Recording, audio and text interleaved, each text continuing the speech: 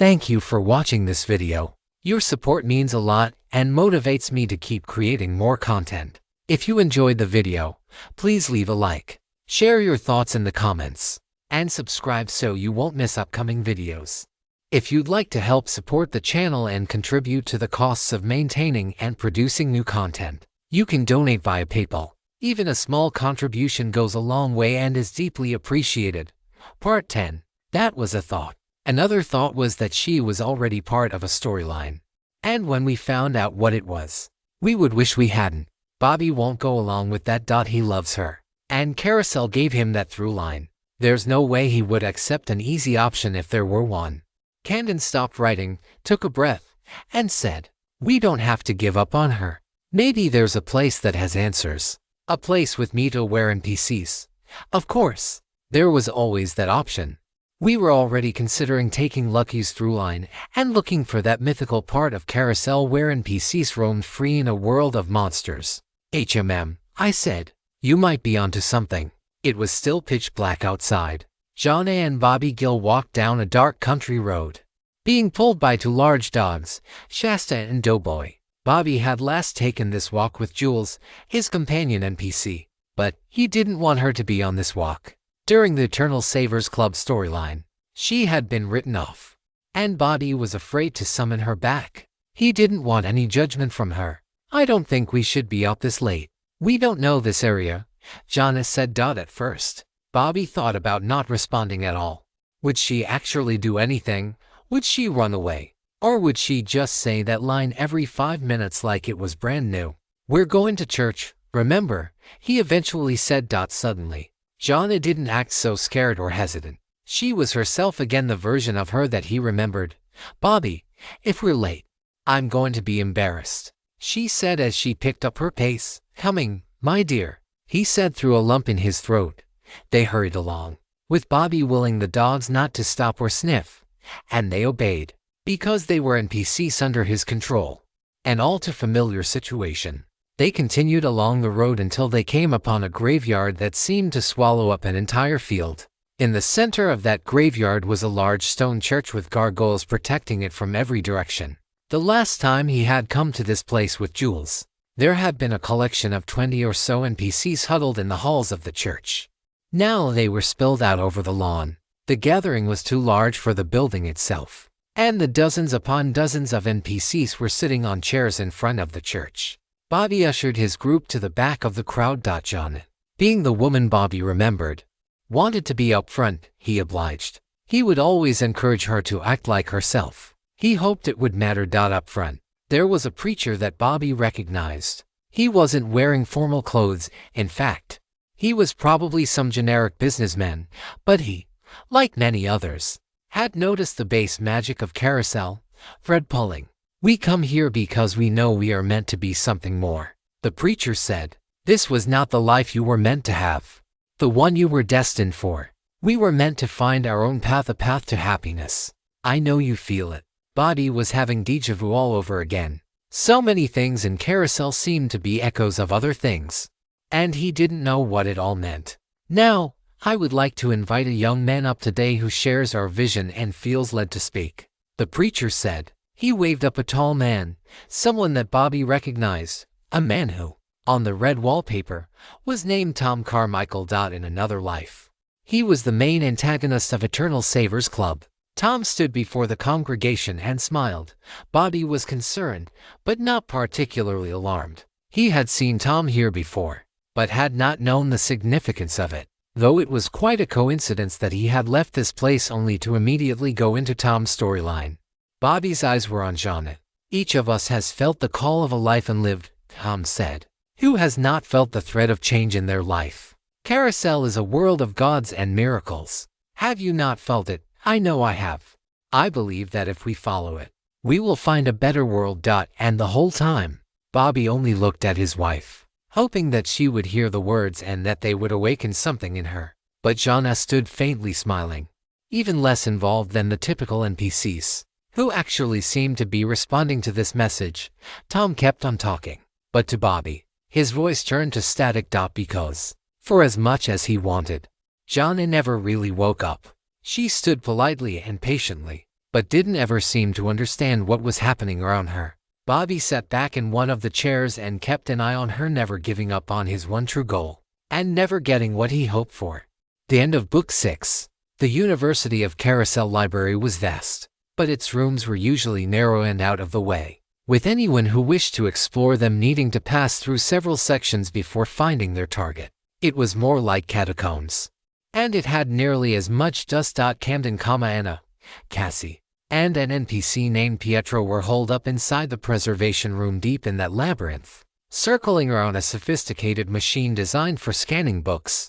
A book could simply be set down in the cradle, and then a scanner would come down and get an exact photographic image of both pages in high detail before rising back up so that the pages could be turned again. In the distance, explosions were going off. Guns were being fired, either by campus security or the military. Cassie sat on the ground, reading through an old journal with the name Dr. Logan Mays on the front. She was studying it religiously, trying to get to the gist of what it had to say, but it wasn't time for her to speak yet, because they were all off screen. How much longer? Anna asked, looking at the door, wondering when the others would be back. If the others would be back. This takes time, Pietro said. It wasn't meant to be rushed. The preservation of literature is not a race. Camden looked up at her reassuringly. It's almost done, he said. Then he looked to Pietro and noted, you have to unfold that map completely.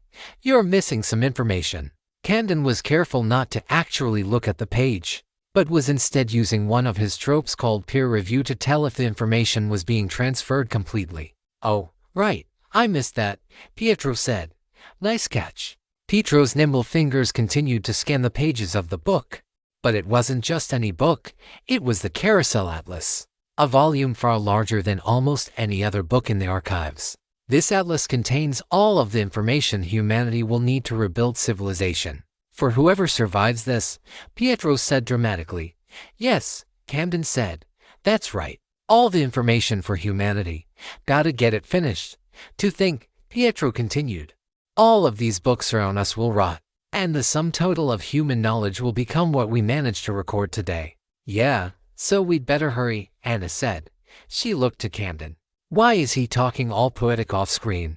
I think Carousel's messing with us, Camden answered. He's almost done. Don't worry. We needed an NPC to copy it so that none of the players risked spoiling themselves with any of the off-limits information inside the book. Learning secrets of storylines ahead of time could cause real problems if you ever ran the story yourself. So it was best if you just never looked at the spoiler section. There was a knock at the door. Anna quickly moved to open it. She knew there was no danger because the enemy of this storyline would have no need for knocking. Kimberly walked through quickly. We need to be done soon, she said. They're almost here. Just a few more pages, Camden said. I promise it was worth finding an actual archivist. The cursed Kinko's, or whatever it was called, wouldn't have gotten anywhere near this quality. It also wouldn't have been nearly as hard to use. But Camden had made his case, and we had all gone back to college for it. It's all my fault, Pietro said as he stopped working the machine. I should never have opened that box. None of this would have happened if I had just heeded Professor Mays's warning. I'll go fight them off. Heck, it won't be much of a fight.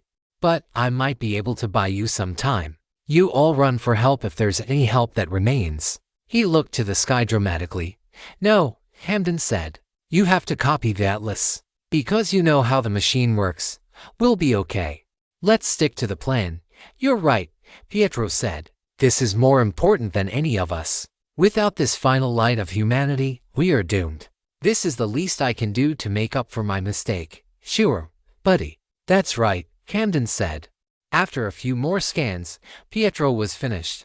That's it, Pietro said. With one last button, we can create as many digital copies of this book as we need. We can make sure everyone has a copy. Well, not everyone, Camden said. But a lot of people, you know. A few people that we trust. Be sure to put it on a few thumb drives and get one full-color copy in that really nice binding. You know which one I'm talking about. Pietro nodded and then began typing into the computer. There, it's printing, he said. Now, when the spiders have finally been dealt with, humanity will be able to rise from the webs and reclaim the world of the living. Love this novel. Read it on Royal Road to ensure the author gets credit. And we're all very glad about that, Camden said. Now, let's move, Riley. If you're watching this and haven't talked to our immortal friend yet, you had better get on it. The story is almost over. In fact, I had been watching as they were scanning the book and delaying the final battle against the spiders. I was sitting in a comfortable red theater chair, watching the whole thing go down. I had brought my Racine trope so that I could even watch off-screen moments if they happened in locations where scenes were being shot. I stood up. Break time out. Intermission. Whatever it is I'm supposed to say, I yelled. Suddenly, the projector stopped rolling, and the image came to a halt. The lights in the theater came on. I had recently gotten an upgrade to my director's monitor trope, or replacement. More like that had all the same abilities, except it allowed me to take a break in the middle of a movie and go greet my fans. I'd be lying if I said I was looking forward to that. In truth, I was a bundle of nerves. I started to make my way down the hall, where one of several guards was waiting for me. Not only had they gotten rid of the back door out of the theater, which would lead to one of the many hallways in the tower, but now I had goons watching over me. On the bright side, I could move around under my own power, where I never could before without a whole lot of planning. This way, Mr. Lawrence, one of the guards said. I felt like he was being sarcastic, calling me Lawrence. But he may well not have been. Celebrity was a cage they liked to put players in. They would be our fans until the day we died, and they would cherish that day as much as any other day in our career. The greatest purpose a mortal could live up to was being entertaining. The guards led me out the back of the theater and opened up the doors to a red carpet appearance where I was the star. There was a modest collection of fans there, along with a handful of different reporters, all asking me questions that I couldn't quite hear clearly. The Manifest Consortium, immortal sorcerers and multiversal travelers who had decided to spend their eternity obsessed with the only thing they found that was more ancient and mysterious than themselves, Carousel. The only thing they had going for them was that they knew how to be fancy. They were all dressed for the occasion. I had no idea how old any of them actually were. There was a small group of teenage-appearing women there, but for all I knew, they were older than democracy itself back in the real world. They asked questions that I found inane and invasive, such as what are your plans for the future, and how is your relationship with Ramona these days? If I had known people were going to make this big a deal out of it, I would never have had a relationship with anyone. I wasn't there to see the fans. I was there to see a specific group of people. Well, actually, just one of them. The narrators. I had a sneaking suspicion that they wouldn't miss this event. The opportunity to talk with a real player and possibly get their throughlines up off the ground. I walked up to the group, and they were too dignified to beg for my attention, especially when I made it clear that I was only interested in talking to one of them right at that moment. Lucian Graves, who went by Lucky. He was a friendly guy, almost disarmingly so. That day, he was dressed like some sort of aviator. Maybe. He wore a long tan jacket with fur trimming, a jumpsuit with a big leather belt, and a pair of leather boots that went along with it. Everyone from the consortium had a strange mix of styles, but I got the feeling that Lucky dressed this way because he thought it was modest and disarming. Maybe he worried that if he dressed in bright colors, it would scare the lowly mortal. You still looking for a team of players? I asked. Lucky quickly passed under the velvet rope and put his arm round my shoulder, leading me away from the other narrators. Always, he said. You finally see the benefit of my offer. You said there were no benefits, I answered. I said I wasn't going to give you anything. I didn't say there were no benefits. It's a learning experience. He took his arm off of me and turned to look me square in the eye. Now, your change of heart wouldn't have anything to do with that tragic NPC you all have been worrying about, would it? They were watching us. It would have been a fool's errand to try to hide Janet. She would never allow it. She would never understand it. Bobby had been working to bring her back, pulling the thread of that plotline behind our backs, and he had found his first sign of success. He had not rescued Janet, not the player, not the real woman, but he had an NPC with her likeness and her personality, minus the cowardly aspects. It was a version of Janet that wasn't afraid of Carousel. That was both a blessing and a curse, because there were certainly parts of Carousel everyone should be afraid of. Janet is a problem, I said. You told us you knew of a place where NPCs could live peacefully. We are in need of such a place, as you're clearly aware. I also love learning. If it can help my friend survive a little longer. Lucky nodded. I can't make promises that your wallflower's lady love will make out happily ever after from this. You know that. The lack of promises is the thing I like most about you, I said. Promises made me nervous. Especially when they came from self-interested immortals who thought my friends and I were basically video game characters. So you're in, Lucky said. You need to meet the team. Let everyone hear the details, I said. Then we might be in. Of course, he said. Tell me. Do you know how to get to the zoo? I looked out at the crowd of people who were trying to make out what we were saying just by looking at our lips. Not the petting zoo, I assume, I said. Heavens no, Lucky said. We cannot begin our journey from that place. Not the exotic zoo either. That part of Carousel's a bit overrun with clowns for the time being. If you haven't noticed. We have, I said. So, you mean the Carousel Zoo? Tomorrow during lunch shift would be best. When all the omens go away. Lucky smiled widely. You have been studying that atlas of yours, haven't you? He asked. Learning all the secrets. I told you I like learning. He put his arm back around me and then turned to the crowd. Did you hear that, everyone? He asked loudly. Riley Lawrence and I have just struck a tentative agreement for the party of promise to join me in my quest to see the fiercest of Carousel's beasts. Soon you will be able to purchase tickets for Lucian Graves' Carousel Safari. You won't want to miss it, supposedly. Getting the audience on board with watching his throughline would make it more powerful and more likely to work. So, a humanitarian journey to find self-sufficient. Meet aware NPCs in hopes of creating safe communities for refugees one day got turned into a reality television trip to see some of the worst monsters known to Carousel.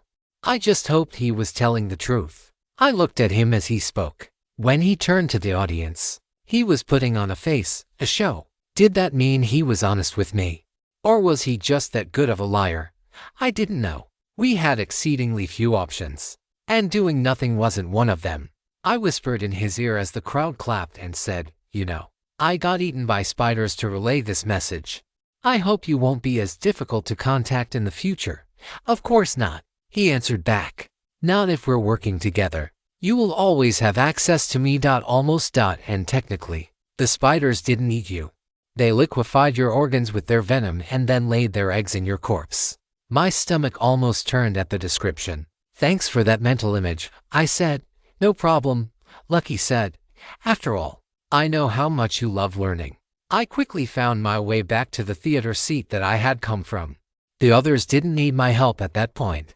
Camden had taken the lead and had planned the entire storyline, crawl space, out with the goal of being able to copy the Carousel Atlas. One of several things that had been on our to-do list for too long. I sat back and watched as Kimberly, Lauren, and Antoine build up stacks of old books as barriers between themselves and the creepy crawlies that were on their way. It's a shame we'll have to burn all of these, Pietro said as he watched them work. That's another sin over my head. If it gives us time to escape, then it will all be worth it, Anna said. Maybe we'll get lucky and it will kill them all. I just wish that Professor Mays hadn't been so cryptic. Then none of this might have happened. Thanks for that, Pietro said. But I knew enough. And I didn't heed the warning. The fact that we had set him up not to heed that warning was our little secret. I decided it was time to make my only real contribution to the movie by signaling for them that it was time to move forward with the final battle. And I did so using flashback revelation. It was easy to trigger. Cassie had been sitting on the floor reading the journal that Logan had written in character as their professor. Apparently, it was quite confusing and filled with useless poems and riddles. But underneath it all there was also helpful information. I triggered the flashback, and immediately, Cassie furrowed her brow as if remembering something I had said. Don't worry about Professor Mays. His tests may seem needlessly complicated, but he always leaves just enough clues for you to find the answers. I had told her back before the spiders started eating people. Correction. Before the spiders started laying their eggs in people. No line is ever insignificant with him. Suddenly, Cassie had a breakthrough realization. She started flipping through the diary until she found a page she wanted. Wait, she said. Maybe Professor Mays did leave us a clue of how to defeat them after all. The story had the vibes of a Tales from the Dark Side short, which I loved. Even the spiders looked cheap. Camden got in close and looked over at the journal. What do you mean? I thought it was all gobbledygook. Cassie quickly placed the journal on top of a light table so everyone could see it. Look at this, Cassie said. When Professor Mays was examining the box, he started writing about the mid-millennium rituals and enchantments from the Lost City. Here he writes, the Hafi priests didn't have a word for blessing or enchantment. They believed that any spell that was a blessing to one was very likely a curse to another. Thus, all magic to them was a curse. Camden thought for a moment. I think I understand what you're trying to say. Good for him. Because I was pretty sure the audience wouldn't. But that's what scholars did. They had to seem smart somehow. The fact that he had planned out this whole sequence made it easy for him. I don't understand anything, Anna said. What's going on? Anna had a trope that would buff high-savvy characters when she asked them questions during their explanations. We can't find a way to undo the enchantment that made these spiders superpowered, right? Camden asked. It's like there's no counterspell. Right, Pietro said. When the spider crawled inside the box after I opened it, they took on the powers of the Demigod and Tevil. They're unstoppable. There is no way to defeat such a power. Maybe the reason we think that is because we don't understand magic the same way that the Hafi did. Camden said, to them, a blessing to the spiders was the same as a curse to humans. We can't find a way to remove their enchantment because it would be against their will.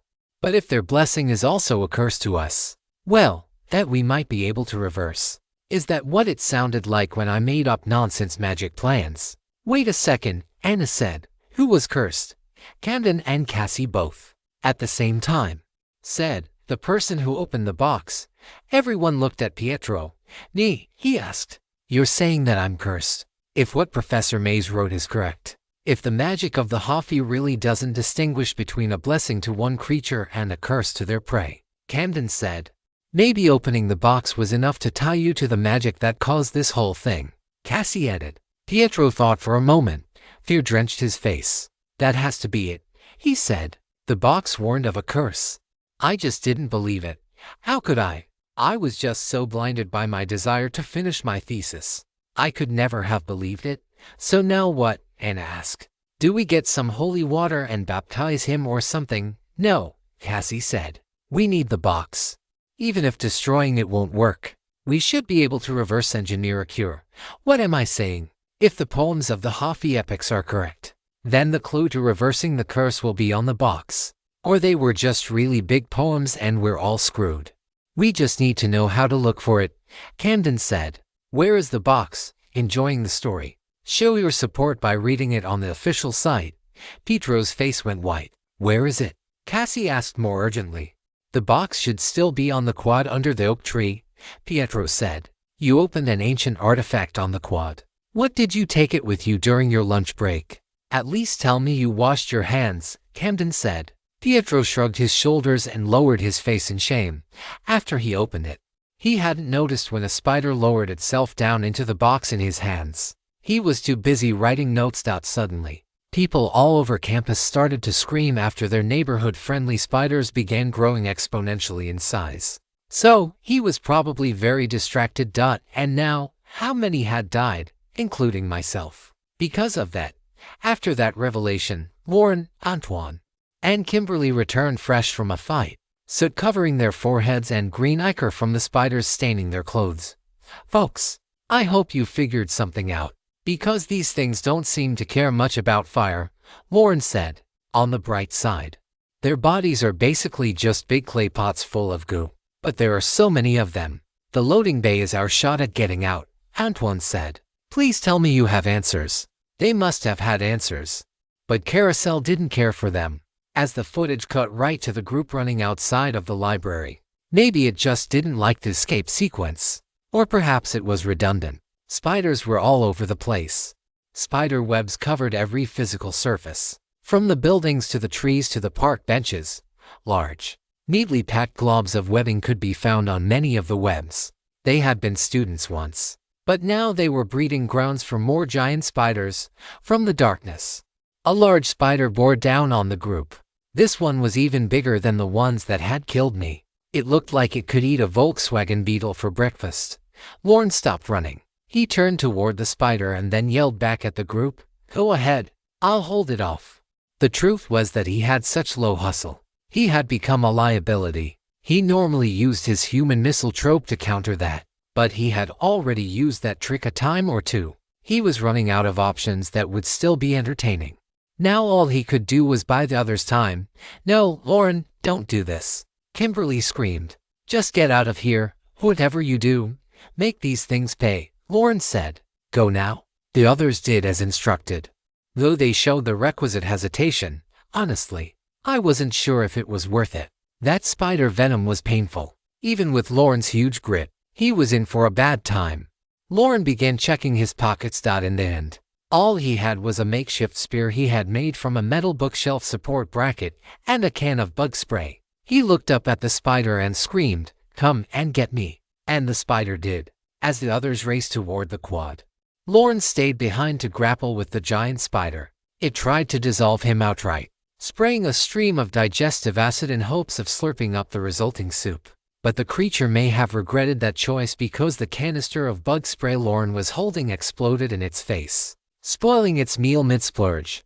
The spider tried to scuttle away, but collapsed dead before it made it more than a few feet. The others made it to the quad, which was, if possible, even more covered in webs. But the good news was that the spiders here appeared to be resting.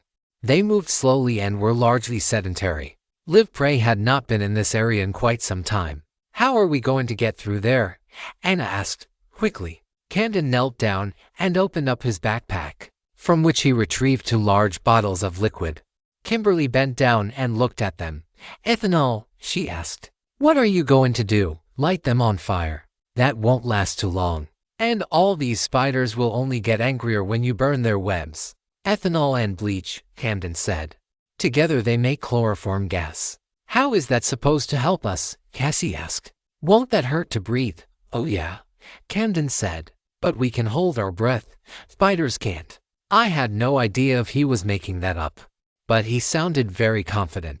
And if it did work, it was a little weird that they let Lorne die like that. I understood it from a Carousel perspective, but from a movie perspective, it kind of just felt like Camden didn't mind losing him. Quickly, Camden took out a container to mix the 2 liquids in and began creating a concoction that formed a thick white gas. The others moved forward as Camden created a smoke screen for them. Like most things in Carousel, the chemical reaction was more extreme than it could have been in real life. And soon the chloroform gas started to surround the entire set. Spiders all over started to fall onto their backs as their legs collapsed under them. Funny enough, all the humans had to do was put their shirts over their mouths and noses, and that seemed to do the trick. All they needed was some excuse to allow their grit to do its job, and that worked by movie logic. "Get the box," Anna said. Pietro started to dig through the spider webs under the oak tree, and in the process he was getting covered in small baby spiders, but he persisted. "I've got it," he finally said. "Give it to me," Cassie said firmly. The spiders started closing in, and the chloroform began to fade as Camden was running out of ingredients. Quickly, Cassie shined her flashlight on the ancient stone box that was at the center of all the trouble. A look of joy came across her face as she said, "It's a pun. Just get it figured out," Camden said. He was coughing. It would have been weird if the humans weren't affected by the chloroform at all. "The price to pay shall be blood." It doesn't mean death itself. It literally means blood. "You're saying that's not just the punishment? That's the way to reverse the curse," Pietro responded. He quickly grabbed a fountain pen from his pocket and sliced a cut across the center of his hand, like people do in movies for dramatic effect. He then reached to open the box. "Wait," Cassie said. "Maybe you shouldn't open it. You should just use the blood to seal it, right?" "Of course," Pietro said. Pietro used his hand and the blood coming from it to encircle the stone box with blood and write a symbol over the top. In the meantime, the larger spiders were beginning to wake up from the effects of the chloroform and had begun fighting again. Antoine used his baseball bat to try to fight them off, but there were too many. 2 of the spiders managed to grab onto his right shoulder and left foot and began attempting to pull him apart.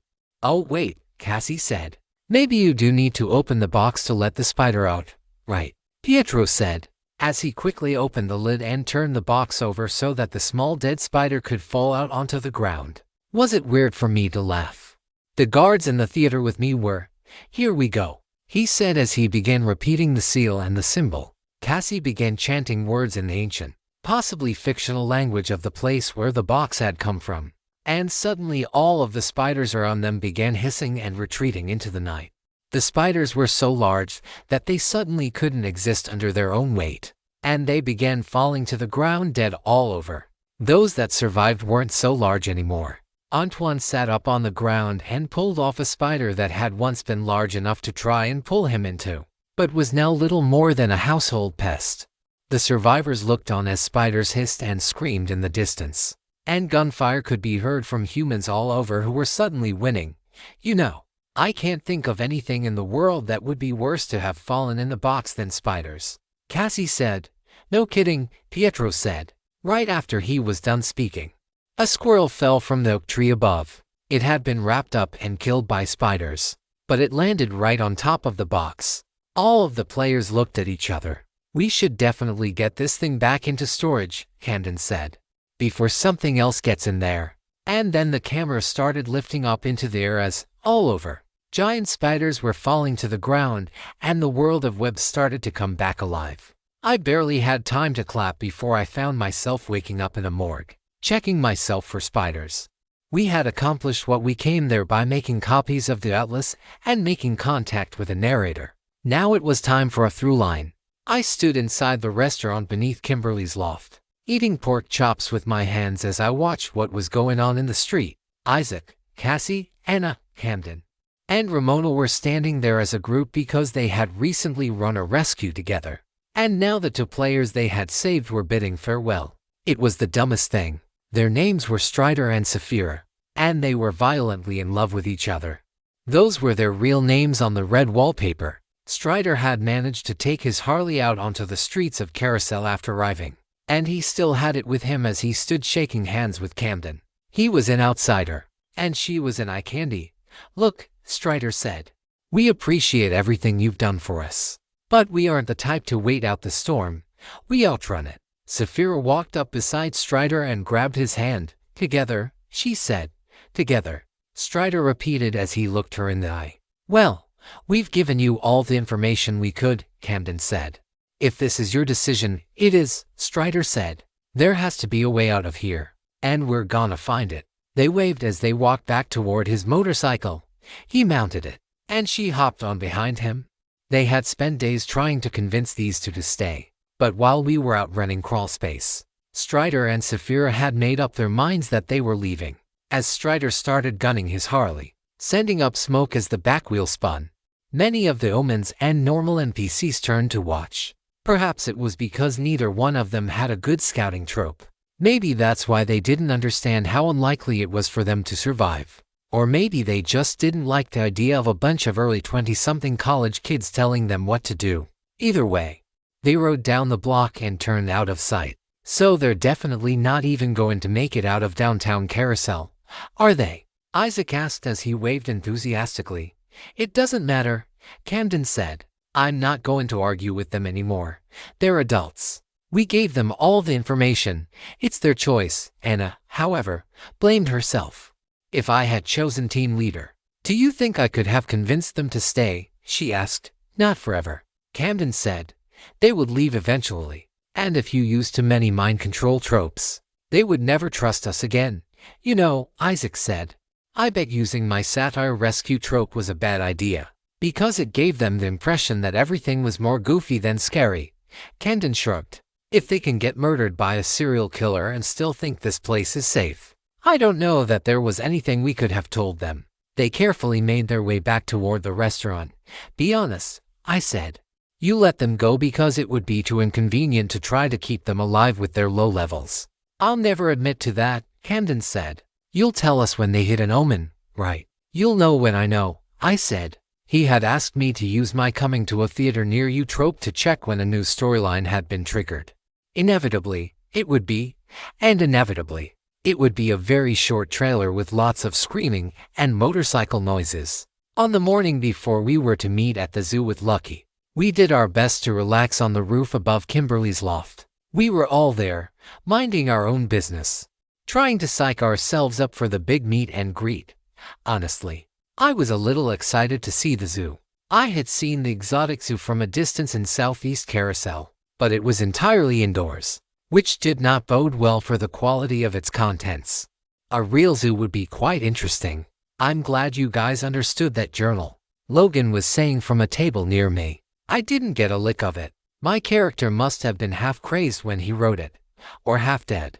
Logan had only appeared in crawl space for about 5 minutes, but from his perspective, it had been much longer. He was the professor with the knowledge to solve the problem, and fortunately, he died before the problem existed. What was so complicated about it? Ramona asked. I was glad to see that she was blending in more. The more storylines she ran, the more normal people treated her. It was a bunch of random quotes, Cassie said. All of the important ones were written in all caps, though. So it wasn't actually that hard. There were just so many. Yeah, but you had a trope to help you with that, Isaac said. It was still hard, Cassie said. He was talking about her at his written trope, which came from the occultist aspect of the psychic archetype. I'm glad, Logan said. You know, that may be the first time I've actually died from cancer without any outside help.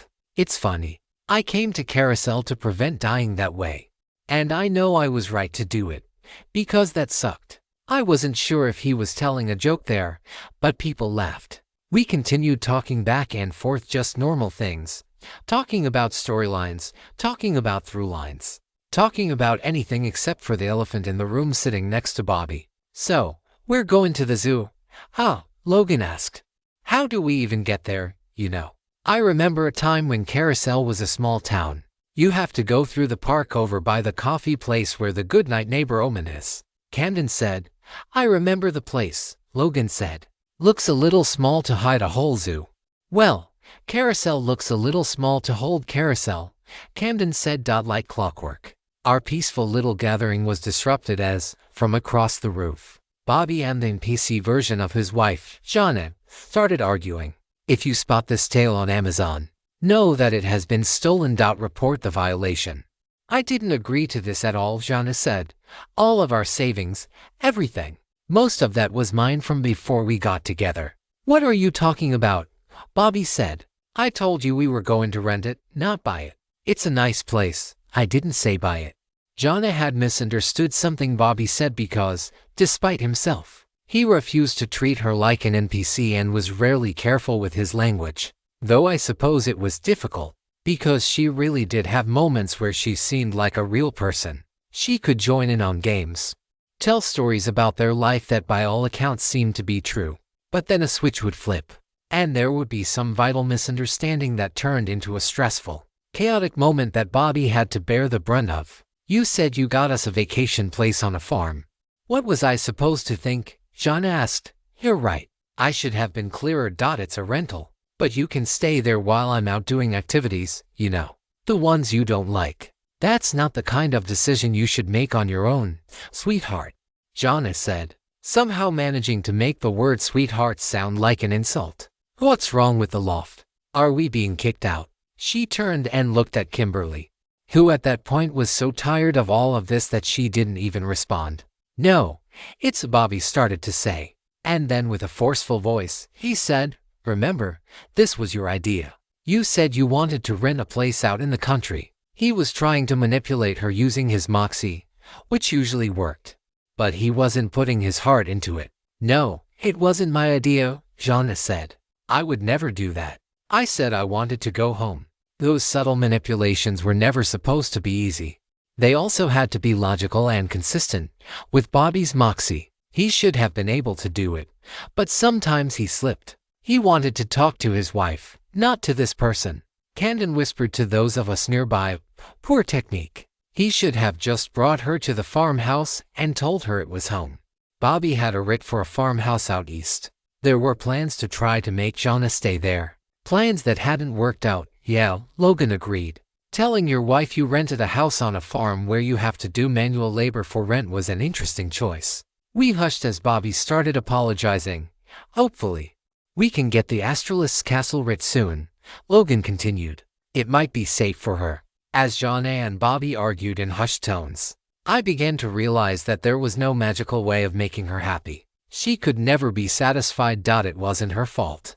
At the end of the day, Bobby was attempting to resurrect someone from the dead, even if no one knew the details. They all knew that much, certainly. There was no way you could do that without paying a cost. And Bobby had only just begun to pay it. Eventually, a switch flipped, and Jonna relaxed, starting to act like the more normal, agreeable version of herself. Bobby sat quietly and didn't dare say anything else. The day kept on as it normally did, eating, getting dressed, maybe doing a little bit of research in the atlas, that sort of thing. It was a lot more convenient now that we had to.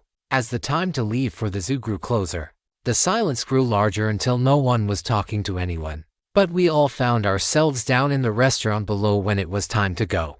This was something we all needed to do. All of us, of course, except for Jonna, who was a bit too unreliable to trust in a volatile place like a zoo, or at least Carousel's version of a zoo. She stayed in Bobby's room, claiming she had a headache. I managed to catch Kimberly's eye around that time and started to suspect that maybe someone had put that idea in her mind. Down in the restaurant, we divided into 3 groups: the Party of Promise, Logan's team, and Nicole's team. Each group had at least one scout. It was better to do it that way in case we needed to split up or be extra maneuverable. There was also a trick to getting into the zoo that I wasn't sure we could pull off with a large conga line of people. I've never seen such a dreary group of people go into the zoo. Lauren said, every time I've gone. Andrew had to sign my permission slip, Isaac said. I just hope they don't try to keep you, Andrew said with a smile. He was a different person with his siblings. Despite their brother being in Logan's group, Isaac and Cassie stayed with us. We had gone through the Centennial together, and they were just now getting to levels where we could realistically do storylines together without them just getting smashed. No one laughed at any jokes. I leaned over to Camden and said, your newbies triggered an omen, by the way. It was a while back. It just ended. They didn't last long. Camden nodded. I couldn't tell if he was upset with them or with himself. How'd they go? He asked. Woman in white, I said. There were several different varieties of a woman in white, which was just a scorned female ghost of some type, but they were similar enough that he understood. Surely they didn't stop for her, did they? He asked. No, I think that Strider saw her in the rearview mirror and got scared and wiped out. They didn't last long after that. He took a deep breath. Well, we tried, you know. We'd better get a move on if we're going to make our appointment. I nodded and suddenly realized that everyone was waiting for me. All right, listen, everyone, I said. We have a quick walk to the zoo. None of us has actually been there before, but the atlas makes it seem pretty simple. Just following groups with your scouts in the lead. There shouldn't be any issue. When we get there, you are going to meet a narrator. I don't know if we can trust him, but we need to listen to what he has to say. At the very least, we can learn more about how through lines work than we know now. In my mind, I knew he would have to really mess up to scare us away now. There was a certain optimism that came with doing an actual through line. It was a sense of progress that we would risk a lot to feel. With that, I awkwardly started moving toward the door and then added, so let's go. And so we did. I led my group, Leela led Logan's group, and Nicole's bodyguards led her group. We made sure to keep some distance between us. My group was the biggest, and we tried to be the fastest. But we lost track of Logan's group because Leela took them through an abandoned soundstage, which didn't actually end up being a shortcut, but it didn't have any omens on it, so they were safer.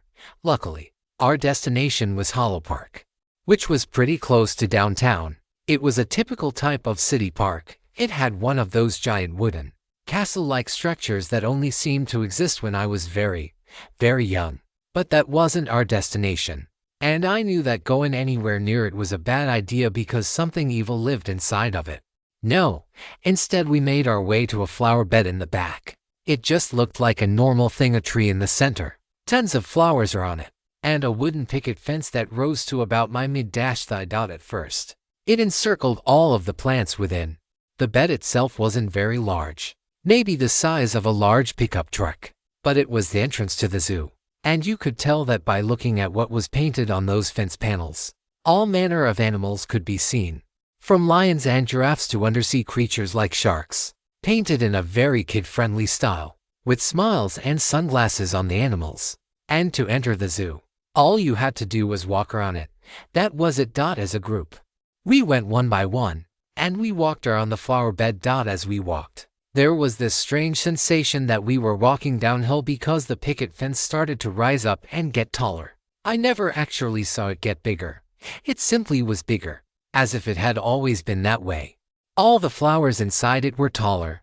The further we went, rounding the bed more and more, the more foliage from the trees started to drop down on our heads, and weeds began to stick out from between the wooden slats of the fence. Eventually, it became quite difficult to continue encircling the fence, but we had to move forward. It would have been easier if I'd had a machete on me. In reality, I actually did have some hedge clippers disassembled and stuck in my hoodie pocket, but I didn't know if using them would deactivate the passage to the zoo.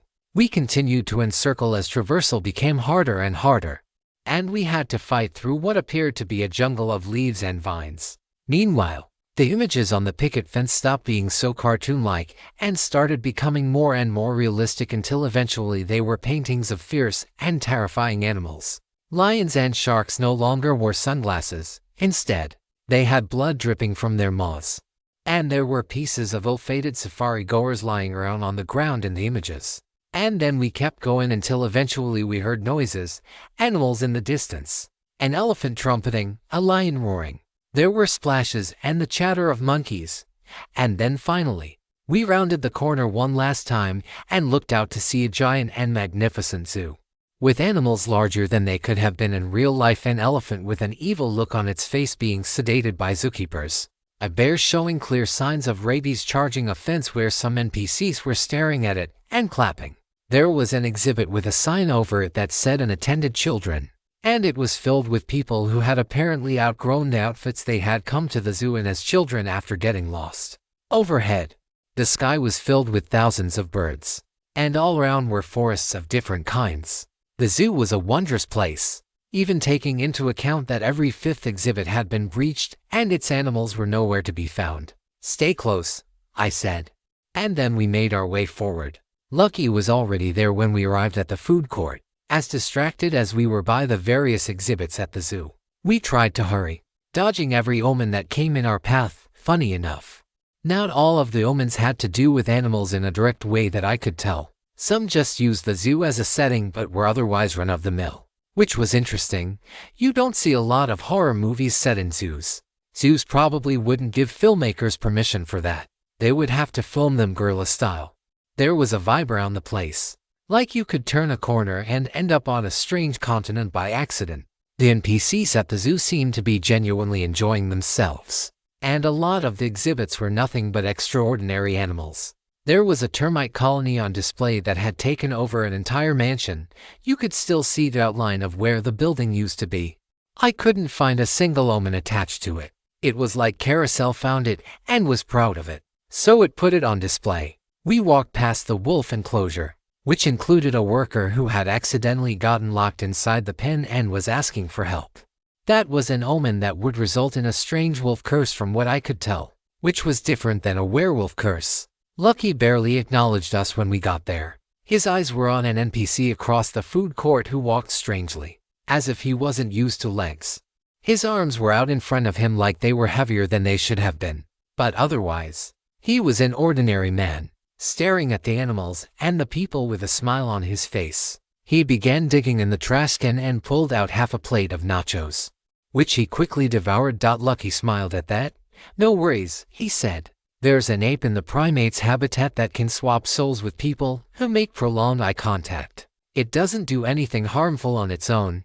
It just likes to leave the cage every once in a while to see the sights." We continued watching the man with him, who was apparently an ape on the inside, as he calmly walked off back toward the primate enclosure. Again, I saw no omen associated with that, but perhaps the omen only appeared when the ape was ready to find a body to walk around in. "So what are we doing here?" Antoine asked, the first to summon the courage to talk to the narrator.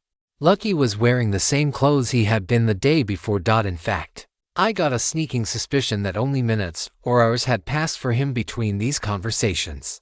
"Oh, I'm just watching the apes," Lucky said as he scanned across all the people in the crowd enjoying themselves. And then he stared at us.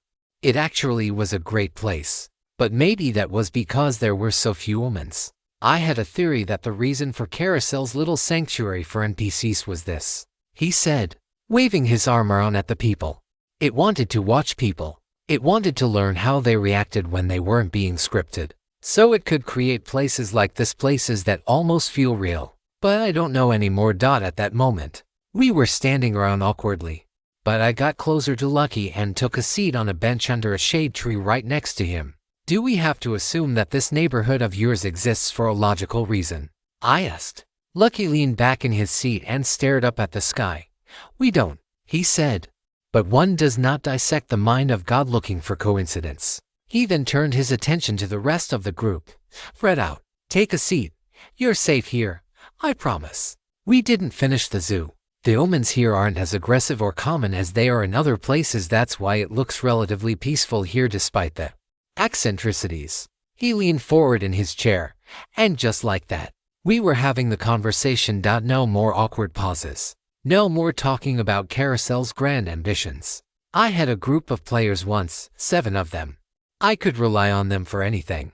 They did what I said, and they loved Carousel. They enjoyed it in a visceral way, like you might expect a gladiator to. Some of you might understand, they were well trained. But Carousel didn't like them as much as they liked it. They didn't make good stories. They made action. They bloodied things up. But it resisted them because they weren't original. I never asked anything different. It didn't seem so important at the time. They weren't really playing the game. You see, they were working for me. And then they disappeared, I said. Having met him before, I knew that he was prone to add backstories and long-winded tangents. They did. Not long after they discovered the sanctuary, actually, a neighborhood separated from Carousel proper, where NPCs roamed in relative peace. No storylines and no script. Just the occasional monster hunt. Before I could go there myself, Carousel reset and took back most of the control we had. We're still working on that. He let his words hang in the air. The other players were tense. Hearing about the Manifest Consortium was one thing, but when they start talking about the multiversal death game you are trapped in like it's a malfunctioning machine, it could be unnerving. And when we get to this sanctuary for NPCs, Antoine said, "Are you hoping that your team will be there?" "Yes, I do hope so. I was very fond of them. The trouble is, I don't know how they got there. Finding the sanctuary may be quite difficult. It took long enough the first time, but the first time, they weren't looking for it. That didn't make a lot of sense. Because as far as I knew, pulling the proverbial thread led you in the direction you pulled it. Didn't you say that they were working on a through line of yours when they disappeared? Support the author by searching for the original publication of this novel. They were." Lucky confirmed. "A through line designed to map Carousel. Unfortunately, such a feat is relatively hands-off for a narrator. We can't manipulate elements unless we know what they are. It takes time. More than planning. That's why my team was fit for the job. They had all the time in the world, and they were disciplined." "Are you saying you don't know how they got there?" Antoine asked. "How could you lose track like that?" To Lucky's credit, he did seem fairly tolerant of being talked to like a normal person despite us being mortal. "It's easier than you'd think to lose things in Carousel," he said. I'd actually put a bit of thought into that even before I knew about Lucky's situation. One detail of how Carousel worked always intrigued me. The time differential, I said. "You set them to mapping Carousel, and then you just let time move forward, didn't you? Years pass for them, and you get results quick." When I had made my trip over to the other side of the mountain, it was readily apparent that the way time moved was different between Carousel proper and the place that the immortal sorcerers called home. Sometimes, Carousel would be frozen in time while the Manifest Consortium worked, and other times, weeks would pass as players didn't do anything interesting. Still, to the Consortium, it would be mere minutes. "Time is so trivial in Carousel," Lucky said. "It makes you wonder if that, too, was a trap." Carousel was nearly finished with its takeover when we realized what was going on. Our records were destroyed. We have little knowledge of what exactly happened during that time. I had last made contact with my team after they first arrived at the sanctuary and started looking for the shortest route back to Carousel proper. As far as I know, they are still there. But as the kid says, I did, unfortunately, lose track of time. He was being open and answering questions. And maybe that was because he was overconfident, or worse, he might have just been honest. Honesty was harder to deal with. Because if you distrust people, you'll never be fooled by a liar.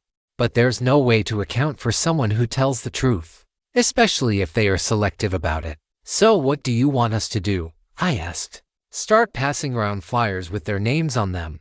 Pull the thread until we find them. That would work eventually. But I have a better idea. I want you to work on finding the sanctuary. Hopefully, they'll be there. And fortunately, my idea should be faster. And what's your idea? I asked. Well, my team made it there the first time, he said. Maybe instead of trying to track them down with nothing but thread pulling, you simply follow in their footsteps, get a jump on things. They were always methodical. They took notes. They planned things out.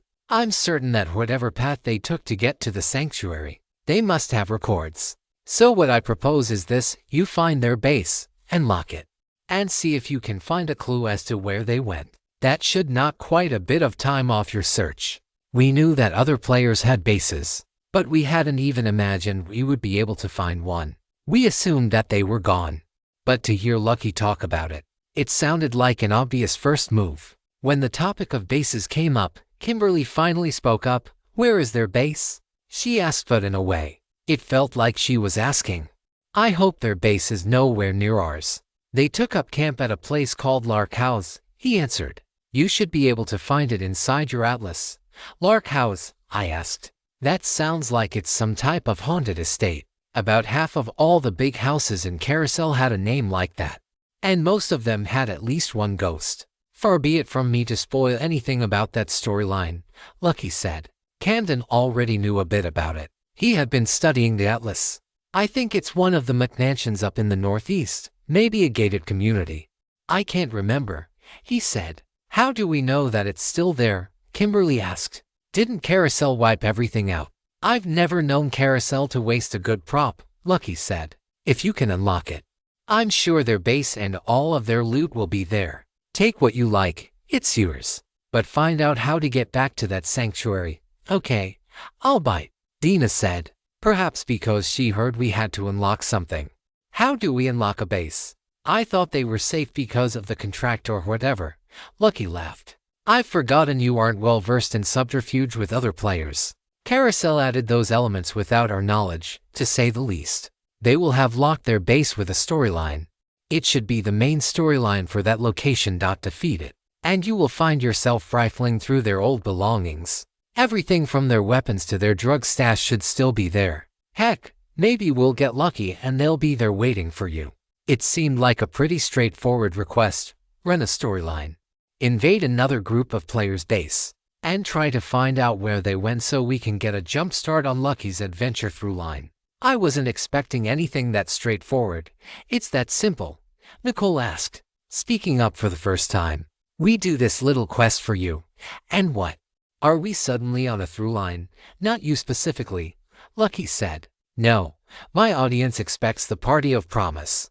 I'm afraid I can't give them anything less, though I certainly wouldn't refuse a ringer or two. He looked around the group, eyeing some of the higher-level players on the other teams. I am counting on whatever momentum the party of promise has to help me complete this tiny through line. That's the appeal you have to me. And that's a good question, Antoine said. When do we get stuck on your through line? When is it official? You'll know when you know, he said. Usually, whenever Carousel proper starts to shift its reality to fit the through line. That is what Silas Dyerkin attempted with you all, isn't it? To change Carousel so much that running his through line was the only real choice. That sounded similar to my understanding. All right, I said.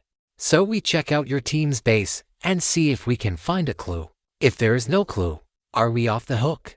My hope is that you will see this mission for what it is, a humanitarian effort, he said. The many worlds are infinite, but the consortium is not. There are finite citizens of the Manifest Consortium and infinite refugees from worlds at their end. Carousel may very well be a haven for these people. We don't have infinite space to keep them in. We don't have infinite resources to secure and supply them. Carousel does. If we can find the conditions under which it will be willing to help. When I had found a way to the other side of the mountain, I had heard some of the immortals talking about this, the idea that Carousel, an eldritch entity, might be a refuge to people fleeing destruction. It seemed so silly, but Lucky spoke about it like it was obvious. Are you talking about the refugees from the manifold hunger? I asked.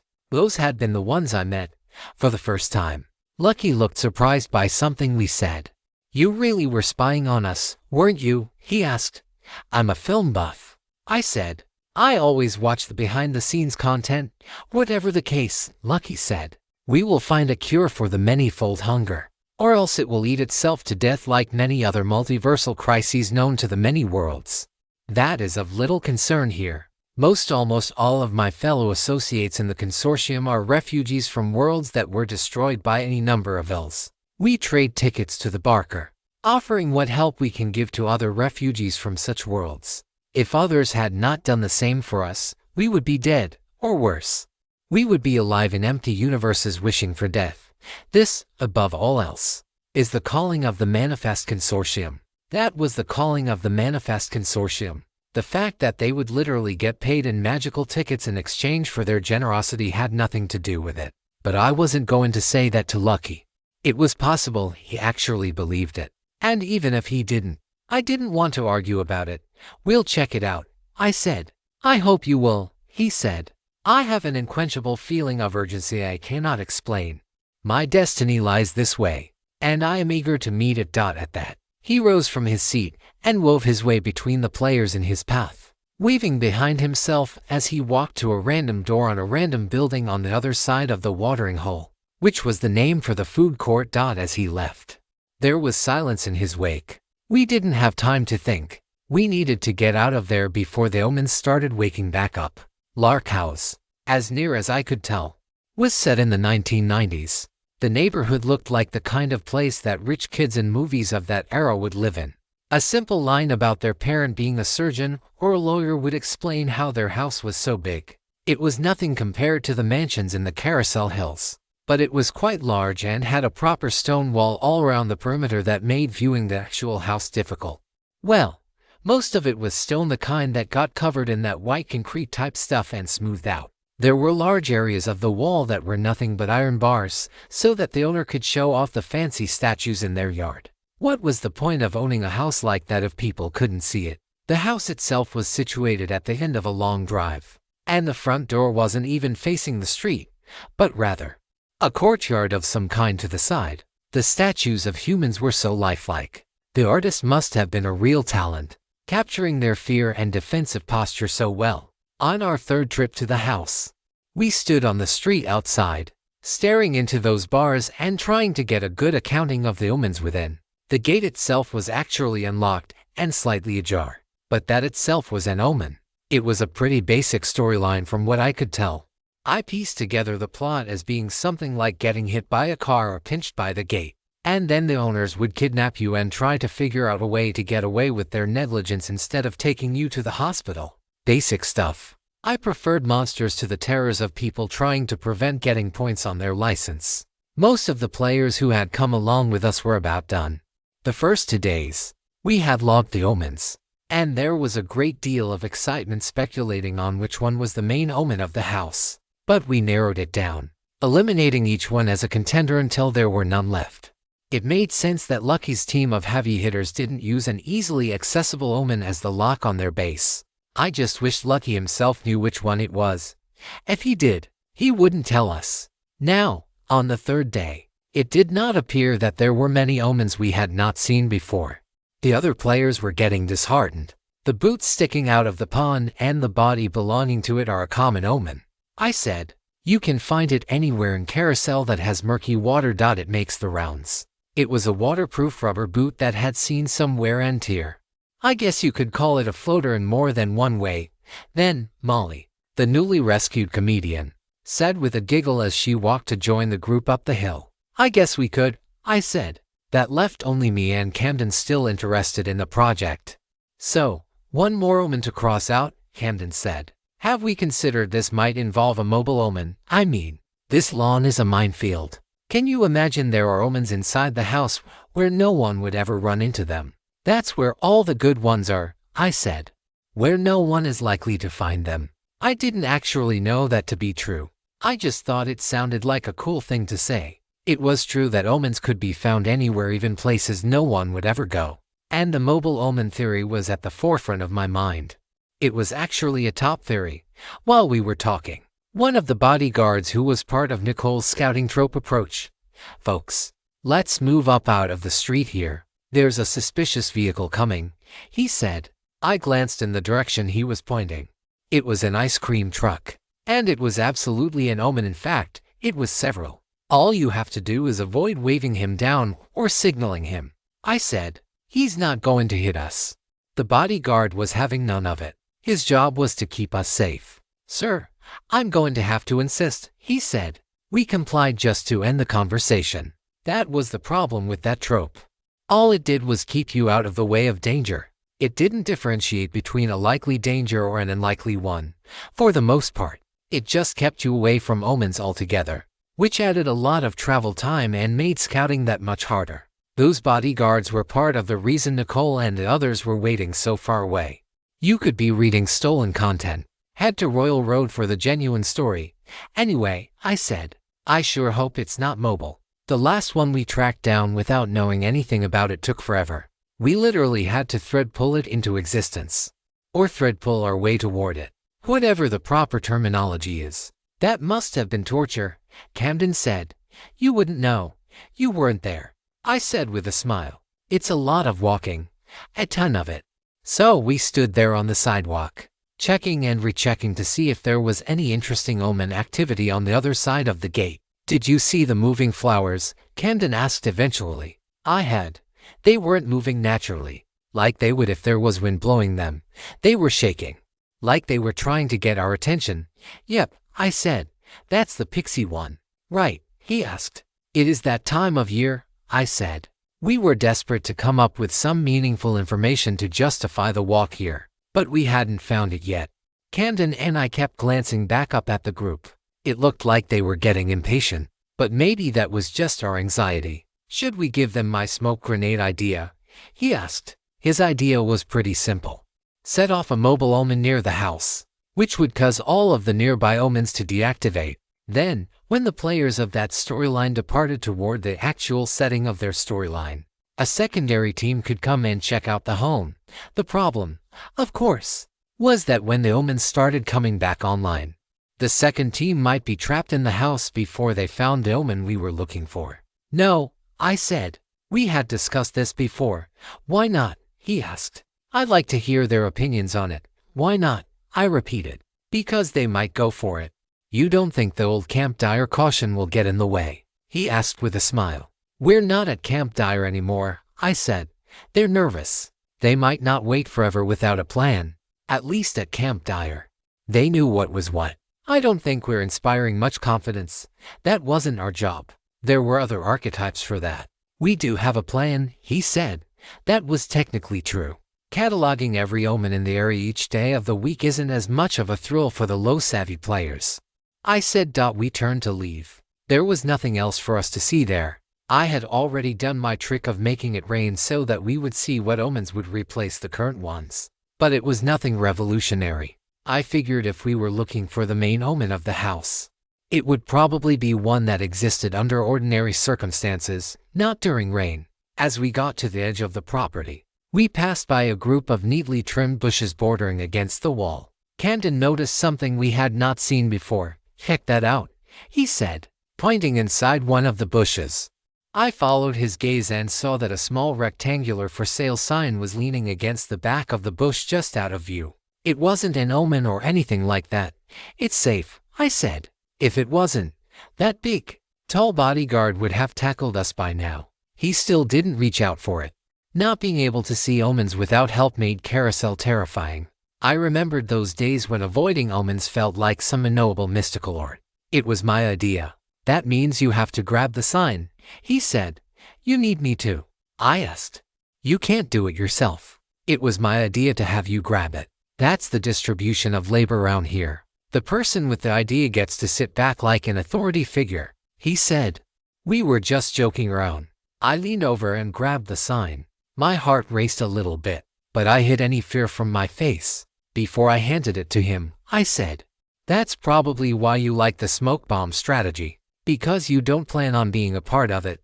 Here you go, boss man." He grabbed the sign from my hand and didn't deny the charges. He took a close look at it and noticed that there were holes at the top and bottom, evenly spaced. He looked up at the mailbox for the house and got a grin on his face. It was the type of for sale sign that was designed to be hung below a mailbox. He went slow, in case I told him that an omen suddenly appeared on the red wallpaper or anything like that. He hooked the sign to the bottom of the mailbox and backed away carefully as I left. "If it's for sale, maybe we can get some real estate agent to do a showing," he explained. "It's okay to be confused. I know that property ownership is the furthest thing from your mind at your age." I looked over the house at all the omens placed around the yard and among the statuary. "That's one reason for them to spruce things up," I said. It wasn't a bad idea. There were all kinds of things like that in the Atlas. Carousel was a game. After all, there was a bit of a point-and-click adventure element. Put the for sale sign on the house, and then you can go in and look around without fearing any danger. It made enough sense, but I wasn't going to stroke his ego. "Shall we make a bet?" I asked. "I'm not going to take your money," he said. "Of course not," I said. "You're going to lose. There's no way it's that easy." "I disagree." "Okay, but remember, it's possible that worse things happen than your plan simply not working. It could backfire. We should probably not be standing around when it happens," I said. "Fair enough," Camden said as we turned to leave the house behind, hoping that the for sale sign would grow into a scouting opportunity for later. "So you admit that the odds of your plan backfiring are pretty high," I said, "since you're running away." "No," Camden said. "I just don't want you to feel unsafe. I myself feel pretty good about things." It didn't take very long after we started walking away for a minivan to pull up next to the house. A woman in a red blazer got out of the vehicle with a very similar sign to the one that Camden had hung. It said "Open House Thursday, 3 to 5 p.m. She hung it under the for sale sign. I looked at Camden, and he was ready to gloat. "Instant results," he said. "And you thought you were the main character in these parts." I had expected to see results the next day. At least the wait might humble him. "The main character?" I asked. "No, not me. I'm not the major archetype. I believed in you. I just didn't want you to get your heart set on it just in case. Not to mention that open house could also mean something like an open house on players. I bet you didn't think about that. You know how Carousel loves its puns." "You're right," Camden said as we moved to rejoin the group. "That's probably what it means. On Thursday, they'll finally start trying to take out the players, because it's open house on players." We laughed as we started to run back to the others. Our first stop for the day was Eastern Carousel. It was early morning, so some of the various nature spirits that lived among the crops and scrub trees in the area were still out and about, roaming through the fields. Bobby's house was in the distance. It had been a while since I had been there, but it, like many things in Carousel, wasn't changing. I let Antoine do the talking. He approached the front door and knocked. It looked like he was going to give it 3 good knocks, but it was opened by the second. Jonna must have been standing there waiting. The script, after all, would have known we were coming. Either that, or she was just standing there by herself, waiting for Bobby to return without a thought in her mind. "Hey, Jonna," Antoine said. "Is Bobby around?" "Yes, I can go get him." "Did you find the place easy enough?" she asked, and she spoke so normally. If I didn't know better, I couldn't have possibly identified her as an empty shell. "Yes, we had good directions," Antoine said. Jonna leaned up against the side of the door frame and said, "We decided to get an airbun. No offense to you all. It's just we needed space to ourselves.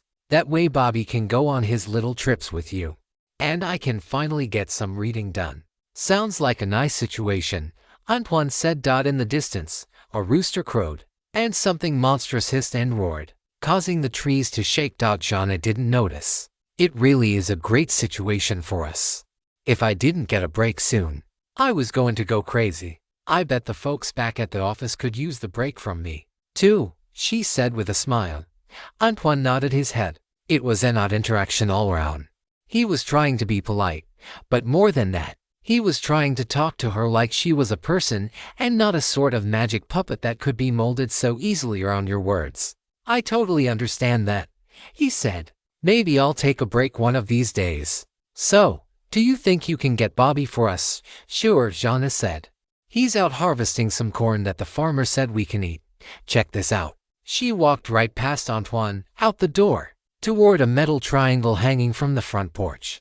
A metal rod was also hanging right next to it. She grabbed the rod and struck it against the triangle, dinging it around and causing the metal to ring so loudly that anyone nearby would have heard it. It got the job done. Bobby ran a full sprint to us, bursting out of a field of corn like he was worried the house was on fire. When he saw us, he calmed down, but not that much. Jana, sweetie, I asked you not to do that unless it was an emergency. Remember? He asked. He was out of breath and shaken. Jana looked at us and said, "Isn't he such a worrier?" She then giggled to herself as she walked inside. Yes, what would Bobby have had to worry about? Bobby didn't say anything for a bit as he stared at us. Is it time? He asked eventually. We have a lead, Antoine said. We figured you should be there, all things considered. Bobby nodded his head. Yeah. I want to go. I need to. We weren't investigating Lucky's through line strictly because of Bobby, but his situation was a big part of the reason. So yeah, he really did need to be there. I still didn't know if we would actually go along with what Lucky wanted, but that didn't mean we couldn't take a peek. We went back down the long road towards Central Carousel, where we met the rest of the group. They had sat there at a park bench waiting for us. Nicole was there with her security detail out, keeping everyone from any possible danger, including cars that might be driving a little too fast. As a group, we retraced our steps back northeast to the neighborhood where Lark House was. It was Thursday, the day of the open house. We might be able to actually do more than stare at the exterior of the building through a wall, hoping not to trigger any omens. When we arrived, the big gate was open, and balloons were hung all around. We can credit Camden with this, I guess, Antoine said. He had been the one to see the for sale sign and conclude there was a way to clear out the omens on the property. And he was right. There were no more omens just lying about in the yard. I took the lead, or at least I tried to, as Nicole's main bodyguard led a squad ahead of us toward the house. Past the gate, there was a large courtyard that had once contained a bunch of terrifying-looking statues of people that appeared to have been turned to stone. But now, the statues were replaced with large pots of plants and other normal things to find in a yard. Still, no omens. As we moved toward the proper front of the house, which was not visible from the street, the nature of the house became clear. It was a bit artsy. I wasn't nearly educated enough to say what style it was, but if I had to guess, it would be something like a Paleolithic mountain cabin. No, that wasn't right. Paleolithic mountain mansion. This story has been taken without authorization. Report any sightings. The house comprised three main features: stone, which had stucco paint or whatever it was called globbed onto it, turning it white; glass, which came almost exclusively in huge wall-sized panes; and, most predominantly, large slabs of wood. The wood was not processed, it looked rough cut, so much so that I could see the saw marks still on it. But it was put together to help form the structure. I could see bark still clinging around the edges of the slabs. It looks like one of the houses that rich people would have in the Flintstones, I said. That got some laughs, but not as many as I thought it would. There was something strange about the house, something that made it hard to laugh about. I didn't know what the horror was, but it was something supernatural. I wasn't afraid, but I felt a weight in the air that I usually associated with documentaries on genocide. Laughter here was bad, and I felt guilty about the joke. The wood was red, a deep, rich, earthy red, and each piece of it looked like it had been around for 1,000 years. Like it was some sort of petrified forest turned into a house. The door, which itself was a large slab of wood, was propped open with a small statue. Yeah, I said. Sounds like a score for Camden. Assuming we walk away from this, and assuming the omen is actually in here, Camden added. And assuming we can tell which omen is the main omen for the house. Yes, Antoine said. Assuming all of those things, we will be just fine. We needed to find which omen triggered a storyline that, if defeated, would reveal the secret base of Lucky's former team of players, but which one? We worried it would be hard to tell, but it wasn't. Anything? Antoine asked me. No omens out here, I said. They really did clean the place up. We walked to the front door, but of course, Nicole's bodyguards had beaten us there by some time, and one of them stood outside with his hand up, preventing us from entering. I'm afraid these premises cannot be secured, ma'am, he said. I'll have to insist that we turn around and leave through the front gate. Oh, come on, Nicole said. Can't we just go in and look around a little? The bodyguard didn't answer, and he didn't move. You may have to turn that trope off if we're going to get a good look inside, I said. I better not regret it, she said as she reached into thin air, pulled out her trope, and deactivated it. Her bodyguard looked really confused after that happened. He and all the other security guards wandered away as if they were all struck with sudden amnesia and couldn't figure out why they were there. All right, Handon said. Do we have to knock? I've never been to an open house. Just walk in with intention, Nicole said. Don't look too interested, or the agent will get excited. With that, I led us through the front door, and we were greeted by a large room made of the same giant wooden slabs. Many of them were not perfectly rectangular, but they were all fit together like puzzle pieces, making up the siding on the walls and the dividers that lined the hallways. There were wooden slabs on the ceiling, and some structural supports were made from the same redwood. Near the entrance, a real estate agent, the same one we had seen with the red blazer, was talking to some NPCs. She looked up at us and said, "Welcome. Come in and have a look around. I'll answer any questions you need. Just give me one moment." We weren't going to talk to her if we could avoid it. She might try to sell us the house. If we all put our money together, we probably wouldn't be able to put in a deposit on a place like this. It was one of those houses that seemed like a great place to have a party, but not the type of place you would want to live, honestly, given the oppressive nature of the war. I wished we could just watch a tour of it on YouTube. Didn't expect the interior to be this aggressive, Antoine said. He might have meant it as a joke, but I could tell that he felt the weight of the place. You picking up something weird? I asked. He was using his gut instinct trope, which was much less exact than other insight tropes, but it was very strong and visceral from what I understood. Something is definitely dangerous at this place, he said. Yeah, I said, as I looked around at the expensive furniture and strange collection of objects that appeared to have been purchased from all around the world. Lots of tribal things, though I couldn't detect any recognizable origin. There's only one omen in this whole house, but I'm getting a strange feeling this place might be setting off my psychic background or something. Definitely supernatural, Antoine said. Obviously it's supernatural, Camden added. The walls are bleeding. He pointed straight ahead to one giant slab, which was, as he stated, bleeding. Or that's what it appeared. It was a large stream that slowly moved down toward the ground. The red liquid that came from the wood was thick and dark. We got closer. I read about it on the red wallpaper. That's our omen, I said.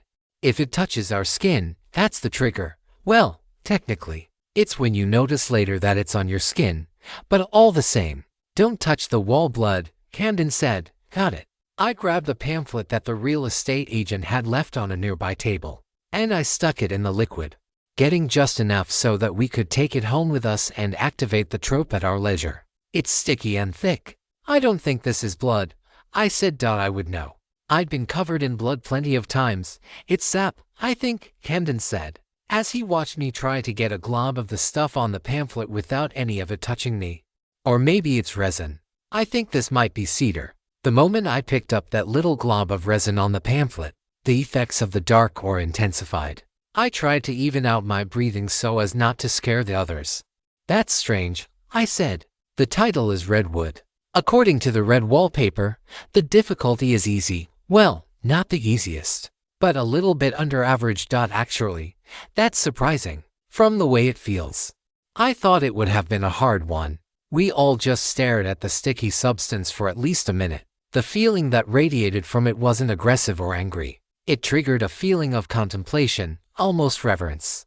Why would they lock their base with a storyline that's easy for a team at our level range to beat? Camden asked. That doesn't make any sense. He was right about that. But given the current composition of players we had with us, the storyline was not that bad. It wasn't exactly a catnap, but I had no problem believing we could beat it. I turned around from the wall back toward the other players, and as I did, I saw something that nearly made me drop the pamphlet. Trees were standing freely in the room as if they had been there the entire time, growing right out of the ground. Large trees with red bark and barren limbs. I realized that what I was seeing was something no one else was, because they even followed my gaze, wondering what I was looking at. I have no idea why this storyline is supposed to be so easy, but this is the one. This is the main storyline of the house. I can feel it. This storyline is about the trees. Give me a bag. I need to get rid of this. Nicole had a plastic baggie that she fished out of her purse, and I very carefully, using all of my hustle, placed the pamphlet and the glob of resin inside the bag and sealed it. As soon as I did so, the trees that only I could see faded, not wholly, but they became what they always were, I suspected, which was ghosts. The ghosts of trees. I said under my breath. What will Carousel think of next, Antoine?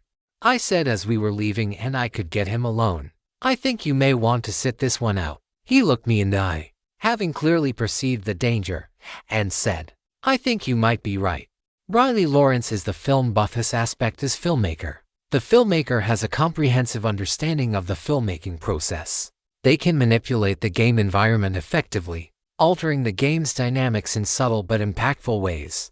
Their abilities are a mixture of meat insight and meat rule trops. They have higher hustle, reflecting their ability to stay out of the way, stay alive, and remain unseen as they manipulate meat and movie elements. Riley has a plot armor score of 46, metal of 4, moxie of 13, hustle of 7, savvy of 15, and grit of 7. Free background trope. My grandmother had the gift. A background trope that gives Riley's character some ambiguous connection to the gift through his heritage.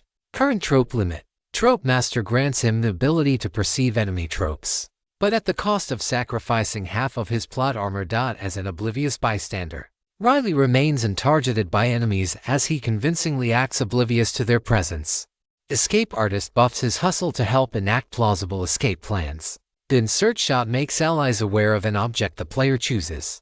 The object will be shown to the audience, and its use will be buffed in the finale. Just out of shot allows him to see cameras when sneaking near an enemy to avoid being seen. Cutaway death sends him off screen before the moment of his character's implied demise, and allows him to exist behind the scenes written off if he survives the encounter. Call sheet gives him a timer for when he will be on screen next. Raised by television buffs the user to do one big meaningful action if they establish their inspiration from film and television to establish it. What doesn't kill them makes them angry allows the user to antagonize the enemy into attacking and lowers their savvy. Props department requisition allows him to requisition story-appropriate props. Camden Trine is the scholar.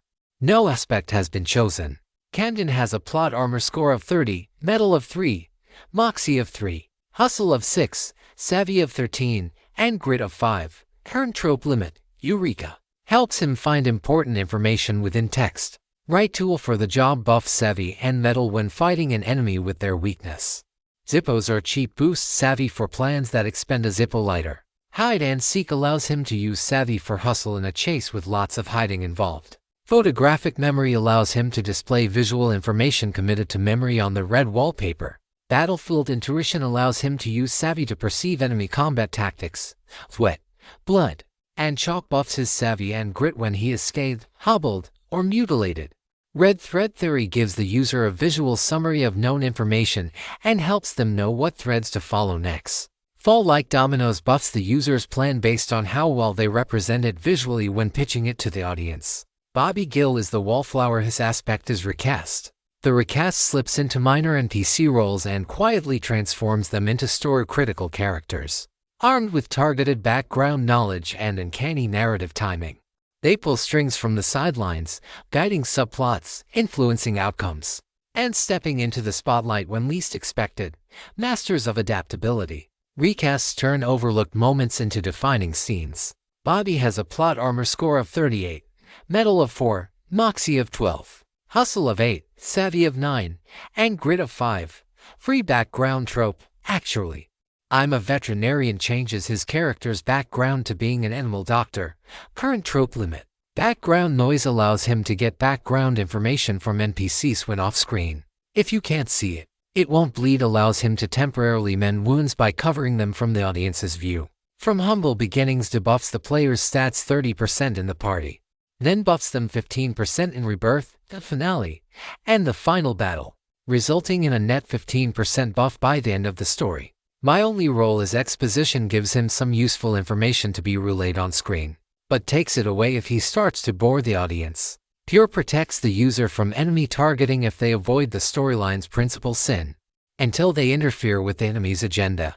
The bickering duo assigns Bobby an NPC named Jules, who will assist him while creating a comedic tone. Character notes reveals general needs from allies until Second Blood, though specifics aren't provided. Line Whisperer allows him to talk to nearby allies on the red wallpaper. The understudy allows the recast to elevate their character to the main cast to replace the narrative void left by a down player.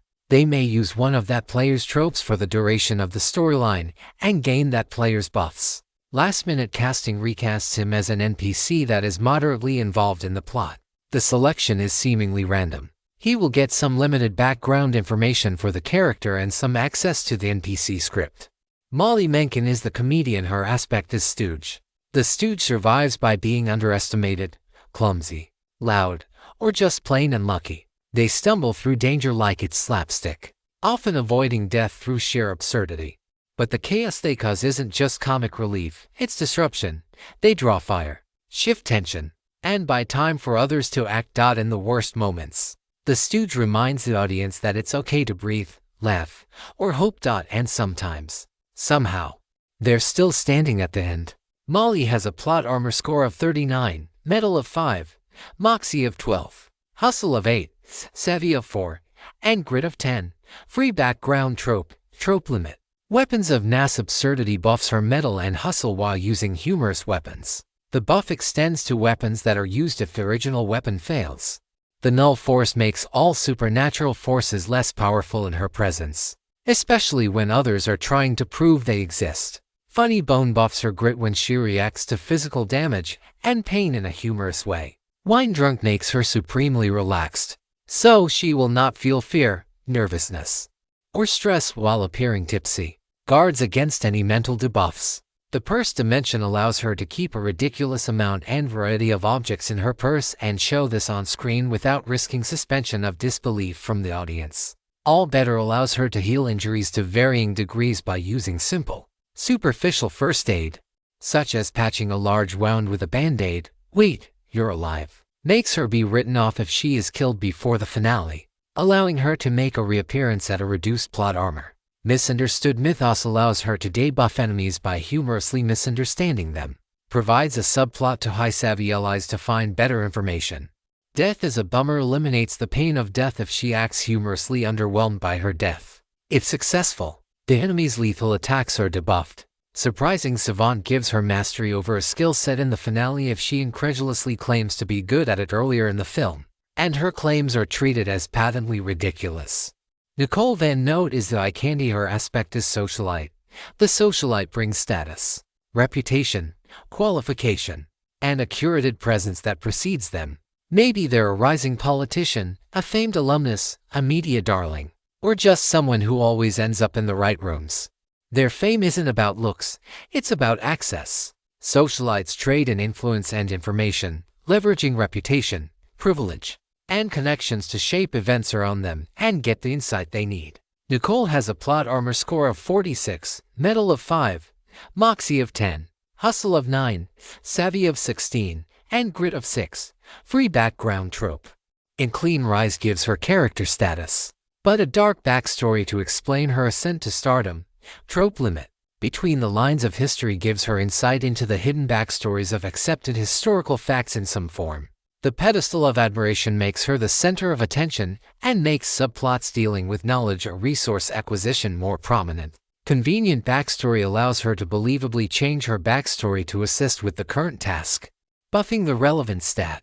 Written by the victors ensures that all players are treated as having the same plot armor as her and are given subplots that could make them main characters. Well-informed fan provides a fan of her work who can give her important information related to the plot or assist her in other ways. Dress to impress reduces the effects of debuffs and or is well-dressed. Just Us Monsters buffs her mettle and grit when she lets loose fighting against a monster alone. Secret to success allows her to reveal the secret to her success, whatever she decides that is, and in doing so buffs relevant skills, stats, and improvisations. Just Like Us prevents her from being killed in the next attack when she shows that, despite her reputation or fame, she is an ordinary, sympathetic person. The Pen is Mightier reduces the importance of combat in resolving a storyline in favor of its elements of character, cooperation, and knowledge acquisition. Dina Kano is the outsider. Her aspect is newcomer. The newcomer is the audience's window into the story, an outsider whose reactions ground the horror. They stumble in with their own baggage from another life, but in Carousel, everything is new. Their fresh perspective uncovers details veterans overlook, and their instinctive responses make every discovery land harder for the audience. When the moment comes, the newcomer's perspective might be exactly what is needed to see the story clearly. Dina has a plot armor score of 34, mettle of 5, moxie of 7, hustle of 11, savvy of 3, and grit of 8. Free background trope. A haunted past gives her character some past trauma that haunts her like a ghost. Current trope limit. Guarded personality resists all inside abilities and actions. If you find this story on Amazon, be aware that it has been stolen. Please report the infringement. An outsider's perspective alerts her to new, out of place, or unusual information. Encouragement from beyond soothes her when stressed, scared, or in pain and may provide useful information in the form of communication from the beyond. They Fell Off allows her to quickly get out of handcuffs and similar restraints. Savvy Safecracker tells the character how long it will take to pick a lock of some kind. Buffs Hustle in an attempt. From the shadows prevents the user from being noticed while concealed in shadows, with applicable off-screen effects as the audience observes them. She's Owed One greatly buffs a user's avenging act in the finale. Button equips all of her tropes. Who Even Called the Cops allows her to summon the police to break up a scene by committing a crime in view of the public.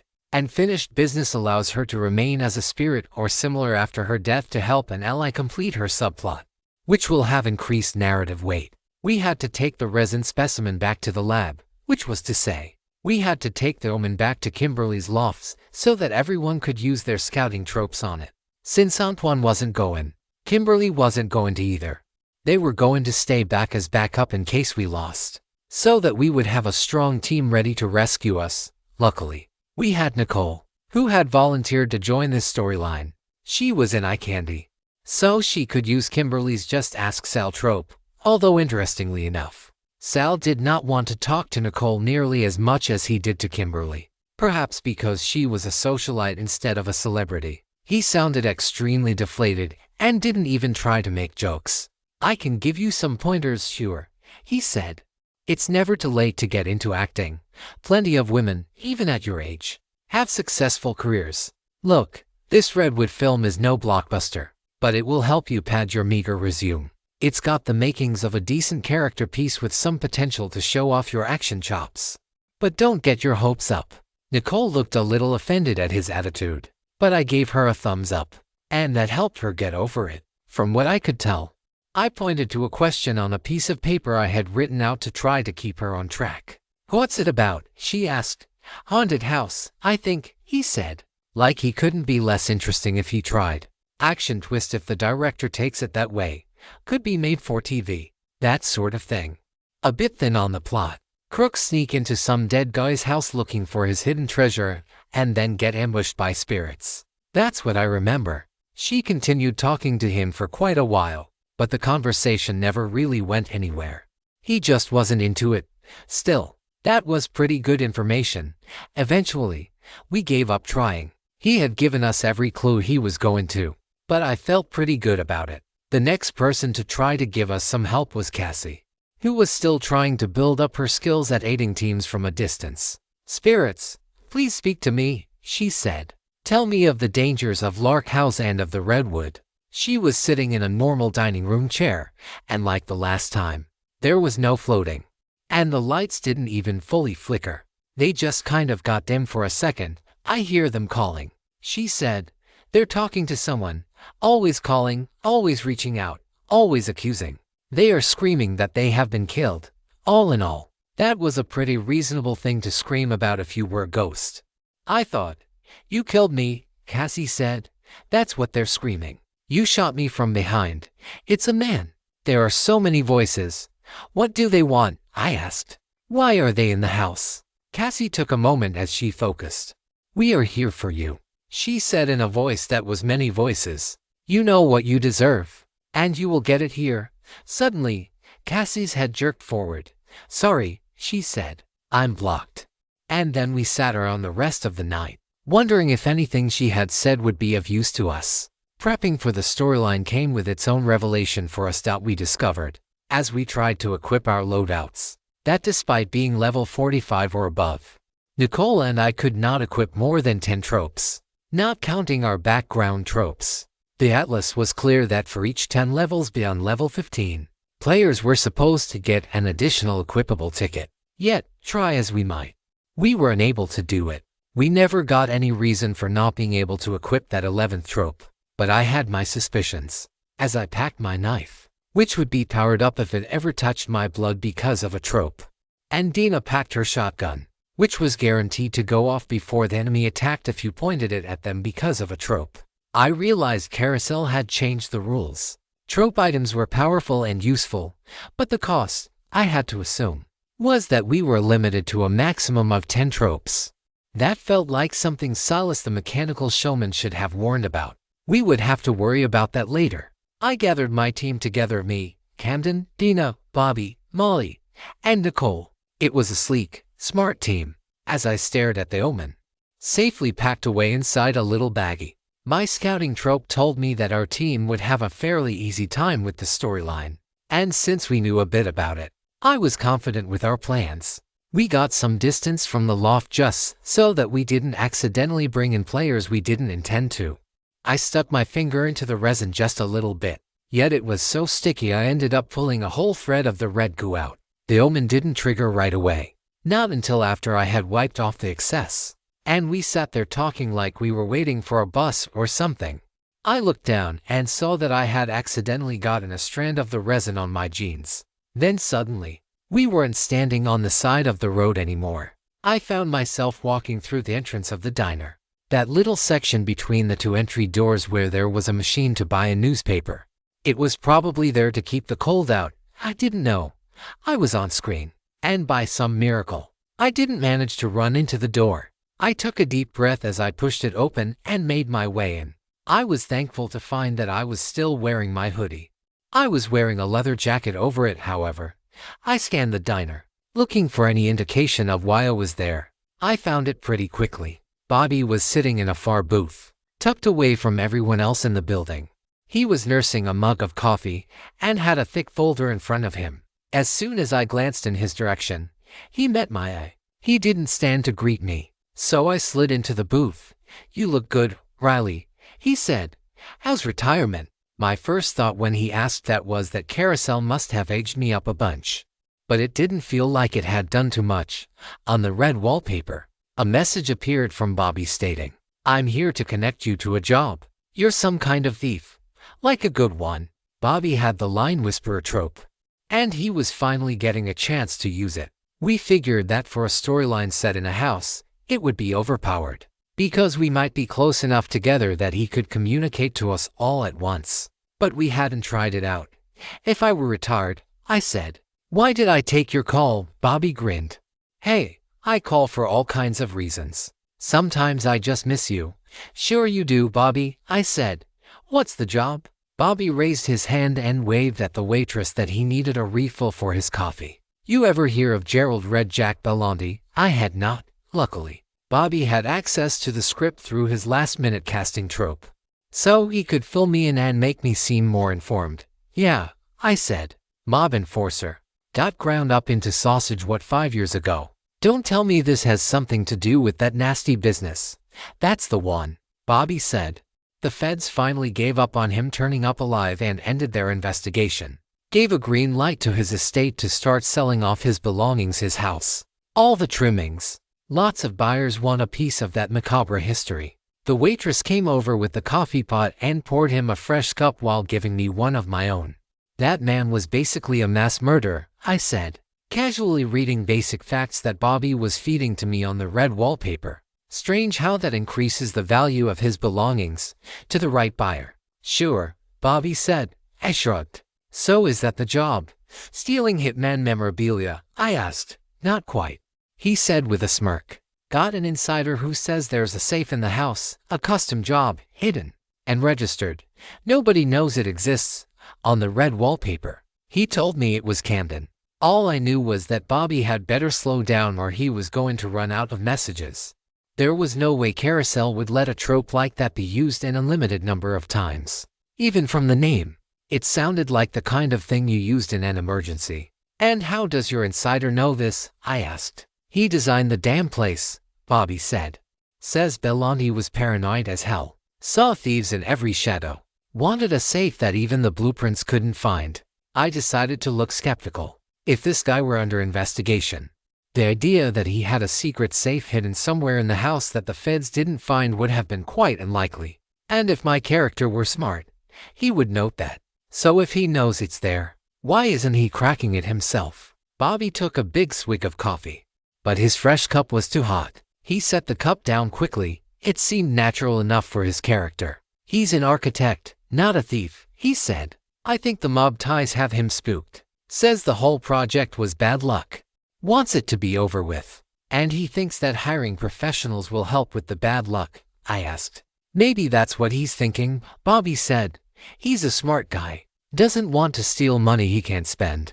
Or even haul out of there alone. I nodded. The score's that big? I asked. Bellanti was said to be very rich.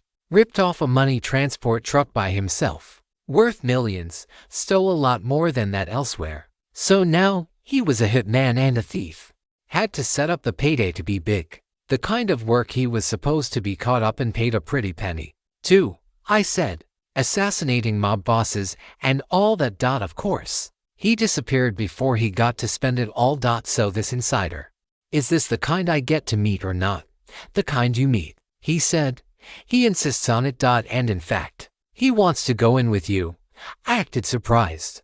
Hope he doesn't think that'll increase his take, I said. No, it's nothing like that, Bobby said. He just doesn't trust us to get the job done. Doesn't trust us not to rip him off. More like, I said. We laughed. Bobby was doing very well. Normally, he got very excited and started spilling out exposition. He even had a trope for that, but he was playing it calm and cool, like an actual character.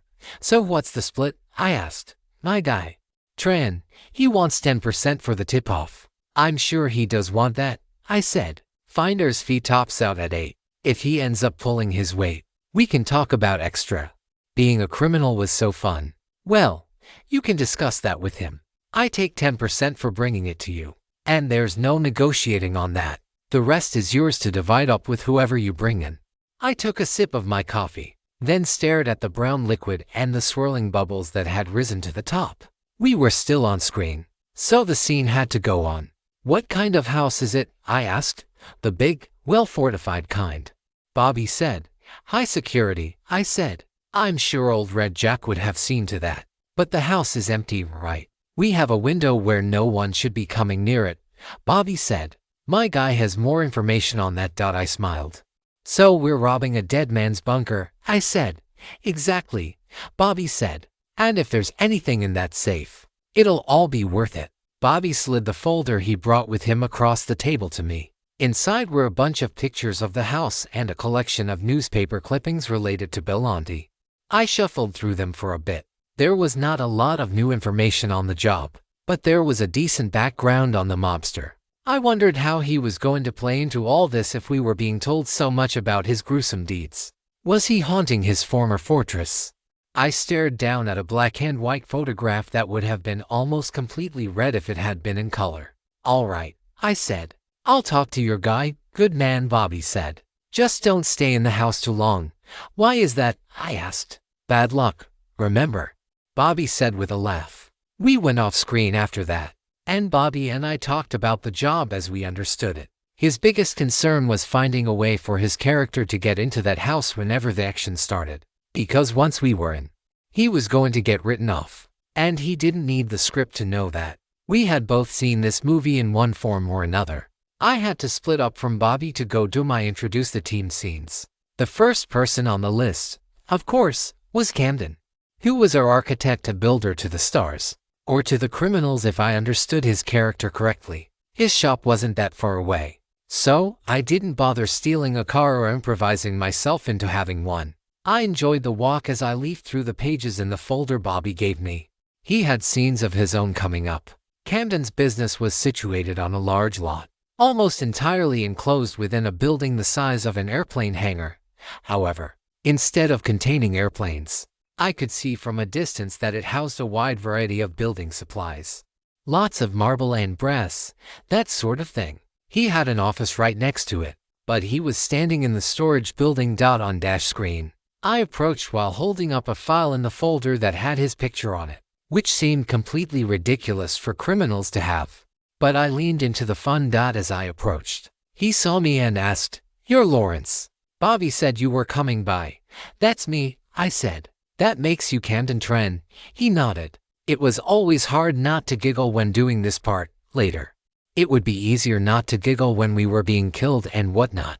"So you're the guy who built the mausoleum," I said. I didn't think it actually looked like a mausoleum, but I knew it was a haunted house, so I thought it was a good metaphor to set up what was about to happen. Camden laughed. "That's one word for it," he said. "Belmonte called it a legacy home. Didn't live there long enough to leave much of one." We shook hands. I noticed that his hands were calloused, which was decidedly not the case usually. His character was a working man, not just a brainy architect, after all. He must have noticed my surprise. "You ever work with wood?" he asked, risking that I might break character. "Only when I'm breaking down doors," I said. He laughed. That meant I won. "Well, this isn't just any cedar," he said, pointing to the pile of wood that he was standing next to. "Came from that patch out in northeast Carousel, the Cedar Barrens, if you're familiar. Rare stuff, old growth. Red all the way through. Belmonte paid out the nose for it. This is all I've got left. Never been able to sell another piece." Now I understood why he was standing there. He had obviously noticed it when he was exploring his shop and recognized that it was identical to the blood redwood of the Lark House. "You sold him the expensive stuff," I said. "And he bought it for what? Status? Luxury?" He stared down at it reverently. "He liked that it couldn't be replaced," Camden said. "He liked the color." Then he smirked at me. "How?" I said. "Red Jack. Redwood. How artful." We laughed. I looked down at the pile. It was diminished. I ran my hand along the top of the wood, and while I didn't see anything supernatural, I felt it. It was like I was touching a live wire, and anyone watching the footage would have noticed that what little psychic ability I had was screaming something to me. I moved my hand so that it would be quiet.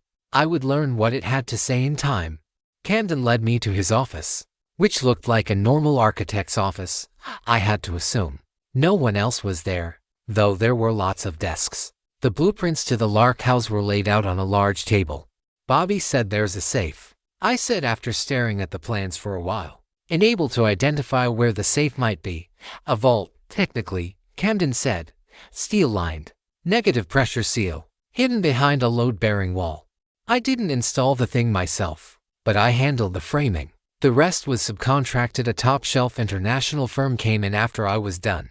It's the kind of vault only oil barons and kings have. After we finished, Belmonte had me destroy all records of it. It was interesting that Camden himself did not install it. That was meaningful, or he wouldn't have pointed it out. We would have to discuss it off-screen. "Did you even see it yourself?" I asked. "Did you lay hands on it? How do you know it's still there?" "He was very motivated to get this vault built," Camden said. "He made it clear it was his top priority. The feds found the decoy safe. The prosecutor paraded its contents around like an idiot. But there was never any mention of the big one. The only reason I know it exists is that I kept the sketch of it right up here," he said, tapping his temple. I nodded. "So either we've got the biggest payday of our lives in that house, or there are some lying rich feds out there spending Belmonte's blood money," I said. Camden laughed. "I'd roll those dice," he said. "So you're assembling a crew. I know the place is well protected." You're going to need someone who can take the alarms out and a safe cracker. Not to mention people to help carry whatever he put in that thing. I almost wished that he hadn't mentioned the carrying part, because our team didn't have any muscle on it. We had designed our loadouts so that we wouldn't need it, but it was a weird thing to be missing from a heist crew. I'll handle that, I said. Just worry about leading us to your magic invisible safe. This should be an easy one. That's what the last guy said, Camden said. I raised an eyebrow at him. You went with someone else before me, I asked.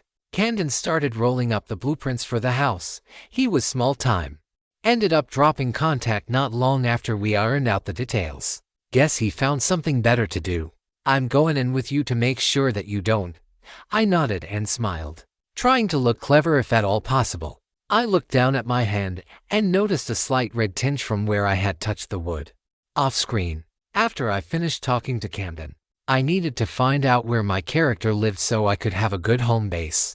Since I was the guy in charge, aka the mastermind, it was probably the location where the team would meet up before the heist. So, I should know where it was. I did the trick that we had learned, where you could improvise into having the keys to any car you saw. Start it up, and then suddenly the car would be yours. That way, I could look at the registration and see where I lived. Checking my driver's license would have worked too, but I liked the new way, and fortunately, what I found was a hotel receipt. My character, it seemed, was from out of town, or at least had been out of town for a while. So the hotel was where I went. It was the type of place that you could pay for a month in advance. The key card to my room was even in my wallet. It was funny that the first mystery in every storyline was learning basic things about your character. One had been off screen for a while. Just as I was about to reach the room my character was staying in, a couple of NPCs walked by talking about how Gerald Bellandi's belongings were being auctioned off later that day. They were really loud about it, so it was clearly a nudge that I needed to head that direction. But before I did, I wanted to check in with my teammates. So, I decided to get use out of my prop department requisition trope. I wasn't sure how to use it, but I was off screen, so I could get creative. I simply said I needed to find my contact list, the kind you see in crime shows, which would contain all the different people I knew who could help get the heist done. I found it pretty easily, written in my own handwriting inside my hotel room safe. I easily found the other players' information in there. I went to the phone and called up Dina. That's how 30 minutes later, she and I were headed down the road in my new car on the way to check out the auction where all of the items in the house were going to be sold. The house itself would be sold a couple of days later. After a little bit of discussion on what type of dynamic our characters should have, we eventually went on screen and the banter began.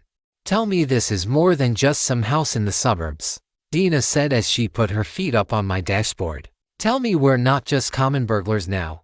I smiled and said, it's not just any house. And technically every time we break and enter, we are burgling. Dina took in the surroundings like she wasn't impressed. When you climb up the side of a skyscraper to steal something, you don't call it burgling. It's a proper heist, she said. Well, if we're lucky, this will be one of the biggest heists of our careers, I said. And it is called burgling when you climb up a skyscraper to steal something. Cat burgling. We passed by a nice, average suburban park. It was very pedestrian. People were out playing with frisbees and walking their dogs. My God, Riley, turn the car around. I'm not this desperate. I had a good gig back in Albuquerque. It wasn't much, but it wasn't home invasion either. I laughed. Well, just lend me your eyes. Help me get a fix on things. It's right up here, I said. We turned down the street where Lark House was located, and as we did, we saw that many cars were parked on the sides of the road leading up to our destination. It was going to be packed inside. I parked, and we began our walk up the hill toward the house. The first thing we could see for a long while was the wall that was placed around the property. So are we going to have to scale that? Dina asked, looking at the massive bars set into the stone. Nope, I said. We'll use the front gate. She shook her head in annoyance. As we began walking up through the gate and were able to get a good look at the house, as the towering red cedar boards framing the outside started to show, Dina asked, is this a museum or a residence? It really did look like a museum once she mentioned it. In fact, The storyline itself might have been from a museum in its own world, but I would never know. If I call it a museum, will you help me rob it? I asked. You could start by telling me what we're after, she said. That might help. We walked our way through the garden filled with various vases and potted plants, as well as the remaining statues that didn't have to be removed for the safety of the guests. As we did, we were joined by a massive crowd of very well-dressed NPCs who were all smiling and chattering amongst themselves at the experience of getting to see a real-life hitman's mansion. As we moved further into the courtyard, the front door opened. Nicole stepped out. She was wearing a red blazer and a smile that could only belong to either a real estate agent or a politician. "Welcome, everyone," she said. "Thank you for joining us at the Bellanti Estate auction. My name is Nicole Van Note, and I'll be guiding you through Lark House today." I made intentional eye contact with Nicole to make sure she knew we were there and to let the audience know that I thought she was important. I had never played with her before, but she had a reputation as more of a leader than a follower. I had to hope that wouldn't be a problem. I leaned over and whispered to Dina, "It looks like they're leaning into the criminal history aspect. If you encounter this narrative on Amazon, note that it's taken without the author's consent. Report it." "Well, they weren't going to hide it very easily," she responded. She invited everyone in, and since the house was so large, we fit. With so many people in it, it looked more like a Stone Age cathedral. With the slate floors and the towering cedar beams, the glass refracting sunlight, Nicole grabbed a stack of pamphlets and handed them to one of the NPCs. And they took one and started passing the stack around. This home was custom built, with materials sourced from all over the world, Nicole said. The home will be auctioned off the day after next. So, it will be gone before you know it. Better make a call to your bankers before it's too late. That got a laugh. I didn't know enough about rich people to know if it was realistic. Dina and I were doing the whole blend-in with the crowd to case the joint routine. Our heads were on a light swivel, our eyes meticulously examining everything around us. "There's an alarm," Dina said quietly. "The windows are wired. This looks museum quality at least. Now show me some guard dogs and call me intrigued. What is so valuable here?" I smiled but didn't respond. I was trying to look calm and cool, a George Clooney type. Even if I didn't have the looks or charisma that would make Dina Brad Pitt. Everything in the house had been examined by some appraiser, and they had left tags on things for the auction. Mr. Bellanti had eclectic tastes, Nicole said. Many of his personal items will be available for purchase as part of this state auction.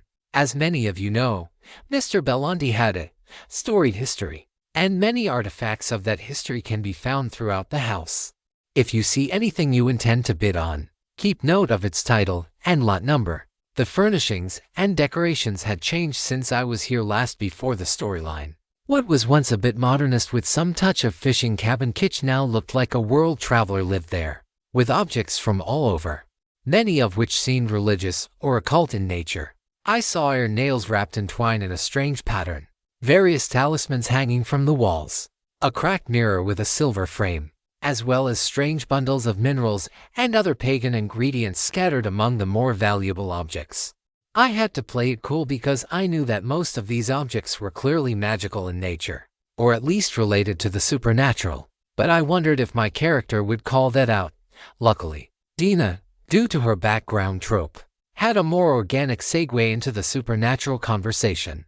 I like to approach my psychic background with reluctance. "Guy was stocking up for the apocalypse," she said. I laughed. "Which kind?" I asked. "Every kind," she said. "Must have been an occult collector. I have a contact who could fence a lot of this." "Is this why we're here?" I shook my head. She shrugged and returned to looking around the room until she spotted something, probably using her outsider's perspective trope, and drew my attention to it. "There are scratches on the floor," she said. "See that? By the column." It took me a while to see what she was seeing, because the scratches were only visible at an angle when the sun caught them just right. But sure enough, as we made our way over to the spot she was talking about, there were scratches that looked like arrows and numbers right into the stone floor. "Don't ask me," I said. "It looks like maybe the stonemasons marked it up or something, maybe the supplier." That was a passable explanation, but I was sure we would figure the truth out later at an inconvenient time. After a few moments, Dina noticed another set of scratches elsewhere in the foyer, but before we could investigate them, Nicole was calling the group to climb the stairs. We followed because we didn't want to look suspicious. We made sure to visibly identify any cameras or other security features we saw, just so that the audience would know we were being observant. The stairs were quite beautiful. They were made of the same large cedar boards as everything else, but they were work of art, and NPCs made sure to note that as we walked up them. It was like walking up a giant, hollowed-out tree, albeit in a somewhat abstract way.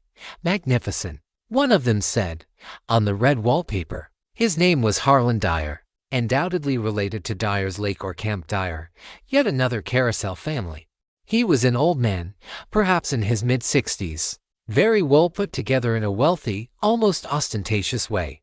Absolutely magnificent.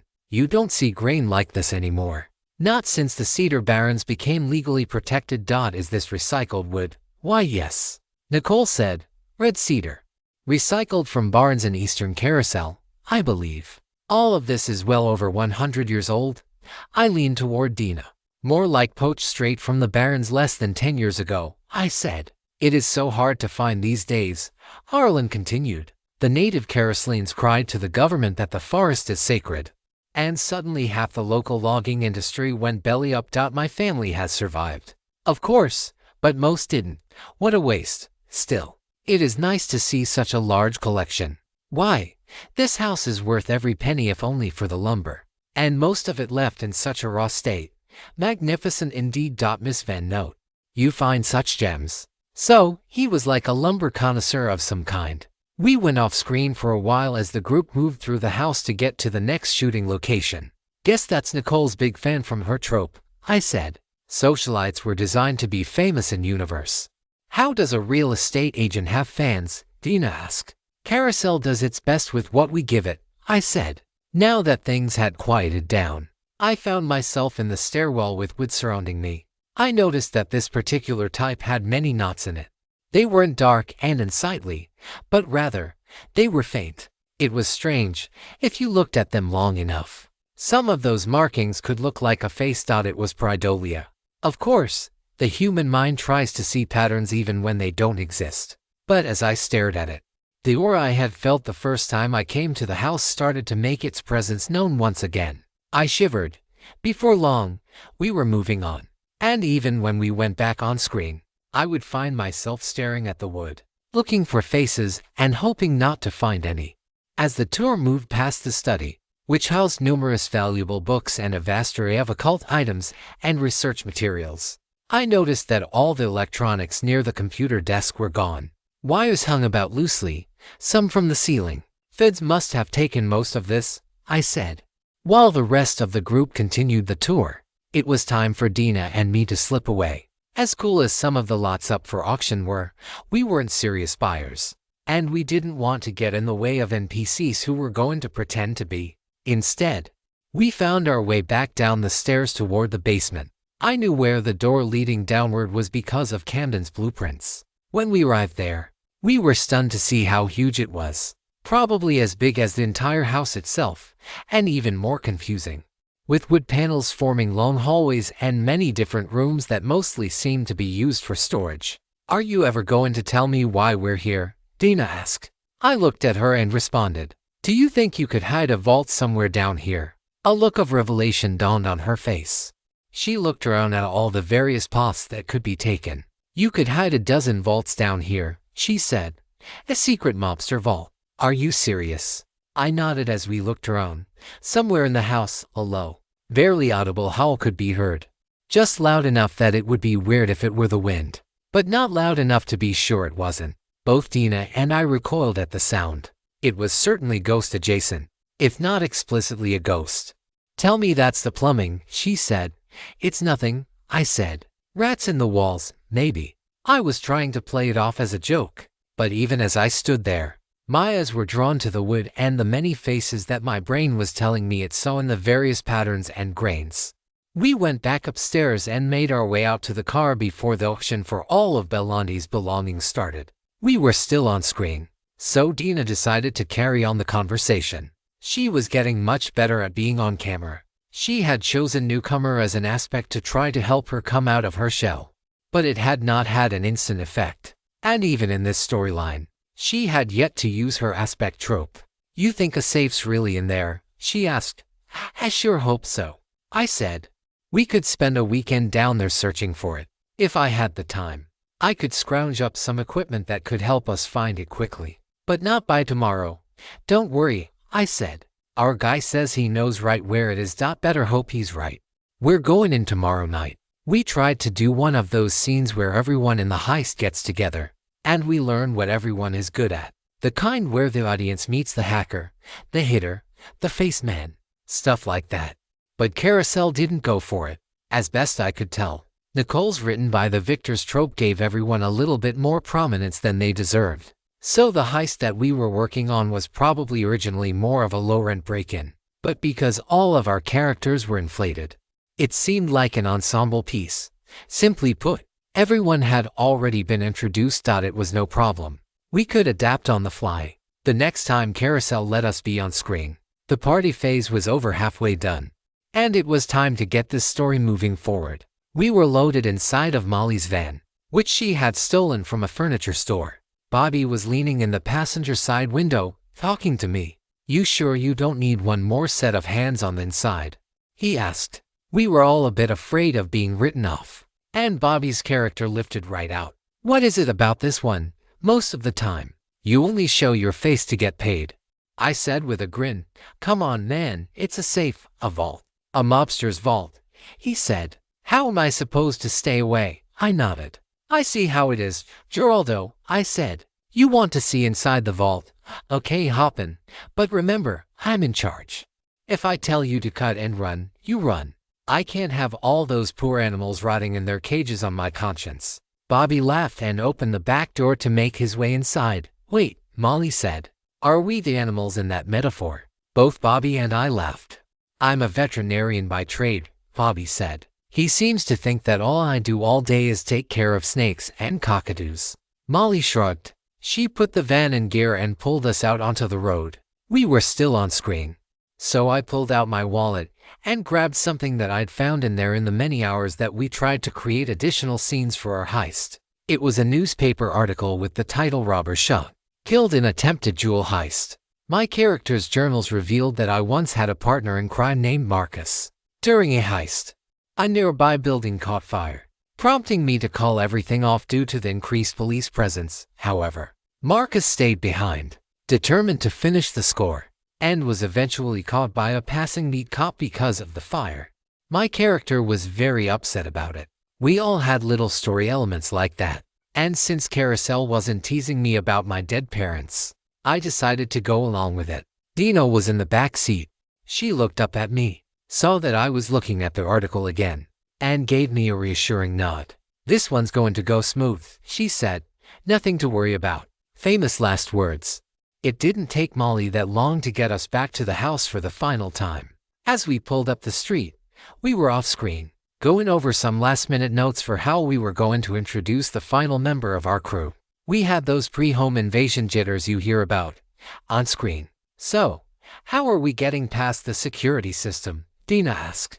I feel it's weird that I have to keep asking. I know Molly isn't going to do it.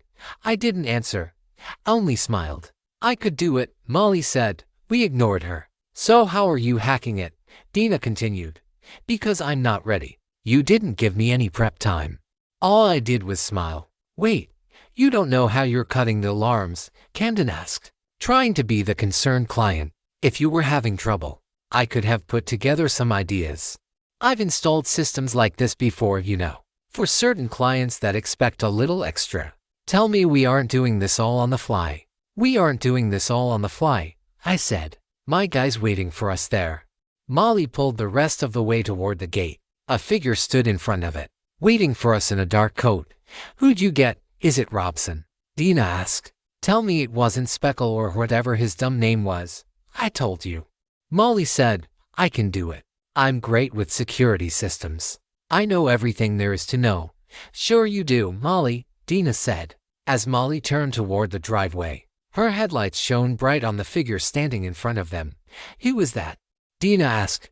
Just watch, I said in front of us. Nicole the dark figure took her hood off and then walked over to the keypad that could open the gate. She was holding a small flashlight. This tale has been unlawfully lifted from Royal Road. If you spot it on Amazon, please report it. Oh, get out, Dina said.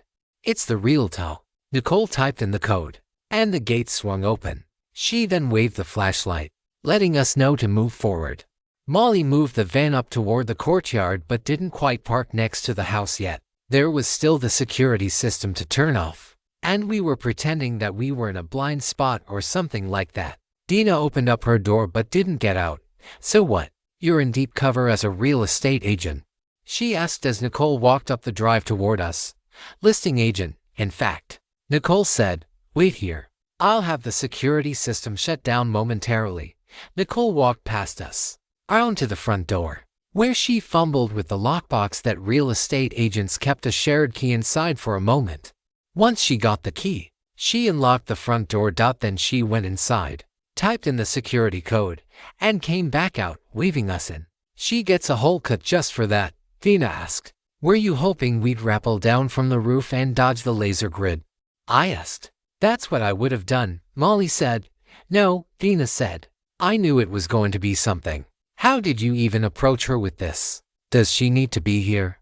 If you had asked me to, I could have bypassed the system without risking letting a civilian in on the job. She's not a civilian, I said. She's who we needed. For a 4-digit code. Dina asked. All of our shares are getting cut for that. No, Nicole said once we had walked over closer to her. I did far more than type in a 4-digit code. It was 8 digits. Molly said, looking up at the house. System like this. Molly had a funny delivery that made even little lines like that tempt a smile.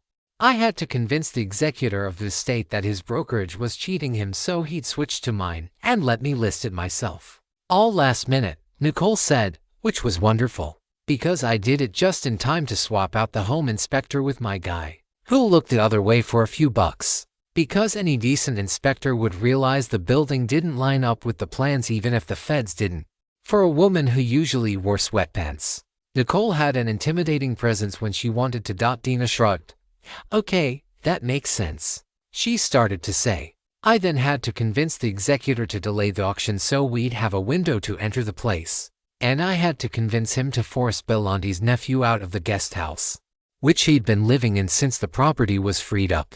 Because Riley thought maybe the man might get suspicious of us hauling things out of the property at night. And finally, I got my hands on the 8-digit code to disable the security system. That's how I earned my share. What are you doing here again? I'm cracking the safe, Dina said. Good, Nicole said. Let's move on to that. She and the others walked into the house, leaving Dina and me behind. I told you I got somebody, I said. Somebody good, yeah, maybe, Dina said. We hoped that would be a funny sequence. Nicole had been cast as the real estate agent for the property, and as far as we could tell, she didn't have any other connection to the rest of us. She might have been supposed to interrupt the heist later. We weren't satisfied with that. According to Nicole, that was a common side effect of her written by the victor's trope, which would cast you in a role that fit you very well. Even if it didn't fit the story, it was possible that Redwood, as a storyline, didn't actually have a good role for a socialite, but because of her trope, she got the best one available instead of just being cast as some random thief. The problem was that once the story got going, any player whose subplot wasn't directly related to the direction the story took risked getting written off. The benefits were great, but we had to be cautious about that sort of thing. So we found a way to include her more directly. I also thought it was kind of anticlimactic in a funny way that our way of breaking into the house was getting the real top to do it. Whatever the case, once we were inside, we were in, and it was time to get to work. We stayed on screen as we walked into the main room, which had largely been cleared out due to the property auction. All except for some things that Nicole ensured never made it to the auction table. Various occult items and books, which we might need to help unravel the story. She was very resourceful in that way. Most of those items that she had reserved were lying out in boxes near the stairwell. Molly, in an effort to be funny, started going through those boxes. You know, I have someone who could help us fence some of this if you're interested. This weird magic hokum stuff is actually a lot more valuable than you might think and untraceable. That was Molly's character's whole thing. She was transportation. But she was also going to help us fence anything that we found in the vault. Focus, I said, basement first. If things go according to plan, you'll have a lot more valuable things to help us offload than some trinkets. Is everything set up on your end? I'm good, Molly said as she dropped one of the objects back into the box. Breaking it, oops, she added. My guy's ready with the boat. We can move anything valuable overseas by sunrise. Well, it'll be on its way overseas by sunrise, you understand. Good, I said. That concluded the roll call. Camden led us to the stairs to the basement and then brought us down. He was going purely from a sketch that his character had made to find the safe. But because of his photographic memory trope, he was literally just staring at it as he walked forward. It's this way, he said. The vault should be along the outer wall. He wanted privacy more than structural sense. In fact, we had to dig out the foundation the first time just to get things to his liking. He led us down a path into the dense maze of wooden hallways toward the back. It was true what Dina had said earlier. Even if you had some sort of X-ray machine, it would take a weekend at least to scan everything.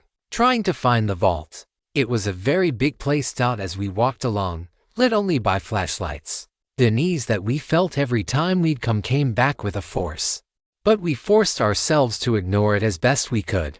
This place is even creepier at night, Dina said. She was right. In the shadows, the dark parts of the wood looked like blood. But then when I shone my flashlight on it, it was just wood. Camden moved us to the area and signaled to me that we were in the right place. Show me where you had it framed in, I said. Camden walked to the wall and knocked hard. He had a confused look on his face. It's behind here, he said. But this, he pointed to a wall that intersected with the outer wall. This isn't how it should look. Someone divided the room in half here, which would have pinched the hinges. There's no way it could open. So we need to do a slight amount of demo, I said. Take out this wall here. Yes, Camden said. Should be pretty simple. And it was simple. We worked on screen with pry bars, pulling the large, ancient-looking boards apart and tossing them in a stack, clearing the way for the entrance of the vault. Then we started peeling very similar boards off the outer wall. And once we'd gotten through a layer or two of them, we struck pay dirt. Camden walked over to the newly exposed part of the outer wall, dinged his knuckles against a metal surface. The outer door of the vault. We all cheered. Our characters would be happy. But something we hadn't acknowledged verbally was that while we were moving the wood, a fine spray of dust was slowly falling from the ceiling from all the commotion. Even after we'd finished uncovering the vault door, the dust continued to fall. When we were finally done, we noticed a noise. Just a creaking noise like an old house on a windy night. The dust continued to fall in a fine layer, nothing to panic about. After we silently celebrated finding the vault, and Dina started getting to work unlocking it, I heard a faint rumble up above. Everyone did. And we were all acting like it was the strangest thing. Maybe it was out of character to do so, but it was difficult, because on the red wallpaper, the needle of the plot cycle had moved to first blood. But as we looked around the room, all 6 of us were still present. So whatever was happening upstairs was enough for the audience to realize the threat. We, however, were none the wiser. With the vault door uncovered, all that was left to do was wait for Dina to get it open. We had several theories on the plot going into this. Was getting into the safe something that would happen in the finale? Or was it the thing that would trigger the monsters to come out and kill us? We didn't know. And we wouldn't know until we got in. So, we went forward with the plans that we'd developed. All you could do in the face of uncertainty was give Carousel something to work with so that it didn't have to do it itself.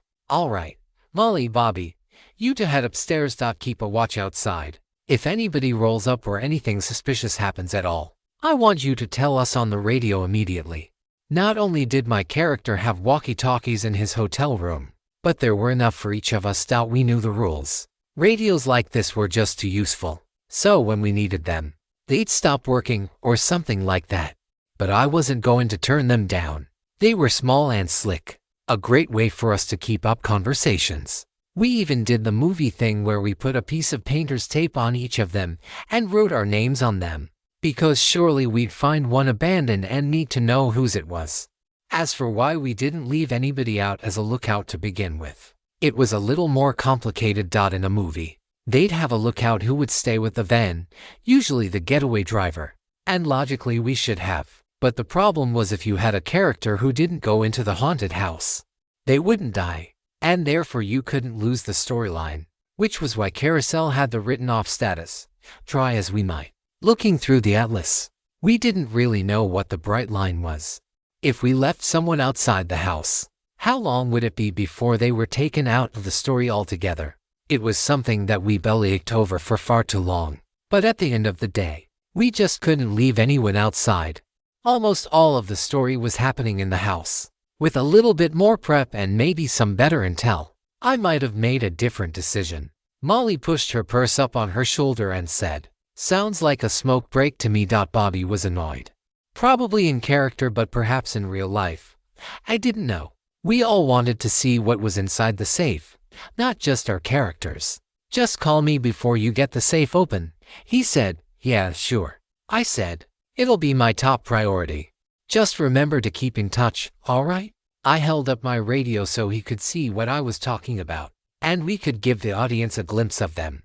They held up their radios in response. I was sending him off with Molly because her null force trope would make the supernatural dodge around her for laughs. At least for a while. And that might end up protecting them both if Bobby played his part in the routine. It was strange. First blood had already passed. And while I could definitely tell we were in a supernatural place, I hadn't seen anything dangerous yet. In fact, I hadn't seen anything trigger on the red wallpaper at all as an enemy. I had no tropes to look at or analyze. Meanwhile, Dina was completely zoned out as she followed whatever instructions her savvy safecracker trope was giving her about how to open the vault. She was smiling from ear to ear. I didn't know if that was a character choice, the result of her trope, or just her own personality. But she seemed to be having a blast as she listened to the lock with a stethoscope, turned the dial, and started smacking the safe with a hammer. "This'll take a while," she said. "Could be an hour, but it'll probably be longer." I nodded. "Double quotes to your thing," I said. She crouched back down by the vault door, hacked right up against the steel slab like she was trained to sense its soul or something. I left her to it as we stood back and watched. We went off screen for a while, but not for nearly as long as I'd expected from Dina's report on how long it'd take to crack the safe. We waited for something to attack us, or maybe for a ghost to float from wall to wall, but it didn't come. Even the strange and settling faces in the wood had disappeared. It was like we were only standing in a basement, cracking a safe or something. How mundane. And yet we were on screen, luckily. It turned out that Nicole was every bit as good at this part of the game as I'd expect from a vet. "If I had another week on this listing," she said, "I'd have my contractor swap out half this premium wood for knockoff panels. Sell the originals piecemeal, maybe bulk. But I wouldn't be holding my breath." Camden, whose character was a shady builder, was a natural fit for that conversation. "Really?" he asked. "I've always heard of operations like that, but it's one of those contractor tales, you know. We used the right material, but then someone came in and swapped it out." They shared a laugh. "It's real." "Sure," Nicole said coolly as she stood watching Dina work. "You own that shop up on Biles Street, right? It's a great opportunity if you ever want to cash in on your reputation for a few million. The story has been stolen. If detected on Amazon, report the violation." Camden laughed. "Yeah, how's that work exactly?" "Just a quick swap. Take the materials we want, swap in cheap stuff," Nicole said. "And no one catches on?" Camden asked. "Sure they do," she said. "But then my third-party contractor goes out of business and starts up again under a new name. As long as it doesn't get traced back to me, what do I care? You have to play it by ear. Look for the right situation. Someone croaks, and their out-of-town relatives inherit their creaky old fixer-upper. You offer to do everything for them: renovate, modernize, sell a package deal. Of course, you strip the moldings, fixtures, the old vintage bath, and the big cooking range out for some modern stuff. But they don't know better. The old stuff looked tarnished and needed paint. The new stuff looks fresh. They thank you for it." Nicole was really getting into character. I told her to think through how her character could be a criminal, and she'd totally done her homework. So you sell the priceless antique materials and put in shiny crap in its place. Camden said, "Oh yeah." Nicole said, "Sometimes we actually sell it to the buyer. They come and upset that someone, the previous owner presumably, went and modernized this classic house. And we're the hero because we just happen to know a place they can buy accurate materials for a premium price. They jump at the opportunity because now they can make it all authentic. We're making money coming and going. To be honest, I found it a bit funny. She'd clearly rehearsed this at some point in time while waiting for the real part of the story to start. I did wonder why Carousel was interested in it. We were on screen. Was there a ghost there I couldn't see, but the audience could? I may have bought some of your stuff then," Camden said. "A new house with rescued and recycled materials is all the rage." "Sure it is," she said. "It's got that great classic look without all the ghosts." After she said that, I practically held my breath waiting for Carousel to respond, but it didn't.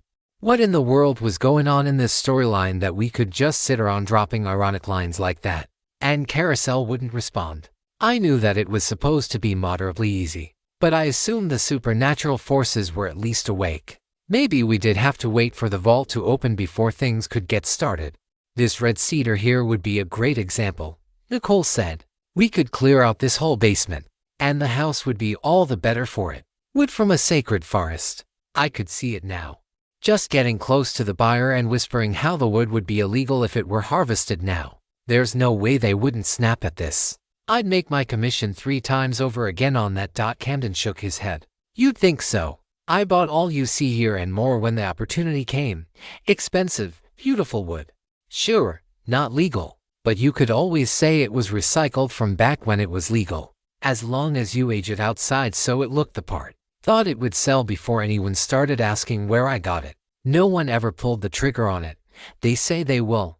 They're very interested, very motivated, but in the end, they go with something more ordinary. People love the romance of this stuff, but they hate the price. Nice double meaning. Not read Jack Bellanti. I see," Nicole said, looking around. She rubbed her finger over a red cedar beam, admiring the texture. Camden attempted to laugh, but it was more of a snort. Yeah, he saw it, and he wanted it. That was a guy who was never afraid to pull the trigger. I couldn't hold back a laugh on that one. Luckily, it was something my character would find funny too. We all thought it was funny. Even Dina laughed. Dina began marking up the vault with a grease pen, finding all the places she needed to drill or something. I didn't even know if the things she was doing would actually help a person access a vault in real life. But they looked really good, and she looked good doing it. Her hands moved quickly and nimbly, like she'd done it 1,000 times. We had given her a lot of funny banter to try to make her a big character in the story, given that she actually had criminal tropes. But it was when she was opening the safe that she really took the spotlight. When we found ourselves on screen with nothing going on once again, I lifted up my radio, pressed the button, and said, "Bobby, Molly, you to set up outside yet?" It had been 15-20 minutes at least. The response was static because Carousel had never actually seen how walkie-talkies worked. But then again, they always work differently in horror movies. Actually, they work differently in any movie. I thought about how in Die Hard, the characters were arguing over the radio and interrupting each other, despite the fact that if your finger was on the button, you couldn't hear what the other person was saying in real life. "Where?" Bobby said through the static. "We're trying to find the stairs. So it's going to be like that," I thought to myself. "The stairs to the second story?" I asked. "Why do you need to go up there, not those stairs?" Bobby said over the radio. "The stairs out of the basement," I asked. "Are you still down here?" It was like 5 turns and a straightaway to get out. I waited, hearing only more static. "Yeah, Molly said over the radio. "We had a disagreement about how to get back." Camden looked at me and said, "I can help them. I have the plans memorized." I waved him off. I knew it was a supernatural kind of lost, and I didn't want to press the issue until it was the opportune moment. "Make a loud noise so I can hear you," I said. "Shazam!" Molly screamed over the radio. She screamed so loud that not only did I hear her through the speaker, but I also heard her through the walls. "Not into the radio," I said. "Never mind. I can hear you over there." You sound like you're near the stairs. What's the problem? I think we are, Bobby said. There's another staircase here now. I don't. Hang on. We waited. In the distance. I thought I could hear them arguing. But it might have just been in my head. We were off screen, so Carousel was catching at whatever it was. Finally, my walkie-talkie clicked back to life. Riley, which set of stairs do we go up? Molly asked. Her voice cracked like she might have been a little afraid. They had clearly seen some architectural shenanigans on their way over there. There's only one set of stairs, I said. What the hell are you talking about? All I heard was static after that, but underneath it there was something else.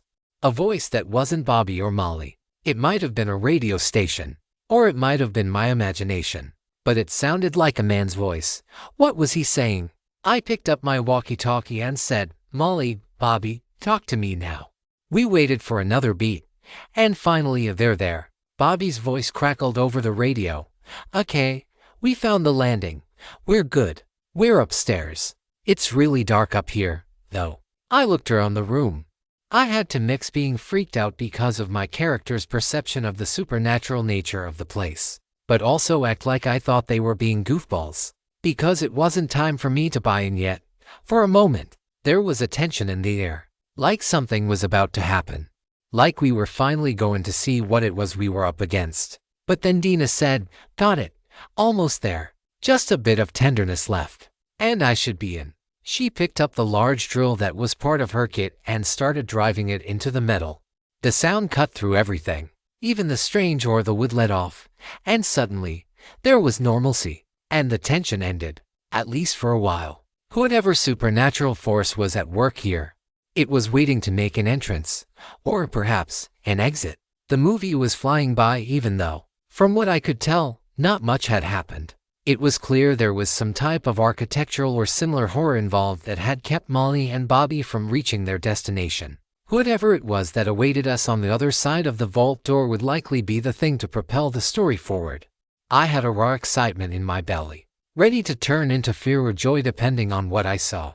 The sound of Dina's drill covered up pretty much everything. It was easy to assume that was intentional on Carousel's part, or else it wouldn't have given her the drill in the first place. Something must have been going on elsewhere. Something that made lots of scary noises that had to be covered up. I could feel the walkie-talkie in my hand crackle to life, the bump of its speaker. I put it up to my ear, and while I didn't know precisely what was being said, my best guess was something like, Riley, we can't find the door. If I could barely tell with it up to my ear, there was no way the audience would be hearing it. I just hoped that Bobby and Molly would be okay. So far, the storyline didn't seem very bloodthirsty. There was a real chance that a lot of us could walk away from this with nothing but a few shivers. Not a big chance, but a real one. I turned my back to Dina and put the radio up to my mouth. Repeat that. Are you outside yet, Bobby? Talk to me, I said. We're about to open the safe. You might want to get back down here. In response, there was another vibration of the speaker in the radio, but the only words I made out for sure were Molly saying, Bobby is losing it. There's some kind of blast doors. After that, I couldn't really tell what she was saying, but she had lost her jokey cadence, which was saying something, given the fact that she had the wine-drunk trope, which would have settled her nerves and fear. So, whatever emotion was in her voice, she had put there intentionally. She was trying to communicate to us that something terrible was happening without giving away the game. Glass doors, to my understanding, were like thicker panels that would go down over the outside of a building. I doubted that this house had them, but if it was an architectural horror or some type of living house situation, it was possible that the exits had been blocked. I couldn't pay any attention to that because Dina was about to make a breakthrough. When Dina let off the trigger, the sound of metal shearing disappeared for one moment, and upstairs I heard a thump, but soon enough, she had her finger back on the trigger, and there was nothing else to hear. Camden walked over to me and asked, Where are Bobby and Molly? Do you want me to go get them? I shook my head. No, I said. I can't even tell what they're saying, but I'm pretty sure it wasn't a code red. We had gotten a little uncreative with our cops are coming code, but I was fairly certain that Bobby and Molly had not said it. I picked the radio back up to my mouth and said, Bobby, Molly, is something wrong? We're about to open the safe. Make your way down to the basement. I wasn't even sure they could hear me over the sound of the drilling. I put the radio back to my ear, listening for a response. But I didn't hear Bobby or Molly. I heard another voice, this time much clearer, whispering in between the sounds of the metal shearing from Dina's drill bit. 5 more minutes. Just 5 more minutes, the voice said. It was a man's voice, deep, friendly. I acted confused. I couldn't act like I knew what was going on, in case I needed oblivious bystander. And in a story like this one, I just might. Bobby, 5 more minutes for what? I asked over the radio. There was no response but static, and maybe something that sounded like a dog bark. But it wasn't coming from the radio. It was coming from somewhere in the distance, maybe even upstairs. It was just one bark and nothing more. Bobby had not brought his dogs, but the barking didn't continue. So, I didn't comment on it, though I heard noises upstairs. Even over the metal grinding, it all came to a sudden halt when there was a pop sound from the vault door. I looked over at Dina. She stood up, hit a metal button on the front of the mechanism, and then spun a giant metal wheel as the internal mechanics of the door came loose. The giant entrance opened up as the large door swung out toward us. Oh my God, I said. I wasn't even pretending. I was just that surprised at what I saw. Because what I saw was a vault crammed full of every type of valuable I could ever expect to find in such a place. There were gold bars stacked on the floor, crates, the kind that museums kept their pieces in, as well as the thinner crates for paintings of high value. There were silks and furs, as well as several leather cases. It was stacked up to the ceiling. If you spot this narrative on Amazon, know that it has been stolen. Report the violation. Dina grabbed one of those cases and quickly unzipped it to reveal that it contained large jewels specially fitted into a foam insert. Everything about the mood changed once we started seeing these things. It wasn't hard to play the thief who hit the score of a lifetime, because I was truly exhilarated to see it. I was easily looking at millions of dollars worth of valuables. It was stacked so high I couldn't actually see back into the vault. We must have looked like idiots. We lost track of what we were supposed to do. We weren't staging it correctly. We were just basking in it. We started yanking it out of the vault and sorting it because we assumed that was normal. Molly's going to need another van, Dina said, and she was right. Because there was too much stuff to fit inside one vehicle. I knew it, Camden said. I told you this would be the score of a lifetime. That old crook was always talking about how his money wasn't liquid. But I see plenty of liquid cash right there, he said, pointing to a giant stack of plastic wrapped cash. The kind used in shows like Breaking Bad. Too much money to count. The kind of stacks you had to weigh just to estimate how much there was. He stacked like 20 gold bricks there on the ground just to support the pile. Nicole said gleefully, I don't think I'm going to be in real estate anymore after this. I don't think any of us are going to be in anything after this. I said, I think we're retired. I lifted the radio to my mouth and said, Bobby, Molly, you want to get down here right now. You won't believe what's in here. I went up and got on my tiptoes so I could grab a flat crate off the top of the stack and bring it back out to the room we had been waiting in. I took my pry bar and slowly started popping the top where the nails had been used to seal it. When I finally got it open, what I saw was a very neatly packed painting. I didn't recognize it. It wasn't from our world. But I knew it was valuable to look at it. It was a portrait of a pretty woman painted in a Renaissance style or similar. Dina, tell me this is what I think it is, I said, acting as if I recognized the painting. Dina walked over and stared down into the crate. It can't be, she said. How in the world would it end up here? We just looked at each other and laughed. As we started pulling things down from the pile, I said, Molly is going to have her work cut out for her. I don't think she has enough contacts to move all of this. Once again, I lifted the walkie-talkie to my mouth and said, Bobby, get down here. You need to see this. I was stretching thin how much I could ignore the situation going on with those two. But seeing as I had just found a mobster's treasure, I thought maybe my character would be reasonably distracted. Look at this, Camden said. It's just a bag of gold coins. Who did this guy kill? We laughed like giddy children. He was actually an accomplished thief too, I said. But this is more than I ever imagined. In truth, the backstory we had been given was a bit scant as far as confirming that the vault would be filled with valuables. There was no eyewitness testimony or anything like that. I half expected it to be empty, which would have been a nice ironic twist. We continued to pull things down from the stack. We were barely making our way into the vault at all. But as we grabbed one more crate from the stack of paintings, suddenly we broke through and saw open space on the other side. Wait a second, Nicole said. I thought the vault was full, but it looks like he just stacked all of this stuff up in front of the door. Damn. So what if he catfished us? Dina said. This is more than we would get in 100 scores. Over the radio, Bobby said something that sounded like, but they were in pain. I looked down at the walkie-talkie. Then I lifted it to my mouth and said, Bobby, what did you say? But Bobby didn't answer. Instead, it was that same man's voice who said again, I just need 5 minutes. Come on, Riley. Can't I have 5 minutes? I didn't need to know my character's backstory that well to guess who this voice might belong to. It must have been the voice of one of my old partners in crime, the one who had refused to leave when I called off a heist. His name was Marcus. All I had were a few journal entries and an old article, but I knew what was going on. Nicole looked up at me, too, because with the drill no longer making noise, everybody could hear what was going on over the radio, especially because they all had their own. Is that someone else in the house? She asked. I shook my head. I doubt it, I said. Maybe someone else with a radio. Ever the skeptic, I was. But I spoke into the radio again, saying, hello. Who's there, Bobby? Molly? There was silence. I merely shrugged. And we continued tearing down the large stack of valuables and sorting them by type and weight. The heavier things were moved closer to the door for obvious reasons. Gold bars weighed so much more than they appeared to. This is so weird, Nicole said. Why would they stack it right next to the door like this? Maybe they were trying to make a quick exit, Dina suggested.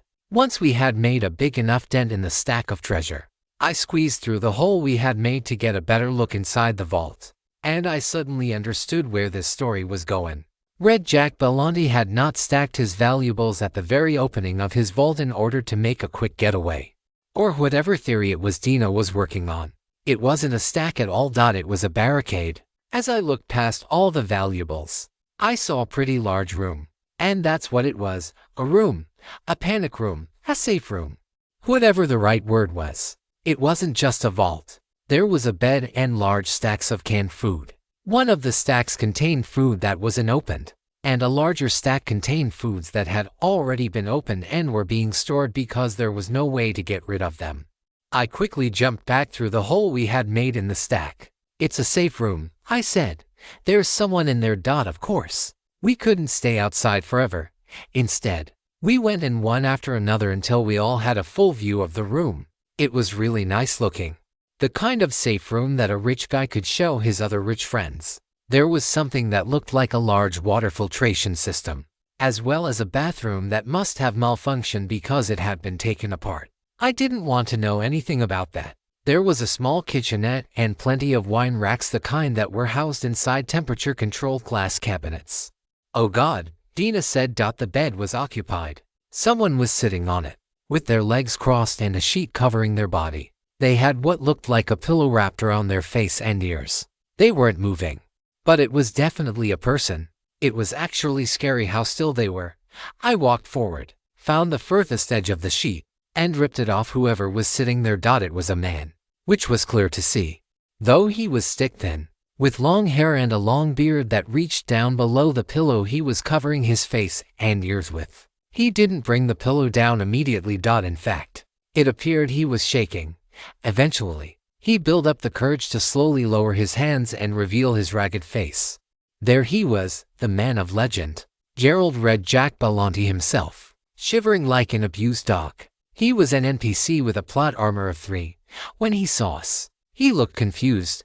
I didn't kill you, he said in an uneven tone as he glanced over at a table that had several firearms sitting on it, along with a pile of spent casings.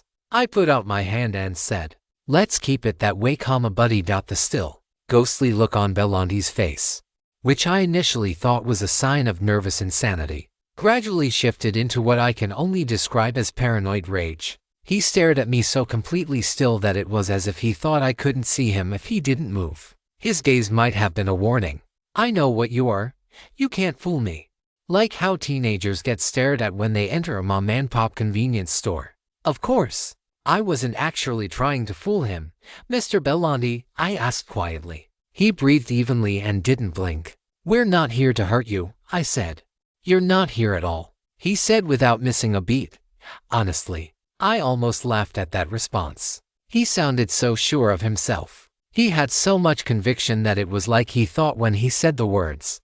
We would disappear, but we didn't. So, who are these people? Huh? He yelled to the roof above. How? What kind of tricks have you cooked up this time, you old devil? He had gone impressively mad. If we're doing tricks, I need to negotiate my share, Dina said. There was always an inner comedian in her, looking for the perfect opportunity to let through snark. It just got beaten out by the outsider most of the time. Not now, I said to her in a whisper. Funny, Bellondi said, moving his gaze to her. So funny, aren't you? Dressed in black. Was that you drilling on the vault? Finally got through, didn't you? He was talking to Dina, but his voice was loud, like he was still talking to whatever devil he had been addressing earlier. For the first time since we had walked in, he moved. He got up from the bed and walked over toward one of those chilled wine racks, popped open a cabinet, and drew a bottle out from inside. He was obviously quite practiced at it because he had it uncorked with the flash of a corkscrew. He took a big chug of it right in front of us, swished it around inside his mouth, and swallowed hard. I'd offer you some, but why bother? He asked. You're here to take it, right, thieves? What a ruse. I suppose you'll be stealing it anyway. This bottle is worth $3,000, you know, he said as he examined the label. Investment grade, they said. You can hardly trust the men who deal in these things on the black market. But I needed to turn my dollars into something less traceable, so beggars can't be choosers. It tastes like all the others. He took the bottom of the bottle and then thrust it at us like he was about to throw it. But he never let go. Instead, he let a few splashes of wine spray across the group and over the floor. He started to laugh as the wine hit us, as if he expected it to go right through. The world thinks you're dead, I said, trying to move things forward. We thought you were dead. Hoped you were, even, Dina said. He smiled. How long have you been in here? I asked out. It felt redundant. But sometimes when you were trying to get through a dialogue tree, you just had to click all the buttons, so to speak. See for yourself, he said, pointing to a wall near the bed where he had drawn up all of the cliché prison tally marks so that he could count the days he had spent locked inside that safe room. It's not a good calendar, he said. The only clock I had was that one over there, and it only tracks 12 hours at a time. Do you have any idea how difficult it is to track yours 12 hours at a time? Twice as hard. Camden mumbled under his breath. He laughed again. I almost laughed too at the sight of someone trying to watch a wall clock and hoping they wouldn't miss any of their hands' rotations. And that was before I realized its motor was running slow. I assume it's been years, 4 years, 7 years. He paused for a moment as he stared at us while taking another swig of his wine. Did they send you to finish me? He asked. Support the author by searching for the original publication of this novel. He was now looking person to person, and the player his eyes rested on was Nicole. So she was the one who responded. Did who send us? She asked. You had a lot of enemies, and more than a few took credit for your disappearance. He laughed again. He just did that a lot. He must not have gotten a lot of socialization over the last 5 years. Not with the living, at least. I wasn't talking about anyone on the outside, was I? How long before you talked me into leaving the vault? That's why you're here. Like my father and mother to plead with me to leave the vault, right? Because I need to go out there and wander the house as it tries to eat me, right? Dina must have been happy for confirmation that ghosts of the dead appeared in this storyline. Your parents are dead, she said. You're saying their ghosts came to you? His eyes began darting around the room, especially lingering at the hole in the barricade we had made and what lay beyond it. Them and others, he said. The ones I put in the ground, every last one. I hear them whispering in the damn studs, telling me they know where I am, asking why I won't come out and meet them proper. You're saying the house is haunted? Camden said in his best skeptical voice. Haunted? Bellondi asked. No, the house is hungry, and it wants to eat me, "You're telling us," I said, "something's keeping you here?" He nodded his head and said, "It won't let me leave. I tried the front door, and it moved. Not the knob, the whole damn door." And the faces, he gestured back toward the opening of the safe, they press out of the walls like it's all skin and bone under there. My victim's staring at me, laughing. "I can only see knots and grain," Camden said. More laughter from Belmonte. "I was the same at first," he said. "Look harder." Oblivious bystander be damned. I did as he asked, and I peeked out through the hole in the barricade to the room we had all been standing in not long before. I shone my flashlight out. Foregoing meter protection was worth the psychic abilities at that point. And there they were, the faces in the wood, this time much clearer than before. I would never be able to recognize them other than the fact that they were human-shaped. But in my heart, I knew they were accusers seeking one more glimpse at the men hiding in the vault. "Oh hell," I said. "Now you see where we are," Belmonte said. "They waited until I was living in the house a while, whispering to me, watching me get old and soft. Then the fall came. And they came with it." "The fall?" Nicole asked. "When it got cold, the sap started to run. The air tasted like rot. That's when the walls came alive." We let his words linger for a moment, but we had to get to work. We were halfway through the movie, and we didn't fully understand what we were up against, let alone how to defeat it. It was time to stop beating around the bush. Double quotes, "Mr. Belmonte, you bought charms, wards, all that stuff upstairs," Nicole said. "Was that because of the spirits? If so, why didn't they work?" "I bought everything," Belmonte said. "I brought priests, mediums, saint painters, a rabbi, 3 psychics, a ghost hunter. Nothing worked. The house is wrong. They said it remembers things I'd rather forget."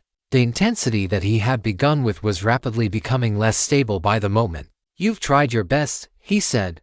"I'm not leaving. But you had better." He must not have been fully convinced that we were anything but apparitions meant to trick him. "Do you mind if we take your stuff?" Dina asked.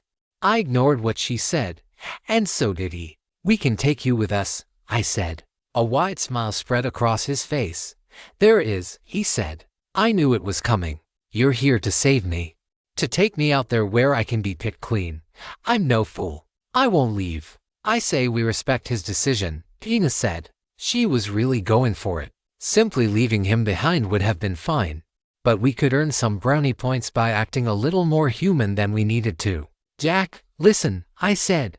"You're starving, you're dehydrated. I don't even want to know how long that toilet has been broken. You're armed," he said, interrupting me. "I'm armed." He reached from somewhere on his person, maybe his underwear even, and pulled out a pistol. This must have been scripted. My moxie should have blown his out of the water. "Easy now," Nicole said. "Nobody wants trouble." "You're not taking me back out there," Belmonte screamed. "You think I don't hear them right now, whispering, 'Come out.' Jack, come answer for what you've done." "Nobody's whispering," I said. "You don't hear it because they don't want you. They want me. Now move." He waved the gun frantically, forcing us to go back through the hole in the barricade out into the room we had spent so much time waiting in. After we were all out, Belmonte reached toward the vault door and grabbed onto a handle. "I'm closing it," he screamed up at the ceiling. "I'll punch my own ticket if that's what it takes. Then we'll see who haunts who." He pulled on the vault door, trying to swing it closed, but it didn't budge. At some point in time, while we were inside the vault, the house had shifted, and now the vault door was set behind a wall. Panels had been placed over it like they had been over the entire outer wall, and an entire intersecting interior wall had come to pin the door open. It looked like it had been built that way. Red Jack Belmonte refused to look up and see why the door wouldn't close. Instead, he closed his eyes. "I'm willing to stare at the wood. Why won't it close?" All of the ferocity from his voice was gone. "Did you really come through?" he asked as a moment of clarity spread over him. And he realized that we weren't figments of his imagination or the minions of a dark lord. "The house won't let you leave," he said. "It's moving again.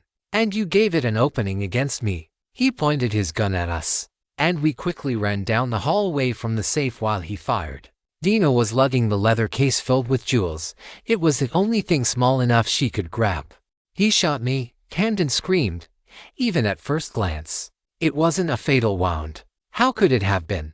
Bellanti was just a basic NPC. Bellanti continued to scream and fire his gun until he was out of ammo. "Get away from me," he screamed. "All of you.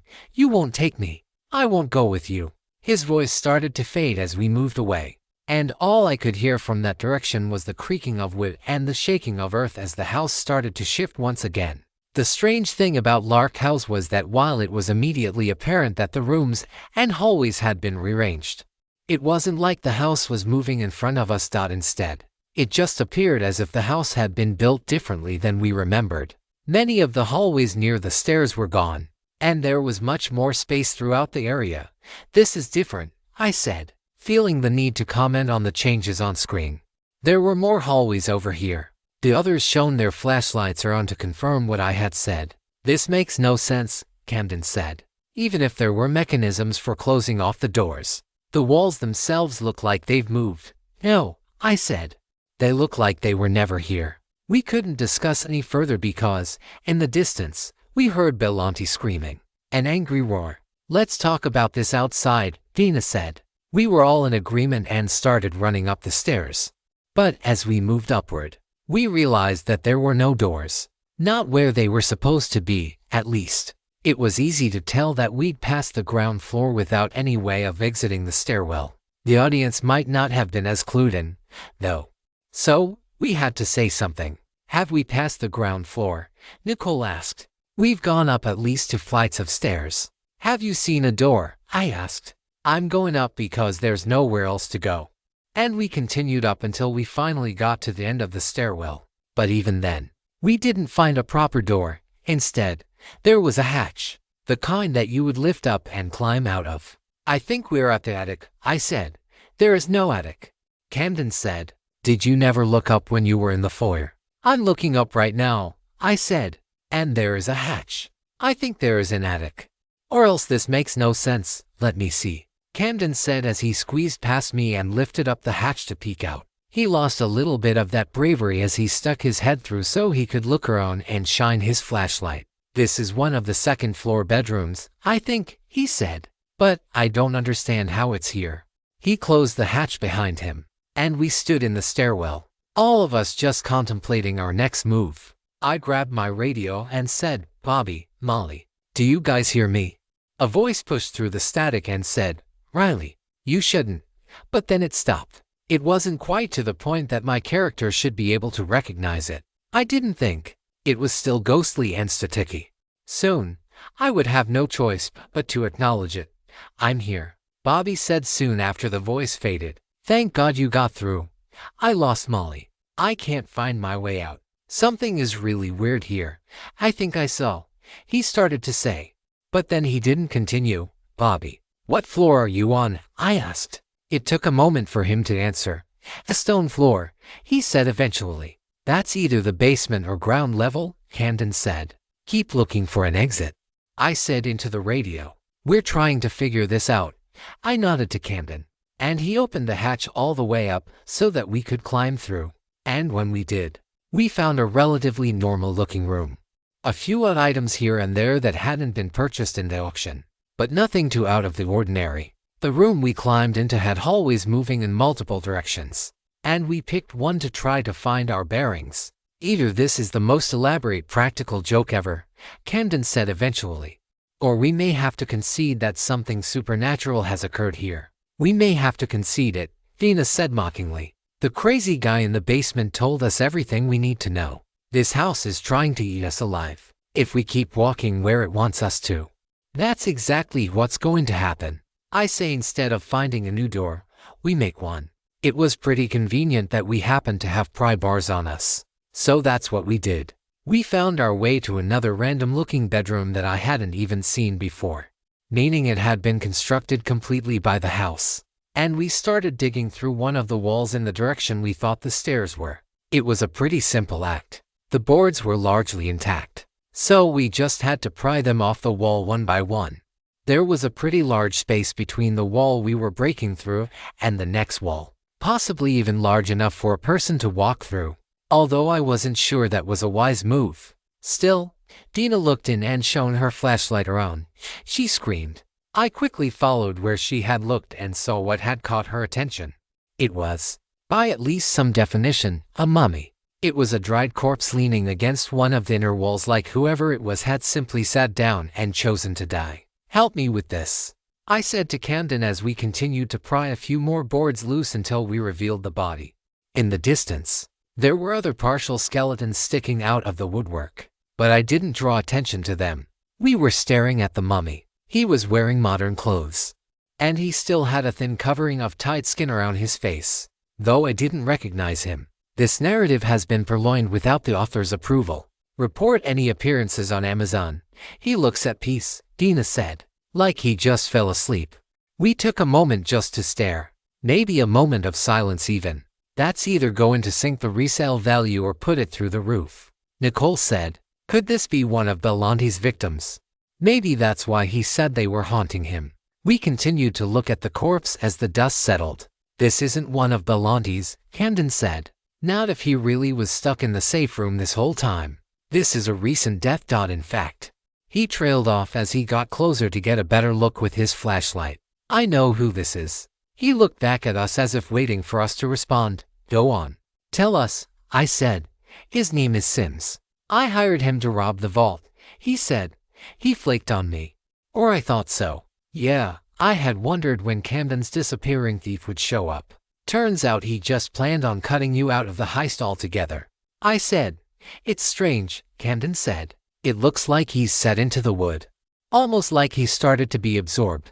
It's sounding like Belanti wasn't so crazy after all. I said. He must have been telling the truth. We may be in very serious trouble. My radio came alive with a voice. This time much clearer than it had ever been before. Riley, you have to get out, it said. You shouldn't even be here. There was no way my character could deny recognizing that voice, even though I technically didn't.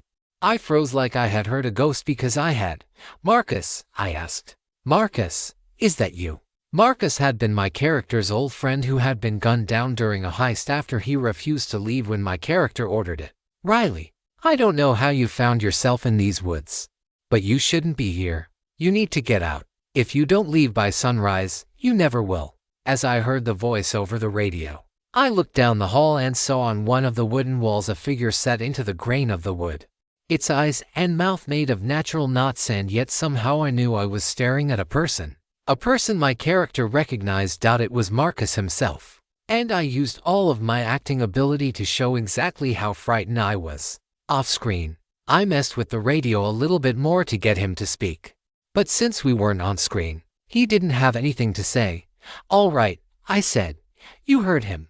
We're in some sort of, I don't know, barrier between worlds situation.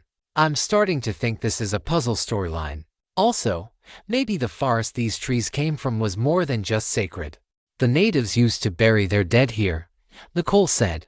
I never had a good spot to tell you guys. I'm sorry. I figured it was something like that, I said. Did you at least get that on screen? It was told to me on screen, she said. Good, I said. I sat on a nearby dresser. Camden, do you have any insights on how to get out of here? Yeah, I do, he said. This wood is practically untreated. The leaking resin is extremely flammable. If we need to, we can probably just light it on fire and find a way out. I nodded. I noticed how it seems to rearrange the material it has. Maybe it doesn't create new wood, I said. So if we burn some, maybe it wouldn't be able to trap us anymore, Camden said, completing my sentence. I was thinking that the whole time, Dina said. If we can't get out, why not burn the house down? I think the same thing about most haunted houses. It's obvious, I said. It's easy. And then I realized exactly what was going on, and I started laughing. It probably would have made me look insane to the others. It's clever. I added after I caught my breath. I wouldn't go that far, Camden said. Burning things down works in a whole lot of horror movies. No, I said. I wasn't saying that burning it down was clever. I was saying the lock was clever. Think about why we're here. To raid another group of players' base. Oh, Camden said as he realized what I was talking about. That is funny. Wait, what's funny? Dina asked. We're stuck in a fire trap, I said. Whatever magic or enemy is here, it's clearly quite powerful if it can manipulate the environment this much to keep us in. But when we scouted this storyline, All of our tropes said it was easy. Why is that? Dina just crossed her arms and waited for me to go on instead of trying to guess. Because there is an easy solution, Camden said. It was an easy, obvious solution that anyone would realize. Once they were trapped in a giant wooden house, they might be able to burn their way out. It was such a simple and obvious solution that any scouting trope would say that this storyline itself was easy. It was a toothless zombie of a horror movie. Wander around for the first 2 acts of the movie and then burn things down while finding a way to survive the flames in the 3rd act. Boom! You beat the enemy, whatever it was. But that only applied if what you were trying to do was beat the storyline. Burning the house down won't work for us, will it? I said. It won't. Nicole said. This is inconvenient. We had come to Lark House to explore another team's base. But if we burned the house down in the process of playing through the storyline, there would be no base for us to explore when we were done. That was a pretty clever lock. If the players who had chosen this house as their headquarters were away, any other team that tried to get in would probably think they were in for an easy time if their scouting tropes told them anything. But they would be wrong. The house would burn, and the base along with it. By the time the house had been rebuilt, the owners would likely be back to defend it themselves. We're going to have to find a way to beat this story without doing the obvious thing. I said. We can't destroy the house. We're about to go on screen, I said. So you should all be thinking of another way out if you can find one. And Camden, I said, looking to him. We need to explain to the audience why we aren't burning our way out if it's so obvious. I'll come up with something, he said. Maybe we can just explain that we're stupid. That would be telling, not showing. I said. We smirked at each other. And then moments later we were back on screen. You need to run, Marcus said over the radio. Now, get out of the forest. His voice was ghostly, but oh so urgent. And it just so happened that at that moment, I was looking down one of the hallways that the house had presented to us. At the end was a sharp turn, and something was standing at the corner, peeking at us. At first, I thought it must have been a ghost. But then that wasn't quite what it was. On the red wallpaper, it was called a forest spirit. And it was surprisingly an NPC, a pretty high-level one, somewhere in the mid-50s. It looked like a human child that was a bit elongated and had small antlers on its head. It looked at us and giggled, and then ran off. Holy hell, I said. I was prepared for ghosts, but not for the other spiritual residents of this forested house. We all started running, moving down one of the hallways that didn't have giggling spirits. And we ran until our path was blocked by what appeared to be a giant wooden spine, like from an animal, that crossed from one wall to the other as if it had been carved out of one huge block of wood. What in the world? Dina asked. And then she got her answer. The spine began to move, passing through the wood with a creaking sound. First, it moved forward, and 2 massive legs appeared to walk right through the wood on the right side, along with a short tail. Then the creature turned around. It was a wooden skeletal elk. It called a high-pitched, wailing scream at us.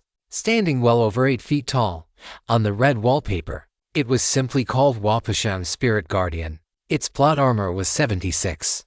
And unlike the little giggling spirit, it was an enemy. It had 2 tropes that I could see, and the rest were inaccessible to me, several dozen of them. From what I could tell, one was animals or psychic, which was to be expected. It gave unintelligent creatures the benefits of intelligent instincts. The other trope it had was animals are not evil. This creature is merely meeting its needs or feeding itself. It has no malice or ill intent. Well, whatever it was. At least it wasn't going to kill us because it was evil. It was going to kill us because that's just what it did. We turned and ran without regard for sticking together or for maintaining any sort of clever plan. We were running for our lives. On the red wallpaper, my status was captured. It was probably true about all of us. But Carousel didn't clue us in until we had actually seen why. I ran as fast as I could, with the elk-like creature on my tail for quite a few minutes. If it was trying to catch and kill me, it could have. But it seemed much more interested in intimidating me, making its blood-curdling cry, and smashing its antlers against any object it saw. When I finally felt like I was getting some distance on it, my radio crackled to life. Riley, slow down. You're running blind, Marcus said in a calm voice. Well, I gotta run somehow, I said. That thing is behind me. Where are you? Still here, partner? He said. I continued moving forward, and as I did, I realized that the rooms I was entering were bigger and bigger. They were poorly furnished, less finished. I finally found a place to catch my breath once the sound of the Waukesha faded into the distance. I had been on screen some of the time. As Carousel cut between all of us, Marcus, I'm getting some funny ideas about what's going on here, I said. Either you're not really dead, or I am right. How else am I hearing you right now? You're not dead, Marcus said after a beat. I looked around the room for a bit, waiting for him to continue. We had gone off screen. Something must have been happening somewhere else because it sounded like he was in the middle of saying something. I looked back the way I had come, and the path was completely different from the way it had been. Somehow, I never heard the wood move. A moment later, I was back on screen, and Marcus continued just where he left off. I'm someplace better. But you're not supposed to be here. I tried to give the right performance. If anyone knew what it felt like to end up in some version of the afterlife a little early, it should be a player at the game at Carousel. And yet, it was still hard to play it right. As far as existential questions went, it was hard to surprise me at that point. How should I have been acting? Scared, Reverend. Where the hell am I? I asked finally. A crossing place, Marcus said. I couldn't believe it when I heard you were coming. This is a fine place to walk, this forest, but it's not a good place to stay. We have to get you out of here. I looked from left to right at the paths the house had left for me. This way, Marcus said, but this time he wasn't speaking into my radio. I just heard his voice down one of the hallways nearby, and I followed. As I walked, I would occasionally hear snippets of attempted communication on my walkie-talkie. Molly's voice, Nicole's, Camden's, all distorted. All a million miles away, talking about the stairs, talking about the room changing, occasionally even saying my name, but I couldn't quite make out what they wanted. I went off screen for a time, and then back on screen. It was only then that I realized that second blood had passed. This was certainly an oddball story. Nothing was really trying to kill me aside from the elk, which had been content just to scare me. Time was passing by, and soon the finale would end. And if we didn't escape, that would be it. What a bummer. My fans in the Manifest Consortium would be so disappointed if I got defeated by a story like this one. Of course, we wouldn't let that happen. If it came down to it, we could always burn our way out. We didn't have to succeed on the first try. But we would still do our best. The static and voices on my radio continued for a while until I was finally on screen. And Marcus acknowledged me again. I could see flashes of him as a person, just a regular dude. But when my eyes looked in that direction and focused, all I would see was a figure faded into the wood, with eyes and a mouth made of nothing but patterns in the grain. A figment of my imagination, almost. Ignore the voices, Marcus said. Everyone is safe. They're just scared. No one knows what to expect until they get here. I sure didn't. We were having a character moment. This story is posted elsewhere by the author. Help them out by reading the authentic version. I'm sorry about that, I said. I should have done something. I should have called in a robbery somewhere in the distance to get all the black and whites out of the area. I've been thinking about it, and that's what I should have done. There was a pause as Marcus seemed to consider what I said. Now, that's a load of crap, he said. It was my own damn fault. You told me to leave, and I got greedy. This place gives you peace about those kinds of things. Well, mostly, somehow. The fake relationship that I had with this character I had barely met was still striking a chord for me. I was familiar with the emotional toll of not being able to get the people you love out of danger in time. Of course, the fact that we were straight-up criminals in this storyline tamped down the emotional connection a bit. Did you see what we came here for? I asked, laughing. Read Jack Belmonte's Secret Treasure. No, I didn't see that, Marcus said. But I might have seen Belmonte. I just didn't realize it was him. He's not having a happy time right now. The folks waiting here for him have been waiting a while, haven't they? And they are happy to chase him through the forests. Poor guy. You need to turn to the right up here. One of your people is up ahead. Is that Dina Kano I see up there?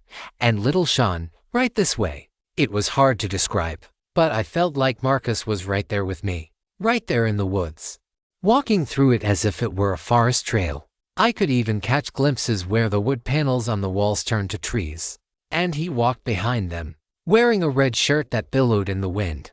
And I could never get a good look at him. As I followed him, I walked into a room where a person was holding a flashlight at an angle. And as I shone my light at them, I realized it was, indeed, Dina, hugging her son Sean. He was just as I recognized him from the post-traumatic storyline. Well, a bit younger. Probably around the age he was when he actually died. There, Marcus said. Do you see her? I see her, I said. Dina, I asked. It was like she didn't even notice I had been there. She was so happy to see her son again, as if the pain was fresh. She looked up at me and said, he found me, Riley. And like Marcus, Sean wasn't hidden behind trees. Dina's tropes gave her extra privileges. He's a restless little fellow, Marcus said. Always trying to get back to the other side. No kidding, Sean, I said. You look good. What was I supposed to say? What's up, he said, like he wasn't weirded out by anything that was going on. I miss you so much, Dina said. Every day. I know. Sean said as he pushed her away when she tried to kiss him. But what are you doing here? You're here way too early. I have no idea, Dina said with a laugh. I was just visiting a house. And now I'm here with you. Sean looked confused. What house? He asked. Clearly, they saw this place differently than we did. But still, as I looked around, I was starting to get an idea of what it was they perceived. Just as I had seen when I first entered Lark House when we were looking for the omen. I was beginning to see the trees more clearly. And in the distance, I could swear I saw people. And many other things that were never people. The giggling spirits. The giant skeletal elk grazing in the distance. It was beautiful. It's all the forest, isn't it? I asked. Just an ending. It's everything, Marcus said. It's every place. You just have to know how to look. We were off screen for a little bit, and we weren't able to talk to Marcus, but Sean still talked. Eventually, we went back on screen and started walking where Marcus led us. He was taking us somewhere. I didn't know where until we turned the corner and saw Bobby. He wasn't alone. He was talking to a wooden wall, or at least, that's what my eyes told me at first, until I got a better look and saw that Jules was there, in the forest. I had wondered what happened to Bobby's NPC companion. He had used the trope for her, but I hadn't seen any signs she existed. But there she was, standing in the forest. There were also a large number of random ghost dogs and cats around, old friends of Bobby's character. When Bobby noticed us, he looked at me and said, "Look who found me, Jules," I asked. "I placed to run into you." I had no reference for who she was playing as a character, so I was winging it. "Riley," she said. "You still pick terrible jobs." She was making a dig at me, I imagined. Probably talking about our choice of storyline. She was trying to show me the way out, Bobby said. "But we can't find it. The forest wasn't built for exits," Jules said. "Only keeping things in or letting things through. We're trying, Riley, but there's no path." Then Marcus joined in. "She's right. This place is a boundary. A fence for the dead, not a highway. I still don't understand how you guys got in here. You go for a hike, something like that," I said. "So what do we do?" Dina asked. And like many times before, when a question like that got asked, people looked to me. "Mom says you're really smart," Sean said. "You figure things out. Great. Build me up so I can fail more spectacularly. First things first. We needed to gather everyone together for the scene where I lay out the plan. "Marcus, have you seen Molly?" I asked. It made sense that he would know her, since she was one of our criminal associates. "She's walking with some other folks," he said. "I think her grandma is trying to show her the way out, but they're lost." This way, for the next few minutes, Marcus led us through hallways and doorways, and large rooms and small rooms, until eventually we walked into a large bedroom where Camden, Nicole, and Molly were waiting with the ghosts that had been assigned to their characters. Camden's ghost appeared to be the thief he had hired, whose body we had found in the wall. "So, are we just going to be here forever?" Nicole asked after we had reunited and spoke for a bit. "I mean, if it comes to it, can't we just burn the place down? Sims tried that," Camden said. "That's what killed him." Camden saying that on screen meant we were locked in. We needed a new strategy. I looked around the room, at the wood itself. This final battle wasn't a fight, it was just a strategy game. And we had to come up with tactics that would let us escape. Nicole even had a trope that would empower that sort of gameplay. We had no idea how useful it might end up being. I think I know a way out, I said. There he is. Marcus said from somewhere in the forest beyond. There he is. It was funny and then how tricky a storyline could be when there was no one trying to kill us. Nearly half of our tropes relied on us getting targeted or attacked or maimed or killed.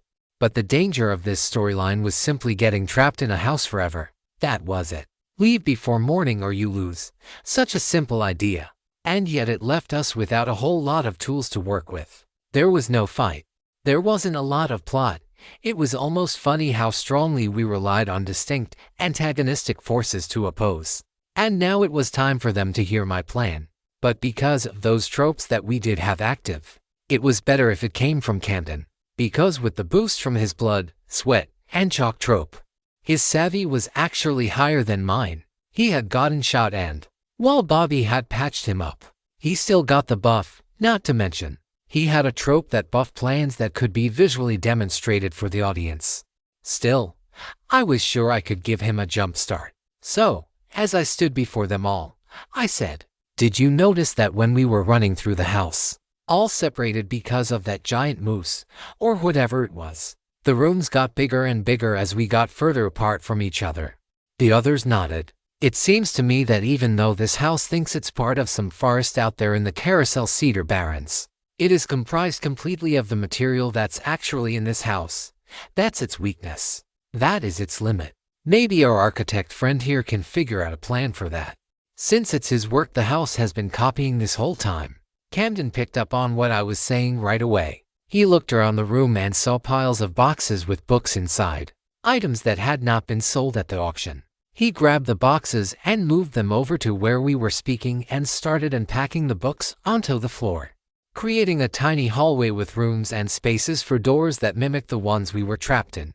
Right. So if we imagine that the house has to recycle the boards it uses to create all these rooms and hallways, then it would look something like this. His fall-like dominoes trope really was a simple way to adjust to a plan.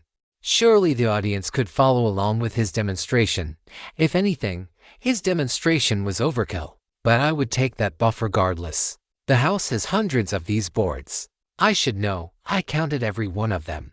They were so large that it didn't take that many of them to create these high-ceilinged rooms. It doesn't seem to be morphing them, just fitting them together differently than they were originally. If my understanding of the underlying magic is correct, it's simply trying to keep us here. It's not being clever or malicious. It's herding us like a sheepdog. Good metaphor, I said. It thinks it's part of the forest, and we're rogue ghosts trying to escape. Exactly, Camden said. The idea would be we could force it to use all of its resources, thereby possibly opening an exit for one or more of us. If we can get one of us to an exterior window or to the doors, we might be able to break through and get out. This house wasn't the backrooms from internet lore, and it wasn't even the full forest that it had been built from. It had a finite amount of wood to build the maze we were trapped in. The story didn't have obvious or on-the-nose themes, to me. It looked like a simple logic puzzle. With Nicole's pen as mightier trope, we could keep it simple and just outsmart the trap we were in. We had other strategies that we didn't employ because of the specifics of our dilemma. Molly had been prepping her secret savant trope to masterfully hack the security system to get the police here, but we wouldn't be able to find the system with all the wood panels. Dina had a similar trope to get the police here by committing a public crime. But of course, there was no public. It was a long shot. But it could have paid off. We were thinking a noise disturbance would do the trick. We could get the cops called on us. That plan was still in our back pocket. Now, we were doing something more on the fly, more suited to our circumstances. But only some of us would get out, Bobby said. Whoever just happened to find a door. Come on now, I said. Whoever gets out will do whatever it takes to help the rest. Everyone nodded. But we all knew it wasn't true. If anyone got out, we would all be fine when the story ended, but our characters wouldn't benefit from that. I can get a wrecking ball here in NR if I get out, Molly said. I know a guy on a demolition crew who would do anything for a 7th date with me. I stared at her for a moment, nodding my head, and said, yeah, whatever it takes. But with those boards up, how are we supposed to know we're near a door or window? Nicole asked. Fortunately, one of the first clues we ever got gave away that answer. Marks on the floor, I said. Someone had scratched these weird arrows and numbers onto the stone floor in the foyer area. I didn't know why they had done it or why it was there. I'm betting it was one of the victims of the house. They were trying to mark on the floor where they had been because the rooms kept shifting. There's one near the front door. I don't remember what it said. It said W43, Camden said, showing off his photographic memory trope. I remember it. The scratches are a little faded, so you can only see them if you look at them from an angle. Maybe shine your light on them. All right, Camden, show us our strategy, I said. He looked down at the little hallway made of books that he had created and thought for a moment. And that's all it took. He was ready. With his buffed savvy and natural intelligence, I was confident he could come up with something. So, the house can tell what you're looking at, and it doesn't move while you're looking, right? He said. So, in order to strain its resources, we have to continue looking at the things it's created. That should slow it down. He then grabbed his flashlight and put it in the little hallway he had made out of the books. So, every person will become part of a chain, he said. A line of sight chain, so to speak. You watch the person in front of you go to the next junction, and you shine your light in their direction. Then they do the same for the person in front of them. He grabbed my flashlight and put it at the end of the hallway. And then he took more books and created a room. And we each put our flashlights down, representing ourselves. That way, it can't just keep getting rid of the rooms behind us to create rooms ahead of us. I said, it shouldn't be able to force us back together if we do that. He said, we can always pick the furthest path, Nicole said. It keeps having to spend what little resources it has. And eventually the person at the front of the line has more room to roam. Exactly, Camden said. Assuming the house's rules are consistent, it will run out of wood to keep sending us in circles. For this scene, our ghost pals remained as nothing but little faded silhouettes, abstractly represented in the grain of the wood around us. But they seemed impressed with our plan, from what I could tell.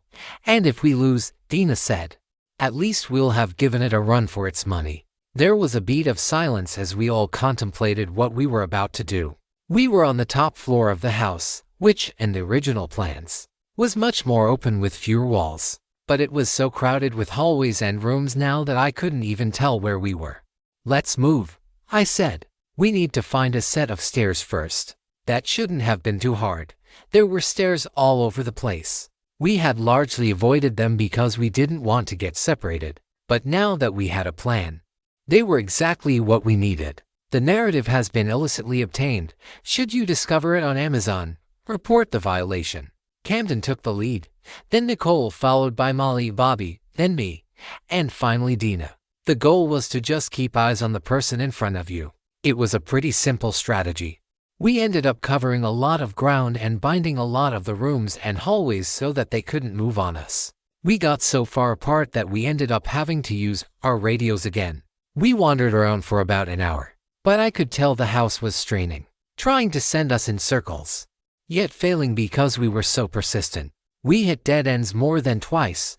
We simply changed the direction of the line and let Dina find a path. It was Camden who eventually found the stairs, and Nicole was the one who reported it. We have a way down, she said. Stairs down to the first floor or straight on through to the basement? I asked. As long as they go down. I'm getting off at the first floor, she said. That's the secret to my success. I'm not afraid to do the demolition myself. I found that funny. Nicole's secret to my success trope was like a character motivation version of convenient backstory. Instead of giving her bonuses based on things that she had experienced or skills that she had developed, it could change her entire character arc. All with a nice line. But she had used it and convenient backstory at once just to make herself better at tearing down a wall. Camden, of course, helped. They had joined up together. And, of course, it turned out that those stairs did lead directly down to the basement, skipping the first floor. But as Nicole said, she and Camden started prying through the wall of the stairwell until they found themselves pressing through onto the ground level. It's a tight squeeze, Nicole said, and a bit of a drop. But I'm on the ground floor. The kitchen, I think. We moved forward one at a time, always keeping the person in front of us in our line of sight just as we planned. And eventually it was my turn to squeeze through the hole they had made in the stairwell. So, if this is a dollhouse, Molly said over the radio, I wonder where the kid is that's supposed to play with us. I was off screen, so I burst out laughing. What the hell are you talking about? Dina called out on her walkie-talkie. Somebody said it was a magic dollhouse. Molly said, No, we didn't. Nicole said, Haven't you been talking to your grandmother's spirit? Didn't she tell you? It's a barrier between worlds. There was a pause. Is that what she was saying? She wasn't making a lot of sense, Molly said. She didn't have her teeth in. That itself opens a whole can of worms about the afterlife. Laughter echoed through our flashlight conga line. Do not use the radio for anything but important conversation, I said. Of course. Molly had been doing something important. She had a comedian stooge trope that could debuff an enemy that she humorously misunderstood. Though the truth was, I couldn't tell if the house was an enemy or if it could be debuffed, but I was glad to see her try. I see one of the markings on the ground floor, Camden said eventually. His voice was breaking up slightly on the radio. Our line-of-sight strategy had done more than help us keep the house pinned down while we explored it. It also prevented the radios from malfunctioning. Maybe it was because there was always a player in earshot of anything being said, even if not everyone was. If I recall correctly, Camden continued, this one must be 10 feet from the front door, but there's no way to get through. I'm at a dead end. Can you not just go through the wall? I asked. Nicole piped up, Riley, this stuff is solid. All pillars and crossbars. We don't have enough room to squeeze boards out. We continued forward one at a time to regroup wherever Camden and the others were. It's like hell for people that cheat at Jenga, Molly said once she saw the wall they were describing. I understood. The house was going to stop us from leaving. Carousel would force it to. And at the end of the day, it could always just build a straight-up barricade. Something that we wouldn't simply walk through or even pry apart. Not in time to get out. I knew something like that was going to happen. I nodded and stopped walking forward. I looked back at Dina. Then I put my radio to my mouth and said, I'm going downstairs. If we force the maze to start putting up walls down there, that should make the blockade less sturdy up here. Riley. No, Camden screamed over the radio. There has to be another way. We wasted enough time just to get to the first floor, I said. We can't waste any more time. Retreat back a bit so that the way forward isn't in your eye line. And I'll go try to buy you a few more feet. You have to get to that door. They considered what I was saying for a moment. We'll come back to get you, Camden said. No, you won't, I said. Not unless you can do it safely. And that was that. I put my radio in my pocket and started heading back toward Dina, hoping that she still had a line of sight on the stairwell we had squeezed through. I'm going with you, she said. Dina, I started to say. Don't bother arguing, she said. One person isn't going to be enough. And if there's anyone here who doesn't mind getting stuck, you know it's me. I nodded, and we both walked back toward that enclosed stairwell, squeezed back through, and descended down to the basement. And once we got there, we were not nearly as worried about keeping a line of sight. Because at the end of the day, we had sacrificed ourselves. We ran like crazed children through the hallways, forcing the house to put something in front of us, a door or another hall, a small hole to crawl through. Whatever it did, we wouldn't let it take a break. We even crossed each other's paths a time or two. Dina was running with her son, and Marcus stayed with me. They'd stopped talking so much now, but I could tell they were sad. They didn't want us to cross over so soon. Suddenly, my radio crackled to life. I made it, Camden screamed. I'm in the air. Cold air. Outside, Nicole's right behind me. I laughed out. We had succeeded. Doors holding. Just a sliver. Keep going, Nicole said over the radio. Molly's through, Bobby's out. And just as they said that, Dina and I happened to meet back up. We looked at each other with our flashlights and nodded, knowing what was coming. Dina went to talk to her son, and I was left talking to my character's dead friend. I got them out. At least, I said. I'm sorry I couldn't be of much help. But it wasn't too obvious what you were doing. I guess you don't really see the forest the way I do. Not yet, he said. I tried to make eye contact with him, but like shown, all I could see was his impression on the grain. I'm sorry I didn't get you out, too, I said. He just left, and I laughed back. And then the entire house shook as if someone had rammed a van through the wall. Or at least tried. Whatever was going on up there had been doing so much damage that the house lost all pretense. And I could actually hear wood shifting around, moving upstairs. Dina, I said, something's happening. We moved out of the room that we were in and found that there was almost nothing beyond the door. It was as if most of the hallways and walls in the basement had disappeared, except for a few around the outer area that were entirely out of place, like a movie set. And with all that wood gone, moved up the stairs to repair things, I could finally see the vault again. The very one we had come here to rob. Things had come full circle. There was no wood around it anymore, pinning the door shut. All I saw was Jack standing in front of it, pulling on the giant door to get it closed again. Angry spirits yelled at him from what little wood remained. Jack, I asked. He ignored me. To him, I was just another spirit. What's he doing? Dina asked. I stared for a bit as he finally got the vault door closed and locked. And there in front of us lay an answer. He's trying to save himself the same way again, I said. Somehow, being locked inside that vault prevented the forest from getting him. I guess the wood really can't get through that metal, Dina said. Weird. It made as much sense as anything else. What?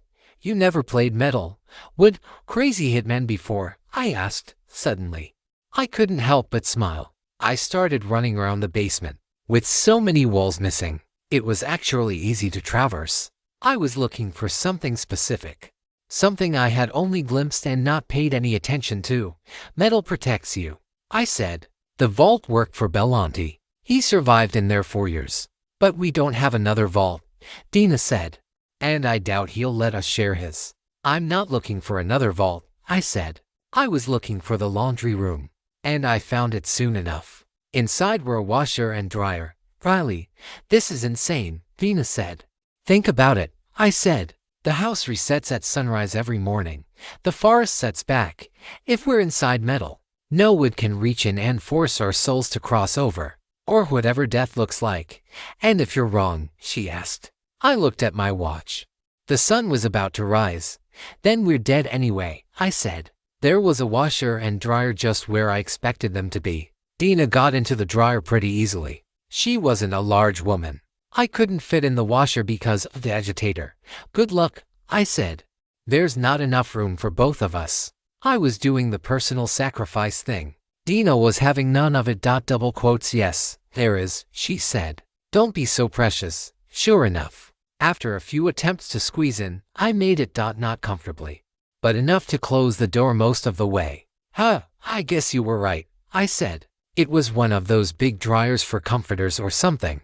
Either I had accidentally improvised it into existence, or Carousel was mocking my character's apparent desire to sacrifice himself. It was a silly escape plan, but my escape artist trope had activated, meaning it could plausibly work. After all, we had already beaten the principal trap of the movie. Now, Carousel was just looking for an ending. And the image of us crawling out of the dryer would be it. We heard the house struggling to enclose the dryer. After a few moments, the whole unit was surrounded by wood. I worried we really were going to have to die in there, but that was just a fake out. The needle on the plot cycle switched to the end eventually, and sunlight shone in through a thin crack in the door. I popped open the dryer door and fell out onto the ground.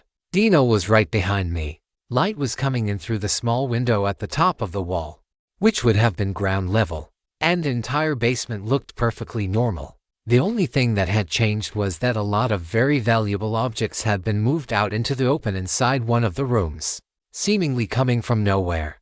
As the vault was covered again, we were on screen.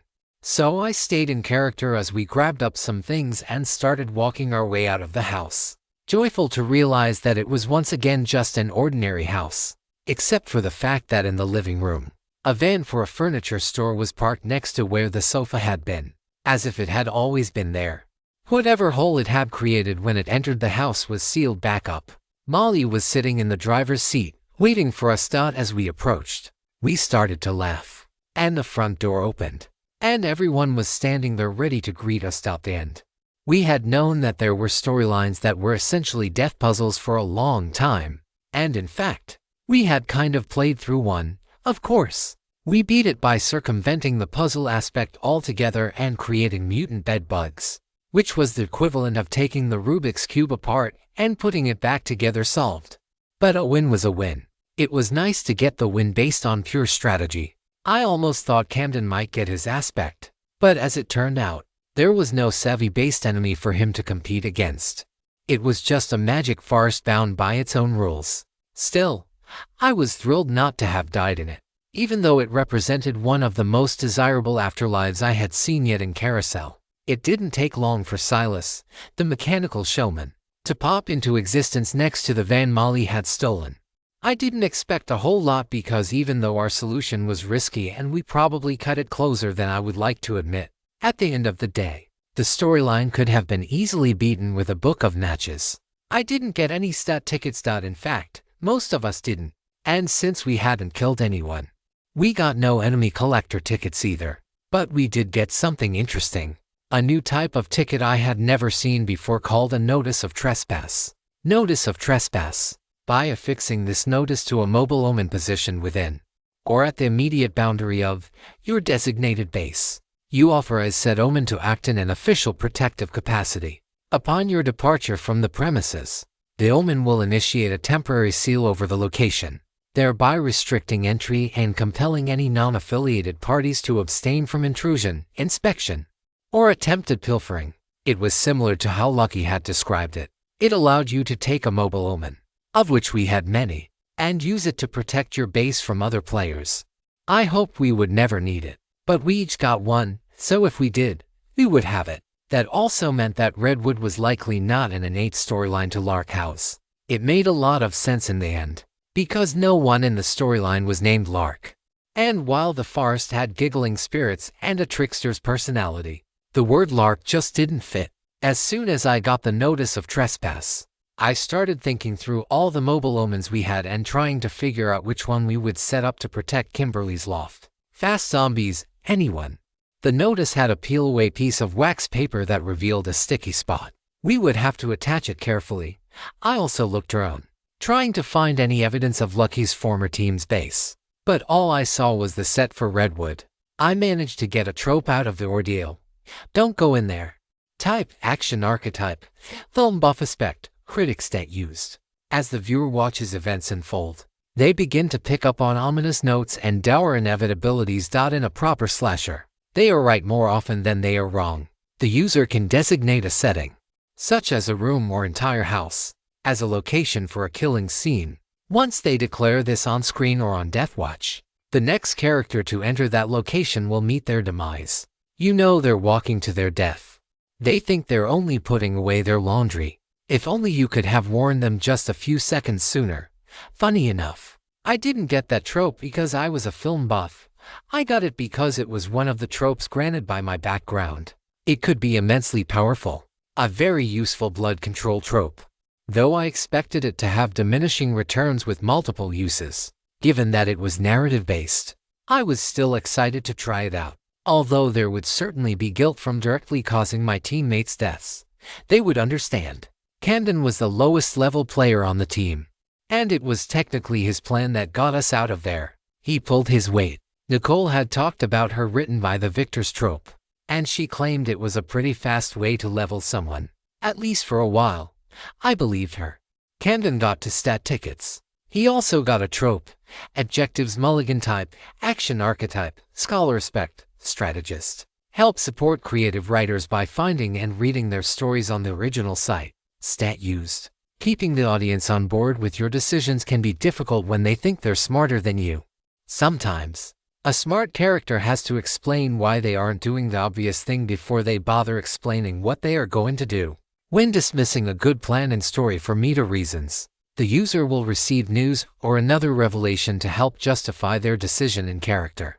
As a cost, certain elements of the story previously established may also change. You can't keep shooting down ideas forever. It was interesting that, as players of the game at Carousel, we often had to make decisions our characters would never make. And for the most part, We just had to lose points in the audience's eyes, like in this storyline, where we couldn't burn the place down even though it was obvious. There would be many circumstances where we had to make decisions that made the storyline harder for us. At least now we had a way around that. Bobby also got a trope, union rules type, ruler type, wallflower aspect, recast, extra stat used. Isn't it painful when the main characters hog all of the glory? As a side character, your contributions are the first to be left on the cutting room floor. If one of the user's tropes is preempted by another player's trope, the user will be able to fill that slot with a trope from their collection before the midpoint of the film. Wouldn't want the background characters to go on strike, would you? Bobby had brought a trope that would debuff him at the beginning of his story and then gradually buff him until he was stronger than ever at the end. But with Nicole's trope that evened up everyone's plot armor, that trope was made entirely useless. Not to mention the fact that Bobby was turned into a main character, which undermined the entire purpose of a recast. Union rules also felt like a very exploitable trope. We would have to experiment. I wasn't around for a lot of the discussions the others had with Bobby about his decision to pursue his wife. I didn't want to be. Eventually, it was decided that he would have to go to his farmhouse in the country just to keep everyone else safe. No one felt good about that, but we didn't have any other choice. When his wife Shauna heard someone knocking at the door, she would always answer it because she didn't know what was going on. We couldn't keep her at the loft. Still, we weren't trying to exclude Bobby from going on runs that would be a death sentence, and we would continue to strategize and grow together as players. A lot of things that needed to be said would go unsaid, and hopefully it would all end up okay. Dina got one stat ticket and a trope. Pledge weak type, insight, ruler type, outsider. Aspect, newcomer stat used. When someone new comes into the mix, both sides of a fractured social dynamic can seem pretty foreign. Both sides often think they are the good guys. The user will have interactions with both the protagonist and antagonist before second blood, with both attempting to persuade them to pick a side. Interpreted loosely. First, the vampires try to talk you into joining. Then you find out you never had a choice at all. Depending on how metaphorical this trope was, it could be really useful. A lot of newcomer tropes gave powerful insight into enemies and situations. It was all about crafting a narrative that you could perform well in. I hope that Dina would start embracing the aspect she had chosen. It did seem that stranger, or even criminal, was a more fitting aspect. It was also clear that her use of strategies based on those aspects was slowing her down. She wasn't getting much screen time, and her levels had suffered. That would have to end if we were going to succeed and if she was going to help us. Molly got a simple scouting trope, mischief magna type, insider type, comedian aspect, stooge, stat used. Tricksters are rarely purely good or bad, but they certainly enjoy a kindred spirit. The user will be able to detect the presence of trickster characters in storylines by looking at them. In story, the user will be an early target of the trickster, though their pranks will not be lethal until the finale. You give as good as you get. We're all having fun here. I didn't know exactly how many enemies would be classified as tricksters. Maybe Benny, the haunted scarecrow, would be. Certainly. Those laughing spirits might be tricksters in another version of the story where they were enemies. Nicole got one of the more famous eye candy tropes. Rumored appearance set type, ruler type. Eye candy aspect, stat used, plot armor. The anticipation of a character's arrival can make their appearance that much more iconic. The user will have a delayed introduction as a main character, but when they do finally take their role in the story, their center of attention ability will have a highly exaggerated effect, and they thought you were just a cameo. I remembered it from the Atlas. Essentially, you sacrificed a lot of screen time and narrative control, and in exchange, you showed up near the last half of the movie as a very powerful version of the character you were cast as. The problem was that the users of the trope had to get on the ball and get anything done by the finale, because they didn't have much time. We all got a bunch of money from that storyline. After all, that was the plot, a heist. And we had succeeded at it. There was no denying it. We each got between $150 and $200 in Carousel's denomination. I had to think that, in most runs of that storyline, they probably didn't get that safe open. The only reason we were able to was that Dina had a trope specifically for that. Anyone else would likely be relying on pure hustle. I was satisfied. But it wasn't the tropes or the money that really did it for me. The greatest satisfaction came when Silas, the mechanical showman, disappeared. Because everything else went white for a moment. And when I could finally see again, I wasn't standing in that strange house filled with giant hand-cut wooden boards. In fact, the red cedar was almost entirely gone, replaced by normal building materials that one might expect in a muck mansion, a little more stone for weight and drywall. The only red cedar that remained was a large chunk of it displayed in a glass case at the center of the room, where Molly's van had been. Who was it that said museum? I asked as I stared at it. It was a piece of petrified wood. That was me, Dina said. Well, good going, I said. The petrified wood was a museum exhibit, and it was also a mobile omen. They had transformed Lark House by locking it down with the mobile omen for redwood. I started laughing at the realization. The hand-cut wood aesthetic just did not fit the neighborhood. Stuck to the glass was a thin red strip of paper. It was a notice of trespass, the very one that Lucky's team had used. As I looked around, I realized that the material the house was built from wasn't the only thing that had changed. The place was now furnished. I quickly understood that we were now standing inside another group of players' base. And at that realization, I heard a knock on the door. And since the large wooden tree segment that had once been the door was now replaced by a normal front door with a stained glass center, I could see that the person standing on the other side was Lucky himself. Lucky informed us as soon as he walked through the door that the rest of our teammates were over the hill waiting and would be there shortly. I wasn't in any hurry. While I was certainly excited to find the information we had come here for, I found myself fascinated by the evidence left behind by Lucky's former team. They were just ordinary roommates, it seemed. Apparently, one of them had borrowed a few arcade machines over time and put them in his room. That person was also huge into vintage posters featuring big-breasted women, movie and video game advertisements, and alcohol, that sort of thing. The other rooms were similar, filled with loot grabbed up by the various members of the team. They were just like us, except, of course, they had a lot more room. Lucky said we could have any of this, right? Camden asked when we found their ping-pong table. What's even the point?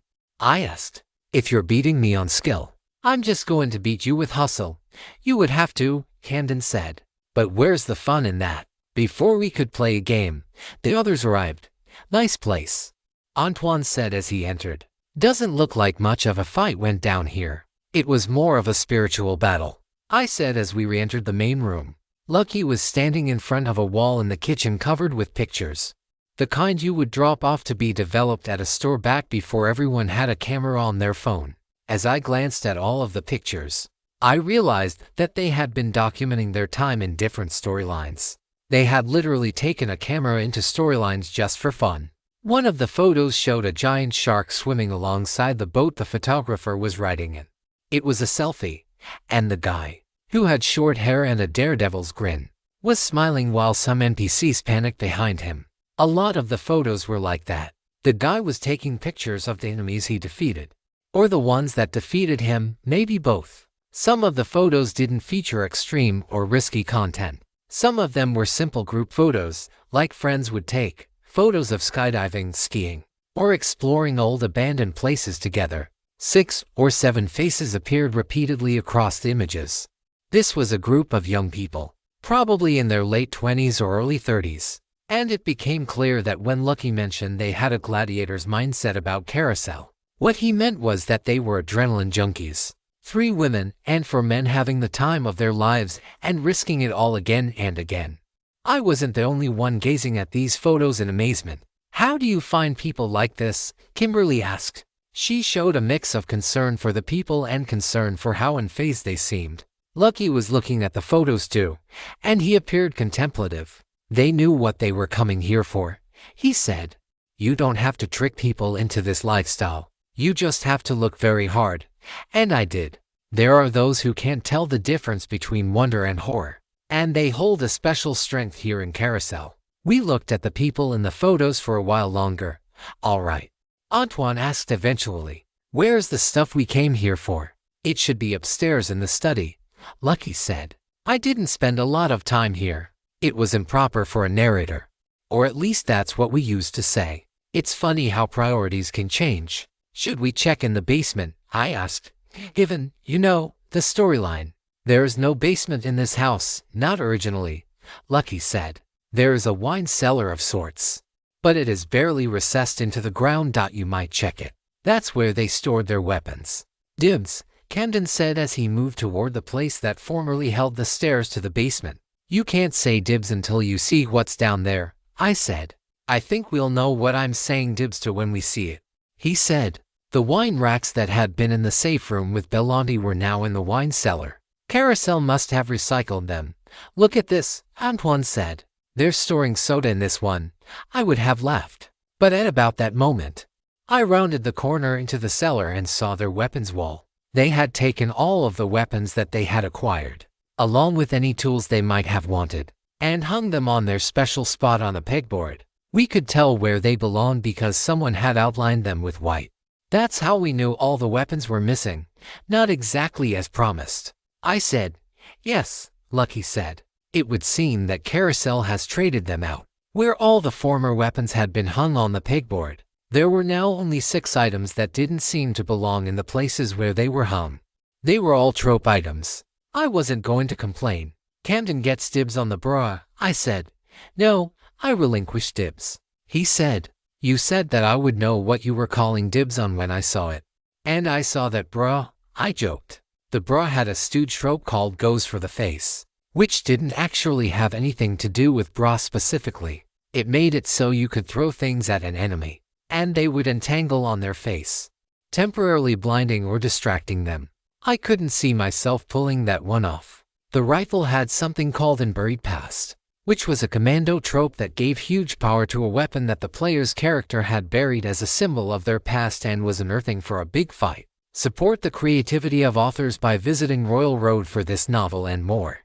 There was also a grappling hook with a trope called So Anyway, which allowed the user to do something that should require great skill or practice, as long as they did it mid-conversation, as if it were simple or easy. There were a lot of things that you could do with a grappling hook, and being able to bypass hustle checks could be really cool. There was a camera bag with a trope called Lucky Bulletproof Souvenir, which could block a fatal blow or projectile as long as you explained why the object was sentimental to you beforehand. There was a billiard ball with a trope called Boomerang Physics, which enabled the user to ensure the object ended up exactly where they wanted it once thrown, including returning to them.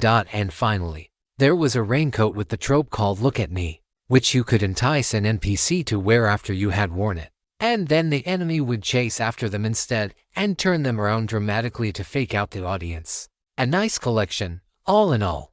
While we each had our favorites, we usually shared trope items. We could assign them later, but none of that was what we actually went to Lark House for. That was in the study, adrenaline junkies or not. They clearly did their research. They had files on all the storylines they had run, some of which were nice and thick with lots of case notes, I had to assume, while others were just being started. They had a map of Carousel drawn as the centerpiece of one of the walls in this study. One of the players on Lucky's team must have been quite skillful as an artist. The problem, of course, was that it didn't actually look like Carousel. The only reason I recognized it was because of Lake Dyer. Like all maps of Carousel, West was at the top. There was a large table in the center of the room that looked like it had been recently used for planning a large excursion. I think someone likes to stab this desk with a knife, Hamden said. Look at this. The heavy wooden table had lots of small holes in it. That would be Bennett, Lucky said. He often punctuates his opinions with stabbing. He had a trope for it. There were lots of notes on the table. Somewhere in there was a clue as to where the team had started their journey that ended up in the part of town with meat-aware NPCs. If we chose to, we could embark on the same journey and possibly help Lucky learn how to make safe zones within Carousel. We might even be able to find a place for NPCs on it. There was no other reward in it for us, other than experience and maybe some favor with the audience. Of course, knowledge and experience were their own rewards. All right. How much of this are we going to be able to read? I asked. We don't want to have to worry about spoilers, do we? I'll do the reading, Lucky said. Though I'm sure that your scholar can help you stay away from anything too dangerous. Camden's Eureka trope could help him find information we were looking for in a body of text, but it could also help him stay away from spoilers.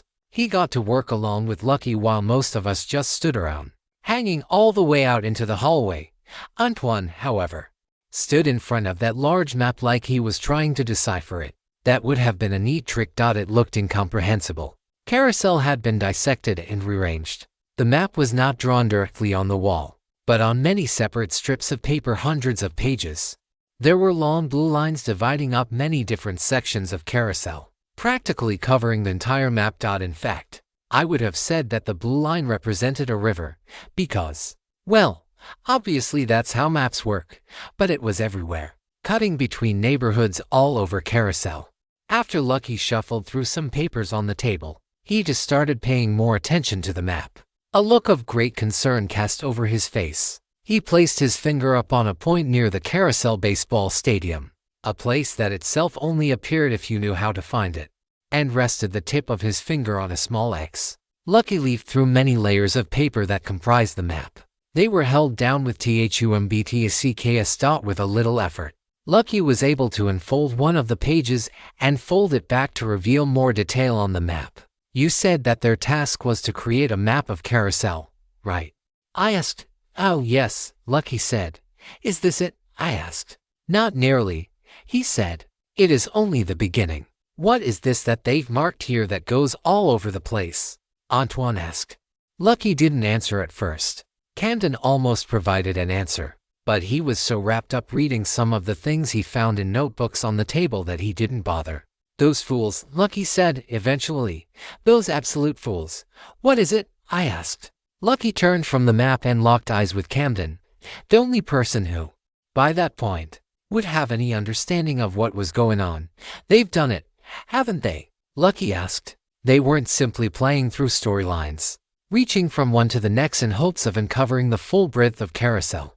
No, Camden said. It doesn't look that way. Lucky once again looked at the map. Through-lines were supposed to be accomplished by playing through storylines following a particular theme. I didn't know exactly what kind of storylines would help you map Carousel, but I could imagine they involved treasure hunts or similar. If they weren't running storylines, then what were they doing? I asked. Lucky didn't answer for some time. He furrowed his brow and then looked down at me. What do you know of the Carousel River? He asked, clearly unsure how much we would know. I shrugged as I looked to the others. It's a river that sometimes runs one way and then runs the other. Usually goes up toward Dyer's Lake. Sometimes runs across the center of town. Doesn't really obey the laws of geography at all, really. Yes, that is the long and short of it, Lucky said. What's going on? I asked. So they've been traveling by river, Camden said. How exactly does that work? Traveling by river sounded like a waste of time. The river led to and from the lake and through a bunch of wilderness with omens everywhere. Yes, they've been navigating the Carousel River in an effort to follow it wherever it might lead. Lucky said, this is dangerous. But it is difficult to argue with their results. Is there enough here for you to figure out what path they might have taken when they found the sanctuary? I think so, Camden said. If I'm understanding this correctly, they sailed down the river until they met an impasse. Some storyline or monster's lair that prevented them from moving forward. They beat whatever it is in their path, and then they continued onward. It looks like they've been narrowing down which path to take as they map it. But I don't understand exactly how this is supposed to work. Lucky took a moment as he traced various paths the river took as it left the Riverwalk area next to the baseball stadium. The Carousel River flows over every section of Carousel, he said. Not only the parts you see, not only the parts that we stitch together to form the game area. It goes everywhere. Presumably even to distant parts of Carousel where the game has never been played before. Carousel always did have shifting geography. So let me understand this, I said. In order to run your through line, we're going to have to start by finding a way to navigate the Carousel River wherever it might lead. Even to places that you don't know. In hopes of following your team, which went to a place you can't locate on the map. Yes, Lucky said. It appears they never made it back to mark the location of the sanctuary. It turns out you can hire a riverboat, Camden said while looking through one of the notebooks on the table. We talked a little bit about what that might entail. Some in the group were excited, others worried. We had hoped that this through-line would be just a series of storylines. But that wasn't what we were getting. Not just that, at least. We were getting a whole expedition. Oh yes, Lucky said at last, raising his voice and spirits as he spoke. If you choose to come with me, you will not simply be taking a trip. You'll be embarking on a riverboat odyssey through haunted waters that have not seen a player's shadow in decades. We will slip into lost realms of Carousel, places the town itself has tried to forget, where monsters gather from throughout the many worlds. You will face behemoths stretched from the darkest shapes of your imagination. And you will have to outwit them, or outfight them. If you hope to reach what lies ahead, you will sail beyond time, beyond logic, beyond the stitched seams of reality my people have worked so hard to make safe. Into dream, into nightmare, and finally, to that refuge where we might find the means to save untold billions of lives. And through all of this, Carousel will make sure we earn every inch of river we traverse. He paused as he traced through one of the paths on the map that ended in a skull and crossbones. So, Lucky finished. What do you say? Shall we venture forth together? Would you like to help me find the edges of the map? We had finally heard the entirety of Lucky's pitch. Our mission, if we chose to accept it, would be to sail the Carousel River, following the path taken by a team more than 30 years earlier in hopes of finding a mythical sanctuary where NPCs could somehow live in relative peace. Even amongst the horrors of Carousel, that path would be deadly and unpredictable, and our reward would be significant. Lucky assured us that through-lines paid out well, especially as the storylines within them grew more and more difficult, and he would help us in every way he could. So it all came down to a simple choice: do we stay, or do we go? There was a moment of silence as all the important material was repeated and carefully double-checked to ensure everyone understood what was at stake and what the risks involved were. So anything could be on that river? Kimberly asked skeptically. Antoine had been fairly gung-ho about the through-line, and Kimberly had supported him as best she could. But it was pretty clear from Lucky's description of the Carousel River that she was afraid. Anything could be there, Lucky confirmed. All I know is that my team survived long enough to find this sanctuary, so whatever path they took must not have been insurmountable. One thing I liked about him was that, even now, when we were on the precipice of deciding whether to do his through-line, he wasn't trying to deceive us or downplay the danger. I could almost hear his voice catching in his throat as he acknowledged the obstacles in our path. And what level was your team? Logan asked. He and his group weren't being invited, but they still had a say in whether we went. They were in their mid-70s, Lucky answered regretfully. I knew the moment he started to describe the Carousel River that the risks for this through-line were simply too high. Even if the rewards were tremendous, the task at hand did not seem achievable by us at our current level. When you said they were fools for going down the Carousel River, did you mean that they were fools because even at level 70 it was dangerous? I asked. I did, Lucky answered solemnly. We were silent for a while as we looked around the room at each other, no one knowing what to say next. Can you give us a moment to discuss this? Antoine eventually asked Lucky. Lucky took a deep breath and said, take as much time as you need. Just remember, you would have my help. There are workarounds for many problems that you might face. We could find shortcuts. Navigating the dangers of that river is well within our means. It isn't clear that you would be putting yourselves in peril here. We don't know yet. It would require further investigation into the actual route and the obstacles along it. Remember that. For a moment, it looked like he was going to say something more, but his tank had run dry. He had nothing left to say. He turned to leave while we discussed our decision. So, Bobby said, his voice sputtering nervously after a moment of silence. It will be a bit more time-consuming than we thought. We're going to have to be extra careful. But that's no big deal, right? We know a thing or two about taking our time, right? He tried smiling around the room, hoping to get the rest of us on board. But most of us were avoiding eye contact with him, including me. Camden was the first to answer him. He sat on top of the table where Lucky's team had planned the very routes that we were supposed to follow. He had one of their journals in his lap, and even as he spoke, he was flipping through it, reading what he could. And if we spend months finding shortcuts and workarounds, he eventually said, and we happen to make it out alive, what do we accomplish? Money and experience. Those are things we're already getting from what we've been doing. Always the pragmatist. That Camden Tran was to Lucky's credit. He had refused to overpromise. We were not guaranteed anything substantial from him, and he had explicitly told us he didn't know how to help us get home. That level of honesty had earned him what investment we had already made. Now hold on, Bobby said. We were talking about something to do with the audience, right? How important it was to entertain them, and like he says, they really want to see his through line. We can't afford not to do it, right? Because we need favor from the audience. Can you think of a better olive branch to the consortium than to do one of their through lines? You know, to show that we're willing to play ball. He wasn't wrong, but he wasn't right enough to change anybody's opinion. From what I could tell, if we did want to make friends with the consortium, running a through line would be a great way to do it. If we wanted that. He turned to Antoine and spoke, his voice nervous and cracking. Plus, let's not forget that most of the stories will count toward an adventurer advanced archetype. I mean, isn't it weird or even amateur that we don't have any advanced archetypes? That alone is worth the effort, right? Antoine was leaning against the map on the wall. He looked like he felt really bad about what he was about to say. Look, I'm all about being an adventurer, he said, but that's not enough. Did you see the look on Lucky's face when he found out this involved the Carousel River? It's like he knew we were going to say no instantly. He knows it's too dangerous for us. That tells me all I need. Camden snapped the book that he had been reading shut and said, it is too dangerous. Every other storyline that they describe and hear even without spoilers sounds too dangerous. We're not just talking about omens. We're talking about monsters living under the water that we'll have to sail over.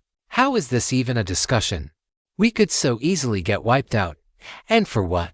The only reason he wants us to do it is that he thinks it involves his destiny somehow. No matter what he says about saving refugees. When Camden decided he was against running the through line, he was all the way against it. Whatever it was he was reading in those journals had scared him. A case of content theft. This narrative is not rightfully on Amazon. If you spot it, report the violation. For a moment, Bobby looked like he was trying to come up with a response. But he failed to find one. Just to check, Anna said, speaking up from the back of the room. We can think this through a little more. We can look into it without risking too much, right? I mean, we don't have to go into the river and look around just to double-check some things. Do we? Exactly, Bobby said. That's what he was talking about. We just do a little bit more scouting. Make sure that we're safe, you know. He was pleading to deaf ears. At some point, I said, the more we investigate, the more likely it is that we trigger his through line. And we'll be stuck on it for who knows how long. You can only have one narrator at a time, right? Assuming that's true. We look too far into this. We may not get back out of it. As much as I hated to dash Bobby's hopes, we had to be realistic. It was clear that you could do basic through lines and thread pulling all you wanted. But that's not what we were talking about. We were talking about a big commitment. That would mean we couldn't run Carousel's through line either. Camden added, you know, the one that's supposed to help us actually escape, assuming that's the truth. I mean, I like Lucky and I like what he says about his goals, but I like us more. And I don't want to close off the possibility of seeing my family again because we were being nice. Bobby walked up to the table next to Camden and swiped some of the books off the table, knocking them to the floor. You said you were going to help me, he said. That if we moved out to that farm to give you peace of mind, you would help me find a place for Jeanne to be safe. Antoine jolted from his position against the map and squared up against Bobby. Bobby, he said firmly, she is safe. She's an NPC. If she dies, she'll wake up a day later without knowing what happened to her. It's our safety we need to worry about. You know what I meant, Bobby said. I have to keep pulling her thread if I am ever going to see her. You know, the real her again. If she's ever going to wake up.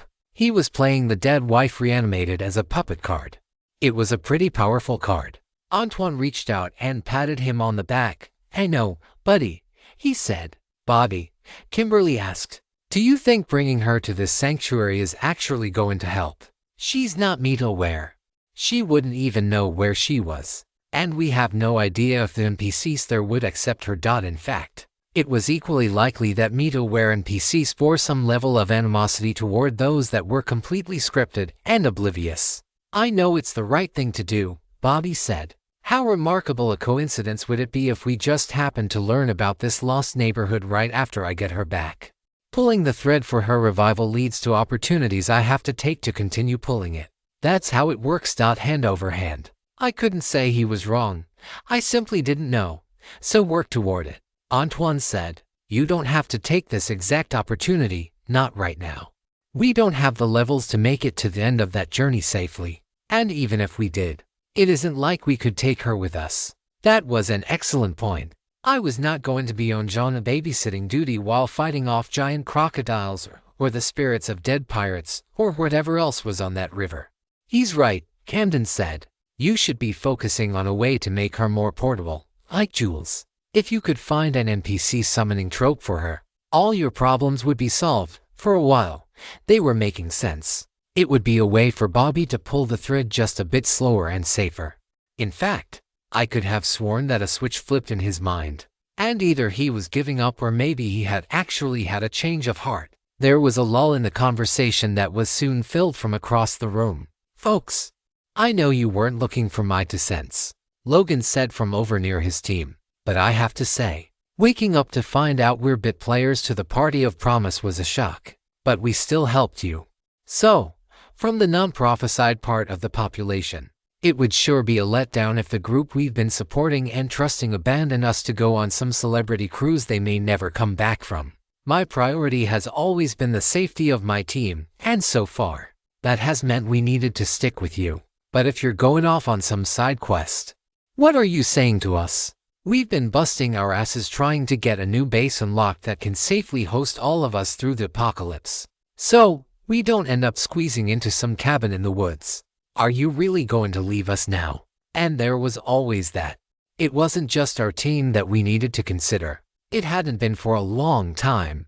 Taking months on a risky side quest, as Logan put it, would be awfully inconsiderate in the bigger picture. "Yet another reason we can't do this," Antoine said.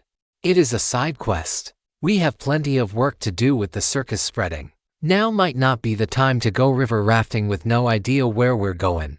We could easily sail right into the apocalypse. We can't even be thinking about this right now."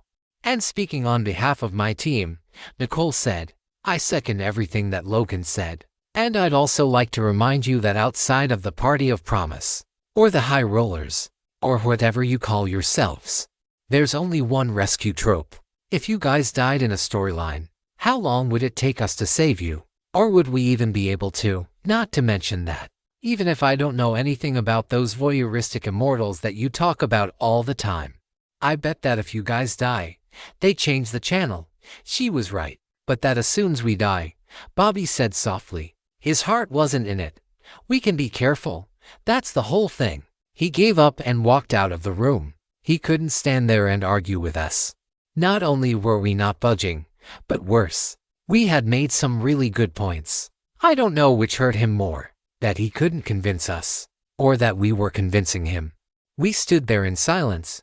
Ramona made a joke, reminding everyone that she wanted to do Silas Dyrkin's throughline, but she knew we weren't going to go for it. Well, everyone was throwing out opinions. "I thought I'd give it a shot," she said. It looked like we had made our decision, so I was going to step in at the last moment and wrap it all up. "It's simple." Then, I said, "We just tell him no. His audience will have to understand. And in the meantime, we might try to do something entertaining, just in case that matters." We didn't need to cast a vote or anything like that. Bobby was the only person who was really arguing that we should take the deal. Once it was decided, Kimberly went to get Lucky, and Bobby returned at the same time. Lucky looked around at our faces and saw the shame, or embarrassment, or whatever emotion it was that gave him his answer. "This is not the reception I want, is it?" he asked with a weak smile. "I'm afraid not," I said. "Your answer is no. Then, I understand. The river holds as many dangers as it does secrets. I wish that we had discovered anything else when we arrived here, but it can be no surprise that such a valuable treasure would be guarded by a gargantuan undertaking." At least he was being gracious about it. "Ask us again in 40 levels," Antoine said with a conciliatory smile. I hope to, he said. Time passes quickly at my age, however old I am. Don't think that just because I have lost my fear of death that I have no capacity to empathize with yours. He cleared his throat. He looked beyond disappointed. He looked absolutely dejected. I hope that we will sail that river together one day, he said, and save innumerable lives. Good luck. And I assume you have the good sense to skip the circus. We do, Antoine said.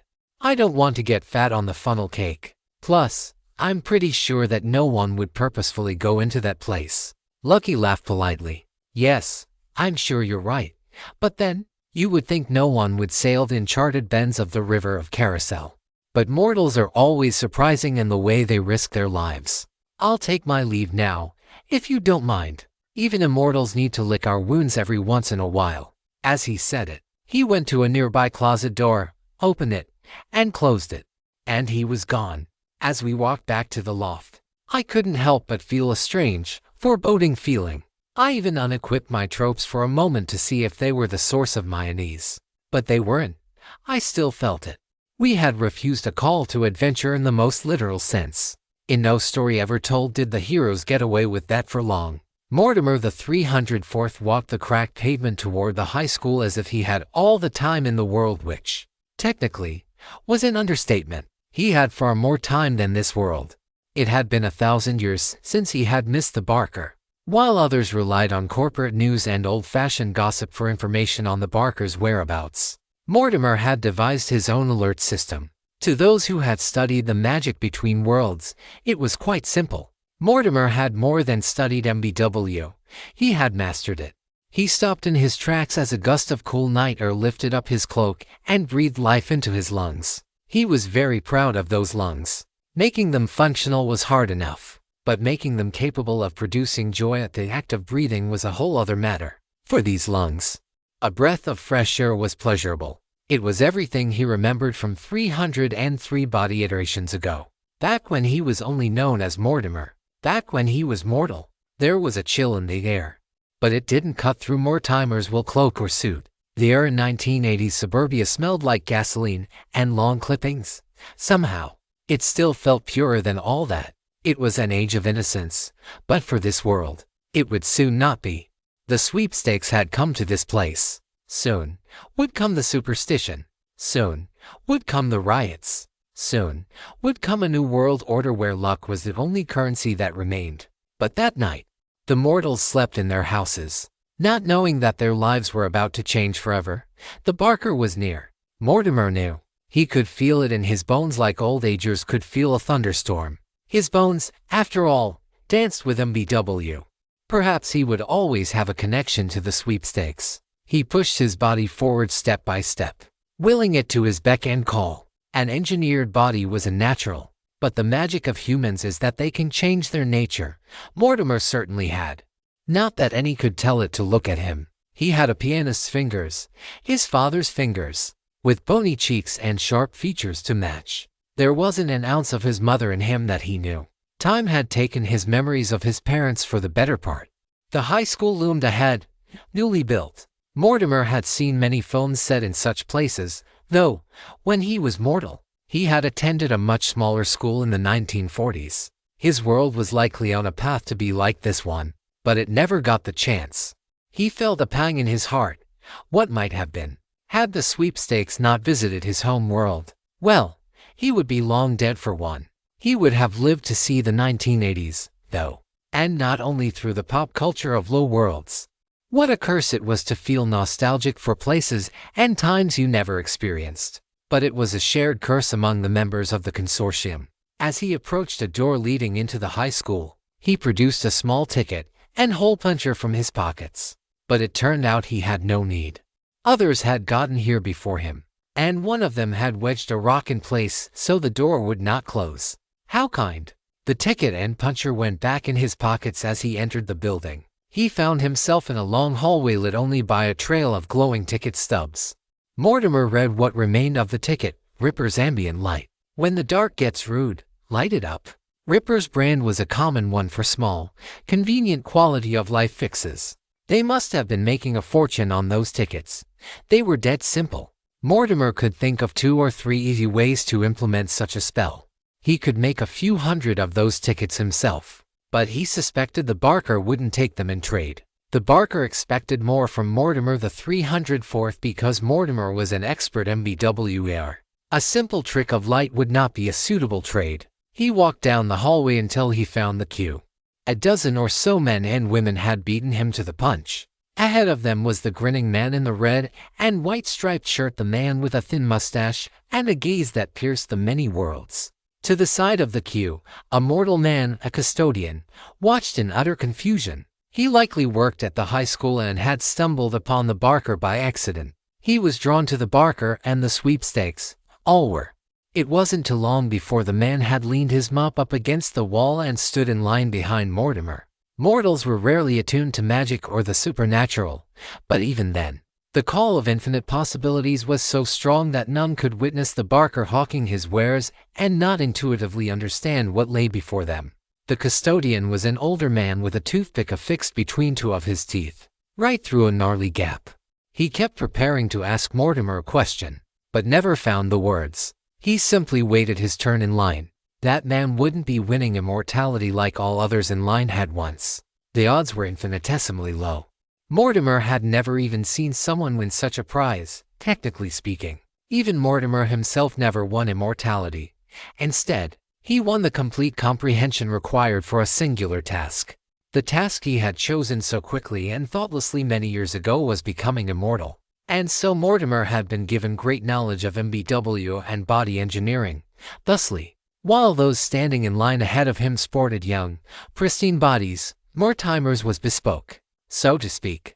Or at least much of it was. Replaced by flesh and bones born of magic and patience, unauthorized duplication.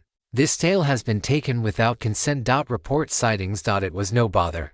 None in the consortium judged the man for the origin of his beating heart. Mortimer. A voice beckoned from behind.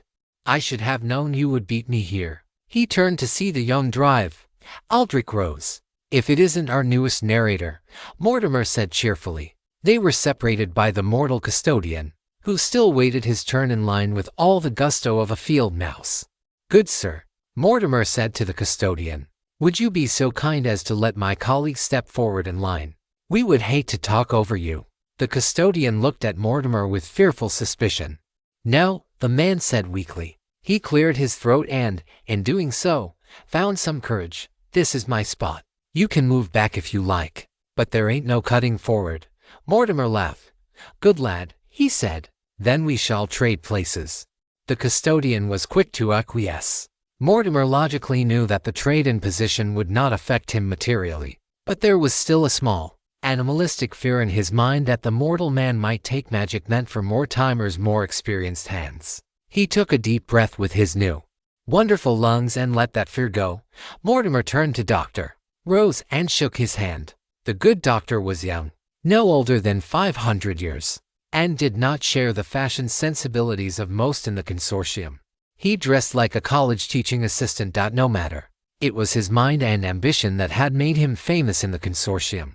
I imagine that the ever-boastful Lucian Graves has been in a bad way in recent days. Mortimer said. Mr. Graves had recently opened the kimono to the only living players in Carousel, only to be turned down. I hope he doesn't feel too embarrassed over his predicament. The beguiled are never good recruits. Nothing like that, Dr. Rose answered. He says he doesn't blame them. If anything, he's ashamed that his other team had been dipping their toes in the river. That undermined his authority a bit.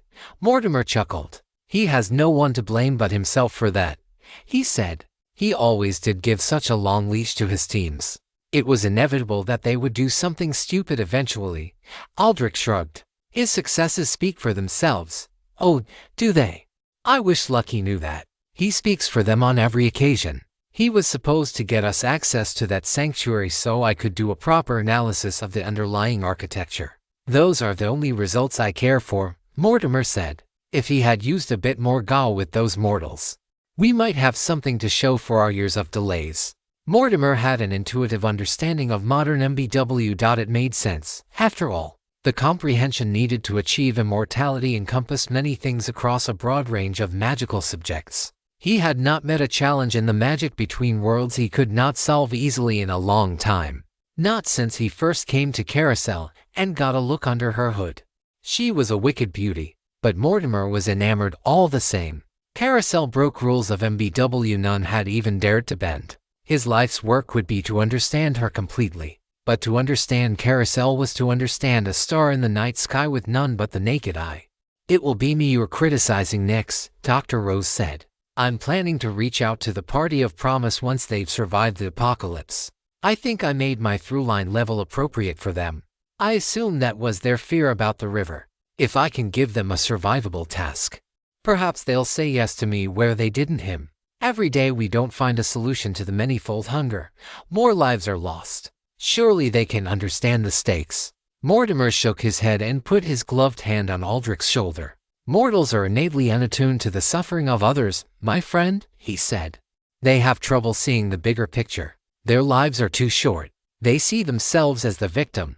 Trust me, I lived for 1,000 years in my world before it fell. They are far less capable of the empathy that comes naturally to you and me.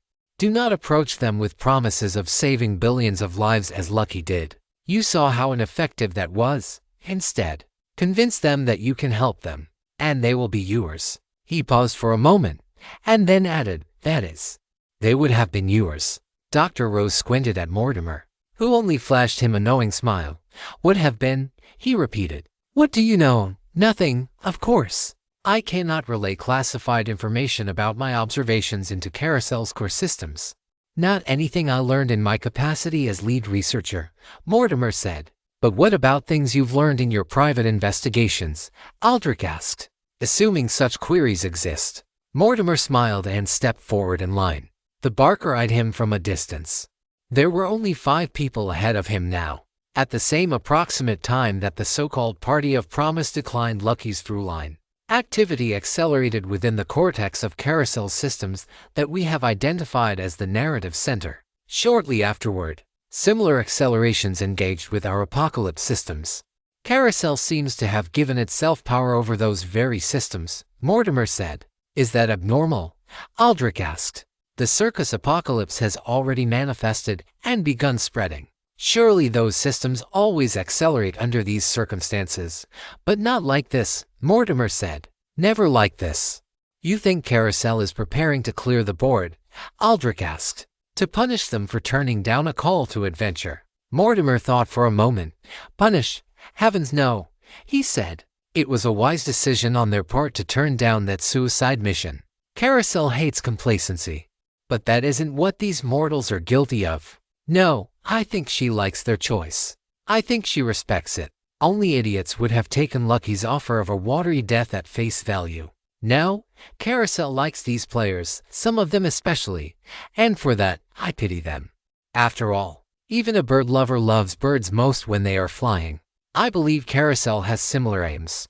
So, you don't think the Party of Promise will survive this apocalypse, do you?" Aldrich asked. "Is Carousel going to send them flying?" Mortimer could do nothing but smile. Aldrich must have taken that for an answer, but it really wasn't. Mortimer did not know what Carousel had planned. As he had said, those who love birds love most to watch them fly. And those who loved Carousel loved most to watch her weave her webs. Mortimer could always sense the magic between worlds in his bones. He felt a kinship with the town of Carousel, an admiration that overcame his fear. He didn't know what was in store, but he hungered more than anything to watch it.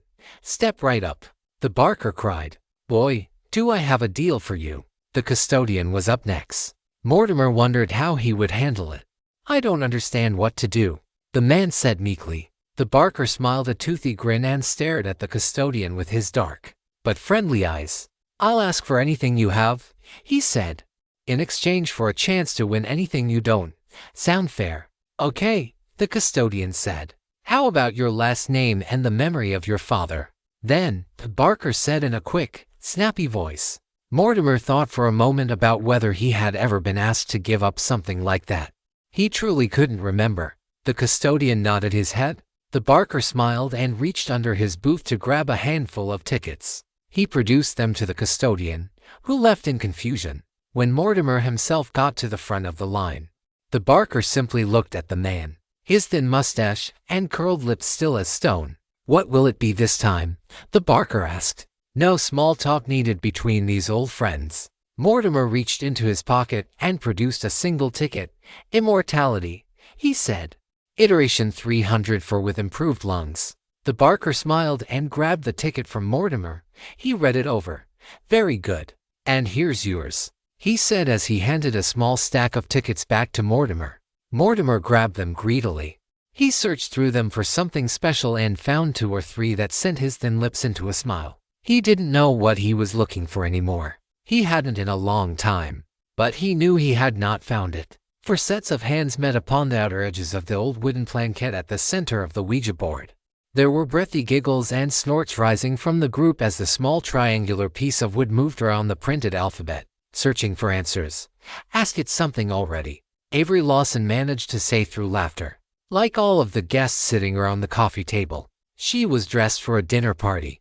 And yet none of them could say they were as well dressed as her. Her strawberry blonde hair was done up, and she was wearing a beautiful necklace that had set her fiancé back a month's pay. If the ghosts have such amazing psychic abilities, why do they need us to ask them the questions?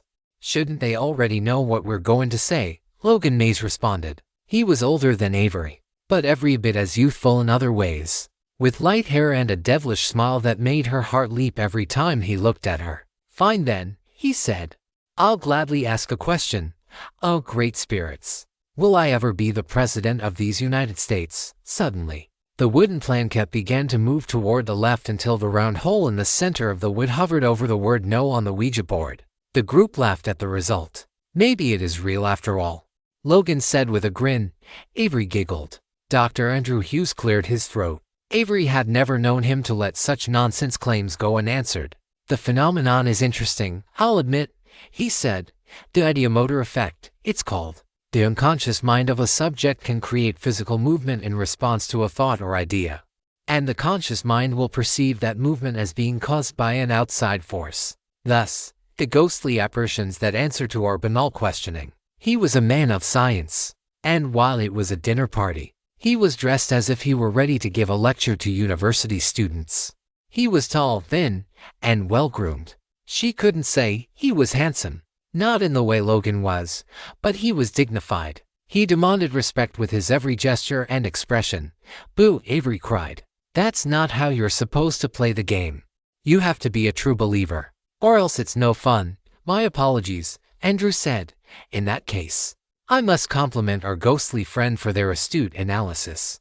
"No, I think the good doctor was right on this one," Logan said, laughing. There was no subconscious anything involved. "I admit I was steering the planquette, trying to manage my fiancé's expectations of my ambitions. Here, watch." The planquette began to move again, this time toward the right of the board, where it found the word yes. Avery laughed. She always laughed when Logan hoped she would. Very mystical. The final member of their ghostly communication squad said. His name was Michael Brooks.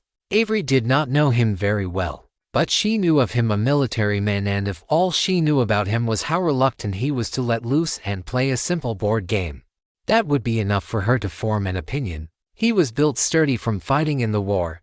His complexion was dark, and so were his eyes. He rose from his seat and walked toward the bar of the parlor to pour himself a drink. In the distance, thunder roared, and the lights flickered up above. Holla Castle was certainly beautiful, but on such a gloomy night, Avery found it frightening. The ceilings were high, and everything she saw was old. The very walls had stood for nearly 1,000 years, though they had been renovated a time or two. If there were ever a place to find ghosts, this would be it. Andrew had not found his original explanation sufficient and was continuing to explain how the Ouija board acquired its supposed mystical properties. "You see, you move the planquette without knowing it," he explained. "You hear the question, and your brain completes the illusion for you as your fingers move, and beknownst to you." "You're saying my finger moves itself?" she asked. "Often, yes," Andrew said. "And you never even notice." "Fascinating," she responded. "They say idle hands are the devil's plaything. Maybe science has finally proven it." Logan laughed. It was rare that she could make him truly chuckle. He was more prone to ironic or sarcastic forms of humor. whereas she had always found humor in less cynical ways, but occasionally, they managed to meet in the middle. "Don't worry, dear," he said. "I'm sure it's the ghosts that are subconsciously moving the planet. They don't even realize they're doing it." Andrew laughed. But Avery could tell he was frustrated by the silliness of the statement and was fighting the urge to correct it. "The psychology of ghosts is more the field of our host, wherever he is," Andrew said. "What do you mean?" Avery asked. She had never actually met the enigmatic Dr. Simon Hall, and while she knew he was an esteemed expert in one of the sciences, she didn't know which. "Don't you know?" Andrew asked. "Dr. Hall is a predominant astral scientist, or he was, before he left the field to care for his ailing wife. He even had a government research grant to investigate the astral plane." Avery didn't know whether to be impressed or not, but she was certainly interested. "I'll tell you, our government shouldn't be funding research into the astral plane," Michael said, "given how many souls we've sent that way." Logan found that funny. Avery found it distasteful, given the ongoing war. The others had lost interest, but Avery still wished to investigate the strange board game that they had found in the parlor while waiting for their host. She placed her hands on the planet and waited for either the direction of a ghost or, perhaps, her subconscious. She felt a subtle pull as she moved the small triangular piece of wood toward the letter H. But before she could go any further, the Hale's maid entered the room. "Can I get you folks anything?" Leela asked. She was a delicate figure, so pale she looked like she would be burned by moonlight, with onyx black hair and eyes that averted every gaze. "We're all set," Logan said. "Wouldn't want to spoil my appetite." "Thanks." Leela bowed and began leaving the parlor. "Where are our hosts?" Avery asked. "They'll be down in a minute," Leela answered. "Leela," Michael said, "how is my sister? I haven't seen her in years, regrettably, due to my appointments in Washington. I was hoping she would run down the stairs to see me when I arrived, but maybe that was asking too much." Leela pursed her lips, searching for the right answer. "She's still delicate," she answered. "Her health is not yet returned to her, but it has been improving since I came to work for Dr. Hall." Before anyone could ask her further questions, footsteps could be heard outside the door on the second-floor landing. If you spot this narrative on Amazon, know that it has been stolen. Report the violation. All 5 of them moved out of the parlor into the foyer, where they found their hosts at the top of the stairs. Dr. Simon Hall and his wife, Anastasia, both were thin. He was handsome, with intelligent eyes and thick black hair. Anastasia, though, was beyond emaciated. She wore her hair wrapped up in a scarf, and even from the top of the stairs, Avery could see that she was wearing copious amounts of makeup. Anastasia clung to her husband's arm as he guided her down the steps. "My friends," Simon called out when he saw the group. They descended the stairs slowly and carefully. Simon held on to her with great strength, and he was gentle in a way that almost broke Avery's heart. She couldn't imagine the pain they were going through from such a prolonged illness. "Michael." "Oh, Michael," Anastasia called out once they reached the bottom of the stairs, and she locked eyes with her brother. She tried her best to let go of Simon and take the 3 steps it would take to get to Michael, but she wasn't quite able to.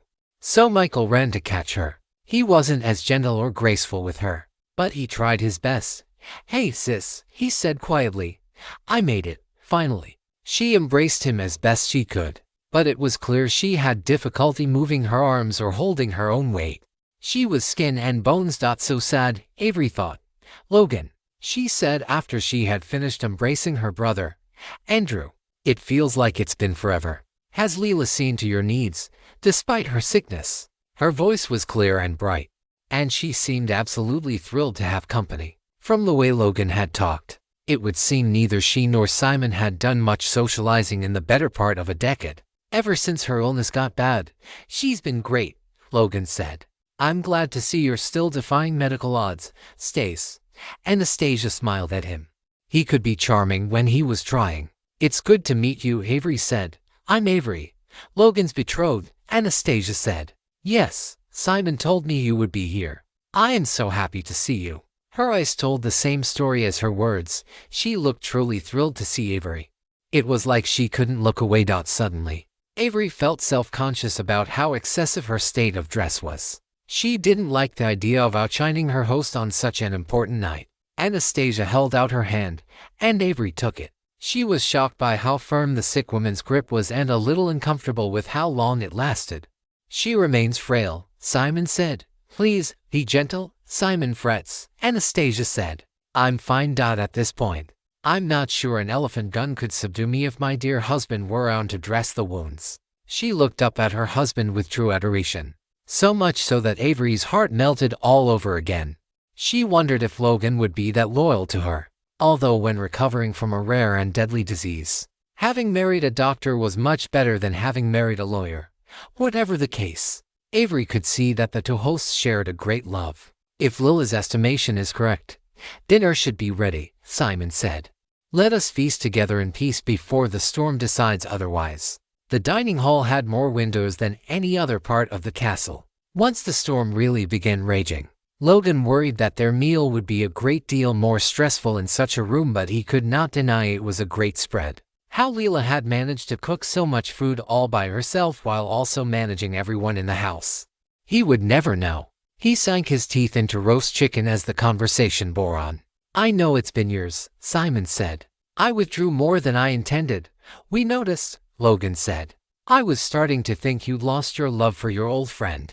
Avery subtly elbowed him in the arm. Maybe the alcohol was getting the best of him. That probably was a rude thing to say to old friends in such a pitiable situation. "I wasn't well," Anastasia said. "Simon never left my side. It wasn't fair to any of you that we would be this reclusive, in hindsight. But there were several years where we feared the worst. I tried to get leave to come see you," Michael said. "But I was led to believe that you wouldn't want me seeing you the way you were." "Anyway, they were wrong," Anastasia said. "But perhaps it was for the best. Simon knows how social occasions wear on me. Even now, my neck strains under the weight of the makeup I had to apply to look even halfway decent." "You look absolutely radiant," Avery said. That was one quality that Logan appreciated about Avery. Something he didn't see in himself. The ability to give a compliment without it sounding rehearsed or insincere. Anastasia, of course, shook her head and blushed. Or at least she probably blushed. Logan couldn't tell under the thick layer of foundation on her face that made her look like a porcelain doll. A very thin porcelain doll. "No," she said. "I don't look radiant. You do. I just cannot believe how beautiful you are." Logan couldn't believe it either. To him, Avery looked like a movie star. Like she should be palling around with some of the most beautiful people in the world. Not stuck marrying a cynical old lawyer. But she seemed happy to do it. Simon reached over and held his wife's hand. "Your most beautiful years are still ahead of you, dear," he said. His voice caught in his throat as he said it, like he was holding back tears. But from what Logan could tell, he meant it. Or, at the very least, he had convinced himself of it. Logan wasn't so sure. Anastasia had been beautiful once. Yes, but her illness took no prisoners. It was a miracle she had managed to survive this long. If what she was doing could be called surviving. He wasn't sure what kind of devil's deal Simon had made to keep her alive in this state, but he was sure the woman was living on borrowed time. He felt genuinely bad for his old friend. "I'll hold you to that," Anastasia said. "You know, you can sue a doctor for making false claims. Isn't that right, Logan? You are a licensed attorney, correct? Can I sue my husband for being a mendacious sunshine merchant?" Even though her body was failing her, her spirit was still as lively as ever, Logan thought. "You can sue anyone for anything," Logan said, "so long as you can twist words well enough. But I think you'll have much difficulty finding a jury who will all agree that you aren't beautiful." Avery squeezed his elbow, clearly pleased that he had managed to deliver such a compliment. "You two are in on this together, aren't you?" Anastasia asked. "I know I look like a mannequin that undergrads would use to learn the names of all the bones. I won't abide a flatterer, Mr. Mays." "Don't worry," Logan said. "That's the last kind word you'll hear from me. I won't coddle the convalescent." She smiled at him, and a bit of her makeup cracked at the corner of her mouth. But he tried his best not to let on that he noticed. As a matter of professional curiosity, Andrew said, "What was your illness?" "Your husband's letters were vague. Some suffering is hard to put on paper," Simon answered quickly, shooting down the subject. Logan was still working his best not to stare at Anastasia's cracked makeup. He couldn't figure out exactly how such a thing could occur. Had there been some sort of varnish or sealant that had been used to create such a smooth porcelain effect that had slowly been worn down by the wine and food and the friction from her moving her lips? He couldn't decide. "We are so happy that we could have you in our home," Anastasia said. "It has been so long since I've spoken to anyone who wasn't my husband or my employee. However, we asked you here for another reason." The table waited for her to elaborate. "We want to reaffirm our wedding vows," she continued. "After everything we've been through, beginning again feels right. Renewing vows in a castle during a storm is quite a statement to the universe," Logan said. He didn't know what he meant by that, but he felt compelled to say it. The events of the night were painting a picture, and he couldn't quite put his finger on what that picture would end up looking like. Anastasia completely ignored him. Her eyes were fixed on Avery like she was studying her. "Is something wrong?" Avery asked. Her eye contact so strong it was like she didn't even notice the chips of makeup falling off Anastasia's face. "No," Anastasia answered. "You're just very beautiful." Avery blushed. Simon watched on from the side, his face still, his mind elsewhere. After dinner, the men went into the smoking room while Avery and Anastasia moved to the conservatory to listen to records. Leela had been there to help Anastasia walk, but Avery said she would do it. A fire crackled in the stone fireplace of the smoking room while Logan, Michael, Andrew, and Simon sipped on whiskey and puffed on cigars. "So, you disappeared from your professional life for a few years," Logan said. "Did any of your colleagues reach out to you? From what I understand, it was a great loss to the field of astral science. I wasn't welcome in academia anymore at that point anyway. Anastasia's illness, in many ways, was a convenient excuse to bow out, as my superior put it." Logan could tell that Simon seethed under those words. "Your research troubled people," Andrew said. "They lacked imagination," Simon replied. "You had enough imagination for the whole university, if I understood correctly," Andrew responded. "Hey, look," Michael said. "If you taking a break from teaching rich kids helped save Anastasia, I don't care why you left." There was something in Simon's expression that Logan couldn't read. Was it shame? Or was it his hurt pride? It wasn't clear. "Excuse me a moment," Simon said as he moved toward the washroom and quickly closed the door behind him. Logan poured himself more whiskey as he looked around the room. "He's different," Logan said. "He didn't eat much," Andrew said. "He's practically wasting away, too, though not as much as her. He spent the whole dinner watching her instead of doing much of anything else. Poor fellow. All I care about is that she's happy," Michael said. "That's what matters. You know, when I found out she was marrying some rich professor, I was worried she wouldn't get the attention she deserved. Simon has gone above and beyond. Anastasia looks better now than when I left for the war, but that ain't saying much." The lights in the smoking room flickered as the wind outside howled louder than it had any right to. "Was that a scream?" Logan asked. They listened for a moment, but they were answered only by the pitter-patter of rain on the window and silence otherwise. Moments later, Simon exited the washroom, adjusting his cuffs. "Plumbing makes some awful ruckus," he said. "This place complains when overworked." "That's strange," Logan said. "It sounded like a person." Simon laughed. "Perhaps I should eat more roughage," he said with a sly smile. He lifted his glass, and the other men followed suit. They each drank nervously as the storm outside intensified. The men sat in the smoking room, continuing to talk about their lives, but Logan could see that Simon's heart was not in the conversation. He was fidgety and distracted, constantly looking toward the door as if wondering whether his wife might need his aid. Logan couldn't imagine being in such a position. He almost spoke out and gave Simon permission to leave the group, but he figured it was better to let Simon come up with the idea himself. "It didn't take long. You'll forgive me," Simon said as he stood up, placing his whiskey down on the table between the men. "I should check on Anastasia. The weather agitates her. It won't be long." He gave a faint smile and left the room. "You have to wonder if being dependent on her caretaker agitates her as well," Logan said in a whisper. Time went by as the men waited for Simon to return, not wanting to exclude him from any of the riveting conversation about the war or the current state of astral science and the speculation that it might even be used as a method of spying on the enemy abroad. But Simon didn't return. Logan continuously glanced up at the clock. Feels like he's been gone longer than he promised, he said. Still, they waited as the wind howled and the castle managed to creak as the air pressure from the storm moved through the place, rattling doors and billowing curtains. Surely Avery would have come and gotten us if there was a problem with Anastasia. Right? Logan asked. She would, Andrew said. She is a sensible woman.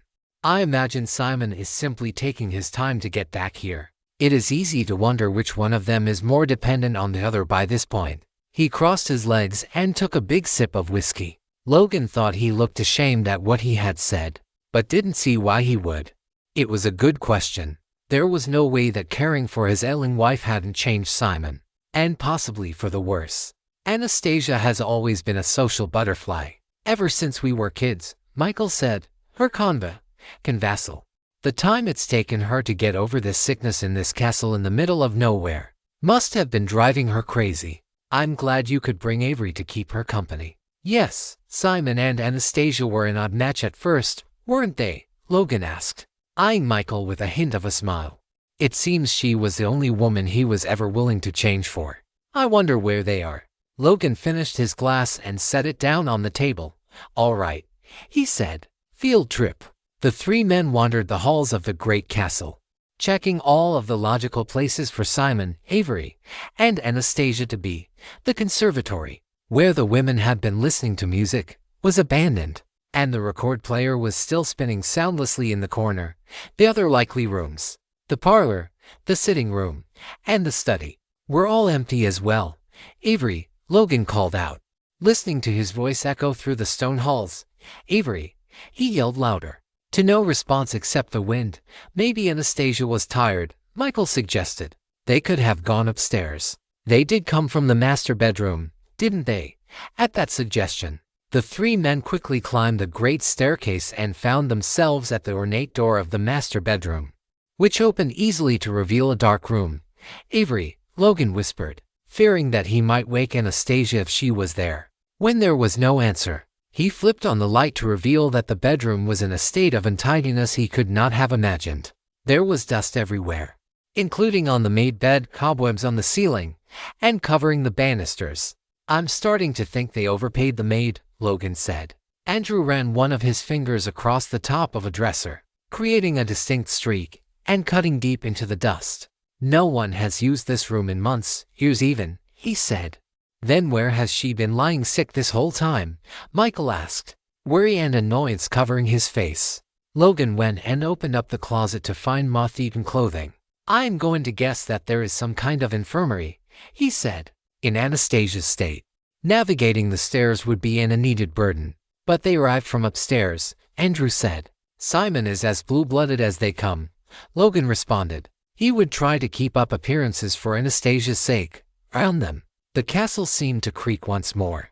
All I know is I would feel a lot better if I knew where they were, Michael said. If you discover this narrative on Amazon, be aware that it has been stolen.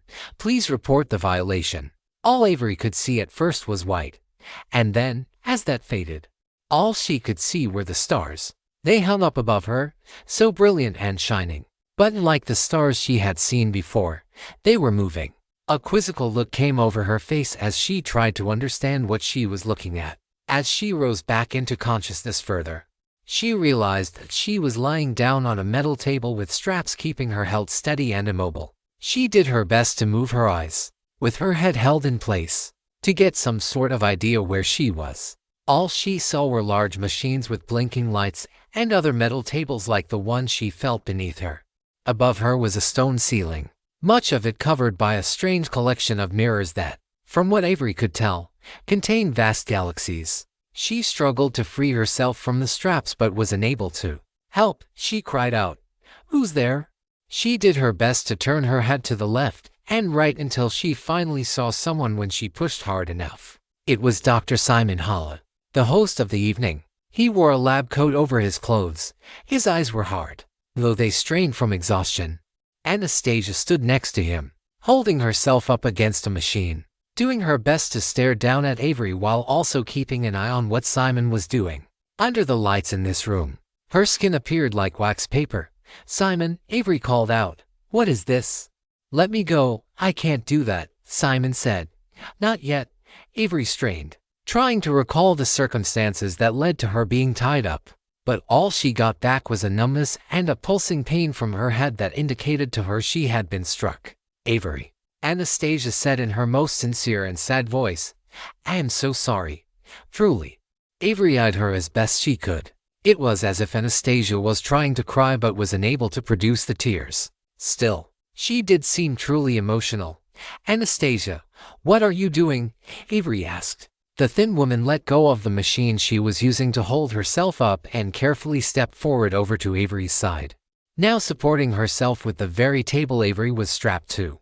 "I think you deserve to know what you're getting into," Anastasia said. "Call it a parting gift. She does not need to know anything.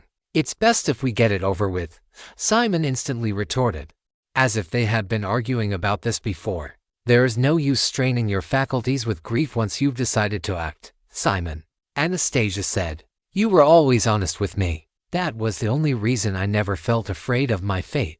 Because you always let me know what to expect. You were so good to me. Why should it be any different for her?" Simon thought for a moment, still pressing buttons on the machine that Avery was unable to see.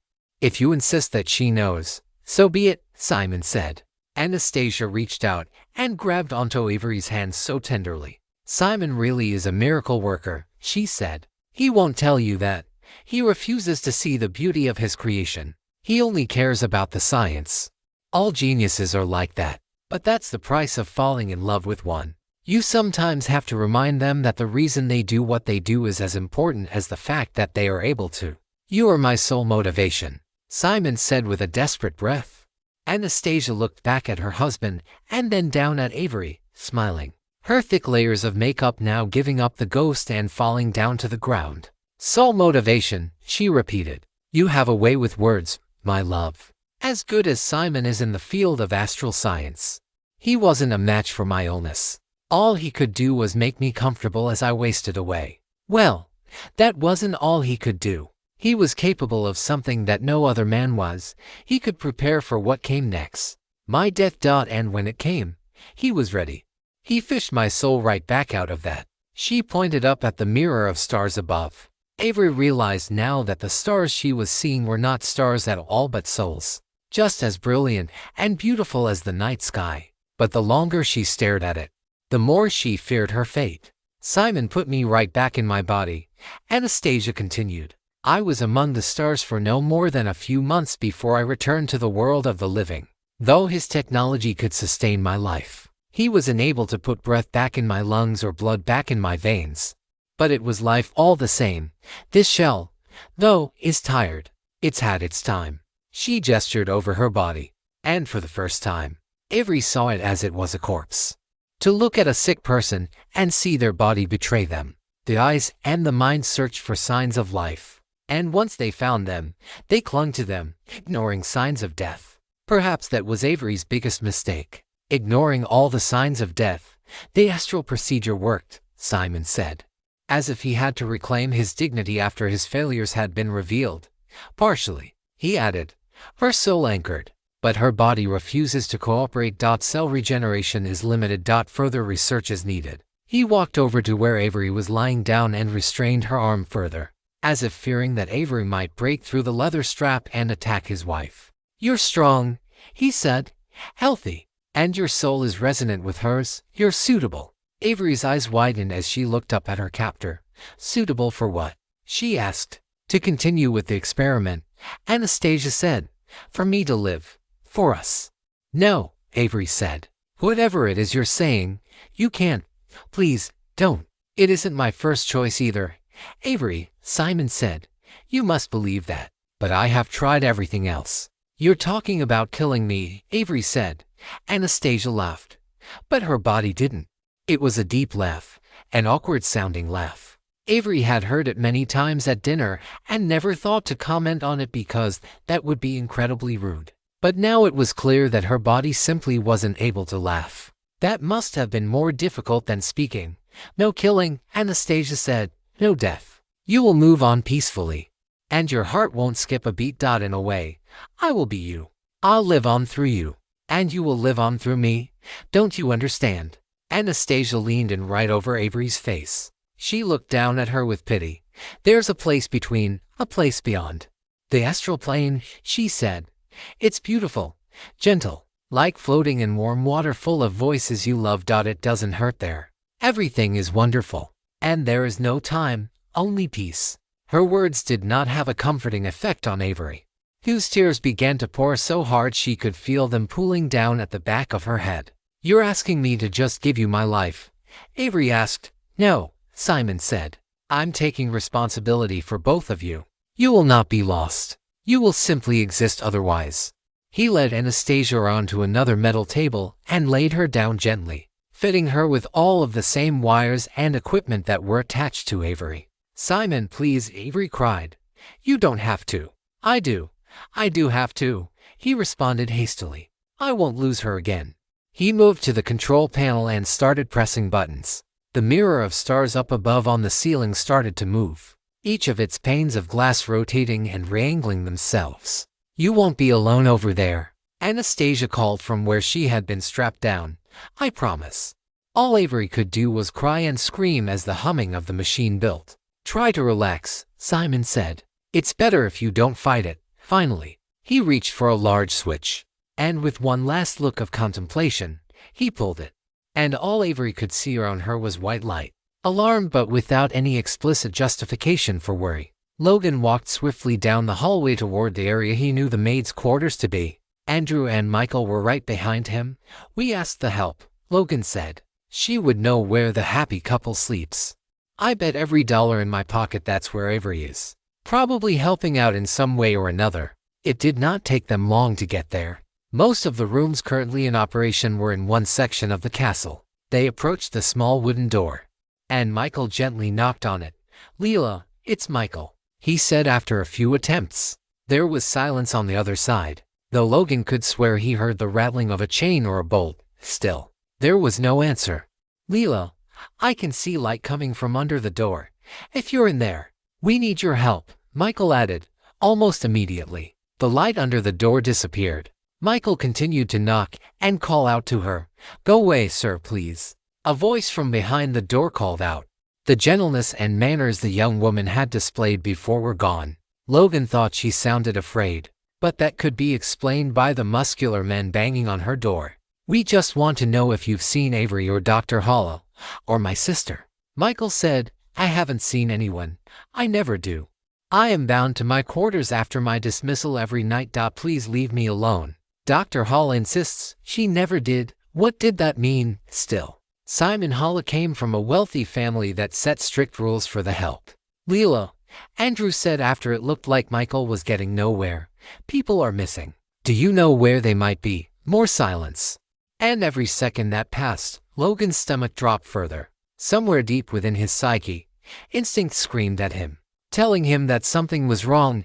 Every moment, he grew more worried, and his imagination began to take off. Look, lady, he said. We saw that the master bedroom hasn't been used in years. Where can we find the Hales?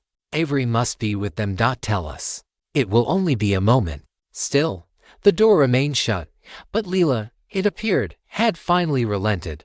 Guests come and go, she said softly. I don't see them leave. That isn't my business.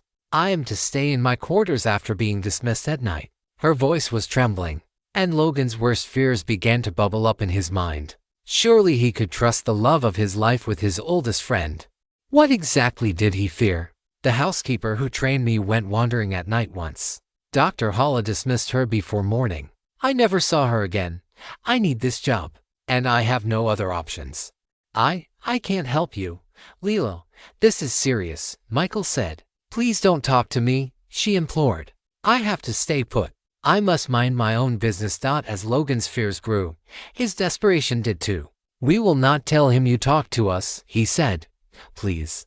The love of my life is missing, and I have a terrible feeling. Maybe it's only paranoia, but I don't think so. Leela, is Avery in trouble? I swear I don't know anything, Leela said. But some nights the lights flicker, like they are tonight. What am I saying? Please leave me be. Logan looked back at Andrew and Michael. They were all concerned by the maid's behavior. The poor girl is terrified, Andrew said. Logan nodded. We'll have to find our own path, he said.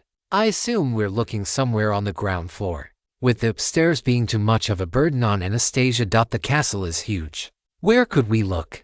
Andrew furrowed his brow and began to think. She says the lights flicker on nights like this, where she huddles in her room and ignores Hal's comings and goings, you know. Hal's experiments with astral science were very expensive when it came to electricity. That's how his more controversial experiments were discovered, power usage. Logan was taken aback. He did not know what logical path Andrew had taken to get to that topic. And he did not want to think about it, but at that point, he had to. What controversial experiments? He asked. I thought he was exiled from academia for his theories. Andrew looked at him sternly, as if considering whether to reveal secret information entrusted to him. My understanding, from some of my friends with knowledge of such things, is that his research was in using the astral plane to see over great distances, remote viewing of the enemy. But he was attempting something more grotesque. He wished to seek out astral energy from the planes beyond and transmute it for its scientific properties. If you stumble upon this narrative on Amazon, it's taken without the author's consent. Report it. What the hell does that mean? Michael asked. What is astral energy? Souls. Logan said under his breath. You're saying that he was trying to manipulate human souls. He hadn't had much success. In fact, most merely laughed at his attempts, Andrew said. But still, we need to find Avery now. Logan was in shock. Were they considering that his oldest friend might be doing human experimentation? Leela had said she had not seen certain guests leave. To Logan's knowledge, Simon had not entertained any guests at all until then, not to mention Anastasia. Michael said, You don't think he's been experimenting on her, do you? Trapped all the way in the middle of nowhere in this big castle. On his wife, Logan asked. Of course not. Let's focus on finding them. If he needs lots of power, could that tell us where he is? Andrew cautiously nodded his head. The most logical place for the electrical breaker to be should be near the kitchen. But then, I'm no mad scientist, Andrew said. Still time to change careers, Logan said nervously as they ran around a corner toward the kitchens. They moved from room to room, closet to closet, looking for an electrical breaker or any sign that might lead them to it. Their search led them to the wine cellar adjacent to the kitchen. Just as I predicted, Andrew said, and it's a monster. He must be drawing a lot of current. On the far end of the cellar was a large electrical breaker with many different conduits and wires running from it, the bulk of which ran along the cellar wall away from the kitchens and the rest of the castle, down until they disappeared underneath a back wall. There's something back there, Logan said. The three of them set about finding out what it might be. Avery awoke to find that she was no longer constrained to the metal table, but she was too emotionally and physically drained to sit up. She feared what she might learn once she did. The pain she had gone through was like nothing else she had ever experienced. Her whole body felt dry and worn, and she feared the worst. Was her soul trapped inside the decrepit corpse of Anastasia? Or was she floating in the astral plane, and able to interact with the physical realm? She knew very little of how astral science worked, but that was enough to fuel all kinds of fears as she worked up the bravery to open her eyes. And when she did, she found herself. As well, herself. She looked down and saw her dress and her body. She lifted her hands and recognized them as her own. Up above, the mirror of stars had gone dim and was no longer moving. Somehow fearing that this was some kind of trap, she sat up on the table and looked around. Across from her, on the other side of the machine she had been strapped to, was Anastasia's body. Still frail, still thin, but now completely unmoving. There you are, Simon said. His voice had been cold and clinical when he had turned the machine on. But now it was something even worse. It was loving and tender. Was he talking to her? He must have been. Simon, she asked slowly, her throat sore from screaming. Yes, dear, he said with a smile, as if her words brought some great relief to him. Was the transfer traumatic? My machinery showed backflow, which I cannot explain. I have much more research to do. Please tell me the attachment is sufficient. Do you have complete control of your faculties? Avery's head swirled. He was talking to her, but she had a frightful suspicion he thought he was talking to someone else. All she managed to get out was the word transfer in response. It's okay, Simon said as he walked up to her and began checking her pulse with his fingers. There was some resistance, he said. But your readings are strong now. Pulse, temperature, astral resonance. This body is accepting you. I cannot explain certain feedback because I didn't have the tools to measure it properly.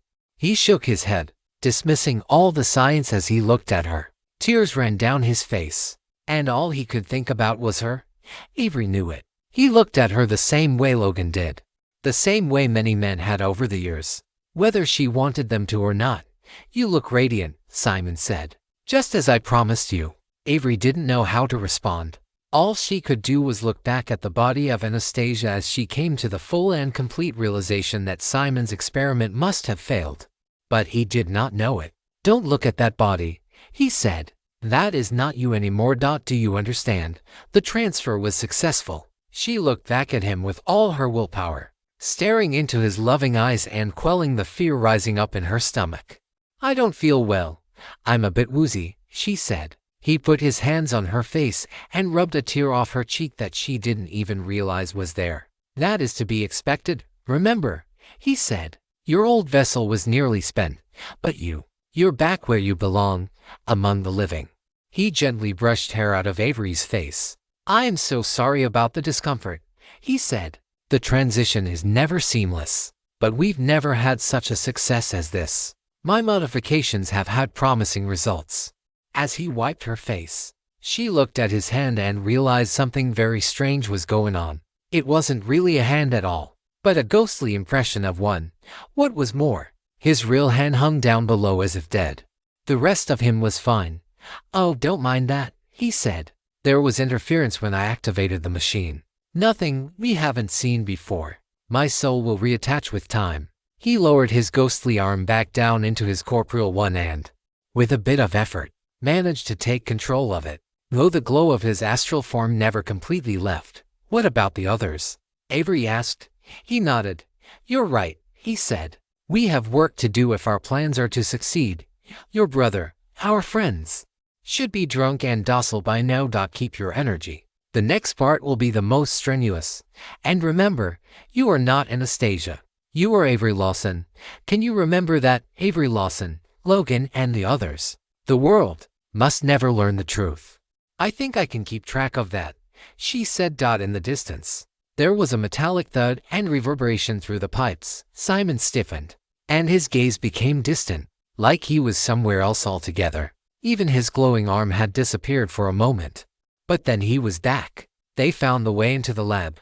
Logan, Avery said. Don't worry, my love, Simon said with a smile. The lower wards are occupied. Perhaps I will arrange a greeting party. They'll have their hands full. It is regrettable that they will see my work, but only a minor roadblock in the scheme of things. He squeezed her shoulder affectionately, and then he turned back to his machinery, making small adjustments. What do you want me to do? She asked. Simon stared at her, and then an idea burst into his mind. How could I have forgotten? He asked. My family is so strict on formalities. He walked over to Anastasia's corpse, lifted up her hand, and gently took a ring from her finger. He walked back to Avery, got down on one knee, and said, Now, Avery, I must ask you, will you marry me? With a toothy smile, he held out the ring, seemingly unable to see through the facade Avery had constructed, to see the fear building in her eyes as she smiled down at the ring, doing her best to play her part. Or else. The entrance to the secret passage did not elude Logan, Michael, and Andrew for long. The room was well lit, and very little of it had been touched in months, except for one bottle of wine, which sat on a shelf, dust-free, its green, glassy exterior visible. As Logan reached for it and pulled on it, he discovered that it was attached to the shelf by a mechanism that caused the wall where the cables had run under to lift up and open a passage. The men looked at each other.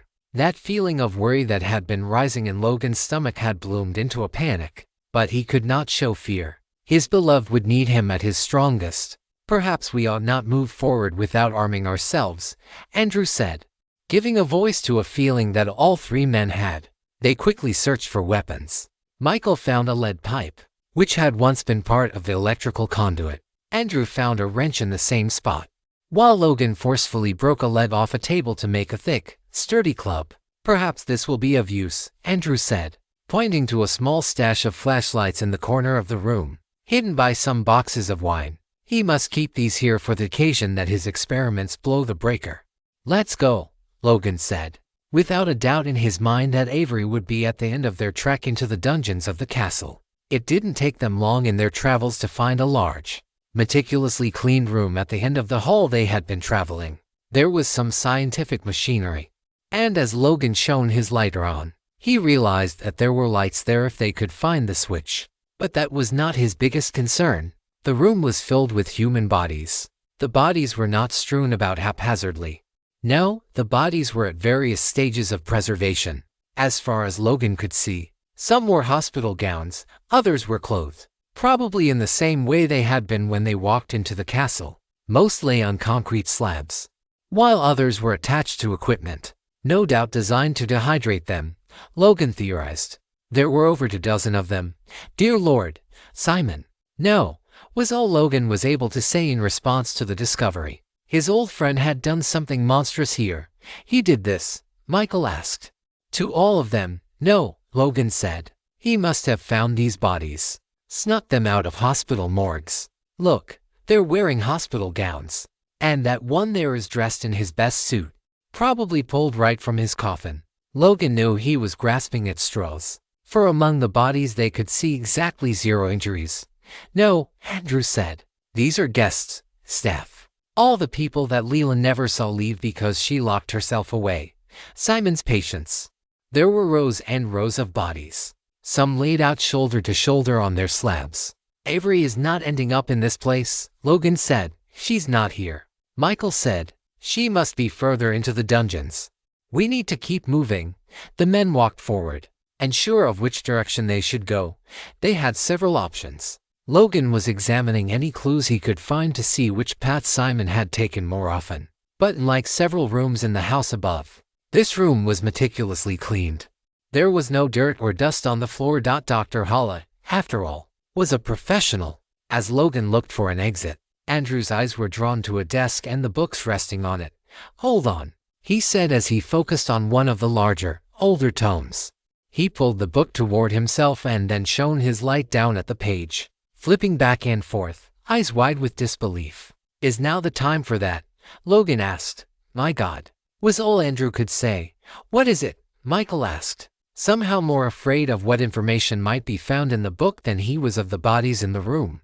This is an early text about the ancient origins of astral science, Andrew said, from back in a time when man thought it to be magic. These entries detail a process by which a human soul can be detached from its corporeal form without inflicting death. Logan made his way over to the book and looked at it. He saw diagrams of men and women, some of which were translucent. He couldn't read the language. What is this? Some type of spectral dissection. Did these people get their souls ripped from their bodies? He asked.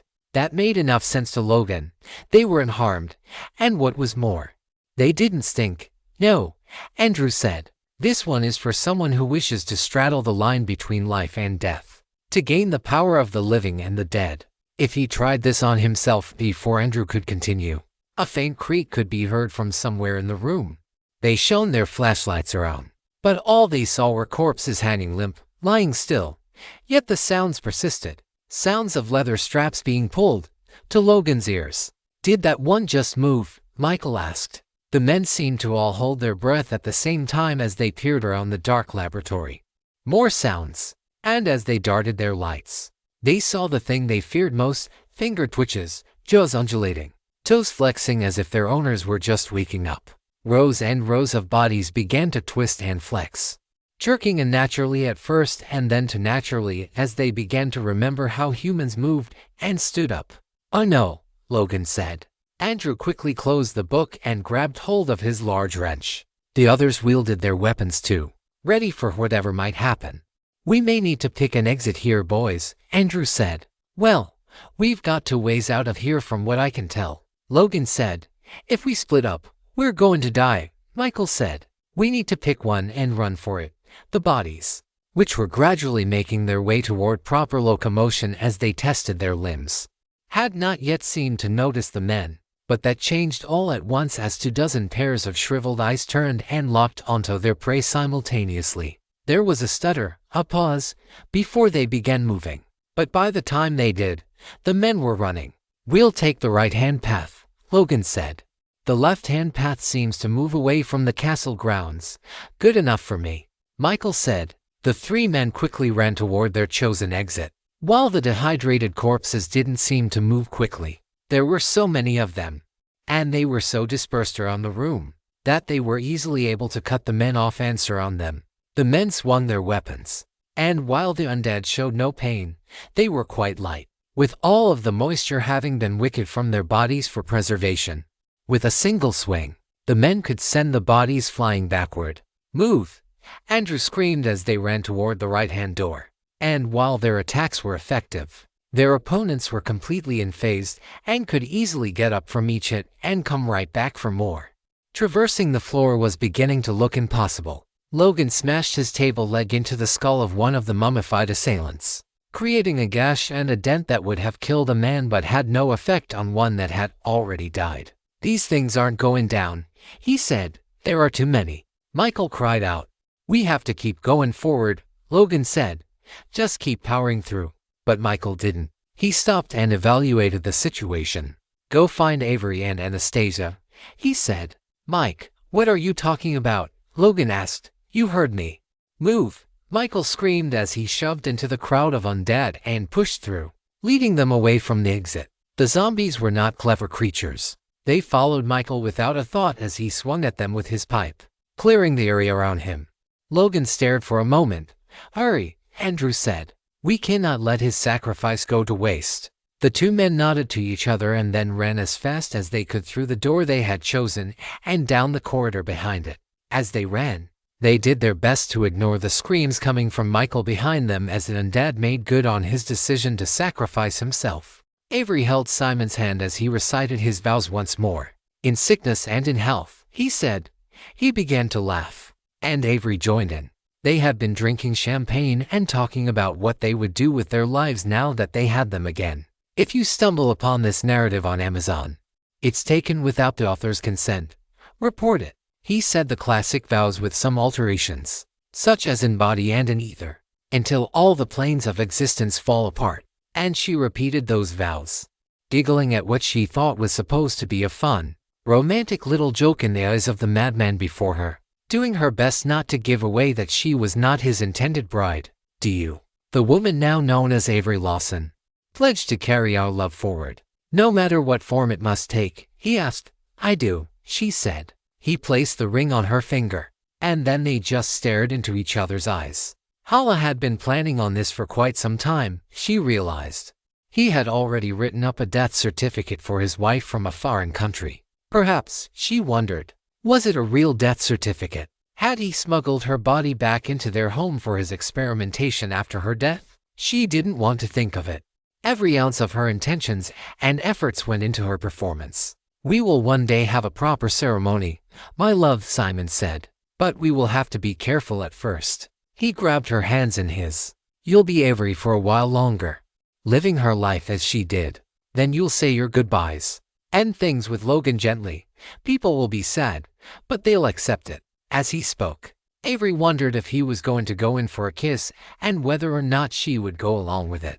Perhaps he had lost his inclination to kiss after his wife became a living corpse. "What an awful thought. Just as we planned," he said.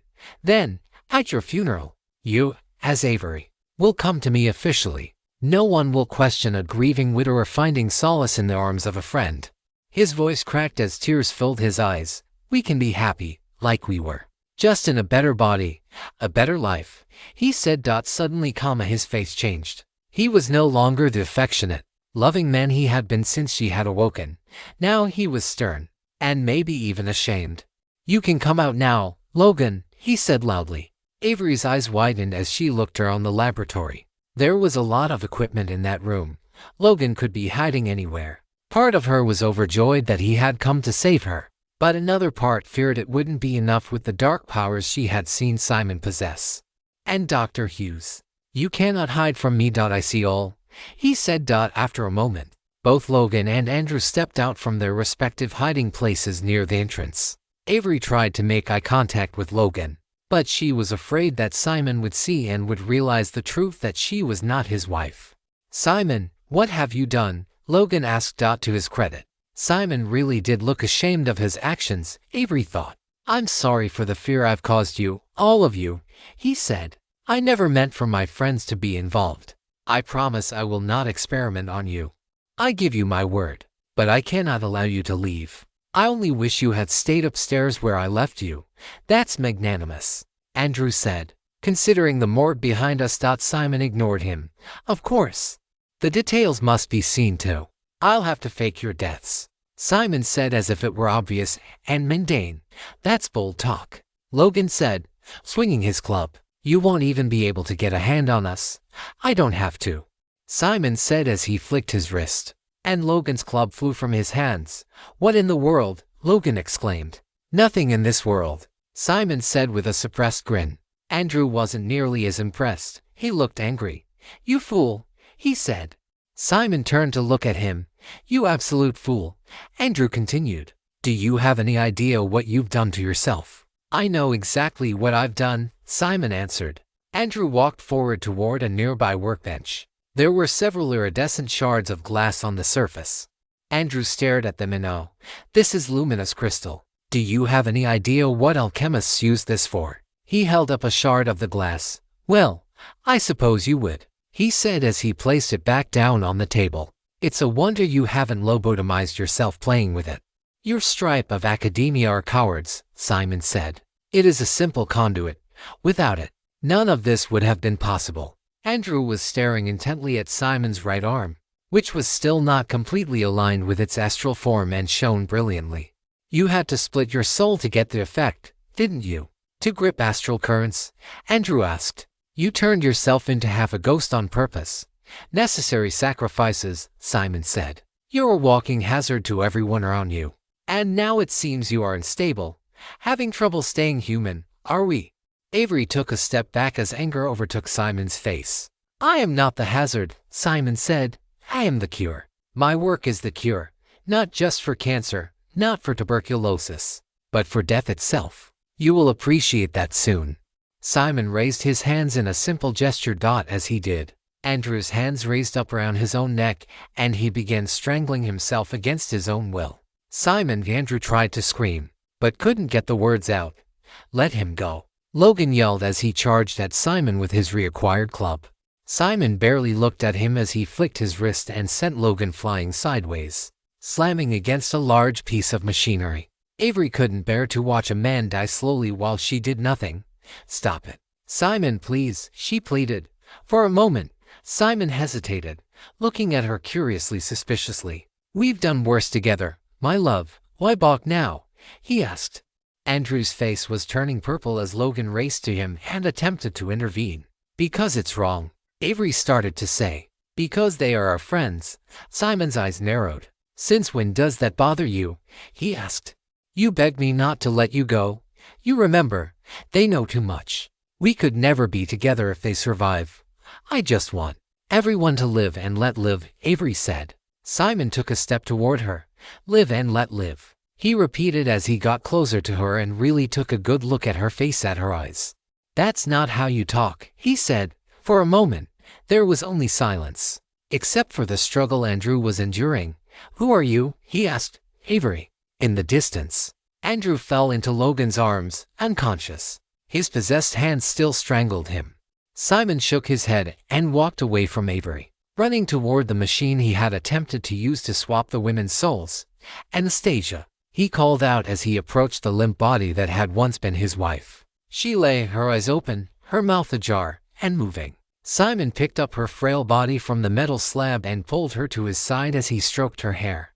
For a moment, nothing happened as he looked into her eyes, but then suddenly, she gasped, taking in air. Her eyes started to blink, and she was moving, fully animated all at once again.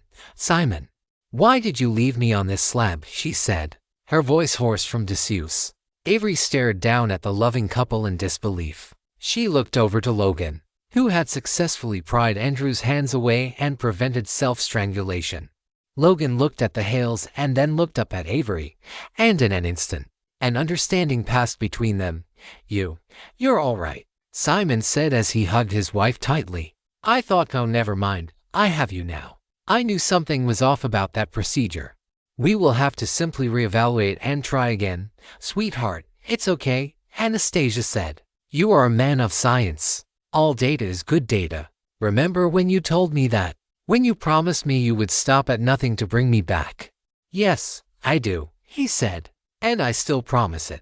And you've always lived up to your promises, Anastasia said. You are the most perfect, most loving husband. I am so sorry, Simon said as tears ran down his face, and he cradled his wife against his side. Suddenly, all Avery could see when she looked at Anastasia was a large, leathery puppet.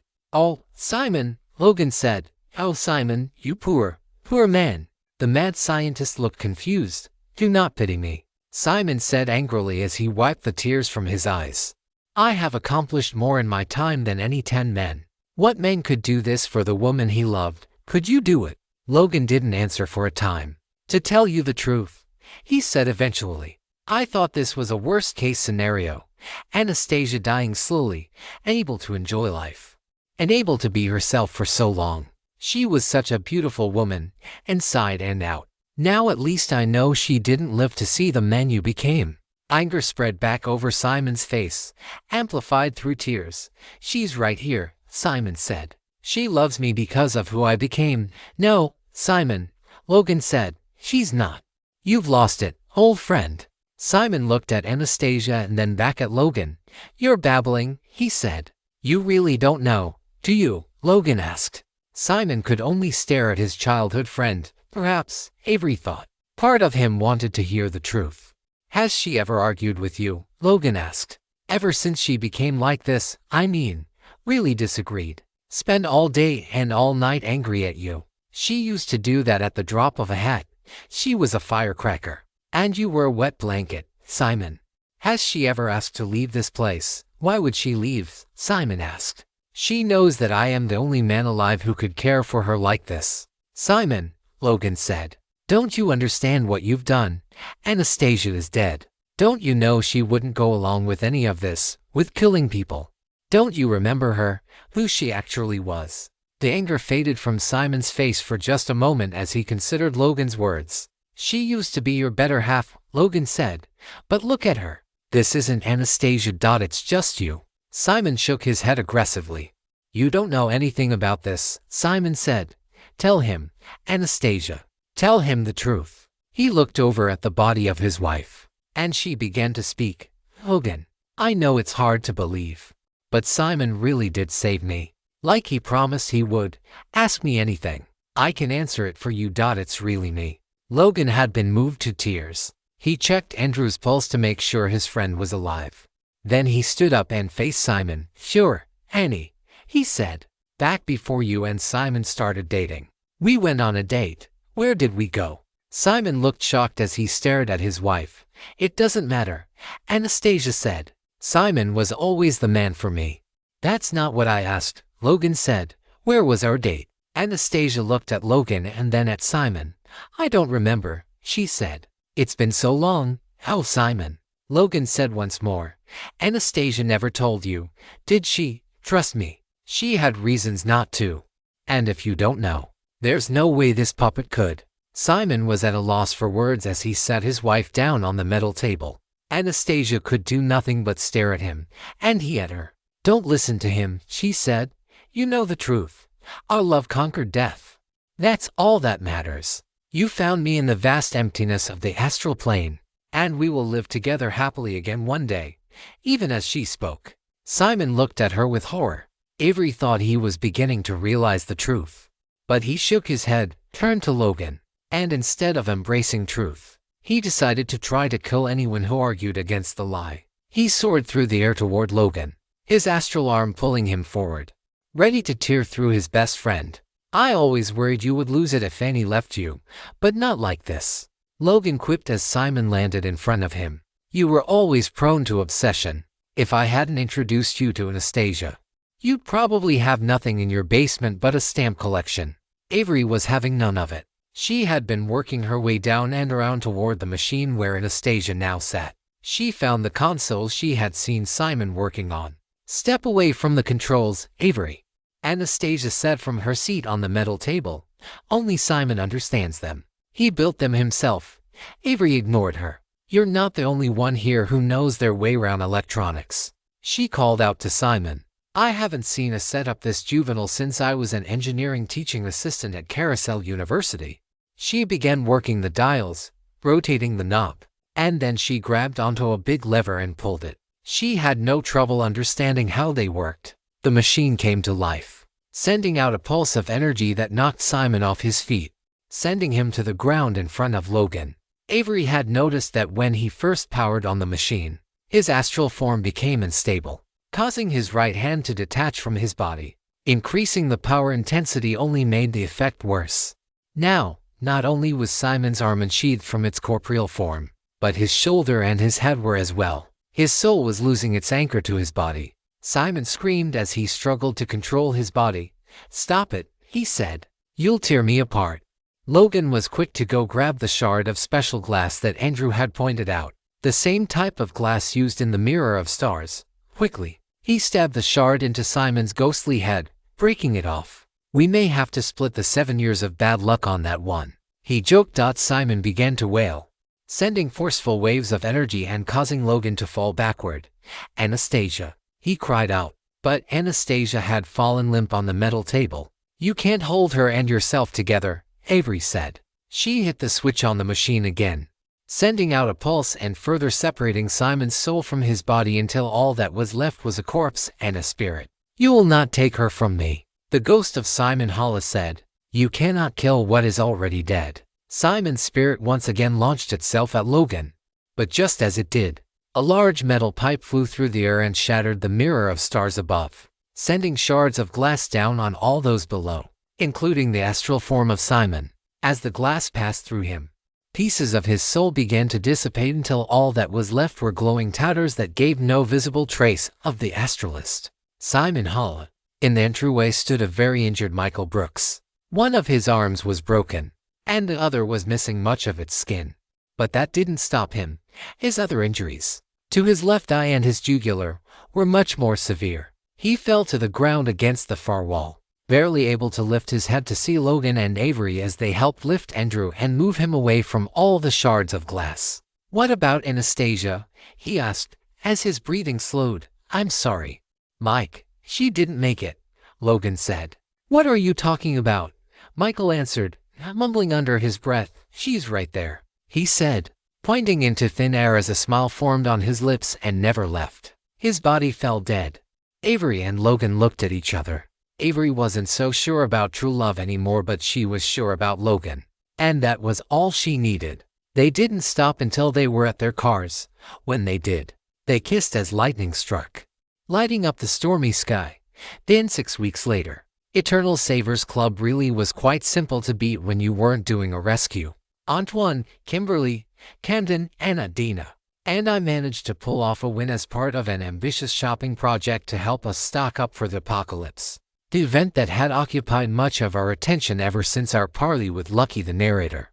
This time, there was no cult. And while there was a strange aura in the air, it was nothing like the one that had existed when the story revolved around a named god trapped in an amber prison underneath the building. This one was an armed robbery storyline. It was stuff I had seen before.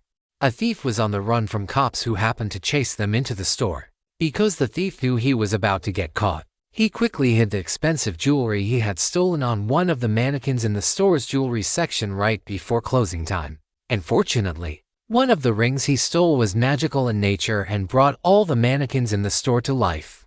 To complicate things, the thief's friends showed up to find his stashed jewels. It wasn't a cakewalk, but we made quick work of it. I did spend about 30 minutes of it trapped in the form of a mannequin. That was the beginning and end of my modeling career. But winning wasn't why we were there. We were there to pick up a freezer. It wasn't the largest model they had, but it was the biggest we could fit on the flatbed cart, along with a small emergency generator and some jerry cans of gas which they sold pre-filled in the store, just in case. Antoine was in charge of pushing that cart while I had one filled to the brim with meat. It felt risky to purchase perishable goods, but we had put in the effort, and we had earned it. The problem was that we had to get it all the way across town. While Kimberly's loft was central to pretty much everything because it was in the downtown area, Hal's Castle, the place we were going to hold out through the apocalypse, was on the north side of town. While Eternal Savers Club was on the south, we were fine, though. We were just off a win, and we managed to have a great shopping experience. It really was the small things that made Carousel bearable, like being able to fill your cart with T-bone steaks and lobster. There was barely any traffic left. The circus had spread so far that we could not safely stay at Kimberly's loft any longer. We weren't worried about the circus itself quite yet. It was the flood of monsters and killers fleeing the circus that worried us. They were nearly to Kimberly's loft when we abandoned it. Something strange was happening. It was as if someone had flipped a switch a month prior. And suddenly the Red Chalk Circus was less of a mere curiosity and more of an emergency. We stood on the freeway at the top of a hill, which gave us a very long view eastward. The way the town changed when the circus got to it was abrupt and obvious. Not only was there a large canvas-covered fence surrounding the affected area, but everything within it had changed, too. While there were still buildings, many open spaces had been taken over by high-top tents and other attractions.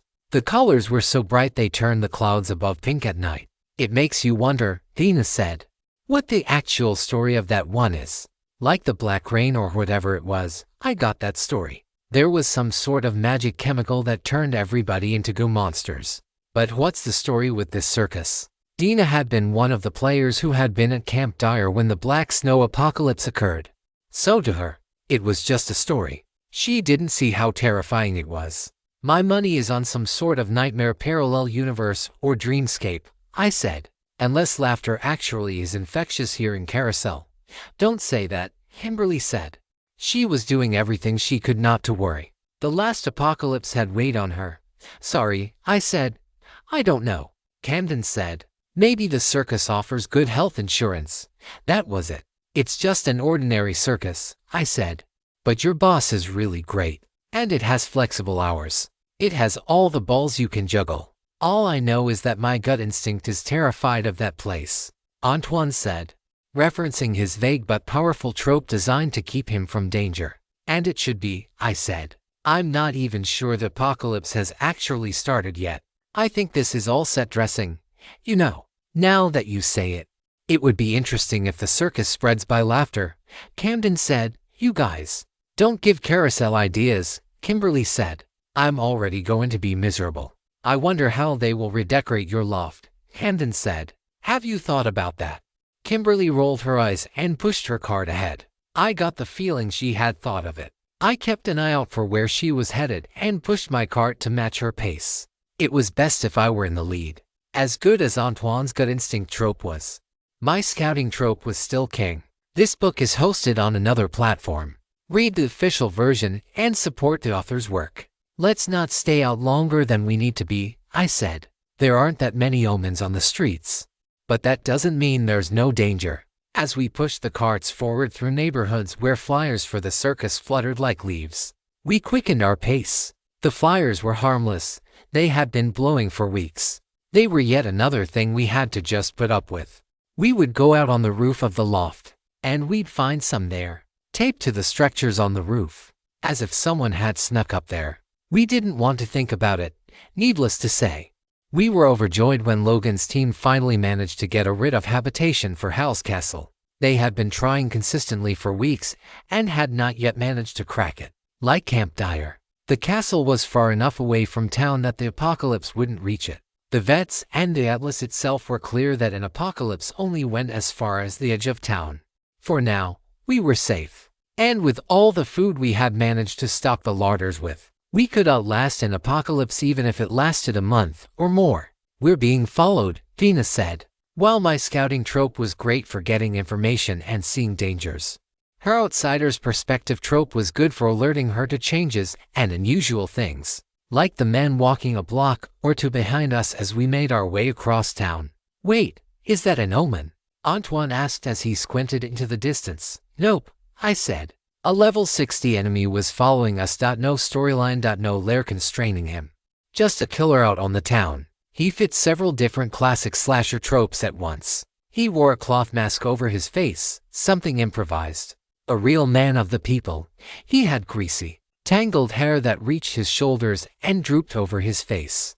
Together with a white t-shirt, jeans, boots, and a katana, he was ready to go on a rampage. His name was Calibro on the red wallpaper, and his poster said he was from Killers Row 3.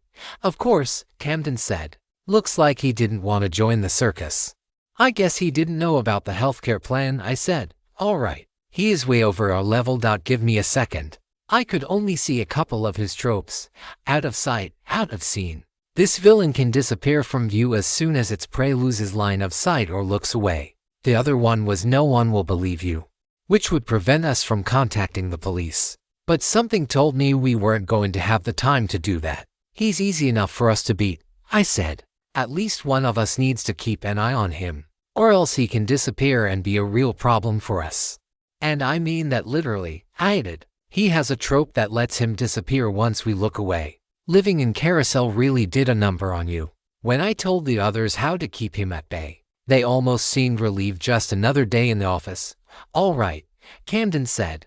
So we need to go in shifts. Make sure at least 2 people have an eye on the weeaboo at any given time. Will blinking be enough to let him disappear? He asked. Doubt it, I said. Usually it's looking away or something moving between us so we can't see him anymore that activates that trope. He probably doesn't have magic powers. He strikes me more as an evil incarnate kind of guy. Classic mall ninja, Camden said. Why don't you tell him that when he gets a little closer? I asked. Cracking jokes helped us feel safer. It was a good alternative to panicking. The further we walked, the less able we were to keep up the banter. Calibro followed us silently. I couldn't see his eyes very well from the shadows cast by his hair and simple mask, but it looked like he was staring straight at us the entire time. Luckily, there were 6 of us, and it seemed that the rules keeping him from disappearing were actually relatively favorable to the player. I'm probably going to have to keep my eyes forward, I said. You look for omens, we'll keep an eye on him, Camden said. We're just lucky that we have a straight shot across town. As we went along, I noticed that strange things kept happening in our periphery. Things like the sounds of car accidents or loud machines switching on all of a sudden. It seems like he has a trope to try to distract you, I said. Loud noises. Stuff to make you look away. We're not that far away, Antoine said. Let's keep it up. And so we went like that for a terrifying 20 minutes as Calibro followed us from a distance. Never particularly eager to catch up, but never getting tired and never quitting. When we got across town and had to turn left to navigate our way toward the mountain road that would lead us up to Hal's castle, we had to improvise. If we made a turn, we might not be able to see the sword-wielding slasher on our tail. So Antoine and Camden went wide so that they could keep an eye on him. And then when he got close enough, they booked it up the mountain road after us. They had to leave their carts at the bottom of the hill for a moment. He's stopping, Camden said. Of course. He stopped right after we started going uphill. He's just staring at us, Hannah said softly. She didn't seem as alarmed as the rest of us. Maybe she was too used to being killed last. You have to wonder why. What do you mean? You have to wonder why? Camden asked. That's not ketchup on his shirt. No, that's not what I mean, Anna said. He's running from the apocalypse. Why does he do it? And why chase us? What is his script telling him? Is Carousel just using him to freak us out? Or is he lost and following us because he doesn't know what else to do? I think Evil Incarnate covers most of his motivations, I said. Anna didn't seem satisfied with that explanation. She had a point, at least. She had not survived enough of the Black Snow apocalypse to see the roaming monsters and killers escaping the danger, killing each other and others as they fled. It did raise a question about why they would run in the first place. Were they meta-aware enough to know what was about to happen? Or was this just some rarely used protocol in an enemy's script? Finally, we lost sight of the slasher just as we gained sight of the castle gate. Michael was standing guard on the walls with a rifle, the one we had found in Lark House. That gave us some comfort. We ran as fast as we could to get into the castle, where we would be safe. It would seem the slasher had lost interest in us, because if he really wanted to hurt us, he could have. As I entered the courtyard, and the castle gate closed behind us, I finally felt safe. I had to unequip my I don't like it here scouting trope in order to make the anxiety go away. Logan and his team were there waiting for us. What happened? Logan asked. Seeing the exhaustion on our faces from having to push our carts at the pace we did. Minor complication, Antoine said. It looks like the free-range enemies have made it this far. I don't think we can leave the castle again. Logan nodded. We've seen monsters roaming the forests around us. They don't try to get in. But we were definitely worried about you out there. Why in the world is this accelerating so quickly? The broadcasts made it seem like we should have another week, at least. All good questions to add to the pile. We really have you to thank for getting the writ to this place. Kimberly said, I don't know what we would have done without you. Well, it's Avery you have to thank, Logan said. She's the one who figured out what we had to do to finally get the keys to the castle after all our attempts. And what was that? I asked. You never said. Spoilers weren't an issue because everyone there had played the Astralis storyline at least once. I had to marry him. Sort of, she said. I'd rather not talk about it. Trust me. I understand, I said. There was something strange about castle walls and high towers that made us feel like a fight was coming to us. Back in the Camp Dyer days, apocalypses were feared. But they weren't something the vets made a big deal about. There were still bonfires to be had and rounds of kumbaya, cookouts, and volleyball. And that was in the open air, no fences. The danger was far away and well warned. Whatever it had made Camp Dyer safe must have had a huge amount of square footage in its terms. Once we had made it back to camp after escaping the black snow, we never saw another rogue monster or killer. But as I walked around the rampart surrounding Avery's new castle, I could see them wandering through the woods in the distance. I figure we put the rifle in that tower over there if it comes to it, Logan said. It's got the sidelines. It can be fortified from aerial attackers. Michael looked up at the tower he was pointing at and nodded. I can sleep up there, he said. I'd like to bring up one of the spotlights we got. You should do that, Logan said. Michael quickly did. For a while, a handful of us stood there, eyes to the horizon, watching the trees and the being watched by them. Strange times, Logan said. Saw that guy with the samurai sword again this morning. He was hacking these two inbred-looking hillbillies to pieces down by the river. I got a funny feeling about this. That's almost certainly the name of a trope, I said as I stared down toward the long stretch of meadow that led to the Carousel River in the distance, and the bridge where we had once seen Dr. Simon Hall attacking those very same hillbillies. Those guys just couldn't catch a break. I looked up at the tower that Michael was hell-bent on living in. It was made of stone and mostly enclosed. It even had slits in the walls that must have been initially designed for bows and arrows or crossbows. A distant tower across the way was set up to be a normal room. Bobby stood inside, watching us through a window. He nodded to me when he saw me looking. His wife was there too, rearranging the furniture in the small room for the 100th time. We couldn't leave him out there alone. And fake Shauna wasn't nearly as dangerous here, we hoped. Why did we feel so threatened at Kimberly's loft? We were surrounded by omens. And we got used to that soon enough. Here we had thick walls protecting us. And we all felt like we had to prepare for something. We weren't exactly patrolling the wall by schedule or anything like that. But as we waited in the castle with nothing else to do, staring up at the inside of one of several walls, the natural instinct was to climb up and see what was going on in the surrounding area.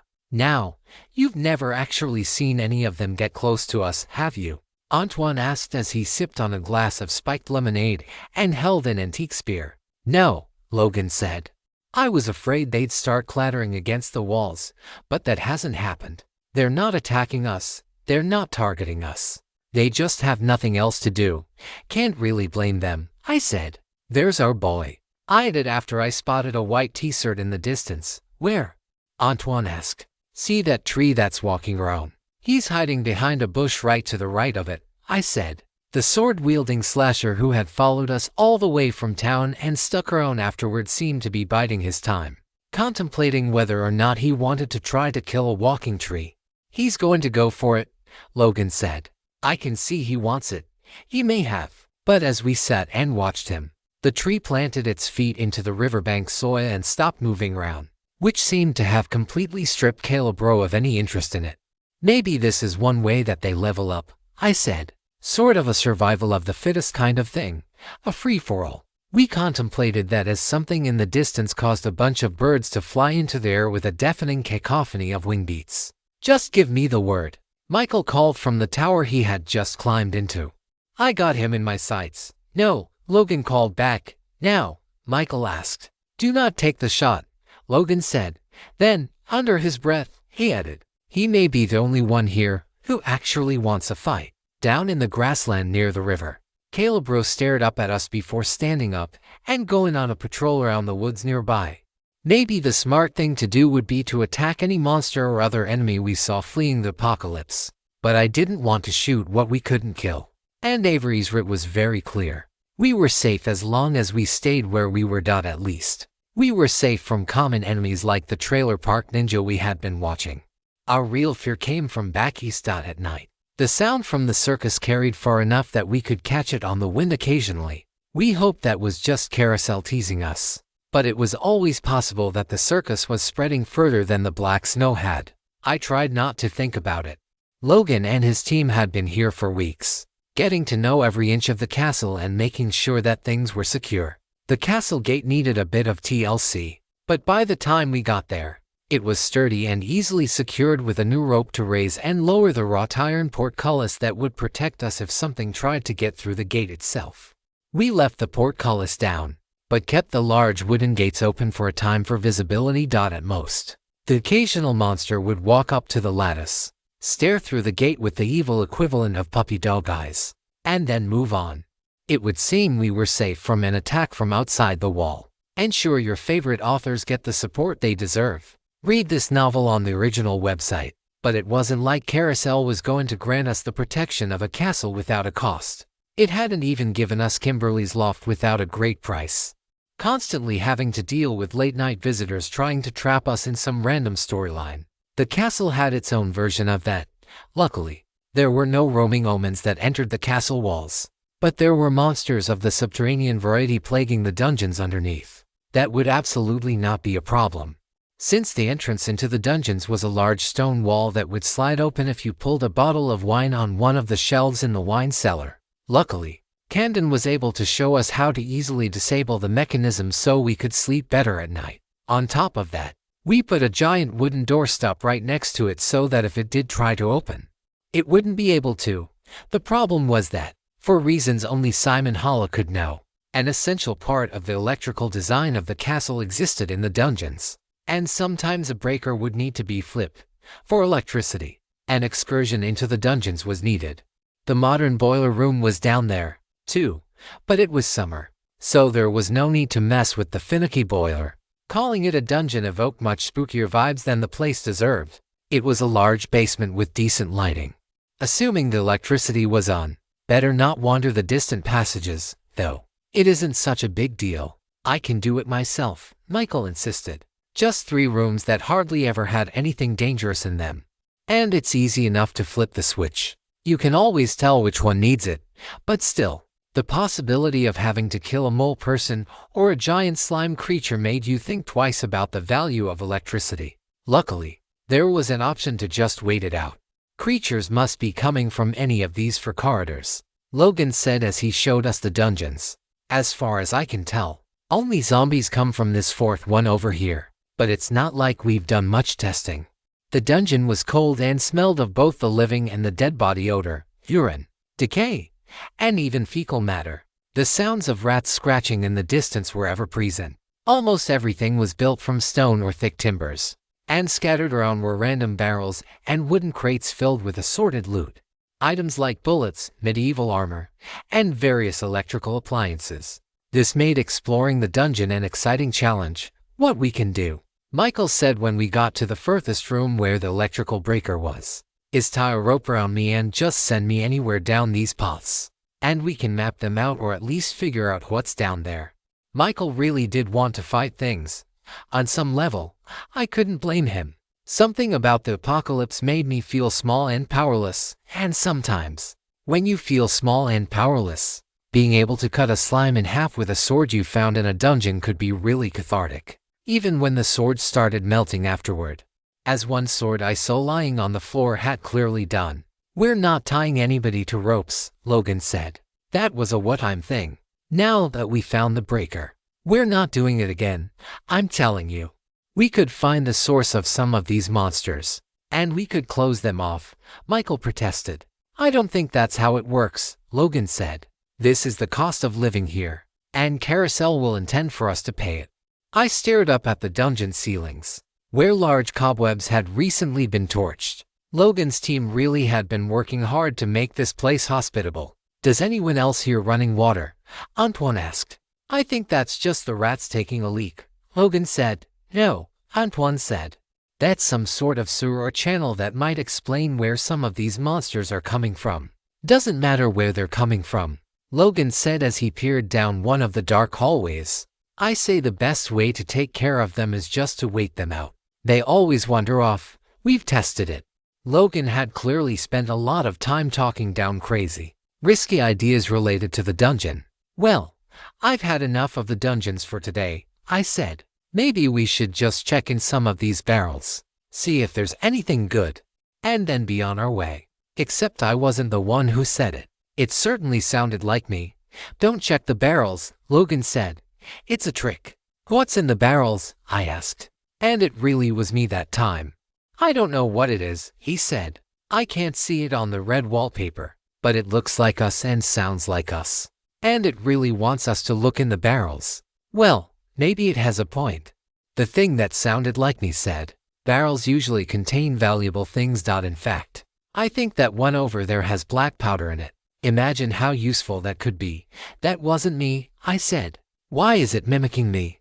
We need to get out of here, Logan said. There's never just one monster. If one of those things showed up, we're bound to see something else.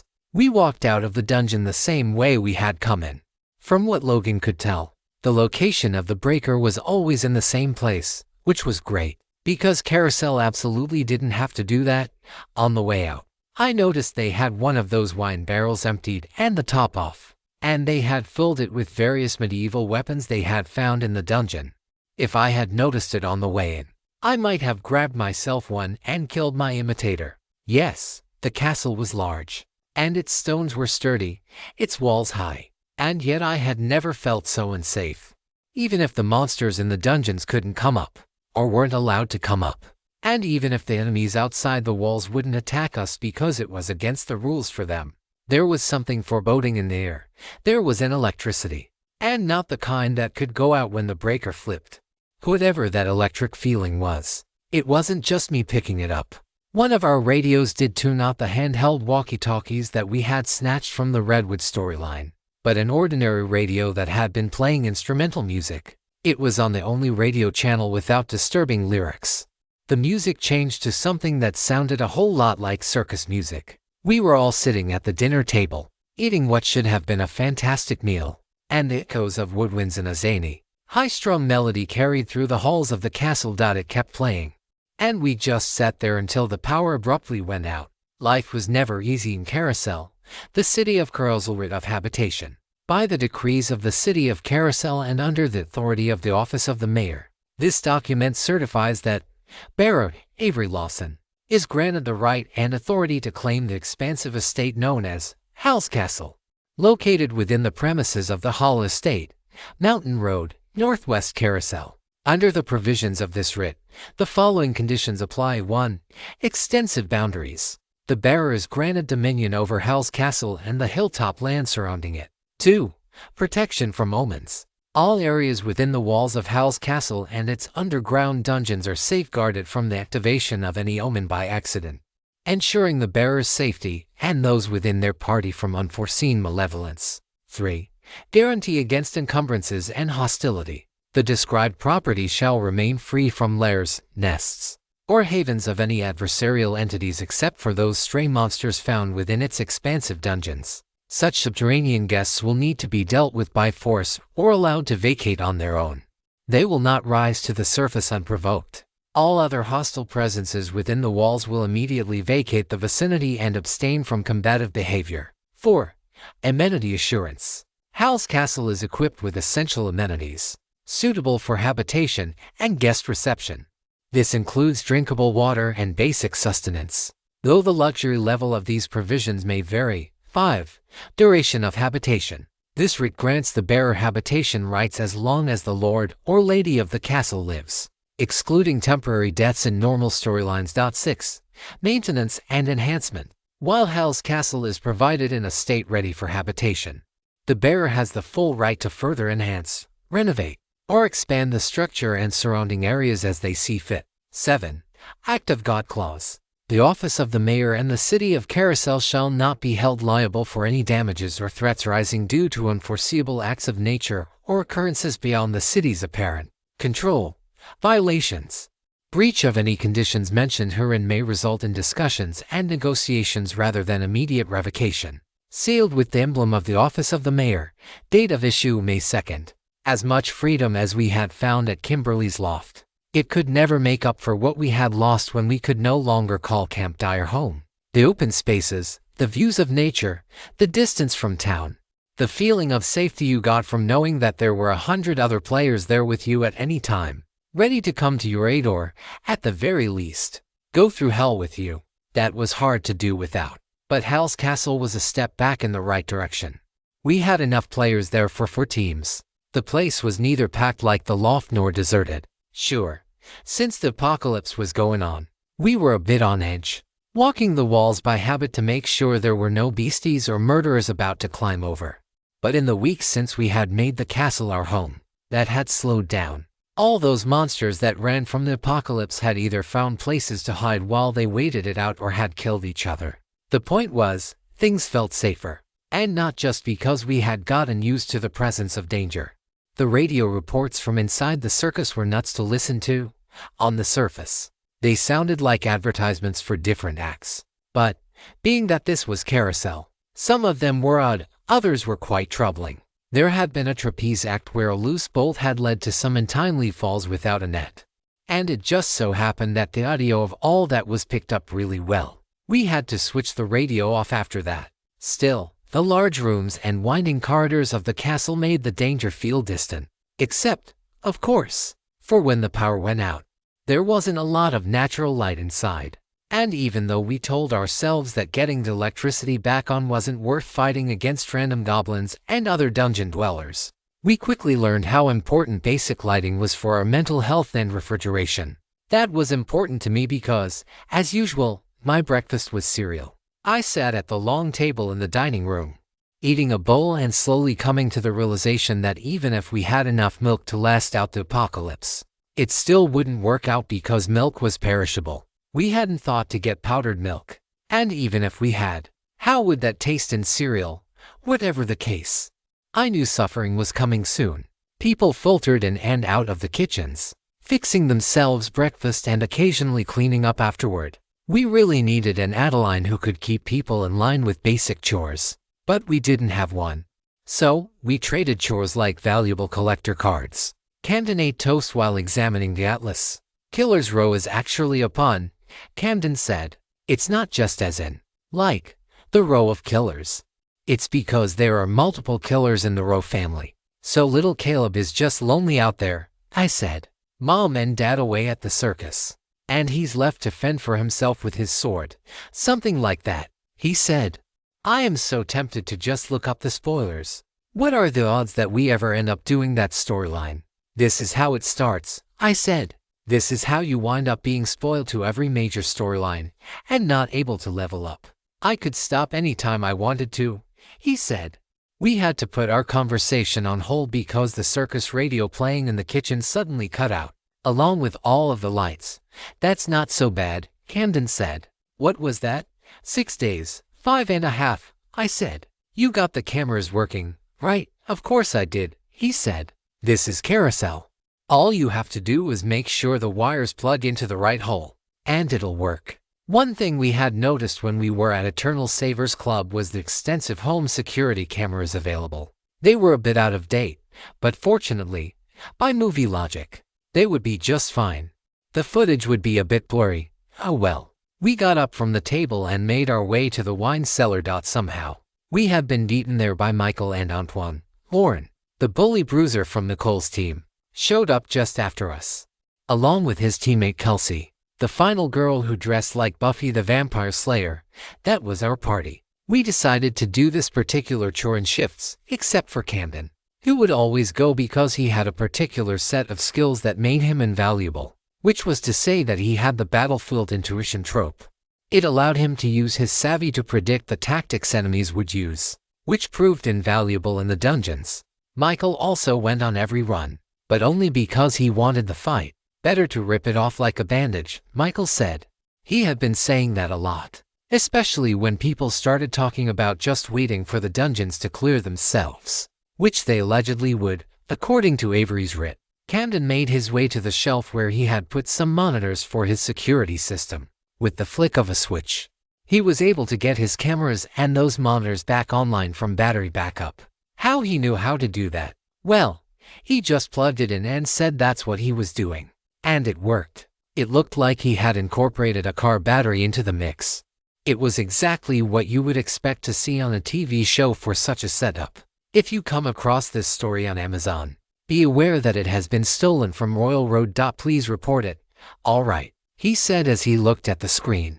We've got the knight in shining armor. I knew he'd be back. Riley says not to look inside the armor. Right, that's right, I said. We had seen this guy before. He was some type of ghost or enchanted armor or something that wanted to steal your soul. While I couldn't always see the tropes of monsters and other enemies outside of storylines, because they didn't apply outside of storylines, I could see a few. Combine that with Camden's trope, and we figured him out real quick. The fact that he was called Dark Knight of the Soul on the red wallpaper was also an important clue. Science zombies coming from Hal's lab, Camden said after a few more glances around the various camera views. And we've got a slime. The way it's not moving. I think that's one of the exploding ones. Sometimes you could see creatures on the red wallpaper when you saw videos of them. But that wasn't always true. Either way, we were prepared. This was a basic hack-and-slash operation or, in my case, snip and trim because I was using my hedge clippers with the shashing trope. As goofy as I looked, they were super effective in close combat. I also brought my knife made of silver that I had melted down from a spoon. Its trope was called selective sharpness, which prevented me from accidentally cutting myself. Not that I would ever do such a thing. Antoine, Michael, take the lead, Camden said. Kelsey, you're in the middle with that spear. Riley and I will be just behind you, with Lauren behind us covering our rear. Camden quickly enabled the mechanism to open up the secret entrance in the wall, and we made entry. First room clear, Antoine said as we walked into the dungeon. We proceeded, all of us holding some form of weapon, ready for a fight. Most of them were the rusted weapons we had picked up from inside the dungeon itself. For lighting, Camden and Kelsey carried old-fashioned torches. Second room, we've got zombies ahead, Antoine said. They were the dehydrated zombies that Dr. Holla had reanimated, and they had one major weakness. Camden stepped up with a bottle of lighter fluid and quickly squirted the oncoming zombies. Not that he really needed to, because as soon as he held his torch up to the belt pouch that one of the zombies was wearing, their dirty white button-up shirt lit aflame, and so did the rest of them shortly after. Another touch of the torch to the other zombie, and soon she started to burn up like an old dead pine tree. They had the black magic reanimation trope, which made it so that even if you hacked them into pieces, they would still be alive, or undead, whatever the right term was. You had to burn them all to get them to stop moving. Spider at 10 o'clock, I said. Spiders only attacked from the ceiling, which made sense for a movie or a video game. Another squirt of lighter fluid and a torch took care of the web and any baby spiders that might have been lurking. But Michael had to hack the mommy spider to death with his sword because the fire only made her angry. Room is clear, Antoine said. So we proceeded to the final room, where we could simply flip a switch and then go home. But our knight in shining armor was waiting for us. Michael had a shield, and our first move was always just to get that knight off his feet because he was clumsy. Not that I was judging. I had never personally attempted to possess a suit of armor. The clumsiness was largely for show, as if to give a brief respite to a weary adventurer before it was revealed that the knight could reassemble itself and float in the process. Yet not exactly fly. Whatever the case, Michael and Antoine were able to beat the knight back. Exploding slime near the right doorway, Camden said. It's got some sort of trap tactic. I don't know if that's the explosion itself or what. The other slimes we had dealt with, you just cut them in half or burst them after a few strikes. Then they would turn into a puddle before reforming later. The exploding ones, well, their gimmick was self-explanatory. Luckily, they were a lot more lethargic. This one kind of looked like a gummy bear that had really let itself go and was lying there watching us. Camden moved to flip the switch and get our power back on. He took a few more moments to examine the breaker system. He had spoken about rigging up some ropes to be able to flip the breakers from a distance. Everything was going according to plan.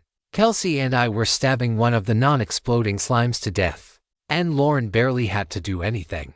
His entire job was to watch our backs and our exit, not to get aggressive. But of course, nothing could ever be too easy. A small herd of zombies, the same kind we had just dealt with, revealed themselves.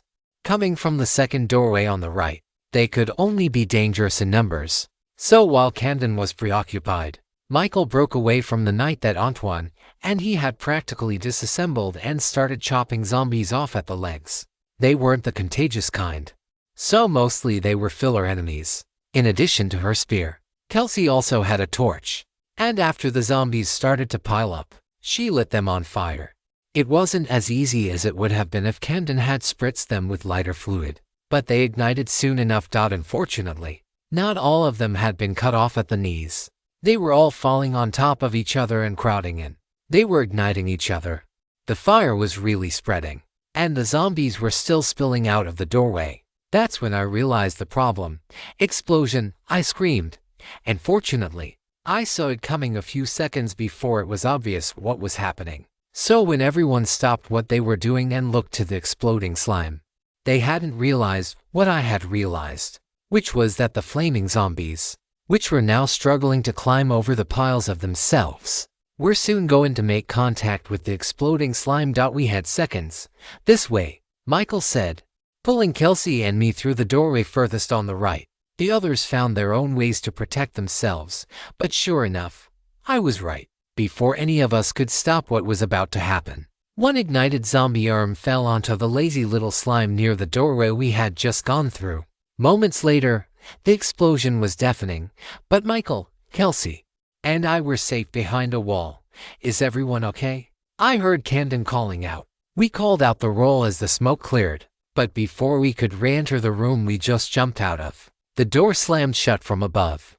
It had been suspended by a rope that was tied off, but that rope had been cut into by the exploding slime, and now we were separated from the others by a heavy door. Kelsey waved her torch around, looking at the room we were in, and it was a pretty bad deal. While those dehydrated zombies from Dr. Hal's experiments did exist in the dungeons, they were not the only kind down there. The classic kind also existed, the wet and juicy disease-bearing kind that liked to bite. There were 4 of them in the room with us, and they seemed to wake up with the explosion. They were picking themselves up off the ground and moaning aggressively at us. Around the corner, more zombies began to moan to many more. Their levels were lower than ours, but that was no problem for them. Zombies didn't need moxie or savvy. They just needed a strong bite and high numbers. And we must have looked awfully tasty. Are you guys alright? Antoine called from the other side of the door as he struggled to lift it. We're fine, Michael said. He went to hack at the zombies in front of us. I grabbed his arm because we didn't need a fight at that moment. More and Dad were coming, and I feared Michael's instincts were born in battles where death was an option. We have a lot of monsters over here, I called out. Be careful opening the door. Then I turned to Michael and Kelsey and said, let's go. We had 2 door options. I led us to the right because it was further away from the undead. They're slow zombies, I said as I took out my flashlight. Preserving batteries was not a priority at that moment. We avoid the fight if possible. And if we have to fight them, we do it on our terms. Let's take them for a walk, see if we can find a better venue. There was no fear quite like the fear of zombies in the distance. Their moans filled the air. And so we went, anticipating a fighter on every corner and being right more than we were wrong. The first thing we ran into was a ghoul, which in Carousel usually described something very similar to a zombie but not as human, and usually with some level of intelligence. Come here, my little rats, the ghoul said from its eyeless face.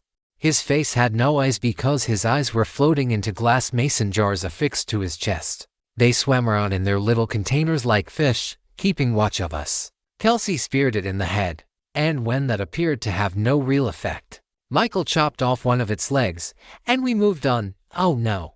The monster cried after us in a silly voice. With every step we took, we came across more low-level dungeon fodder. Giant rat. Michael chopped it in half. Giant spider. Michael chopped it in half. Cardboard cutout of Silas the Mechanical Showman. Michael chopped it in half. It was becoming his signature move. We had missed whatever turnoff would bring us to Hale's laboratory, as far as I knew. But the dungeons were completely different than the movie version. They were dirty. The farther we went, the louder the sound of running water became. So loud it even drowned out the moans of zombies behind us and the scratching of rats in the distance. We were getting closer. Soon enough, we broke out into a room that roared with the sound. In front of us was a large canal, similar to those in the sewers but different. This one smelled of earth and living things. It smelled like a real river. There were no monsters in that room except for some kind of half-octopus, half-man mutant who was pinned to the ground with a bayonet mid-transformation. Trope item. Michael said. He was right. The trope was called putting down stakes. It was a monster hunter trope, and it was simple. Anything you killed with that weapon would stay dead if you left the weapon in it. Maybe we grab it later, I said. The implication was that if we took the bayonet out, the octopus man would cease to be dead. Unfortunately, the living dead were still following us. I looked around to find a way out, but there were no other exits except, of course, wherever the canal led. I could even see ambient light shining from both directions. Above us were wooden rafters with loose boards laid across them to form a floor. Stacked on those boards were boxes and ropes, and across the room, a large rowboat hung safely. I knew immediately what the plan would be. Follow me, I said. Soon, the zombies were upon us. At least 11 of them. They made it into the room and quickly managed to sniff us out through their rotten noses, which never made sense to me. We were hiding in the corner, and as they made their way over to us, we didn't react at first. I slashed at any that got near. Kelsey attacked them with the torch and her spear, and Michael batted a few away with the shield. When they had sufficiently grouped up by us, I said, now, and Michael sliced his sword through a rope behind us, causing the rowboat above to swing down as we all hit the deck. The boat knocked all of the zombies off the stone floor and into the river as it fell from its resting place in the rafters. The narrative has been illicitly obtained. Should you discover it on Amazon, report the violation. The zombies weren't such great swimmers, and they were swept away quickly. Plan A worked. Plan B was to climb to the rafters and take out the zombies one by one with Kelsey's spear. The danger wasn't over yet. There were a few remaining zombies who weren't as good at cardio as the main group, but Michael was able to do away with them very quickly. He cut them in half. One giant zombie approached at the end, and when Michael slashed into it, his sword got stuck in the enemy's skull. Kelsey jumped forward to take her turn, impaling the giant in the gut with her spear so she could keep it at a safe distance. It was a tried and true technique. The zombie raged forward, but luckily, its bulk was caught on the barbs of the spear, and Kelsey could hold it away. Theoretically, that would make it my job to come in and clip its head off. But as I was brandishing my hedge clippers to boost my metal with a satisfying shoshing sound that blades make in movies, Michael's was back in the mix, puncturing the undead giant's head with a newly acquired bayonet from the body of the octoperson. The zombie suddenly lost coordination as it turned to attack him. Just as the octopus mutant began to rise up from the grave by the canal, Michael kicked the big zombie in that direction, sending both of the monsters into the water, where they disappeared quickly. I knew you were going to grab that bayonet, I said. I knew it the moment I saw it. Yeah, well, congratulations, Michael said as he got a better look at the weapon. It was designed to fit onto a rifle of some kind, but it worked well enough as a long knife. Now, we've taken the self-tour. I say we return to base, I said. Roger that, Kelsey said as she stared at the river. Where in the world does that lead? There's no runoff running in or out of the castle. We've walked around it enough. The castle has a well. Why does it need this? She was right. Wherever the start and end of that canal were, they weren't visible from the outside. The Carousel River, if this was indeed part of it, didn't need logic. You forget, I said. Carousel isn't a real town. It's just plays one in the movies. Back we went, tracing our steps by looking at the disturbance in the dust on the floor. All the way back to where we started. Come here, my little rats. The ghoul screamed at us from his place on the floor as we walked by. He had managed to put his leg back on, but that wouldn't do him any good because he attached it to his chest. We made it back in time to see that the others had managed to reopen the door and set a barrel underneath it to hold it up for us. Kelsey was through first, then me, then Michael. He insisted on it. Where did you go? Camden asked. On a stroll, I said. We really should get more exercise. The sights down here are something else. Lauren pulled the barrel out from under the door, which caused it to drop shut. Some magical force would repair it so that it could be opened by the time we needed to come down here next. But we didn't need to worry about that. Kelsey, if you die down here, Nicole is going to kill me, he said as he embraced her. Come on, buddy, she responded. You've seen me kill worse than that. He sighed. Were any of you bitten? Antoine asked. I hadn't even thought to ask. He started inspecting all of us. We had just tussled with some good old-fashioned zombies, so I couldn't really blame him for being worried. Are you doing this for show? I asked. Just look at our status on the red wallpaper. I just have to be sure, he said. If one of us was infected, were they really going to make us stay down here? Or just put us out of our misery? Luckily, no one had been bitten. It turned out, though, that Michael had been burned when the exploding slime had gone off, but it was only a few dribbles on his arm. It looked like he had been burned with a cigarette. Back in formation, we made our way out of the dungeons as I explained how we had survived like it was no big deal. What happens when we find one enemy down there that we can't beat? Camden asked. We go without electricity for a little while longer, I said. If we're able to, he said. What do you mean by that? I asked. Sure, we didn't want to go without electricity, but it was technically a luxury in a circumstance like this. He shook his head and said, never mind, maybe I'm getting paranoid. Paranoid about what? I asked. As we put our weapons back down on the shelves, and he disabled the mechanism that allowed the door into the dungeons to open. He looked at me and said, what if there's not just some magic that flips those switches? I was looking at those breakers, examining them. I don't think they were overloaded. I think they were manually switched off. Now maybe it's Carousel doing it, maybe it's, heck, one of the consortium for all I know. Or maybe something or someone is trying to lure us down, learn our weaknesses, and eventually outsmart us. There was something strategic about the positioning of the exploding slime creature being in just the right spot for the zombies to stumble onto it. But I hoped he was reading too much into it. He was seeing ghosts, as it were. Let's hope not, I said. I wished that I could dismiss his fears as paranoia. But he was right in that it was kind of weird that something down there was sabotaging things. Even if it was an extremely meta situation. There must be something down there that could flip the switches. Technically, yes, Carousel could script the zombies to flip the switch or maybe the enchanted armor, but it could be something else too.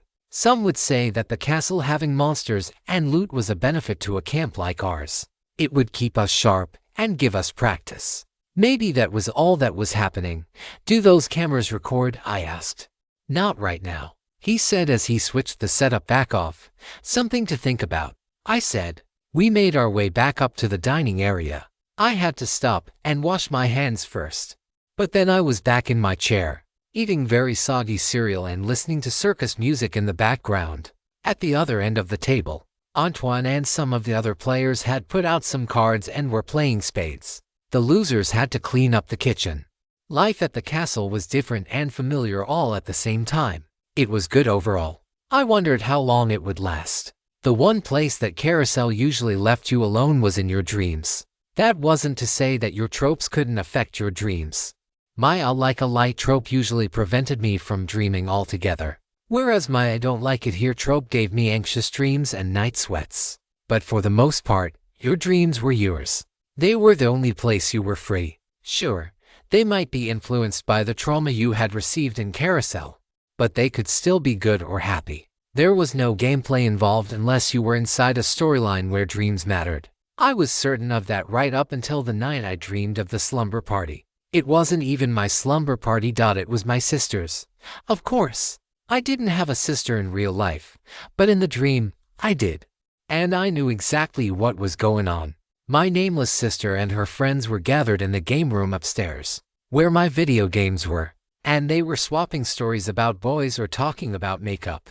Whatever it was that girls talked about at 13 years old, and I was downstairs, staring up at the ceiling, studying the vibrations they made when they walked like some sort of scientist. I felt a lot of emotions that didn't belong to me all at once. I knew it wasn't a real dream because it was an experience I recognized from how my bridal. There really was once a boy who stared up at the ceiling while his sister had a slumber party. And I was walking through his memories. I knew this all at once. I took it calmly and dispassionately. If anything, I thought it was neat to experience life through some teenager's eyes. It was a surreal moment all around. And I was having a good experience at first. Whatever his name was, he wanted to play his video games, but he couldn't because the girls had taken that room for their party. Mom and Dad said they could, and they didn't understand how easy it would be for me to bring my games down to the living room because they wouldn't listen to me. Parents just don't understand. Back when the girls were downstairs baking cookies and gossiping, I had gotten to hang out with them. But now I was locked out, even in my own internal dialogue. I got the pronouns mixed up. I, he, I. They were the same if I didn't think about it. What was her name? The girl that I had a crush on, I couldn't remember. I never even thought to try. But I knew as I stared up at the ceiling that there was one particular girl I wished would walk down the stairs. But she never did. The lights were off, and the entire world downstairs was gray. And I was afraid to look outside. I didn't know why. Mom and Dad were at the neighbor's house playing cards. It was right down the road. But back in those days, the 80s or 90s, perhaps, that was a normal thing. My sister was 13, and I was 14, and that was plenty old. Plus, Grandma was in the mother-in-law suite in case we needed anything. There was nothing out to get me that I could see. And yet I felt extreme dread as I stared around the living room, keeping my eyes from peering out the windows because it wasn't time to look outside yet. I thought to myself, without exactly knowing what that meant. Later, I would look outside, and I would know what this was all about. But right now I was supposed to look up at the ceiling and try to make out the muffled voices I heard, hoping to hear the one from the pretty girl saying how cute she thought I was. I never heard her say that. I ate the leftover cookies, the burnt ones that the girls didn't want. I wasn't even hungry. I was bored.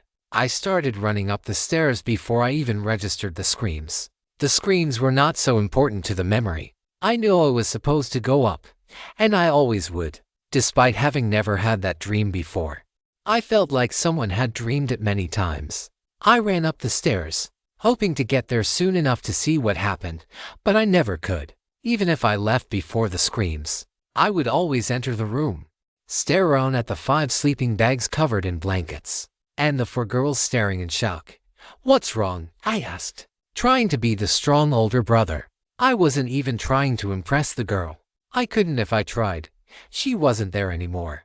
I just wanted to make sure my sister was safe. No one answered me, and while I paid it no mind, I realized afterward that I recognized some of those girls, or at least the women they would grow to become.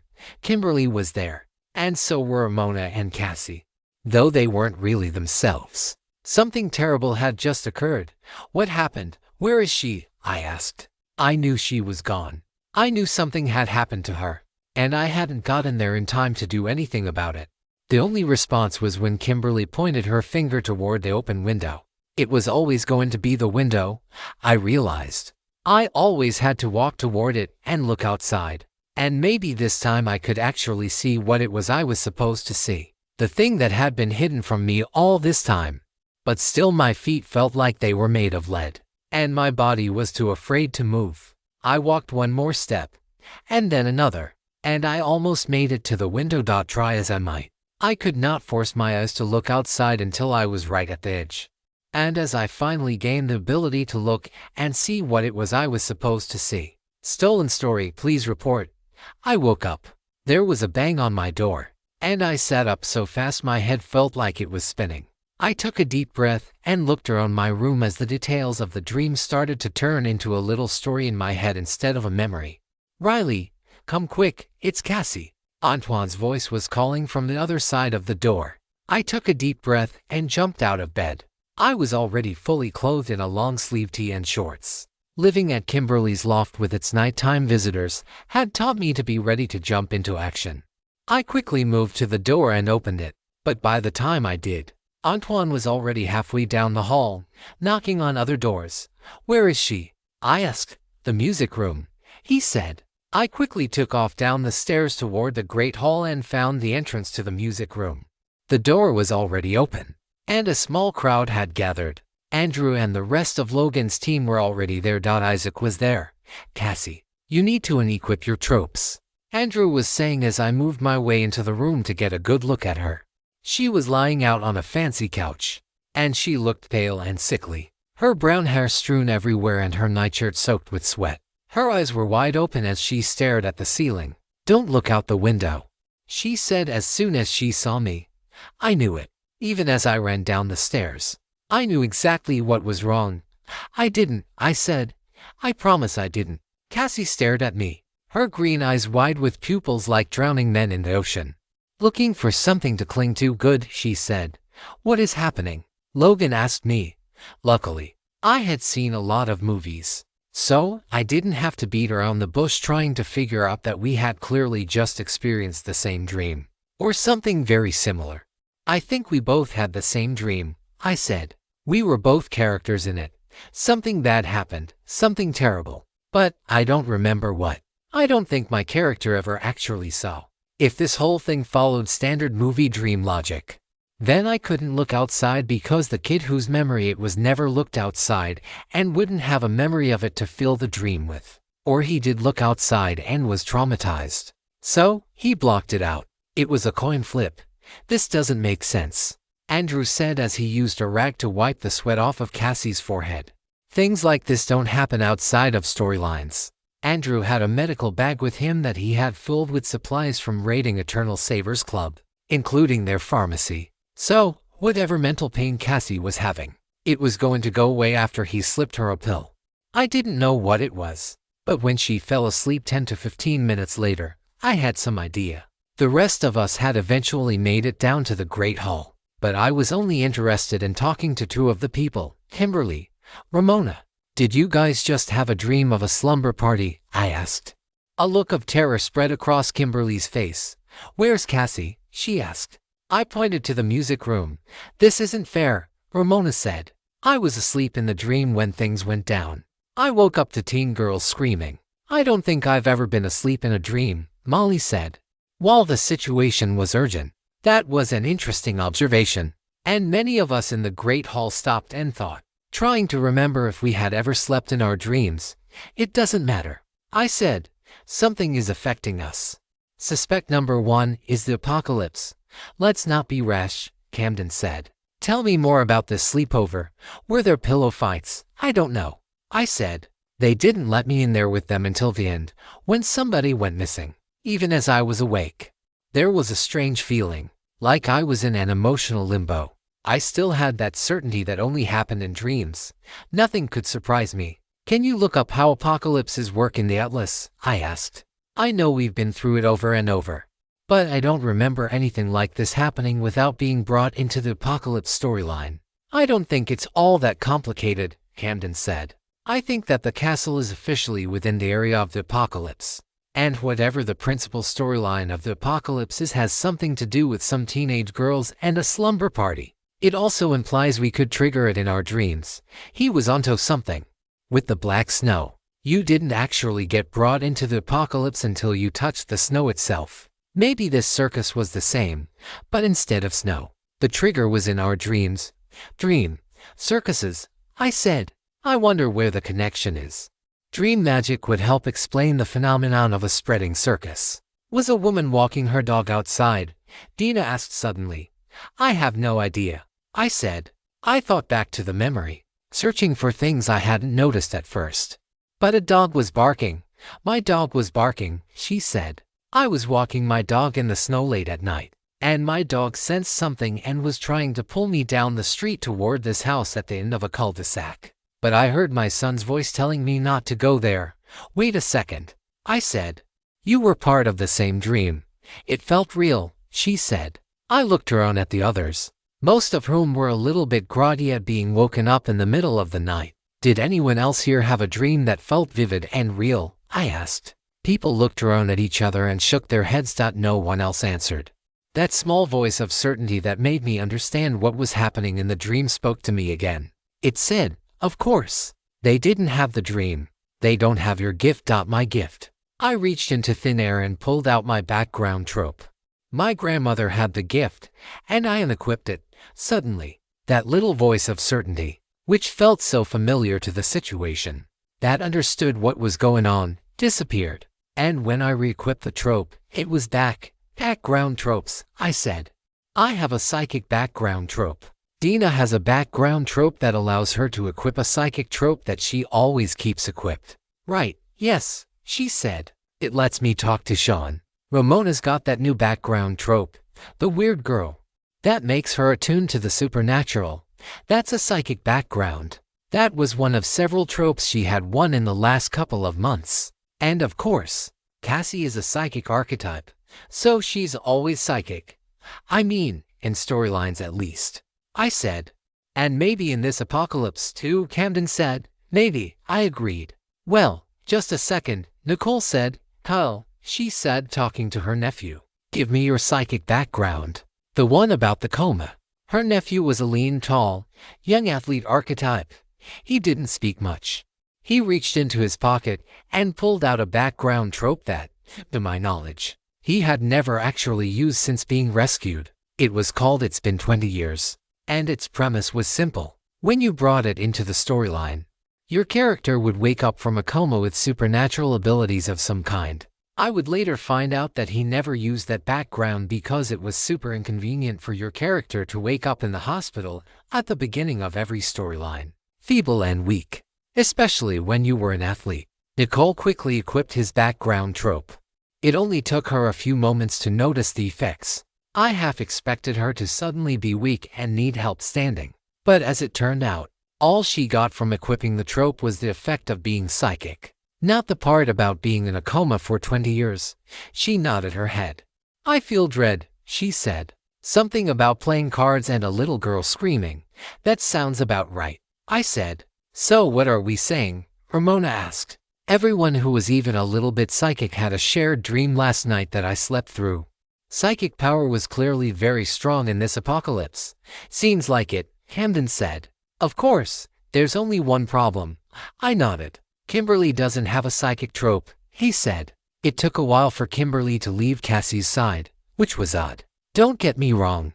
Kimberly was very caring and had spent a lot of time looking after Cassie inside storylines and out. But this was different. I could see in her eyes, as she stared at Cassie's sleeping face, that she was feeling her character's emotions. She recognized Cassie, not just as a familiar player, but as one of the teen girls from our dream. I knew that was dangerous. She sat down at the table and made herself a plate of biscuits and gravy just to be polite to whoever it was that made them. But she didn't eat them. She sat there in her pajamas, stroking her blonde ponytail, which hung over her shoulder, and staring ahead. I sat across from her, chewing on some bacon that had been burnt beyond recognition. Half of my attention wondering who had cooked it, and the other half wondering which of the tropes she had equipped might have caused her to be sucked into a shared dream with a bunch of psychics. Are these the tropes that you had equipped last night? I asked. What? She asked. She was far away, still deep in thought. Antoine was sitting next to her, doing a much better job of eating than she was. He leaned over and said, "The tropes you have equipped right now are the same ones you slept with, right?" Yes, she said. I didn't think to change them. I scanned through them again. She had used convenient backstory to give herself vague psychic powers before inside of a storyline. But that trope alone couldn't be the culprit because both Avery and Nicole had that same trope equipped. And they didn't report any dreams at all. I looked down the long table. There were many seats, most of them not filled. Avery had convenient backstory equipped. I could see on the red wallpaper. But she also had another trope, which was a staple of hers, called Dream Girl, which allowed her to communicate with her admirers in their dreams after something bad happened to her in a storyline. I remembered back to the dream where my character had powerful feelings of infatuation toward some teenage girl upstairs, whose name I never learned, and who wasn't there when I walked upstairs, who had disappeared altogether. I took a deep breath and tried to think through exactly what might have been going on. Clearly, we were being included in elements of the apocalypse even though we weren't technically signed on yet. I felt that was especially curious. The apocalypse had been moving closer. The music reached us even louder at night, and the radio kept talking about it expanding and adding new acts all the time. Then again, apocalypses were always very easy to gain insight about outside of tropes. The black snow aside, nothing was deviously hidden from the players. There was information all over the place in the months and weeks leading up to the apocalypse that could tell you all sorts of things. So if this apocalypse was really big on psychic powers, maybe that's all that was happening. Those of us who had psychic-related abilities through one trope or another were just gaining insight about something related to the apocalypse. Maybe Carousel was just being especially fair and giving us a heads up. Or apocalypses were like storylines. And as the circus drew nearer every day, we were slowly being cast in roles that we would later play if we accidentally triggered it. Heck, it could even be how we trigger it. What if we triggered it in our sleep? Apocalypses were unlike anything else in Carousel, even by their nature. They included all sorts of characters from many different storylines. Regardless of what the underlying plot of the apocalypse was, that meant that they were quite meta. I looked back at Kimberly's tropes on the red wallpaper. She had one called the Hall of Fame. In fact, it was her aspect milestone trope, and its powerful yet unpredictable effect was to make Kimberly the center of attention when it came to meta parts of a storyline. That had to be it. Kimberly, are you trying to feel your character right now? I asked. She nodded but didn't make eye contact. A few seconds later, she said, I can't help it.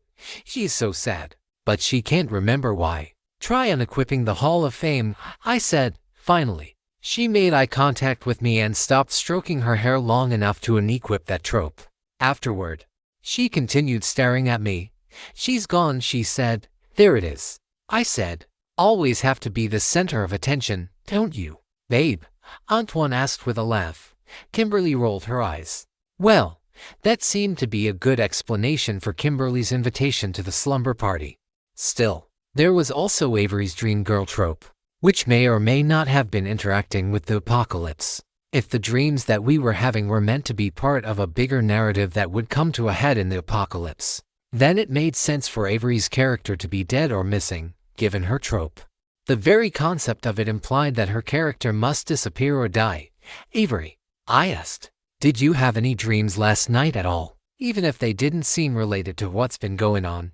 She shook her head. Sorry, slept through the night. Maybe she actually slept like the dead. Maybe I was overthinking it. Could you unequip your dream girl trope just in case? I asked. It was normal practice to just leave your tropes on through the day and night. There had never been a real reason to take them off as a rule. With the occasional exception. She shrugged her shoulders and casually grabbed her trope out of thin air and flung it into the air, where it flipped and over in long ways until it disappeared when it hit the floor. Nothing happened. She continued to not know what I was talking about. Logan was sitting across from her and noticed the interaction.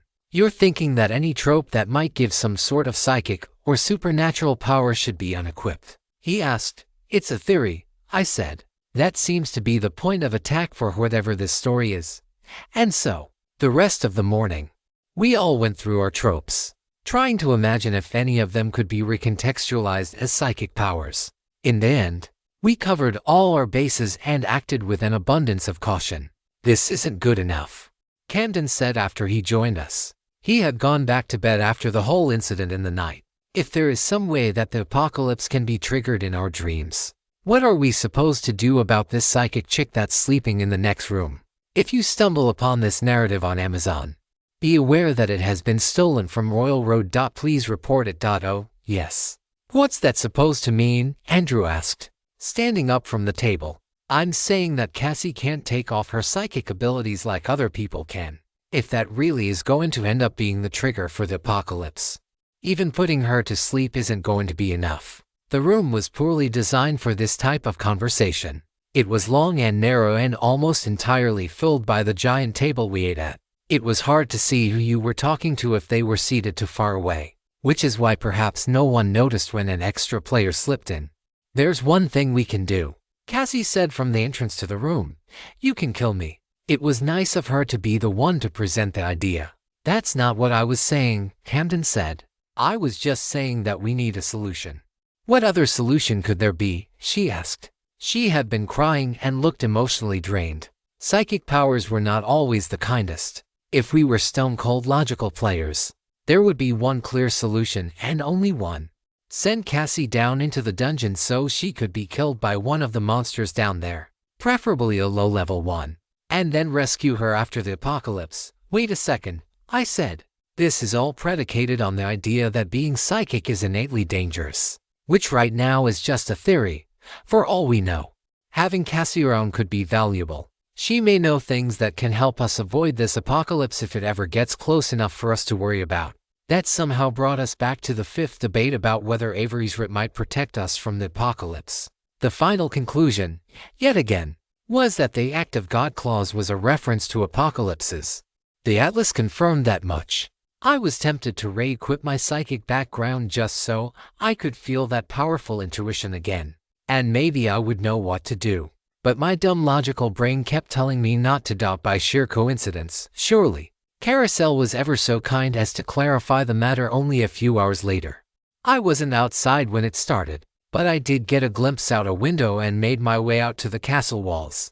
Hundreds of flyers rained down on us from above, maybe even thousands. These ones were different than the ones we had seen, which were really generic advertising the red chalk circus.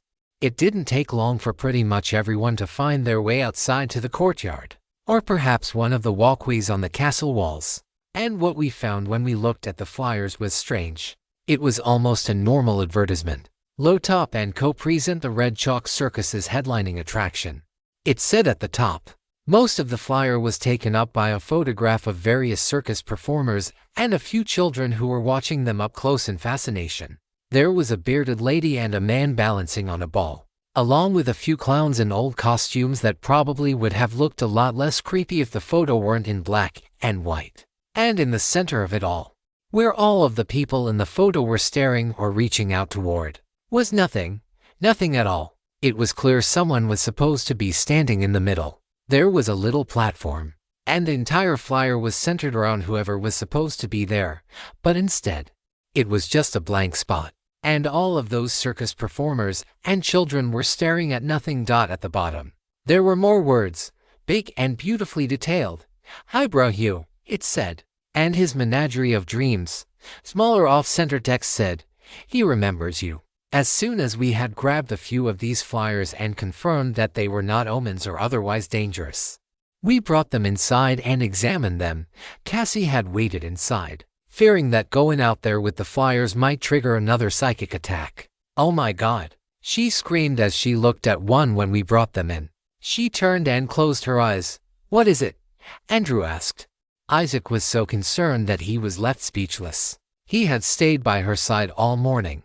"I shouldn't look at them," she said. "Get it away from me. Quickly." Andrew took her into the next room while the rest of us stared at these strange flyers with a blank space in the middle where Highbrow Hugh, whoever that was supposed to be. We discussed it for a bit, but we were genre savvy enough to know that whatever was on this page could only be seen by someone with extrasensory perception. If it could be seen at all, we should look at it, Camden said. Somebody should. Somebody who can be psychic. He was looking at me. "Why in the world would we look at it?" Logan asked. "Cassie just said that we weren't supposed to see whatever was hidden on that page." "Cassie said she wasn't supposed to see it," Camden said.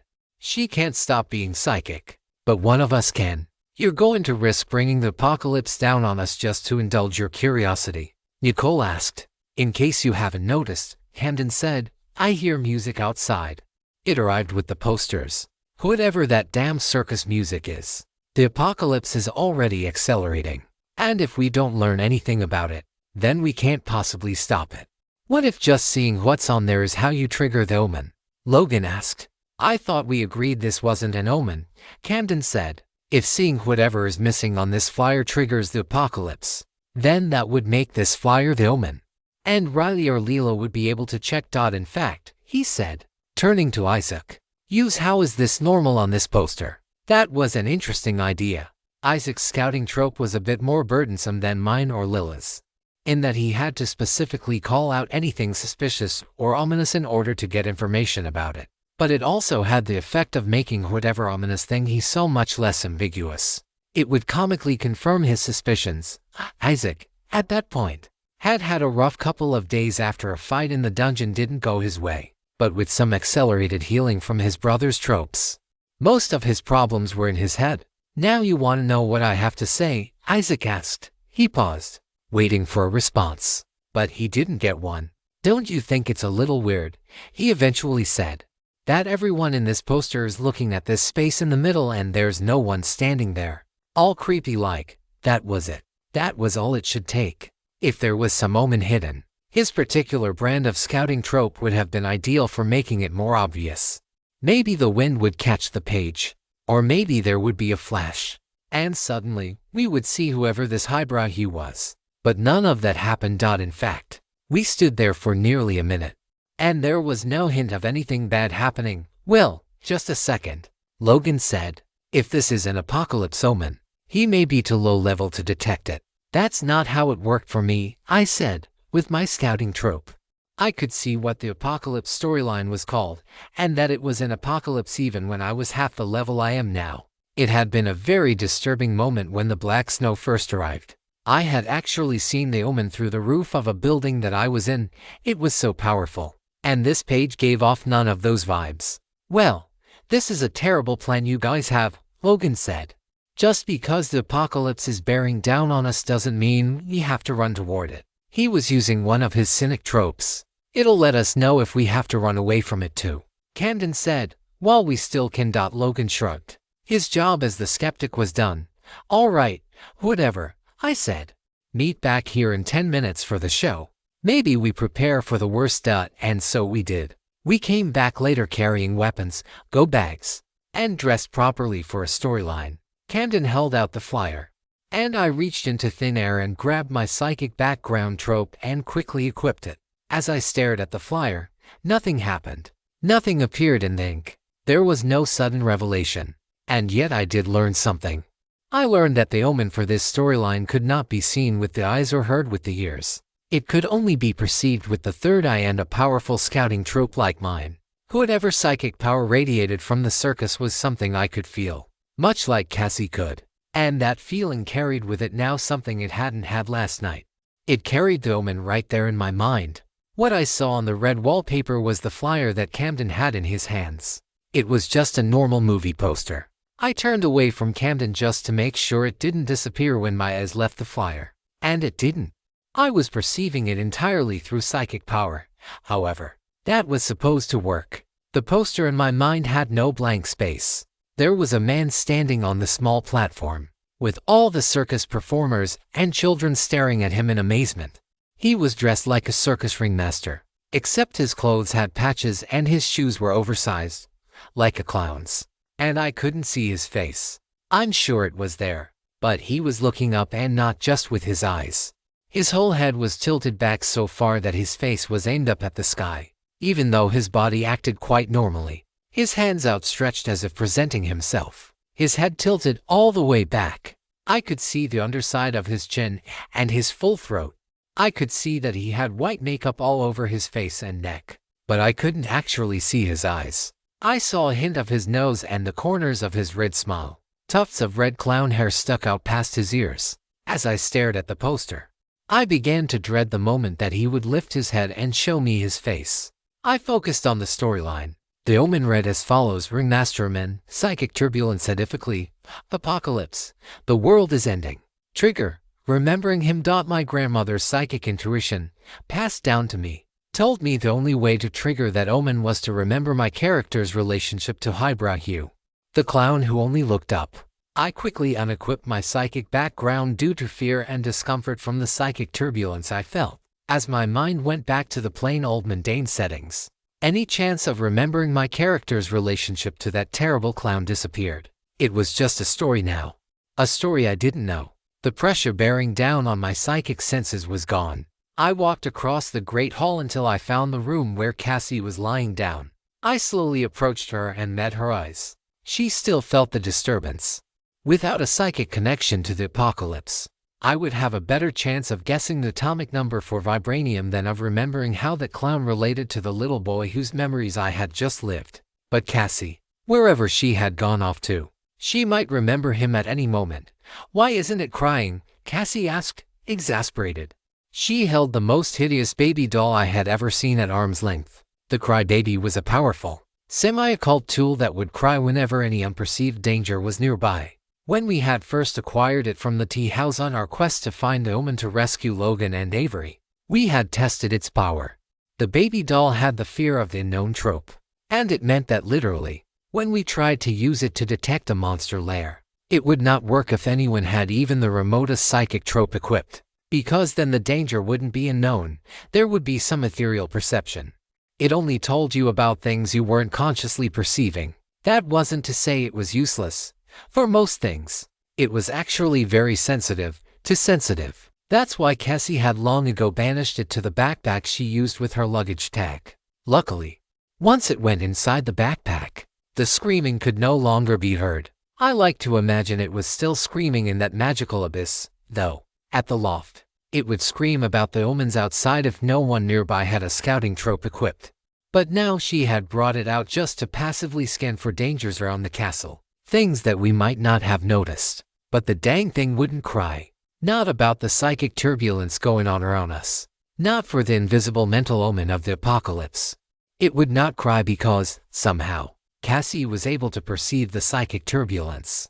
Even with all of her tropes unequipped, we discussed the possibilities. But ultimately the doll ended up getting put back inside her backpack. It could not detect the apocalypse because she would always be able to just by virtue of being a psychic. That was not how things were supposed to work. She was only supposed to be a psychic in storylines. Outside, she was only as psychic as her tropes let her be. But then, maybe that was something we were learning about apocalypses even before you trigger the omen. You are sort of in a storyline already. Out the windows, I could hear the music of the circus, the cheers of the crowd. Every once in a while, a cannon would go off as some carnival worker got shot across a big tent. That had to be a job for people who didn't like writing resumes. I left Cassie as she covered her ears and lay down on the couch in the smoking room of the castle. I went up to the castle walls to glance around at the surrounding festivities. I needed to clear my head in a strange way. It was almost procedurally generated, like a video game. There were patterns, dead ends, subtle variations. None of the NPCs visiting the extravaganza or the clowns within the circus looked exactly the same. But whoever wrote the script wasn't getting that creative. It was probably pretty difficult to fill out a town-sized circus. It was filled with weird things, but I didn't know if that was the circus or just Carousel's fingerprints. There were glitches. Mini parades repeated themselves, and sometimes identical stalls selling corn dogs were put right next to each other. One thing was conspicuously absent from those down below us. Despite this being an apocalypse, there were no monsters. Perhaps some of the clowns or other NPCs were secretly serial killers. I would have no way of knowing if they had the right tropes. But there were no enemies visible. Maybe there would be no enemies until someone triggered the omen for the apocalypse.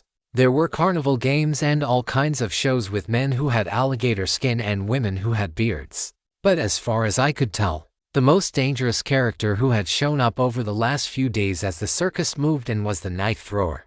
And that was just because he was always comically distracted by his big-bosomed assistant. That was their gimmick. He would be about to throw a knife at a target, but then turn his head to stare at her and end up hitting some other prearranged target. That goober popped the poor clown's balloon 3 different times. I had to wonder if the whole circus was filled with acts like this. Or were they showing off for us?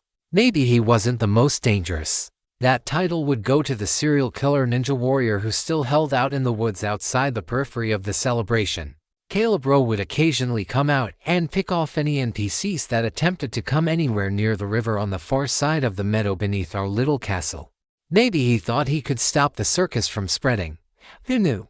A clown dressed like a cop would come investigate the corpses of whatever NPCs he killed. He was followed around by a little person clown named Rudroy, who never passed the castle without trying to make us laugh. He would go around from circus act to circus act imitating whatever performer was currently working, whether they be a fire breather or a sword swallower, or doing a humorous version of their.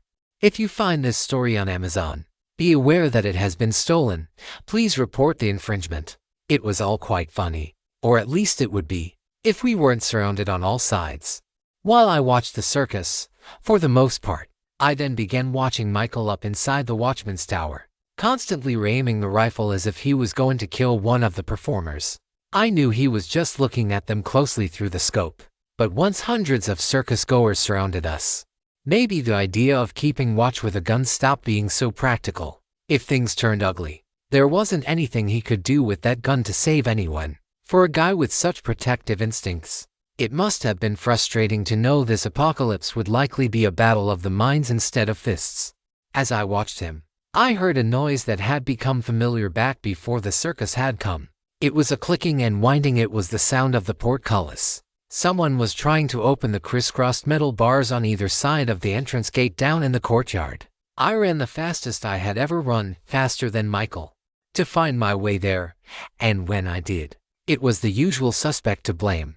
Jonna had been pushed up against the wall by Bobby as he scolded her for trying to open the door. It had happened 3 times already. Bobby barely got to sleep because he was watching his wife at all hours. "Everything okay over here, Bobby?" I asked. "It's fine," he said with a weary voice. "She got away from me, but everything's okay." "I told you we should disable those," Michael said, "if we need to make an escape from this place. That's not the exit we would use. We could disable that chain in a heartbeat." I nodded. I had never agreed to that particular suggestion, and neither had Camden or Logan. Nicole's group barely even acknowledged Jonna. They would just walk away whenever her issues showed up. "I thought you said we were going to the circus today," Jonna said. But it was strange. She didn't use the proper intonation. She wasn't upset that he was holding her against the wall. And she didn't sound excited about going to the circus. She was just running through a line in a strange way. It sounded like she was just as tired as Bobby was, always being kept from doing what her script told her to do. The eternal debate of whether she was scripted to sabotage us, or if that was incidental, reared its ugly head. Maybe she really was just supposed to go enjoy the circus, and it had nothing to do with our presence or our desire to stay away from the circus.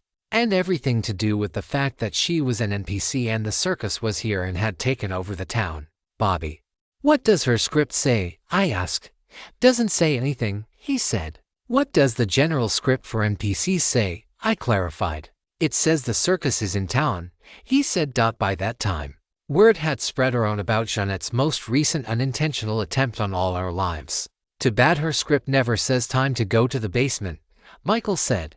Everyone's attitude toward the Jonna situation had soured in our time at the castle, and we all had a pretty negative view of it to begin with. We couldn't even lock her in a tower to keep her and the rest of us safe. She would get out. "Maybe we just see what she does," I said. "We let her go." "What are you talking about?" Bobby asked. I can't do that. I worked so hard to make any progress at all pulling this thread. I can't just let it all go. "I'm gonna suggest it again next time," I said. "Assuming that I'm alive next time." In all honesty, I didn't even know if opening the doors was dangerous. Was the writ protecting us or not? It wasn't quite clear. Once the apocalypse was triggered, it would be a coin flip or maybe the roll of a loaded die. "Maybe I'll go to the circus," Jonna said. "And then one day you can too. How is that, sweetheart?" Whatever it was I was thinking about, or what I was going to say next, I forgot immediately because that line of dialogue was different from any other she had said. "What are you saying?" Bobby asked. "Wait a second." He was staring off into space, vaguely in the direction of his wife's forehead. As he backed away from her, her script changed. He said, "What is it?" I asked, secretly hoping that someone in the consortium had snuck into the room full of typewriters and edited Jeanette's script so that she would leave peacefully or that she would say the right thing to convince Bobby. "It says something about Highbrow Hugh's arrival," Bobby said. "Who was that, Bobby?" "We have to let her go," I said immediately. "That name is related to the omen for the apocalypse." I hadn't told the others about this simply because this was some sort of cognito hazard. We tried not to talk about it at all for fear that someone might accidentally trigger the omen. "That's it," Antoine said. She has to go. I didn't even notice he had arrived. The others agreed with him. Wait, Bobby said. What are you saying, Bobby? I said. She is being scripted for something related to what I think is probably the main antagonist of the apocalypse. It is no longer safe for her to be here. Bobby stared back at his wife, reading the script again, looking for any information he could. But it was apocalypse-level difficulty, so he wasn't going to learn much. I'll go this time, Jana said. And maybe one day you'll come too. She wasn't crying. She looked stone cold. No emotion whatsoever. And yet, in a strange way, this was the first time I ever considered that some part of Jana might actually be in this NPC. This did not appear like a performance. I didn't know what it was. I'll go now, she repeated. And one day you'll follow. Whatever she was saying, it didn't really matter. Michael grabbed her while Logan and Antoine raised the inner portcullis. Jana was shoved into the interior of the gate, with one set of bars blocking her way from the circus outside and another set blocking her from us. Bobby was done fighting. He dropped to his knees, all out of tears, all out of begging. I'll find you, he said. I was pretty sure she was going to find us. And probably not at an opportune moment. Then Antoine raised the outer portcullis, and she walked away, not even looking back. As dangerous as Jana was around us, I hoped that she wouldn't be even more dangerous out there. Only time would tell, because Carousel certainly wouldn't. The circus isn't here, but it's a second-hand story, Camden said, flipping back through the atlas. Same as I told you before. All right. Well, tell me that story, I said. It's just a recording of a conversation between the players from different factions, Camden said, heavily redacted. By the way, he flipped to the page in the atlas and started to summarize what he was reading. The other players talking about running an apocalypse in order to rescue some teammates. He said, "What apocalypse?" I asked. We weren't exactly alone as we spoke in the smoking room, but nobody else was in on the conversation. Most people were not soothed by compulsive planning the way that Camden and I were. Any apocalypse, Camden said. He says he needs to rescue them from the next apocalypse, and apparently, you don't even need a rescue ticket for that. You just need their poster. Rescuing people from the apocalypse was always tempting. We had several vets from Camp Dyer locked in the purgatory of the missing poster board because of the black snow, including Reggie, who had died to save Anna and Camden. Okay, so the circus has been run before as an apocalypse, but none of the people who wrote the book remember it, right? Camden said. For some strange reason, whenever the apocalypse showed up, most players don't stick around long enough to care what kind of apocalypse it was. That makes sense, I said. If only we were smart players. If only, he said. He continued with the story. This guy is one of the last rogue players around. Most of the other factions have died off by this point, Camden said as he scanned the text. And then, as he was looking at it, he paused, like there was something there he had never noticed or cared about before. What is it? I asked. What did you say the name of this apocalypse was? He asked. Low Top & Co. Presence Ringmaster at the Red Chalk Circus, I said. Ringmaster was the title. The rest was written in fancy script on the poster. For a while there, all of the other omens were just normal storylines, right? Even after they'd been converted to the circus, he said. Yes, I said. When the circus first started, any omen that took place in that part of town had the whole Low Top & Co. and the Red Chalk Circus parts added to their titles. But they were still just normal storylines. That's why we weren't even sure if it was part of an apocalypse yet. He says the name of the apocalypse is Low Top & Co. Present the last show on Earth at the Red Chalk Circus. It's about a circus that shows up in town one night, and by the end of the night, everyone in town is dead. It moves from town to town. The last show on Earth, I asked. Have you heard of it? No, I said. It's just weird for them to use the word Earth. Carousel usually bends over backward not to. He shrugged his shoulders. That would imply that there are several different apocalypses that can come from the circus. I said, do we still have any mobile omens that are functional? As of last night, we do not, he said. So much for all that hard work. Even the omens that took place inside a single dwelling switched over after we got surrounded. And we had to spend so much time collecting those things. We never envisioned we would need them to stay clear of an apocalypse. And that was good. Because they weren't going to work for this one. The circus had spread slowly at first, but then, all of a sudden, it picked up pace so fast that it nearly caught us off guard. The circus spread into a nightmarish plane of repeating patterns and nostalgic festivity, almost like a dream.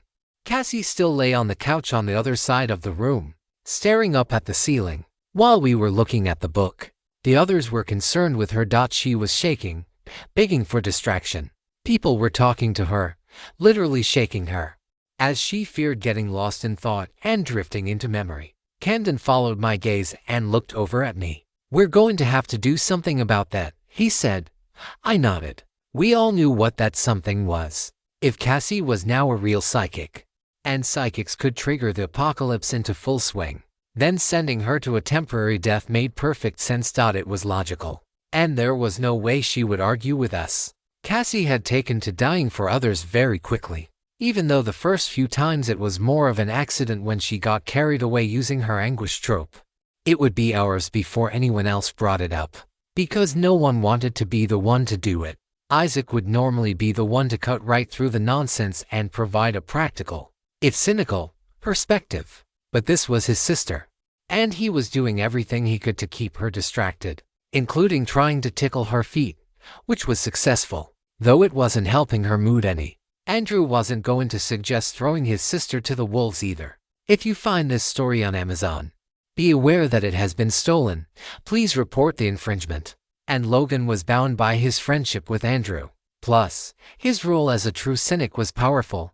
His tropes were mostly used to respond to other people's plans and make them better. From a meta position, I could see why he would not want to be the first to mention it. But when Bobby eventually did, when he stood in the middle of the room and said, "So now we have to make the sacrifice for the better of the group, right?" With tears in his eyes after having just watched his wife walk away again, not knowing when he would see her face. The whole group erupted at him with anger, but the anger didn't last. It fizzled out almost instantly. "I can't keep going," Cassie said after a few people defended her. "Have you ever tried not to remember something?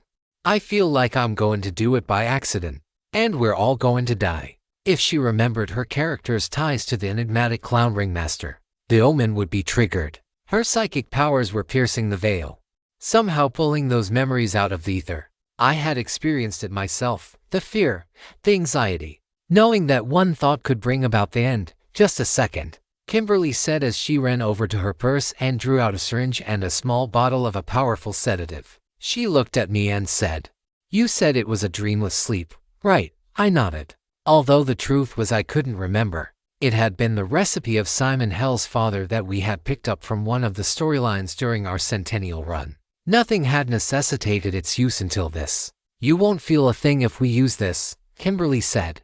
She looked like she wanted to offer it to Andrew, because he was a doctor, but unfortunately, it was one of those magical sci-fi objects that wouldn't work outside of its storyline without a license. And only Kimberly was licensed. "No, we cannot even discuss this," Anna was saying. "We can't really be talking about feeding her to monsters in the basement." It was hardly the worst moral dilemma we had ever come across, but it was one of the first that happened outside of a storyline. If we put Cassie in the basement, she would be killed by one of the many monsters in the dungeons. And after the apocalypse, we could go rescue her from whatever storyline they belonged to. But I got the worst feeling about it. Camden talked about how logical it was. He managed to stay calm, and his words sounded kind. "We knew it had to happen. Give it to me," Cassie said. "Whatever you're going to do, just give it to me. I can't hold it off any longer." Her no real psychic powers had become a liability. "We will rescue you," Andrew said. "We will find you wherever you are, and we will save you." And that was true, whatever it took. Her death would be undone. Assuming that her death actually prevented the apocalypse, because if it didn't, that would be the end. Kimberly nodded, looked Cassie in the eye, and whispered something to her that I couldn't hear as she plunged the needle into her arm. Cassie was asleep in seconds, solidly unconscious and incapacitated, hopefully resting in a dreamless sleep where she didn't have to think about Highbrow Hugh, the clown who looked up. I wondered what his gimmick was, other than the nightmare thing and looking up. As freaky as it was to see him contort his neck that way.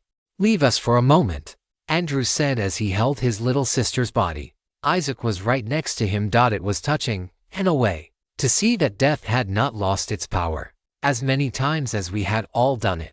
Even knowing that we might be able to get Cassie back, it still felt dreadful to send her away into the abyss alone. And it didn't sit right with me. The logic was airtight, but the logic was based on gameplay. Gaming the system, gaming the narrative, ducking around the rules, exploiting abilities for unexpected gains. We had all done parts of that, and I had done it more than anyone else. My main gimmick was pretending not to know I was in danger as a meta shield against terrible monsters. But as I stared down at Cassie, while Kimberly tried to wave me out of the room so that Andrew and Isaac could have their final moments with her before she was sacrificed. Sacrificed. That's what we were doing. We had technically sacrificed each other a ton of times, but only passively. We let each other be killed. How often had we actually killed each other? You know when this whole thing started? I asked. What? Camden asked as he started to leave the room. This whole thing started when we turned down Lucky's throughline. We refused the call to adventure. And then suddenly the circus started spreading like wildfire. It became so big that it was no longer a real circus. You have to ask yourself if that's when Ringmaster became the apocalypse story, and the circus suddenly became like a dream world location instead of a real one. What? Get to your point, he asked. I wasn't quite ready for that yet. You remember me talking about Silas Dyrkin and his rambling speech at the end of the Centennial. He said the reason that he wanted to trick us onto his throughline was that innocence, that victimhood, would almost protect us in a narrative sense. That's the strangest thing. But I guess it makes some amount of sense. The game at Carousel isn't all of Carousel. That's not all the magic. It's just the parts that the consortium gamified. It's not the whole thing. Maintaining your innocence has power in Carousel. Because story has power in Carousel. Now who's rambling? Camden asked. Have you changed your mind about this? Because you know it's what we have to do. Yes, it's very logical to do it. You throw your psychic into the dungeon, she gets killed. No more psychic to trigger the clown nightmare apocalypse. We make sacrifices like this all the time, you know. The whole thing about death being the most important choice you make in this game. Or whatever. But if death is a choice, is life one too? We had made choices with our arms held behind our backs the whole time we were here. This was the first time we had to make this decision when death wasn't in the script. It was a real choice. What are you getting at? Antoine asked. The others had stuck around long enough to hear me talk. Look at what we're doing, I said. Isn't it strange? I mean, if you really look at it from a mile away, up close, it's logical. It's basic gameplay. We're getting rid of a threat. We can save Cassie later. I get that. But look at it from far away. What are we doing here, in its purest form? We are about to sacrifice a woman who hears voices so that the world doesn't end. When I said it out loud, it clicked into place for me. This wasn't just a gameplay decision. It was bigger than that. When the framers of Project Rewind got blood on their hands, they took themselves off the board. Sacrificing lives was not a heroic act. So they couldn't be the heroes. That is an archetypal narrative that's older than us, I said. We aren't the first to make that decision. And let me tell you, everyone who does is the bad guy. It's burning witches to stop Satan. It's tossing virgins into volcanoes. Or bleeding them out on the temple steps. I couldn't even say for certain what was overcoming me. Maybe it was paranoia. Maybe I really was just looking for a twist. Could we really sacrifice one life to prevent the apocalypse? It felt like there was some antagonistic force at war against us. Could it be so easily thwarted? Or was this a trap? I didn't know. Maybe I really was being dramatic. But I couldn't shake the feeling that I had seen this before. This story in a dozen different ways. Sure, I had never seen it in the form of a clown apocalypse. But I had seen it before. And I knew how these stories ended for people who made such sacrifices. And if the Metaster really was a story where your actions mattered, good or bad, where innocence could be powerful, wasn't it worth just a few moments to think about it? I wasn't a psychic, despite what my background trope would say. Nor was I a hysteric empowered by emotion. I was a film buff. My power was that I had seen a lot of movies, over and over again. And in this world, that made me strong, because in Carousel, Most of the rules were written down on little cards, but not by Carousel. By a bunch of opportunistic sorcerers whose entire culture was driven by nostalgia and wishful thinking. But it wasn't the written rules I was concerned with. It was the unwritten ones that I felt we needed to obey, no matter where they led. What am I supposed to say? I asked. I can't prove any of this. But surely if you look at the situation we're in, you can't say this is all random or coincidence. We have been put in a very specific position. If you looked at all of our behavior up until now, you would predict that we would make the sacrifice play we have before. But for the first time, I think we would be wrong. I expected arguments. Heck, I was already arguing with myself. It turned out I wasn't the only one ready to change course on a hunch. Yes, Andrew said, standing up from where he had been kneeling next to Cassie. They expect us to use brutal, naked logic. And that is the very rope they intended for us to be strangled with as we sacrifice Cassie for our own safety. Who was the they behind it all? Carousel, maybe. The audience, perhaps. Whatever antagonistic forces were trying to manipulate and kill us, that was who. For a moment, everyone was silent. I didn't have to convince them to spare Cassie. They wanted to spare her. We had practiced watching our friends die so much that it became second nature. So if I didn't have to convince them, then what did we have to do? Well, we had to make a plan. And we had a lot of experience with that. You're asking us to keep her here, even if it risks triggering the apocalypse? Logan asked in his most skeptical tone. I could see what tropes he had equipped. He was using the voice of dissent, giving us the ability to justify and explain our plan so it would stand the best chance of success. I didn't say that we could keep her here, I clarified. We just don't have to kill her. We don't keep her here. And we don't kill her. What's the third option? Logan asked. If you haven't noticed, we are surrounded. One step out of this castle and we might trigger the apocalypse. Or even get killed by a rogue enemy who has been running from it. Everyone looked at me to give the answer, even though they most likely already knew it. We take the river, I said. We learned about it when we were investigating Lucky's through line. But we don't do his through line. We take it as far as we can. We get out of town, far away from the apocalypse. We run a storyline so that we can have a place to stay. And we wait it all out. You'll be cut down before you even make it across the meadow to the river.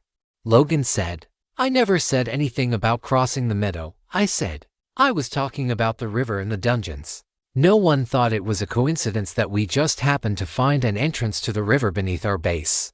And it just so happened that events conspired while we were doing routine maintenance, which led us to discover the river. Carousel was giving us an answer. Even if it was the answer we didn't want, it'll be impossible, Logan said. Surviving. We all know that. We established that 2 months ago when we all decided the river was too dangerous. Not exactly, Andrew said. We concluded that Lucky's quest was too dangerous, but in the variation that Riley has suggested, we would only be on the river long enough to find a storyline far away from town, where we could stay safe. That would mitigate many of the risks. Sounds like it would double the risks, Logan said. Splitting the party, splitting our resources. Let's not forget that some of us have a lot more narrative momentum than others. That was the momentum that we planned to use to survive.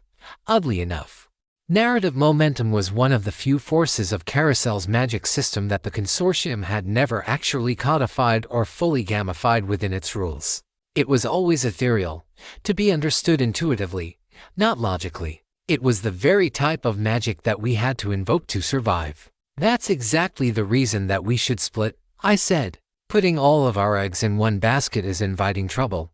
If we die, you'll be able to rescue us, and if you die, we'll be able to rescue you eventually. If we all stay here, there's a chance we all lose, and hope dies with us. I wasn't a good enough performer to give that line the gravitas it needed to be impactful, but I knew that painting our new plan as something bigger than a desperate attempt to skirt getting blood on our hands wasn't enough. We needed a positive reason to make this choice. Logan nodded. Well, if that's what you're doing, he said, then you'd better pack. Because when Cassie wakes up, she needs to be gone, or dead. I almost said she couldn't wake up dead, but that wasn't true. There were zombies in the dungeons, after all. Thank you, Andrew said. The only question, Kimberly said, is who's going? It was funny that everyone automatically assumed I was. No one even questioned it. I am, Andrew responded. It is my responsibility to take care of my sister. Plus, any voyage on the river is going to need emergency medicine. I'm going to, Isaac said. Andrew grabbed him by the shoulder and said, "No, you are not. You're staying here. Endangering Cassie's life is necessary, but putting you at risk is not." They pulled away to bicker some more as Isaac did his level best to argue that he would be an asset on the trip. But for the most part, it was like shooting an unloaded gun. While his interests in omens tracking them, understanding them were useful, his performance in storylines wasn't as defensible. "All right, hold on," I said. "We need to make sure this is balanced. How many volunteers to set out on the river?" I looked around the room. Several hands were raised. Michael's shot up first before anyone else's, as per the usual. "We need to pick a strategy," I said. "Straightforward, savvy-based narratives with a couple of heavy hitters." We talked about it for a while. "I'll go," Antoine said. "My tropes lend themselves to adventure better than most. I can be melee, and I passively boost grit and healing. Then I'm going to," Kimberly said. There was very little surprise there. "Somebody needs to figure out the hard storylines after you get yourself killed," Camden said with a wink. "I guess that'll have to be me. The narrative has been taken without authorization. If you see it on Amazon, report the incident." It wasn't a bad team. While I would have liked to have had Lorne join us for his size and the strength of bruiser tropes, I couldn't ask Nicole's group to split themselves in half. We didn't know them as well. Dina wanted to go, but I asked her to stay behind. She had multiple rescue tropes and a strong interest in bringing us back from the dead when the occasion called for it. Bobby didn't volunteer, but it was clear he intended to go. He was packed before everyone else. I got the impression that, back before Jana abandoned ship, he might have been planning to abscond with her. Packing didn't take as long as we expected. We were always packed for an adventure of one kind or another, and I had a change of clothes and toiletries in my hoodie pockets, using my vast collection of luggage tags. As for weapons, I took my hedge clippers and the cue ball with the comedian trope that let you control where it rolled. My roles rarely required me to bring weapons in, and I didn't want to take too much from the joint arsenal. I stared around my new room in the castle. I barely got to know it, and now I was leaving. We all gathered our things quickly and quietly. Something I had been dreading since I knew we needed to leave was saying goodbye to Ramona. Leaving her at the castle felt wrong, but I couldn't advise her to come. I went to the room she was staying in, and before I could knock, she opened the door and was wearing the shoulder bag that held her luggage tag. "You ready?" she asked. "As much as I ever will be," I said. She assumed she was going where I was, and I wasn't going to argue. While her level was still pretty low, her narrative tropes were powerful, so she would be an asset. I also liked her as a person, whatever our ambiguous relationship might be. As I scanned the horizon one last time from the castle walls, things had gone and changed. The circus went on without any regard for us. "Do you think we'll ever be able to live normal lives?" Ramona asked. I didn't know. "I don't even remember what that means," I said. She nodded. "What if we die trying to save Cassie?" she asked. "Will it still have been worth it?" "Not all deaths are the same," I said. "That's my experience, at least. I've died for less." She didn't seem sure about our little excursion, and I couldn't blame her. Time to go. Michael called up once everyone had prepared to leave. So down we went. First to the ground, then even further. There we were, ready to delve further than we had before. As Logan triggered the secret door into the dungeons, I giggled to myself at the possibility we might be dead by the end of the day for good. Bobby was next to me. He didn't look anxious. He looked angry. I thought about making sure he knew we weren't searching for the NPC sanctuary, but I thought better of it.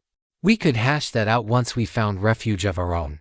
Anna walked with us, carrying a machete she had found weeks ago during one of her rounds in the dungeons. It was going to be a bit of a shift planning around a final girl again, but having one would be a boon. And at certain times, we got into formation. We had all taken turns in the dungeons by now. Logan, Isaac, Kelsey, and Lorne were there to see us off. "What the hell are you doing with that?" Antoine asked, looking back at Michael. Somehow, I hadn't noticed he was carrying the propane tank from the roof of the loft. It had the backyard bomb trope that transformed the household object into an explosive. Just in case, Michael said. We rolled our eyes at him. The last thing we needed was something that could blow up the boat. We navigated our way through the dungeon floor after floor, chopping skeletons and rats to bits as we went along. The river was right where we had left it. The boat was too. It hung limply from the rafters. Oars were stored nearby. It was all going according to plan. In Carousel. That was the time to get nervous. Cassie was unconscious. So, Antoine had been carrying her. Kimberly had done her best to pack her things. Were we really doing this? It felt like we were blindfolded, with nothing but trust in my vague intuition that the next step in our path would be there when we took it. It took several of us to drag the boat into the water. The stream was moving fast enough that we had to tie it off so it wouldn't float away. Camden looked down the path the river took. I was expecting something more of a canal. He said, "Nope," I said. "Just a river through the belly of Carousel." He tried to say more, but nerves got the better of him. It was his turn to load into the boat. Michael helped him in. Then Anna and Andrew after that. Next, they helped lower Cassie down and secured her between two benches. Like she was cargo. The boat was big enough for all of us, but it was also heavy and rough. It would be hard to control if we hit rapids. It was good that we had enough people to help with that. We could have taken a riverboat, Antoine said, referencing the way Lucky's team had entered the river. I'm just saying. Could have been a nice cruise. Wait, something's wrong. I wasn't using my scouting tropes because there were no omens, and I didn't want to be psychic right then. But that meant I wasn't using I don't like it here to sense general danger. Antoine, however, was using his gut instinct trope, which was specifically designed not to work through psychic power. Where's the danger? I asked. Behind us, he said. Get in. Logan screamed as he began forcing us onto the boat. I can hear them now, Lauren said. Fight's coming our way. We were too late. I expected a monster attack. What I didn't expect was for it to come from the dungeons instead of the river itself. I thought it would be an attack on the forward party, not those staying behind. Maybe I was being a bit egotistical. I jumped on the boat as Logan pushed me. Antoine and Michael followed. This is not good, Kelsey said as she heard the roar of the undead coming from the corridor we had just passed through. Push off, Logan screamed, turning and brandishing his sword toward where the enemies were coming from. He sliced right through the rope tying the boat to the dock. I cursed as I reached out for Ramona, but we were quickly too far away for her to jump. We were underway just as a horde of zombies burst through the door. They weren't the gooey, rotten kind. They weren't the mummified kind that Drive.Hollow created either. They were sick humans. Crazed humans. They were fast zombies, the most dangerous kind. Kimberly was further down the platform when the zombies poured out. She followed the path of our boat quickly, trying her best to outrun the zombies and jump aboard. No, Michael screamed as he looked back at Logan, who was slashing and slicing away. The boat had not yet cleared the far side of the docks. Time stood still as zombies ran out, filling all walkable ground. Michael looked back at us. I'm sorry, he screamed. Then, he jumped from the boat, clearing a foot of water and landing on the far side of the platform with his weapon drawn and ready in no time. Kimberly, we all screamed, willing her to run faster, to get to the far side of the platform before the zombies overtook her. She almost did. As she ran along the platform, a wave of zombies crashed into her, almost knocking her into the water. But she managed to regain her footing and push back with the cudgel she was carrying. She raced toward the end of the platform, pushing the undead back desperately. And just as she was about to be overwhelmed, Michael arrived, slicing a nearby zombie and running interference so she could reach the edge and leap onto the boat. She barely made it. Antoine had to reach out and grab her hand to pull her aboard. Logan sliced at zombies as Lauren pushed them back with his shield. Michael began cutting his way toward them. Antoine cursed. We have to help them, he said. It was nearly too late, luckily. Camden was on the ball. He stuck an oar out to catch on the stone wall, holding us in place for a moment. All I could do was watch. What do we do? Antoine asked. Throw them the bomb, I screamed. They needed it more than we did. With dozens of fast zombies attacking, Antoine stood and got the best footing he could as he grabbed the propane tank by its handle, aimed, and chunked it at Michael. Catch, he screamed. Michael turned his head just in time to grab the tank out of the air. Without movie magic, none of that would have been possible. Ramona and Bobby had been left behind. They stood on the dock with Isaac and Kelsey as Logan and Lauren fought on the left side of the platform. Michael fought to the right of the horde. Ramona, Bobby, Kelsey, and Isaac were cut off. With the undead overwhelming them, "Ramona," I cried out. She couldn't afford to look my way. There were too many enemies. I didn't hear what was said, but the four of them made an agreement. They inched closer to the edge of the dock and jumped all at once into the river, holding onto each other as they did it. I looked for them to reappear from beneath the water, but before they did, Camden's hold on the side of the stone wall slipped, and we carried on downstream, out of view, with only the echoes of fast zombies to tell us what was happening to our friends. I had always said that every decision in Carousel was the wrong decision. You just had to pick the wrong decision you could live with.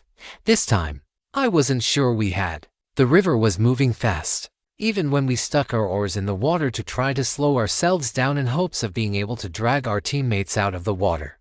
But as we went around the bend, passing through dark tunnels illuminated mostly by a single torch Camden carried, we realized quickly that they weren't going to catch up with us. Still, we did our best to slow our passage. We steered next to the wall to our left, hoping to do what Camden had done before, find some crack or crevice to stick the end of our oars in. But it was useless. These stone walls were covered with slime and algae, and every time we tried to slow down, we would destabilize ourselves and risk going sideways due to the torrent. Even by the firelight, we couldn't see exactly where we were going. As we took twists and turns, the river split off underground at least twice. All the while, I shone my flashlight behind us every chance I got, looking for any sign of Ramona, Bobby, Kelsey, or Isaac. I didn't see them. "We have to pull off at the first opportunity," I said. "Wait for them to catch up." "Where exactly are we supposed to do that?"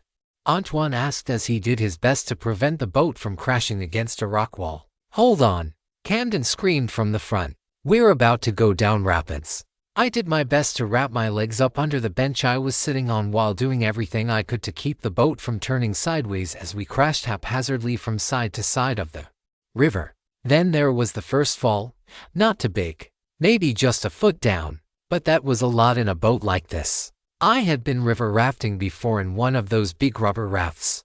They were much more forgiving of the turbulence. Another drop, about the same size.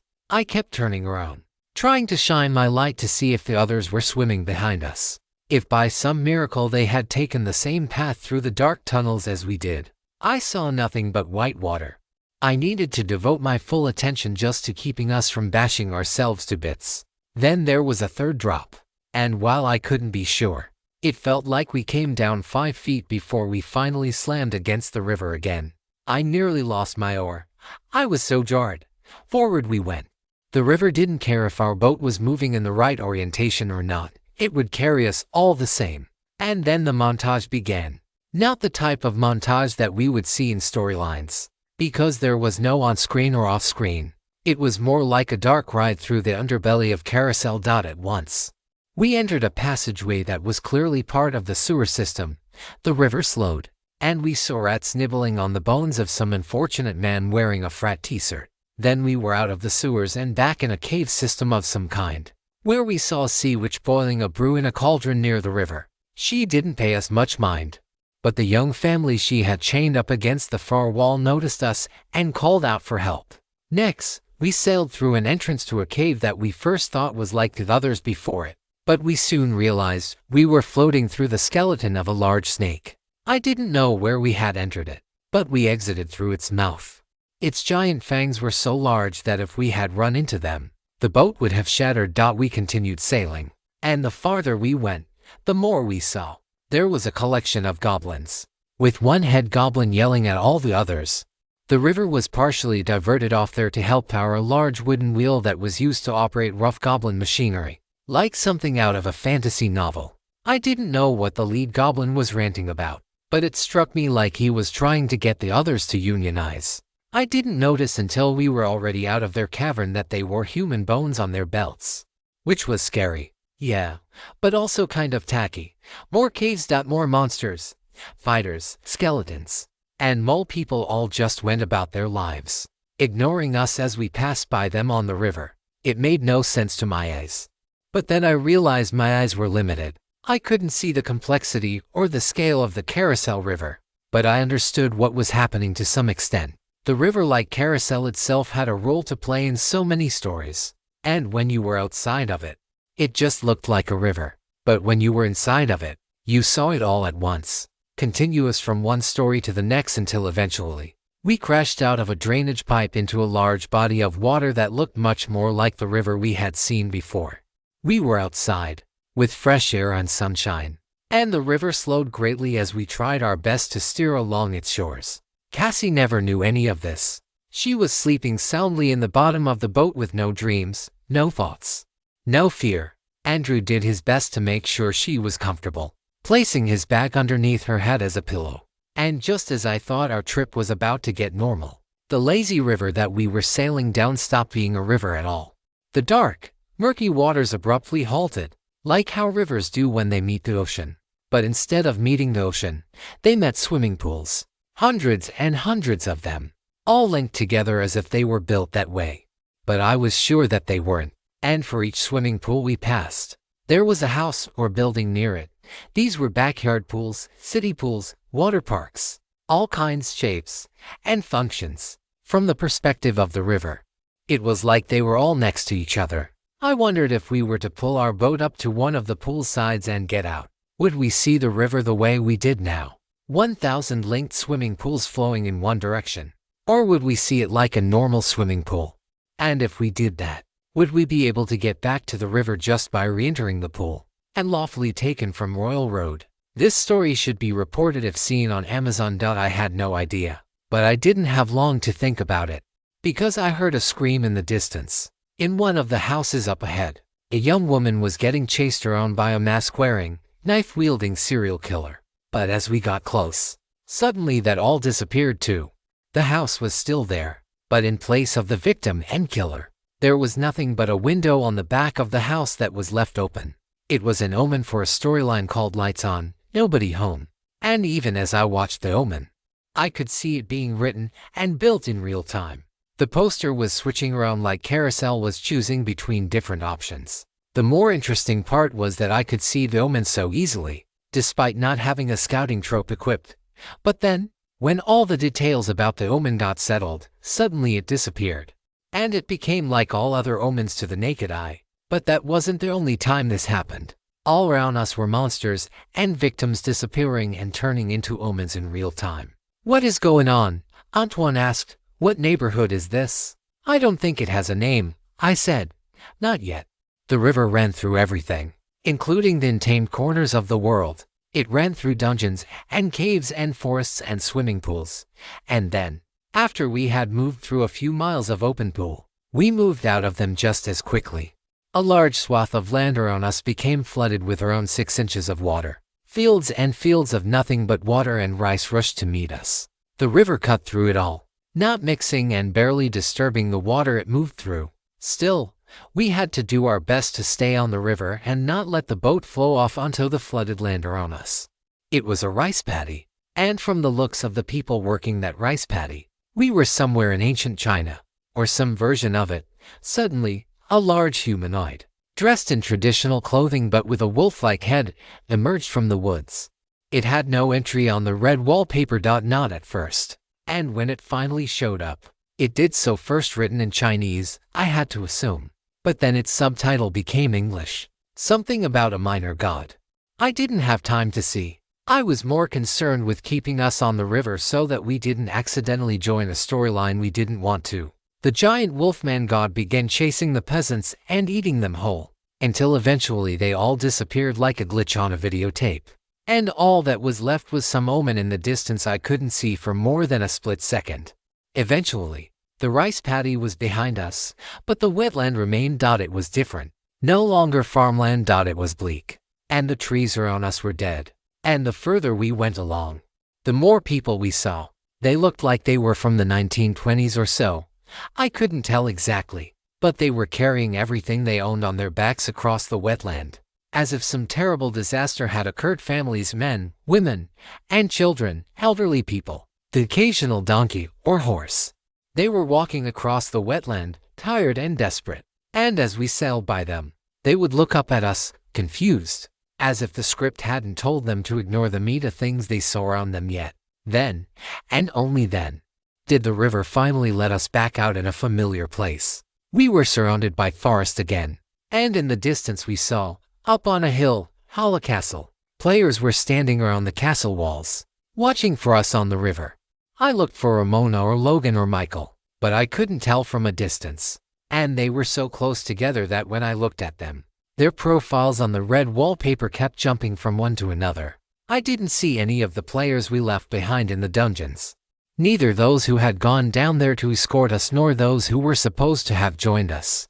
All around the castle was the circus, just as we had left it. We did our best to stay in the middle of the river as we sailed northeast. Did that mean that everything that we had just seen was physically between us and the castle, crammed in by some dimensional magic I had no understanding of?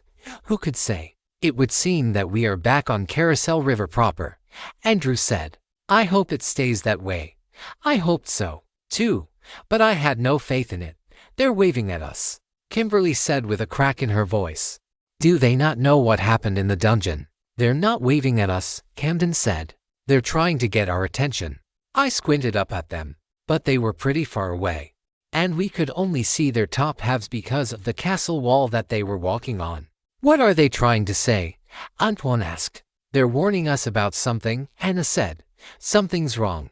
I reached into my pocket and pulled out the radio we had gotten from the Redwood storyline. I clicked the button and asked, "What's going on up there?" But all I got in reply was static. "Be on the lookout," I said. Radios didn't work when communication was too convenient or unearned. The radio's failure to work gave us information. "Keep your eyes peeled," Antoine said. I feel it to dot something dangerous. But all we could do was sail forward and keep our guard up.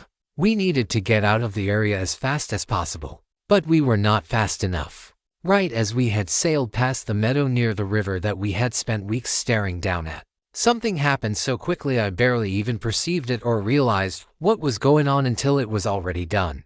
A man jumped out of the water right next to our boat. A giant of a man, his face covered in a white cloth mask, his hair wild and dripping. Calebro had finally found his attack dot in his right hand, a samurai sword. He jumped up near the middle of our boat, grabbed onto the side, and came down, cleaving at Camden. But Camden was too quick. He had anticipated this and dove for the floor of the boat before he could even see what he was trying to dodge. The cut made for him kept going until it collided with Andrew, slicing him from shoulder to hip in one smooth motion because of the way he had positioned his body over Cassie's. The arc of the sword was so big that it was going to hit someone. There was no way we could have stopped it. I barely had time to curse before he was going for another strike at Camden. But before he could, a shot rang out from the distance. Calebro's hand burst with blood, and he dropped his sword into the boat, back at the castle. Someone was up in the watchman's tower with the rifle, and had made a crack shot. They would never have been able to kill him. He had far too much plot armor for that. But shooting his weapon out of his hand was easier. Quickly, I grabbed my head shears, brandished them so that they would make the shawshing sound and power up, and then stabbed them full force into Calebro's eyes. They didn't sink in satisfactorily, but he did let go of the boat as he grabbed his face. Being a villain of such power, it could never be clear whether or not I had actually blinded him. So, he had to hide his wound. It must have been instinct by that point.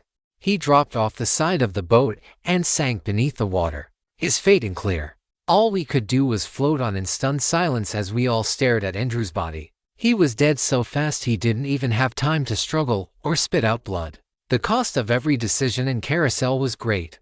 Right or wrong, there would always be hell to pay. Those who had escorted us into the dungeons had bought us enough time to escape. Had they been lost in the fray, Ramona and Bobby had volunteered to go with us, but now they, along with Isaac and Kelsey, were treading water somewhere in the folds of Carousel. Andrew had chosen to save his sister just as much as the rest of us had, but he was the only one who had to pay the ultimate price for it so far. Was Carousel punishing us? Or was this simply the cost of avoiding an apocalypse? Our journey into the untold depths of Carousel's river system was only beginning. We had to pull Cassie from her safe spot at the bottom of the boat so that she didn't get soaked in Andrew's blood. I must have been in shock because all I could think about was how inconvenient it would be for the blood to not disappear like it would at the end of a storyline. Andrew's body was nearly cut in two. The sword that Calebro had used was still lying right next to him. Our friend was now reduced to one more task on a list of morbid tasks. We have to get rid of his body before she wakes up, I said. The boat continued down the river smoothly, and all were silent on board. Anna cried without making a peep. Kimberly was reserved. And all of us were wondering if the cost of one good deed was too much this time. Maybe she'll want to see him, Antoine eventually said. That was the biggest problem when Christian died with Rewind, and even before that, was that I couldn't see him. That I knew he was out there somewhere, dead probably. But I would never get to confirm it with my own eyes. It was clearly a subjective matter because when my parents died, I did see their bodies. And those were memories I would pay to have surgically removed from my mind if I could. We can pull in here, Camden said. This is Carousel proper. On the north side of town. I don't see the circus. We didn't see much of anything because the river was set down into the earth. Not quite inside a canyon, but it was a good start. Just a second, I said as I quickly equipped my psychic background trope to detect if the ethereal pulse of the apocalypse was still near us. We're good, I said. We were far enough away from the circus that if Cassie woke up here, she probably wouldn't cause an incident, but in truth, I would never be comfortable until we were back out of Carousel proper completely. None of us were experienced at maneuvering a boat with oars, but luckily, it was a matter of hustle and mettle, and we had plenty to get the job done. We pulled the boat up against a small rocky shore, for us to get up and over to where town was. It would be a 15-foot climb or so, but there were plenty of roots sticking out of the cliff that we could make it if we had to. Antoine, Kimberly said in a soft voice, I'm so sorry. He looked at her with deep concern and grabbed onto her hand, thinking that maybe she wanted help getting out of the boat, but after a glance, he knew that wasn't what she was talking about. Kimberly, Anna said, having picked up on it too. She didn't have her "Are you okay?" in their trope equipped for fear that it might be a bit too psychic. Otherwise, she would have been the first to know. I stared at her. Kimberly looked fine, if a little pale, but then I saw what they had been looking at. The lightest flicker lit up on her infected status. It disappeared almost immediately, but then a few seconds later it flashed again, and then again, ever so slowly getting brighter and stronger. Antoine immediately took her up in his arms and started saying something soft and panicked, asking her what had happened, as if we didn't already know. Tears flowed from his eyes in a stream, like they were always there waiting to pour out. All she had to do to show us was lift up her arm and reveal a tiny speck of blood. That's all it really was. Just enough for a zombie's teeth to get through to the meat of her ribs. Just 2 or 3 teeth marks. A scratch, really. You should leave me here, she eventually said as the reality started to set in for us. There was a panic in her voice, but a dreaminess too. She was already feeling the effects of the virus. Those zombies that almost got her back in the dungeon had gotten closer than I thought. No, Antoine said. We could clear the storyline, and you'll be okay, right? He asked, looking back at Camden and I. He had to know the truth. She wasn't bitten inside of a storyline, but by a zombie inside of its monster lair underneath the castle. Monsters in a lair don't trigger their stories when they attack you. There was no clearing a storyline to protect her. She would need to be rescued. Antoine, she said. It's okay. Immediately, Camden opened up his backpack and pulled out the atlas copy that we had brought and started flipping through it to find the storyline that those fast zombies had come from. Their movie had been called Dead Pursuit. In our time in the dungeons, it was second nature to try to get a look at what movies the monsters came from. Most of them were either fantasy, horror, or similar. Whatever Camden might have found in the atlas, he didn't share out loud. He just looked up at Antoine and shook his head. Now that the infection was starting to take hold, her status on the red wallpaper continued to blink faster and faster. Because these weren't technically undead zombies that had infected her, her dead status wasn't affected, but incapacitation was. She was losing the ability to think clearly, and suddenly she fell into Antoine's arms. Her ability to stand was going in and out. The narrative has been illicitly obtained. Should you discover it on Amazon, report the violation. There was something we had observed about zombies outside Carousel. The omens for their movies were almost universally the zombies themselves. Those in the castle's basement were an exception because they were bound by Avery's writ. Occasionally, you would see some sort of biohazard mutant-type zombie that was triggered by touching a green goo. Or you might find a mad scientist creating the undead, as we had experienced in depth. But for the most part, the zombies themselves started their storylines by attacking when you went into a dark alley that you never should have. I quickly equipped "I don't like it here," and my suspicions were confirmed almost immediately as Kimberly's poster started to change, flickering in line with her infected status. "Be careful," I said. "She's becoming an omen." "No," Anna said, her eyes red and puffy from tears. "There has to be something we can do. We can't just let her turn." "Maybe we could." She started racking her brain, trying to think of something that might be able to change Kimberly's fate. She came up short. She went in and hugged Kimberly. So did Camden and I. "We need to be away from her when she makes the final change," Camden said after a beat. "You understand that, right, Antoine?" He repeated Antoine's name a few times but didn't manage to catch his attention. Camden looked at me. "What's the trigger?" "Obviously it's a bite. But what's the trigger for the omen specifically?" "The virus has to spread," I said after glancing at the red wallpaper. "Bodily fluids. That could be trouble." "Antoine," I said, backing away, "you're going to have to let go of her." And he tried to ignore me, too, but Kimberly wouldn't let him. She pushed against him with all her might and walked up the rocky shores toward the cliff. She was spending her remaining energy holding back tears and staying upright. "You have to go," she said. "Wait," Camden said. He grabbed Kimberly's bag from where she had left it in the boat, reached in, and pulled out a sunglasses case. But there were no spectacles inside. Instead, there was an old-fashioned metal and glass syringe, some spare needles, and a small bottle of the sedative that we had used on Cassie. "What are you doing?" Antoine asked. Camden didn't answer him directly.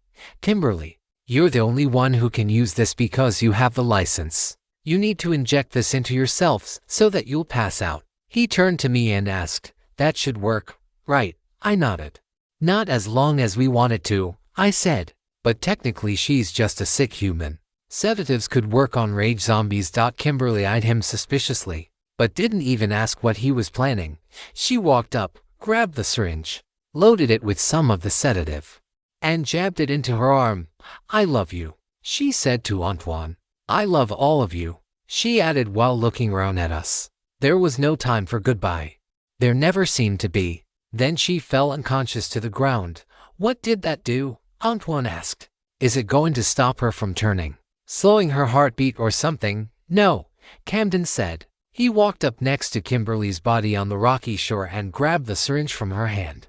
And then he stared and waited as her infection continued to course through her body, faster and faster. And she became nothing but an enemy, an omen, all without waking. "That's some quick thinking," I said, realizing what he was planning. At first, I thought he was trying to ease her pain as the disease took hold. Dr. Howard Hell's sedative was sci-fi levels of powerful. After her infection indicator lit up permanently and the omen was all that could be seen as her poster, he took the syringe, jabbed it into her arm again, and then pulled the plunger, drawing her blood into it. Quickly, he put the syringe back in the sunglasses container and held it out to me. I nodded. The syringe, or at least the infected blood inside it, was now an omen for dead pursuit. "Wait," Antoine said. "So we can run the storyline and save her, right? That's what you're doing?" "That's the idea," Camden said. "As best I can tell, it hasn't been infected by the circus yet, has it?" I shook my head. "This type of storyline is usually localized to wherever you set it off," I said. "As long as we're not in the circus, the storyline won't be." There was a pause as Camden snapped the sunglasses container closed and quickly retrieved another bag from his backpack to put it inside. "But what about her poster?" Anna asked. At first, I thought she was asking about the poster on the red wallpaper, but she wasn't. She was talking about the missing poster for Kimberly. If we were ever going to save her, we would need to run a rescue. And to run a rescue, we needed her missing poster. "The diner's been overtaken, and I'm sure the police station is too," I said. "Where else can you find missing posters?" Camden jumped back up in the boat and started flipping through the atlas. There were several locations where missing posters could be found. We always went to the one near the diner. But that wasn't the only one. There's a water tower with a fence around it, Camden said. It should be that way, he said, pointing downriver. I nodded. Let's get there and hope we're not too late. One day, we would run Kimberly's rescue. But from what I could tell with my hysteric scouting trope, the storyline was probably in the low 50s. That would be the minimum for a storyline like that. Fast zombies were no joke. It would be another 10 levels for me to have a safe chance at it. More for the others. And then it would still be a rescue. So the difficulty would increase. However long it took us. As long as we had the supplies to make it happen, we would save her. We stood a distance from her body as we said our stifled, rushed goodbyes. Most of what we did to combat the mental toll of the people you cared about dying was simply not thinking about it. That's what the vets at Camp Dyer had taught us after the black snow decimated the population. You could hardly ever hear anyone talking about it. They didn't remember their dead fondly.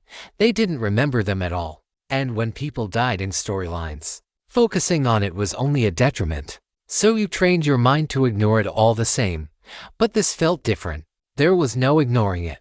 We're going to save her, Antoine said as we headed back toward the boat. He muttered more to himself that I couldn't hear. Kimberly lay on the riverbank, her hair blowing in the wind, fast asleep. Whatever monster was in her now couldn't be seen. Sure, she was pale and sweating, but she still looked like Kimberly, even as she started to drool black goo. I couldn't tell from a distance that anything was wrong. Whatever we do, we have to save her, he repeated. Whatever we have to risk. We all nodded in agreement.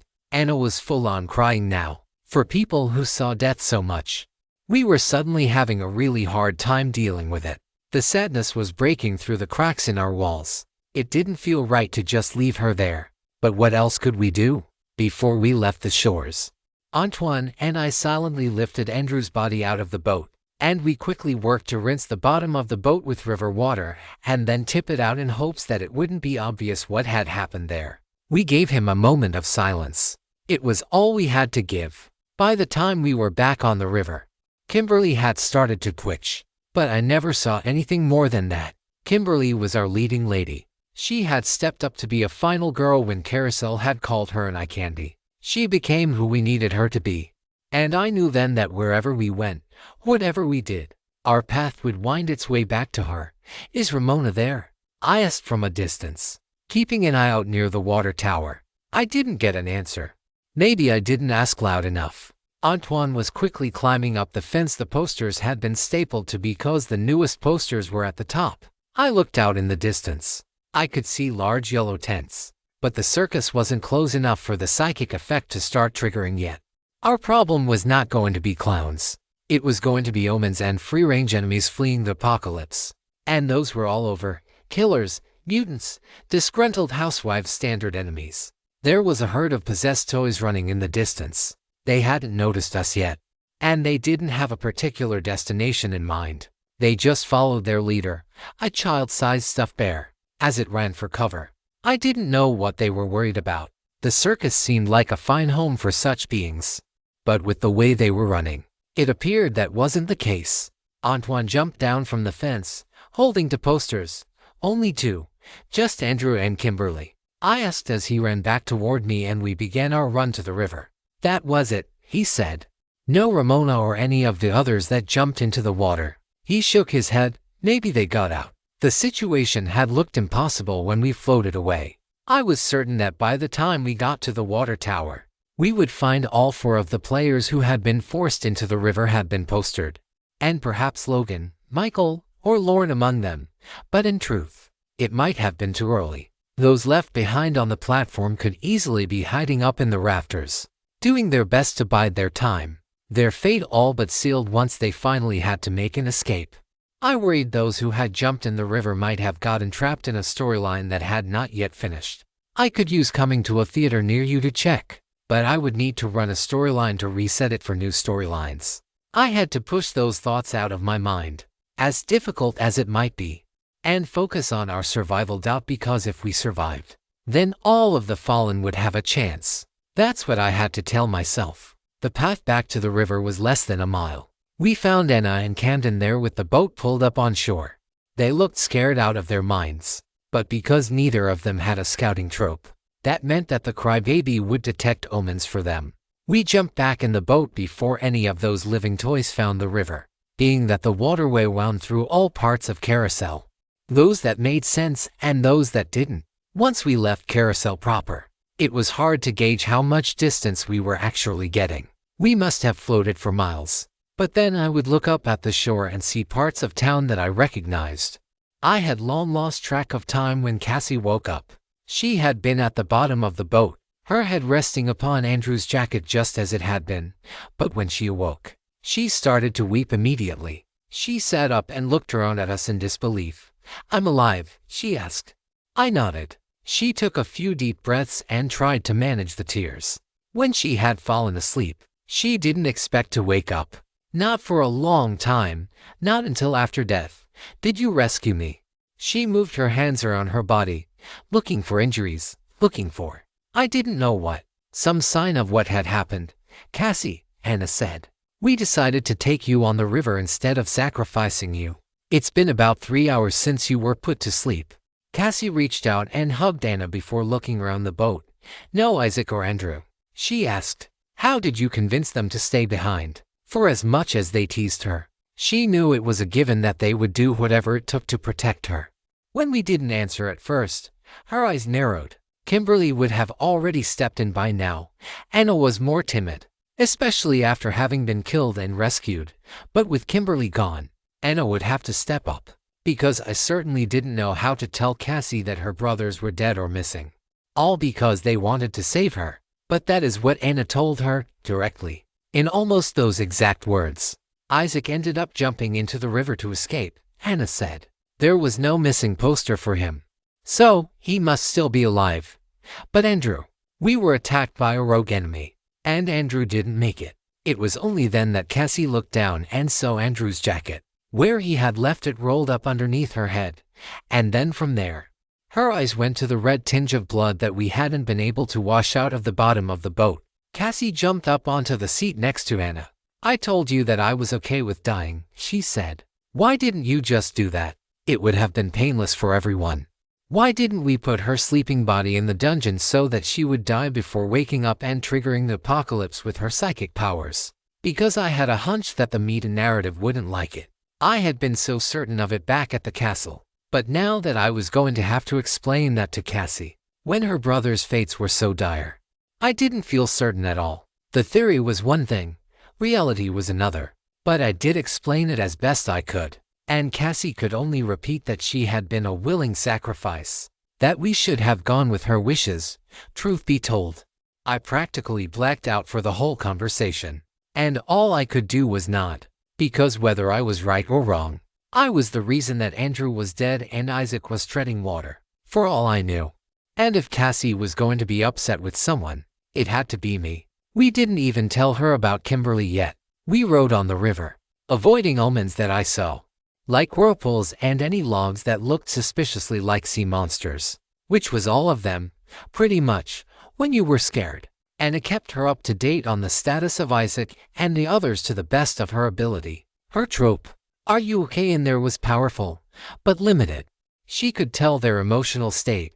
Basically, everyone was worried, and some were panicked. Maybe it wasn't the most useful trope outside of a storyline. That being said, panicking was better than being dead. Cassie had cried herself to a state of numbness, meaning she was on the same page as the rest of us. "Bridge ahead," I said. "No one look up when we pass underneath."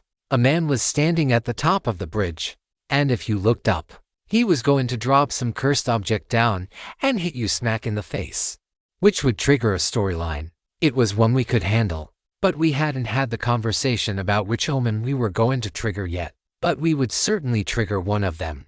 We needed somewhere to sleep. And many storylines had some relatively safe place for you to stay temporarily after you beat them, as we had done with the strings attached. "It's weird," Camden said, after we had crossed under the bridge and passed right by that potential disaster. "There was supposed to be a turnoff over there, right under that bridge. Camden had an exact copy of the map drawn up by Lucky's team on the red wallpaper because of his photographic memory trope. It would seem we were floating down a part of the river that he remembered.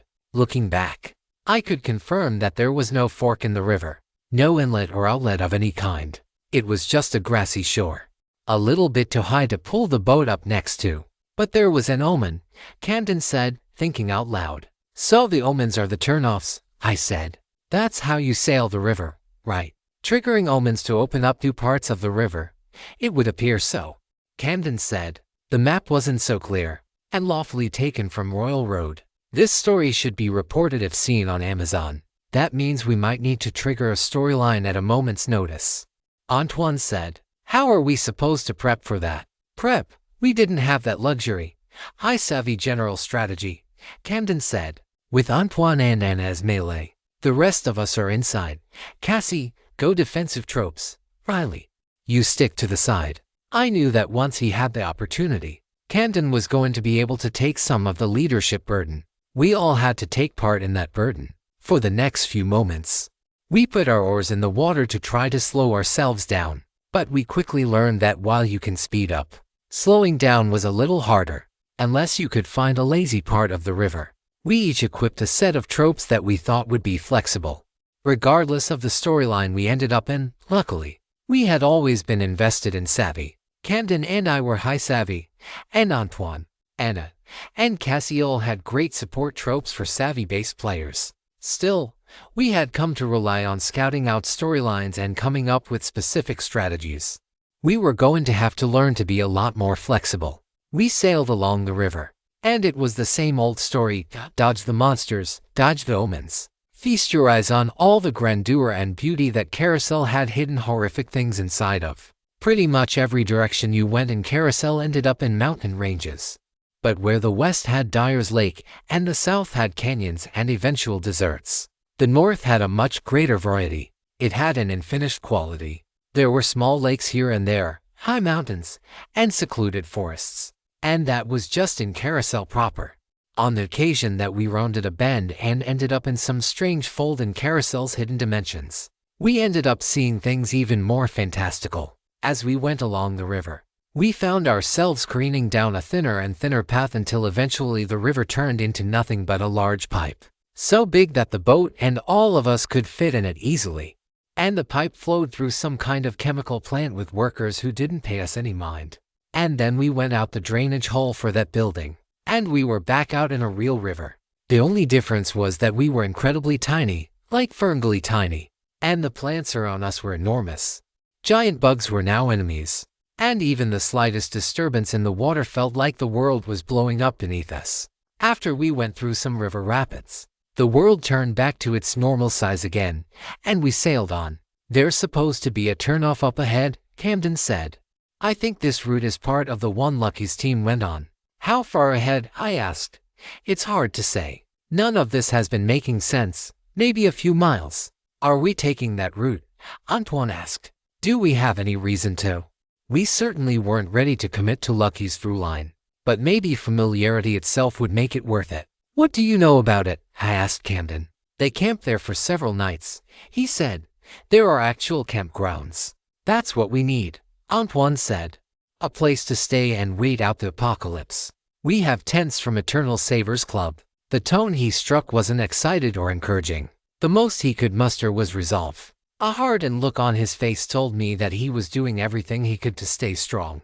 The loss of Andrew and Kimberly was particularly problematic for him because Andrew was his literal psychiatrist, with plenty of tropes to help keep him in his best state of mind. And Kimberly had become his rock. Whatever problems lingered from his time in the Straggler Forest had been well hidden for quite a while due to their efforts. I had to hope he could stay strong until all the wrongs had been righted.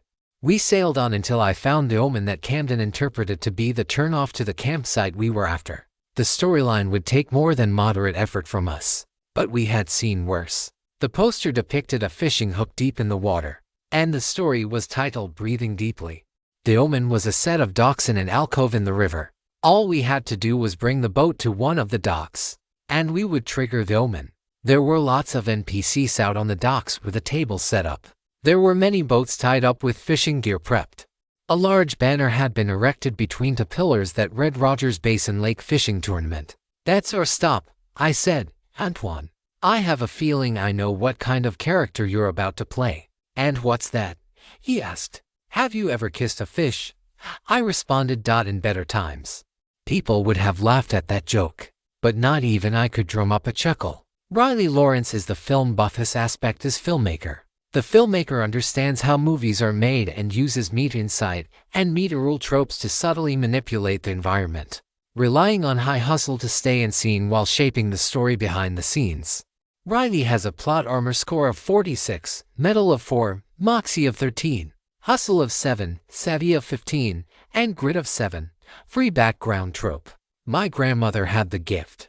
A background trope that gives Riley's character some ambiguous connection to the gift through his heritage. Current trope limit. Trope Master grants him the ability to perceive enemy tropes, but at the cost of sacrificing half of his plot armor.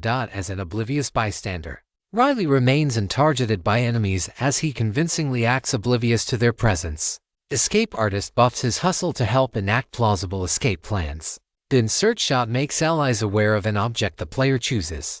The object will be shown to the audience, and its use will be buffed in the finale. Just out of shot allows him to see cameras when sneaking near an enemy to avoid being seen. Cutaway death sends him off screen before the moment of his character's implied demise, and allows him to exist behind the scenes written off if he survives the encounter. Call sheet gives him a timer for when he will be on screen next. Raised by Television buffs the user to do one big meaningful action if they establish their inspiration from film and television to establish it. Props Department Requisition allows him to requisition story-appropriate props. Intermission grants Death Watch at his demise and allows them to pause their viewing of the film for a break and start back a few moments earlier. Camden Trine is the scholar. No aspect has been chosen. Camden has a plot armor score of 34, metal of 3, moxie of 3, hustle of 8, savvy of 15, and grit of 5. Current trope limit. Eureka. Helps him find important information within text. Right tool for the job. Buff savvy and metal when fighting an enemy with their weakness. Zippos are cheap boosts. Savvy for plans that expend a Zippo lighter. Hide and seek allows him to use savvy for hustle in a chase with lots of hiding involved. Photographic memory allows him to display visual information committed to memory on the red wallpaper and recall information he has seen, even if he didn't focus on it. Battlefield Intuition allows him to use savvy to perceive enemy combat tactics. Sweat, blood, and chalk buffs his savvy and grit when he is scathed, hobbled, or mutilated. Red Thread Theory gives the user a visual summary of known information and helps them know what threads to follow next. Fall Like Dominoes buffs the user's plan based on how well they represent it visually when pitching it to the audience. Antoine Stone is the athlete. His aspect is Health Nut, which prioritizes holistic wellness, using sharp savvy to make smart choices and strong grit to stay resilient, adaptable, and enduring under pressure. Antoine has a plot armor score of 42, metal of 13, moxie of 4, hustle of 9, savvy of 8, and grit of 8. Free background trope. Current trope limit. Jimrot buffs metal and hustle by revealing an athletic backstory. Brandishing a weapon is like a security blanket, buffing his grit and soothing his and his allies' fear. Everyone Loves a Winner ensures the user's character will have some previous success that endears them to NPCs. Failure reverses this. Timeout allows him to send a fight scene off screen for a set time. Fight or flight buffs metal if escape is not possible, or hustle if victory is not possible. Buffs metal if neither is possible. The Mountain as a metaphor boosts allies' uses of grit and savvy and allows the user to conquer maladies through metaphor by tackling physical challenges. Calm in the Chaos allows the user to channel savvy into their next physical feat through a slowed down shot of them planning things out on screen. Time will appear to slow down while planning. Blood to the Brain provides a passive savvy buff from regular exercise. In a storyline, the player's savvy will be highly buffed during strenuous, meaningful activity. Gut Instinct gives him a heads up about nearby danger both in and out of storylines, though he may have to investigate to find the source. Willpower as Magic ensures all applicable enemy technology or magic is now resistible through sheer effort. Results vary, effects vary. This will hurt. Cassie Hughes is the Psychic. No aspect has been chosen. Cassie has a plot armor score of 32, metal of 3, moxie of 13, hustle of 8, savvy of 6, and grit of 2, current trope limit. We are not abandoned. Can keep her allies' spirits high by weaving a narrative of some higher power and control. When done well, this trope can heal incapacitation, certain forms of spiritual infection, and even buff grit. Reflective jump scare allows her to get a glimpse of the enemy when she looks in a mirror, giving her some small insight into what is in store. Clarity of purpose lets the user substitute moxie for grit when enduring tasks that cause constant pain, like handling dangerous objects. The anguish lets her see her allies' health stats from anywhere and lets her take some of their pain by feeling it herself. This can reduce their overall injuries. It's speaking to me. Lets the user detect vibes and weak visions from evil or supernatural objects, which become important if attention is drawn to them. Empathic shield buffs an imperiled ally's grit by expressing genuine concern for them on screen. Wards of affection allows her to gift allies totems of spiritual protection.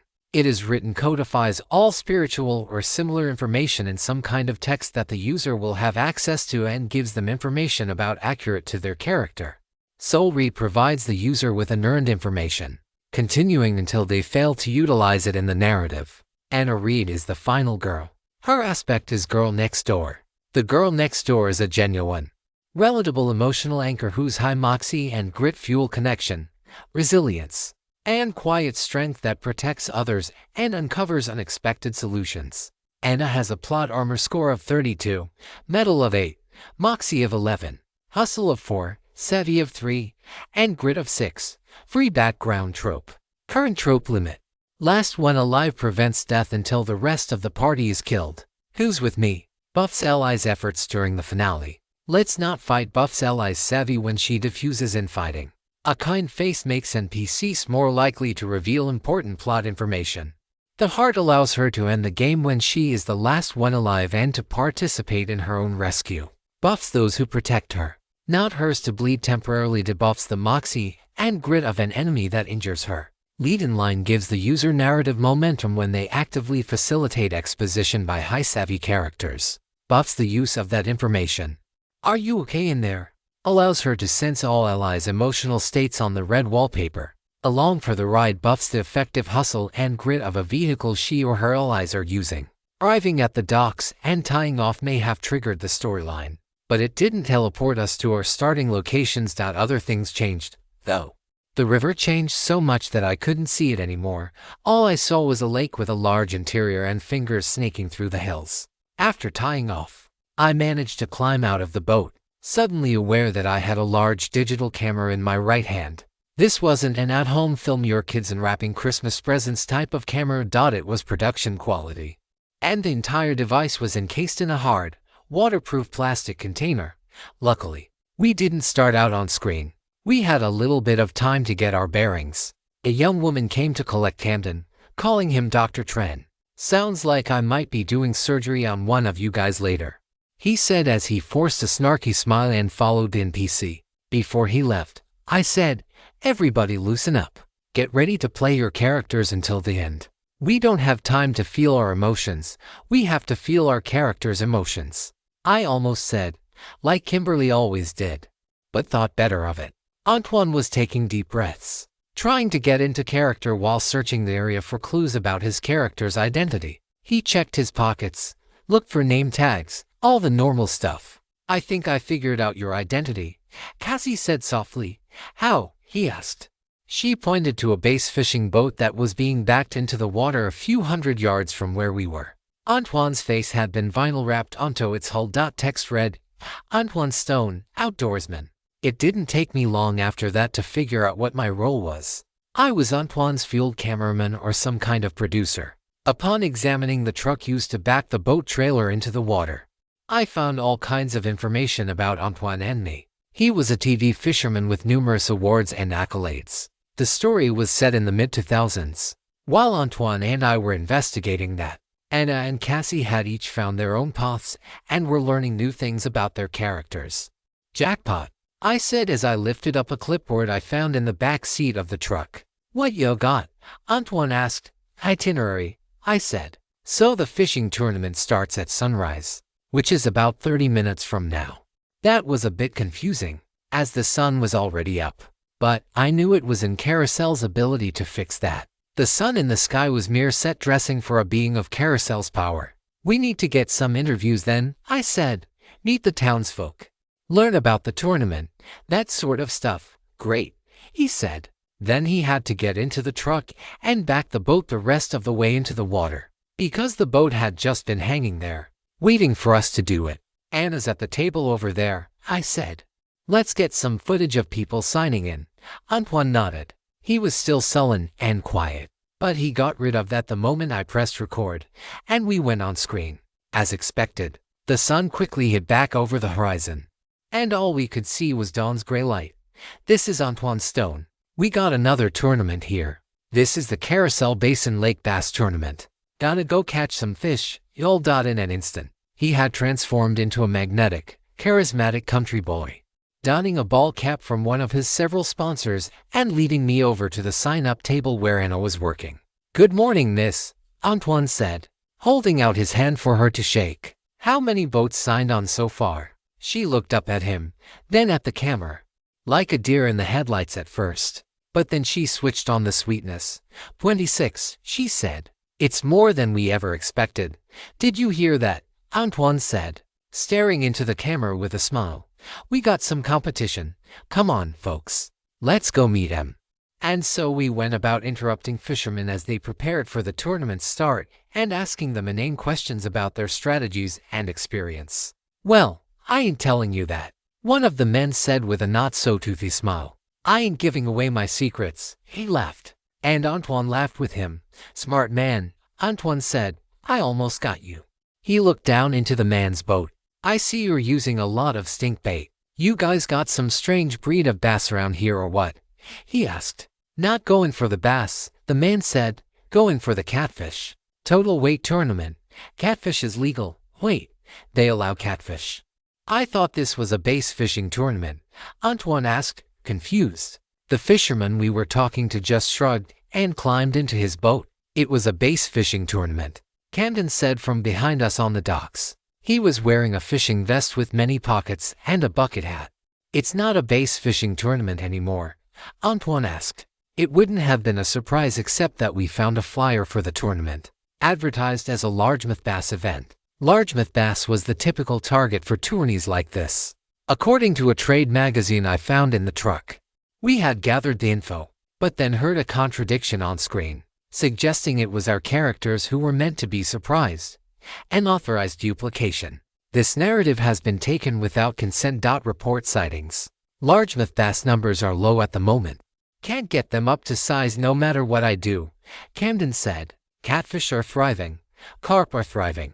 We figured we either make catfish legal for the total weight prize, or we're going to have a pathetic showing this year. Can you tell us who we're talking to?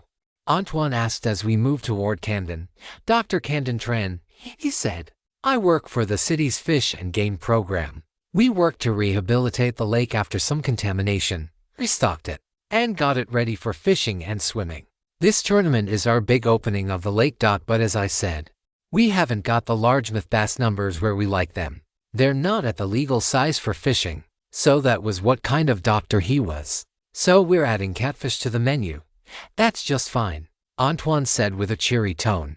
We interviewed a few more fishermen as time stood still while we got all the footage we needed. We talked to some of the people working the event, and I managed to get some footage of Anna as she met her character's father, who was competing in the tournament. His name was Richard. They seemed to have a close relationship. She hugged him before he went and boarded his boat. He was an older, sun-beaten guy, built like a linebacker, with a long white ponytail, and, in lieu of a normal hat, he wore a neon yellow visor. I didn't get to meet him, but I got several pieces of footage of him smiling and laughing with other NPCs. I even got some strange footage of Anna as she stared out at the lake with a reserved look of sadness. I worried she must not have realized I was filming her and was still processing her emotions over Kimberly. I must have kept filming her for a while as I waited for any NPCs in the area to make themselves notable. That's how it normally worked when I was the cameraman. I didn't have to seek out opportunities. Carousel would send them to me to choose from. At that moment, the only interesting thing happening was Anna's dad, Richard Reed. being well liked and joking around with lots of the locals. After a while, I realized that there was an NPC standing right next to me, staring and waiting just out of shot. I got the message. I turned the camera to her. Her name was Barbara. She was an older woman with a mischievous smile. "Mom, can you tell me who that gentleman over there is?" I asked. "That man over there with the ponytail? That's Richard Reed. Used to be the mayor around here, but he quit when his daughter passed away. Poor fella." Oh, I was under the impression that the sign-up lady was his daughter. Barbara glanced over at the sign-up table and said, "Oh, that's just Anna. His other daughter, Joanne, is who I was talking about." It was a terrible situation. So terrible. I'm just glad to see that the two of them can come out and face the day after what happened. At first, I thought Carousel was just being thick with exposition, but this woman was really selling it as pure small-town gossip. I could practically see her eyes begging me to ask more questions. "What happened to her?" I asked. "Joanne, the other daughter. Well, nobody knows exactly, but she ended up drowning in the city pool just down the road. Maybe she hit her head. Who could say? She was alone.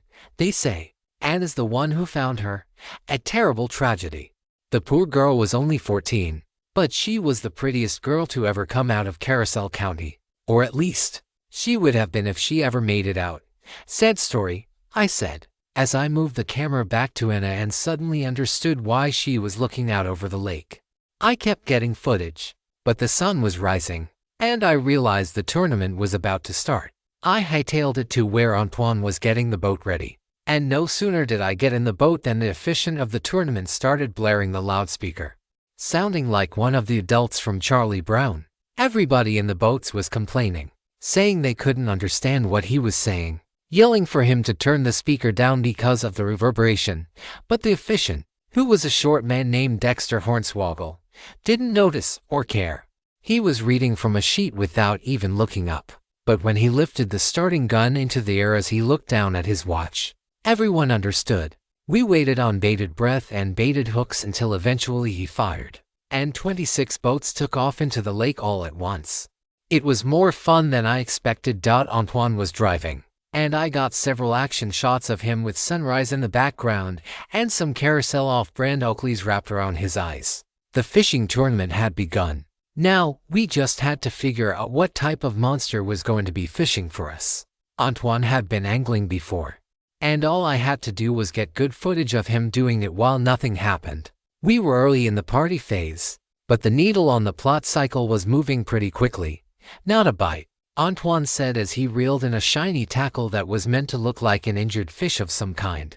"Well, we can't have that," Antoine said to the camera. "Looks like we're going for catfish." He switched poles to the one rig to catch catfish and did his best to apply stink bait. I didn't know how much of it was his own knowledge or stuff that he had read about in the very convenient trade magazine, which had a very useful quick start guide for new fishermen. The stink bait didn't work at first either. We went off screen and on screen trying to get footage, but in the first couple of hours, Antoine only managed to snag 3 fish, none of which were very big. When we were off screen, I looked over at the poles and said, "I wonder which stat fishing scales off of."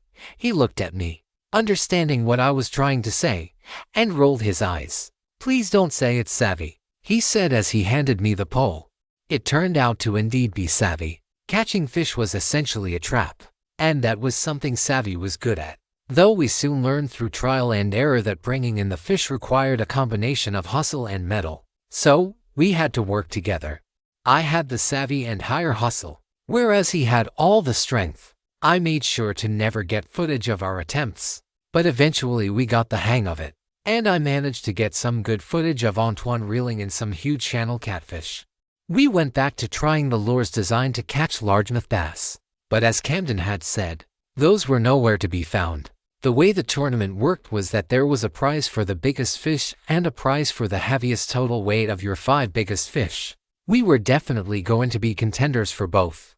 As the 3 o'clock deadline rolled in, we decided to get back early to get more footage of the boats coming in and made our way to the docks. Checking in was relatively simple, and so was getting our fish weighed. The NPCs did it without asking because we were off screen. Whatever the story was about had nothing to do with how heavy our fish were. Luckily, Carousel didn't make me go through with the gimmick of filming everything on screen as it had back in post-traumatic. By the time we got back to the docks, the normal on-screen, off-screen system and its invisible cameras had kicked in, capturing everything that was going on. I still got footage of the boats coming back and the fish being weighed, but at the end of the day, most of what I accomplished was busy work. Carousel didn't seem interested. Not until the 3 o'clock deadline arrived and the boats really started pulling in. There was a 15-minute grace period, and I filmed the entire time while Antoine gave commentary behind me, commenting on the boats and the fish being brought ashore. We were the second boat to get in, and after us, 10 more came to meet the 3 o'clock deadline. 5 more came after that within the grace period. 9 boats remained out on the lake. Dexter, the officiant of the tournament, was making jokes over the loudspeaker, which had been fixed so his voice could be heard. He was talking about how an awful lot of people must have had an embarrassing haul and just decided to duck out. That led to nothing but nervous laughter from the crowd. We filmed as people went from cheering for the returning boats to silently waiting to being terribly worried as time wore on. Cassie made her first appearance, and she was on screen, talking to Anna, saying something that disturbed her. Anna was panicking because her father's boat was one of those that hadn't returned yet, and as we waited for the remaining boats, first blood struck. The 5 players looked around at each other, locking eye contact from our places throughout the crowd. We understood the game that was afoot. In the inaugural fishing tournament, which reopened the formerly polluted Carousel Basin Lake, 26 boats set out in the morning hours, and by afternoon, only 17 returned. What happened to the boats and to the people aboard them was a mystery, and we were tasked to solve it. This was one of those rare storylines we played in the age of cell phones. None of them were smartphones, of course, but that didn't matter when the 9 missing boats failed to arrive in time for weigh-in. People in the crowds who had shown up to see the awards ceremony started calling their friends and family out on the boats. No one answered. Anna was calling her dad from her character's cell phone, and like everyone else, it rang unanswered and went to voicemail. Antoine went to bond with the locals while I filmed, feeling like a real creep, too, because these people were sad and vulnerable. It was surprisingly silent. People didn't want to speak the worst possibilities into existence. It was moments like these that could feel so real in Carousel. No one was over the top.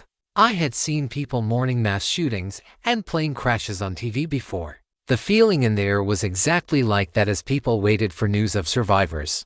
For answers of any kind, really. I noticed that Cassie was walking around with a large basket of flowers and handing them out to people. They were little white weeds, from what I could tell, but she would hand them to distressed people, and they would thank her.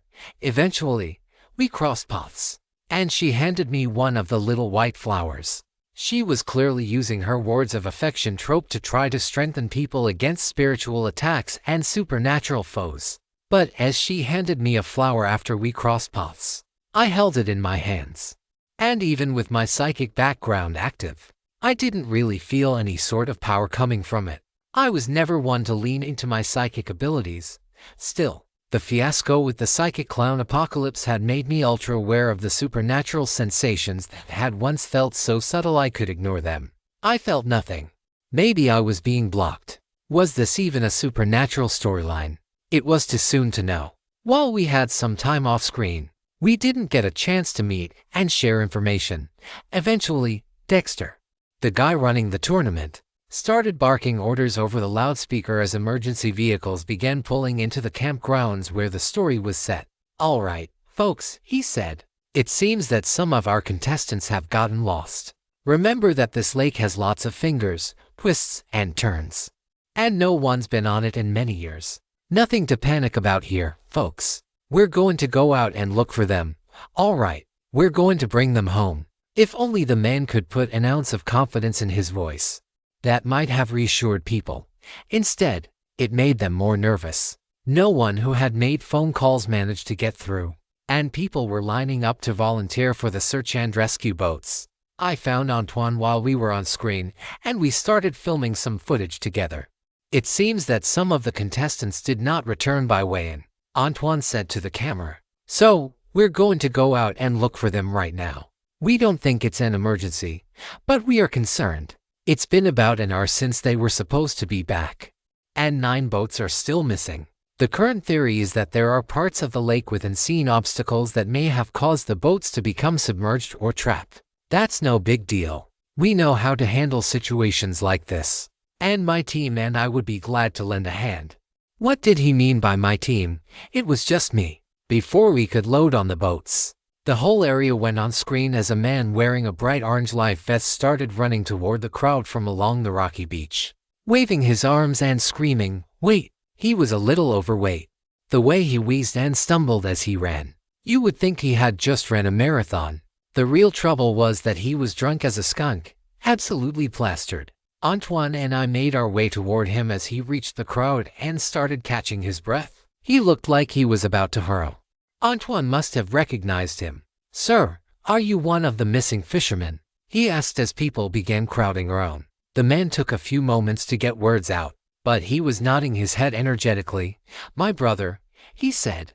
"My brother and I were on our boat. He fell in the water." The man dropped to his knees right there on the asphalt. Tears were rolling down his face. "I couldn't find him anywhere. I tried. He just went under," he added through tears. Just then, Dexter arrived, trying his best to exude authority and failing. "Robbie, what are you saying about your brother?" The man, Robbie, was breathing in deep and catching his breath. "We was out fishing around Myrtle Cove. You know, up there where they got them tree limbs in the water. Well, we used to fish out there all the time before the lake went caput. And there was this girl in the water. She was drowning, waving for us. Well, we trolled the boat on over, and Donald reached down to help her up. But then he fell overboard." The man might have been drunk, but his story was sobering. The way it silenced other people. I went right after him, trying to grab for the girl, but somebody pulled me down into the water. I swear I tried to find Donald, but I was wearing this life jacket when he went under. I couldn't swim down to him, and something was pulling at my leg. I just kicked, and I kicked until I got to shore, and I ran right here, stolen from its rightful place. This narrative is not meant to be on Amazon. Report any sightings.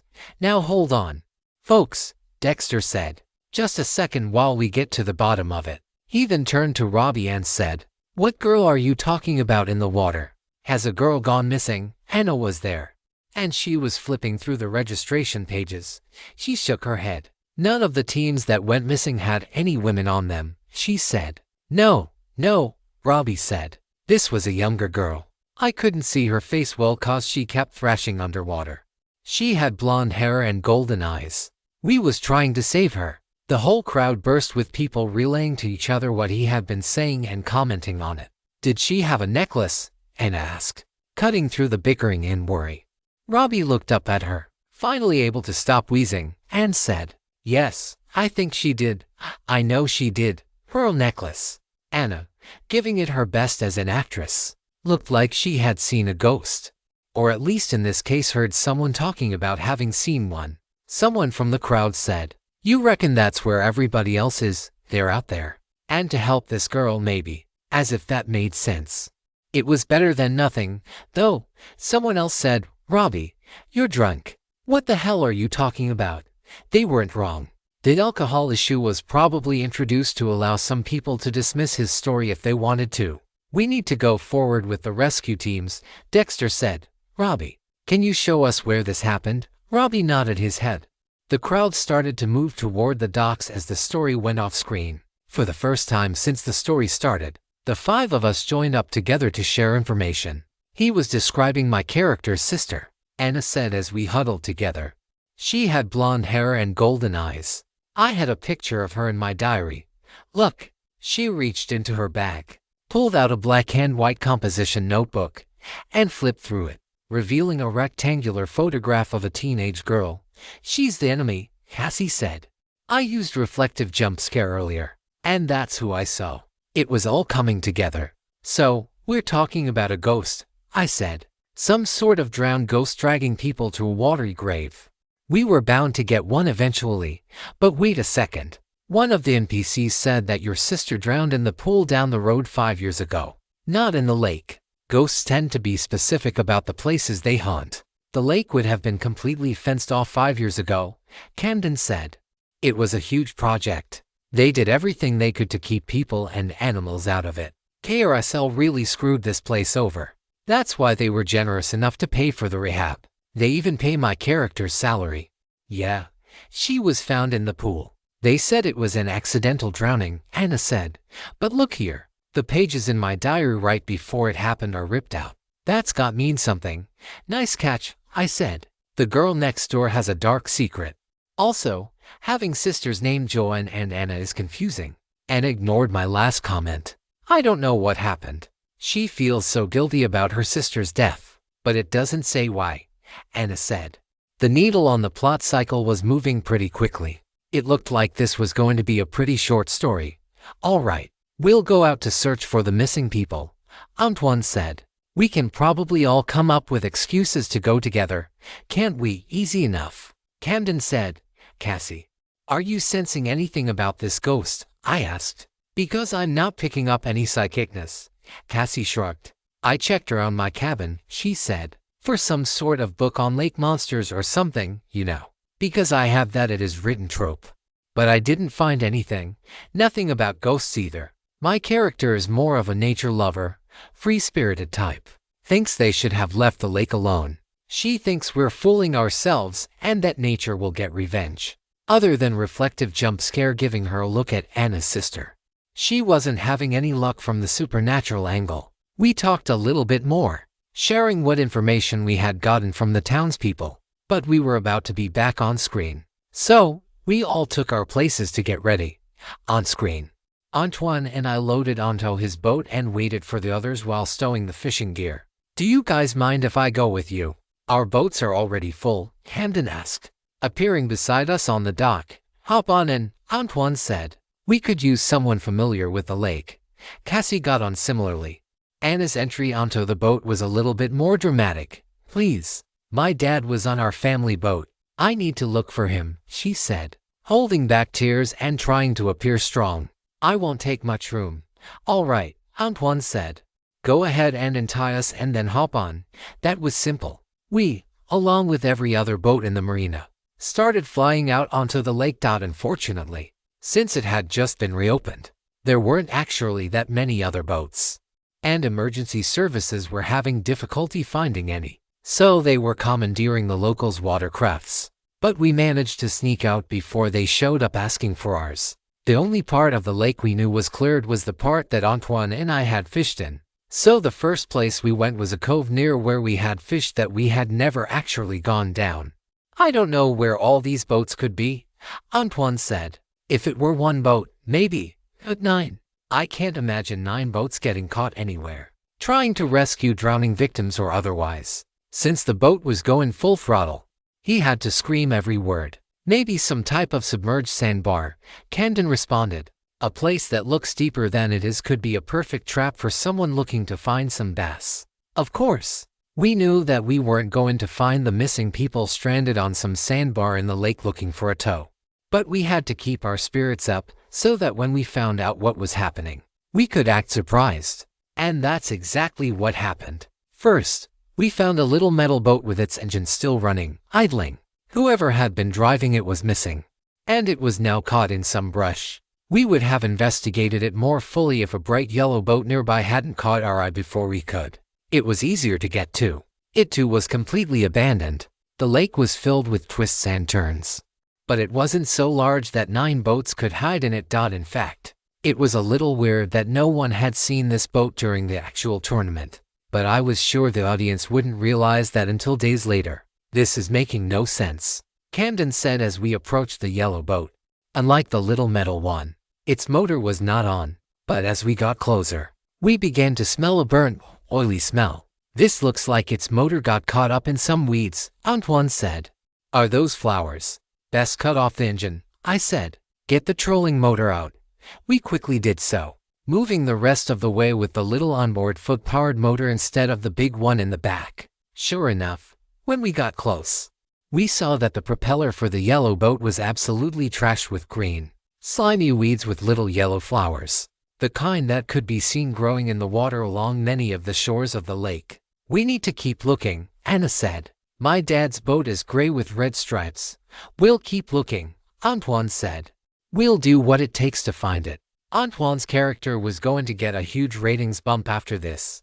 As we moved out of the area to deeper waters where we could use the big motor, all we could do was wonder what the ghost of Joanne Reed had to do with all these disappearances. Vengeful spirits all had one thing in common: grievances. The way Anna's diary explained it, Joanne had drowned in a pool. No foul play was suspected. Why was she now on a rampage? We took the boat the long way around the lake, sticking to the shoreline instead of cutting across anywhere, making sure we got a good look at every nook and cranny where a boat might be found. Funny enough, for as much ground as we covered, we never saw any of the other rescuers. It was like their script was telling them to avoid us to make us feel isolated on a wild lake. Carousel could take the footage and make it look reasonable, but anyone who actually saw the lake would know how silly that was. It wouldn't take more than a few hours to see every square inch of the Carousel Basin Lake. Got a boat up ahead, Antoine said once we were on screen. This one was harder to see. It was dark-colored and ran up under some fallen scrub oak that had fallen into the water. I don't see anyone aboard, Anna said. Well, that one's closer to the bank, Antoine said as he powered down the engine. Let's stick to the trolling motor. We don't need to get our propeller gunked up, you know. I think this is close enough to the edge that they could have climbed up onto land if they wanted to. And they would have had to climb, because it was a steep incline from the lake to the forest above. If they were properly motivated, they could have made it, although it wasn't clear whether the boat drifted to that location or was maneuvered there. As we moved closer, it was easy to see that this boat's propeller was also tangled in plant matter. Got some aggressive freshwater seaweed or something around here, I said. They might not have been able to see the propeller yet. I could because I was zooming in on it with my powerful camera. Camden shook his head. The population of underwater foliage has been rebounding ever since we started restocking the lake. We had a warm spring in the last couple of weeks. The bladderworts have been popping up all over. For as smart as Camden sounded, I could almost see him reading off the red wallpaper where he had memorized information using his photographic memory trope.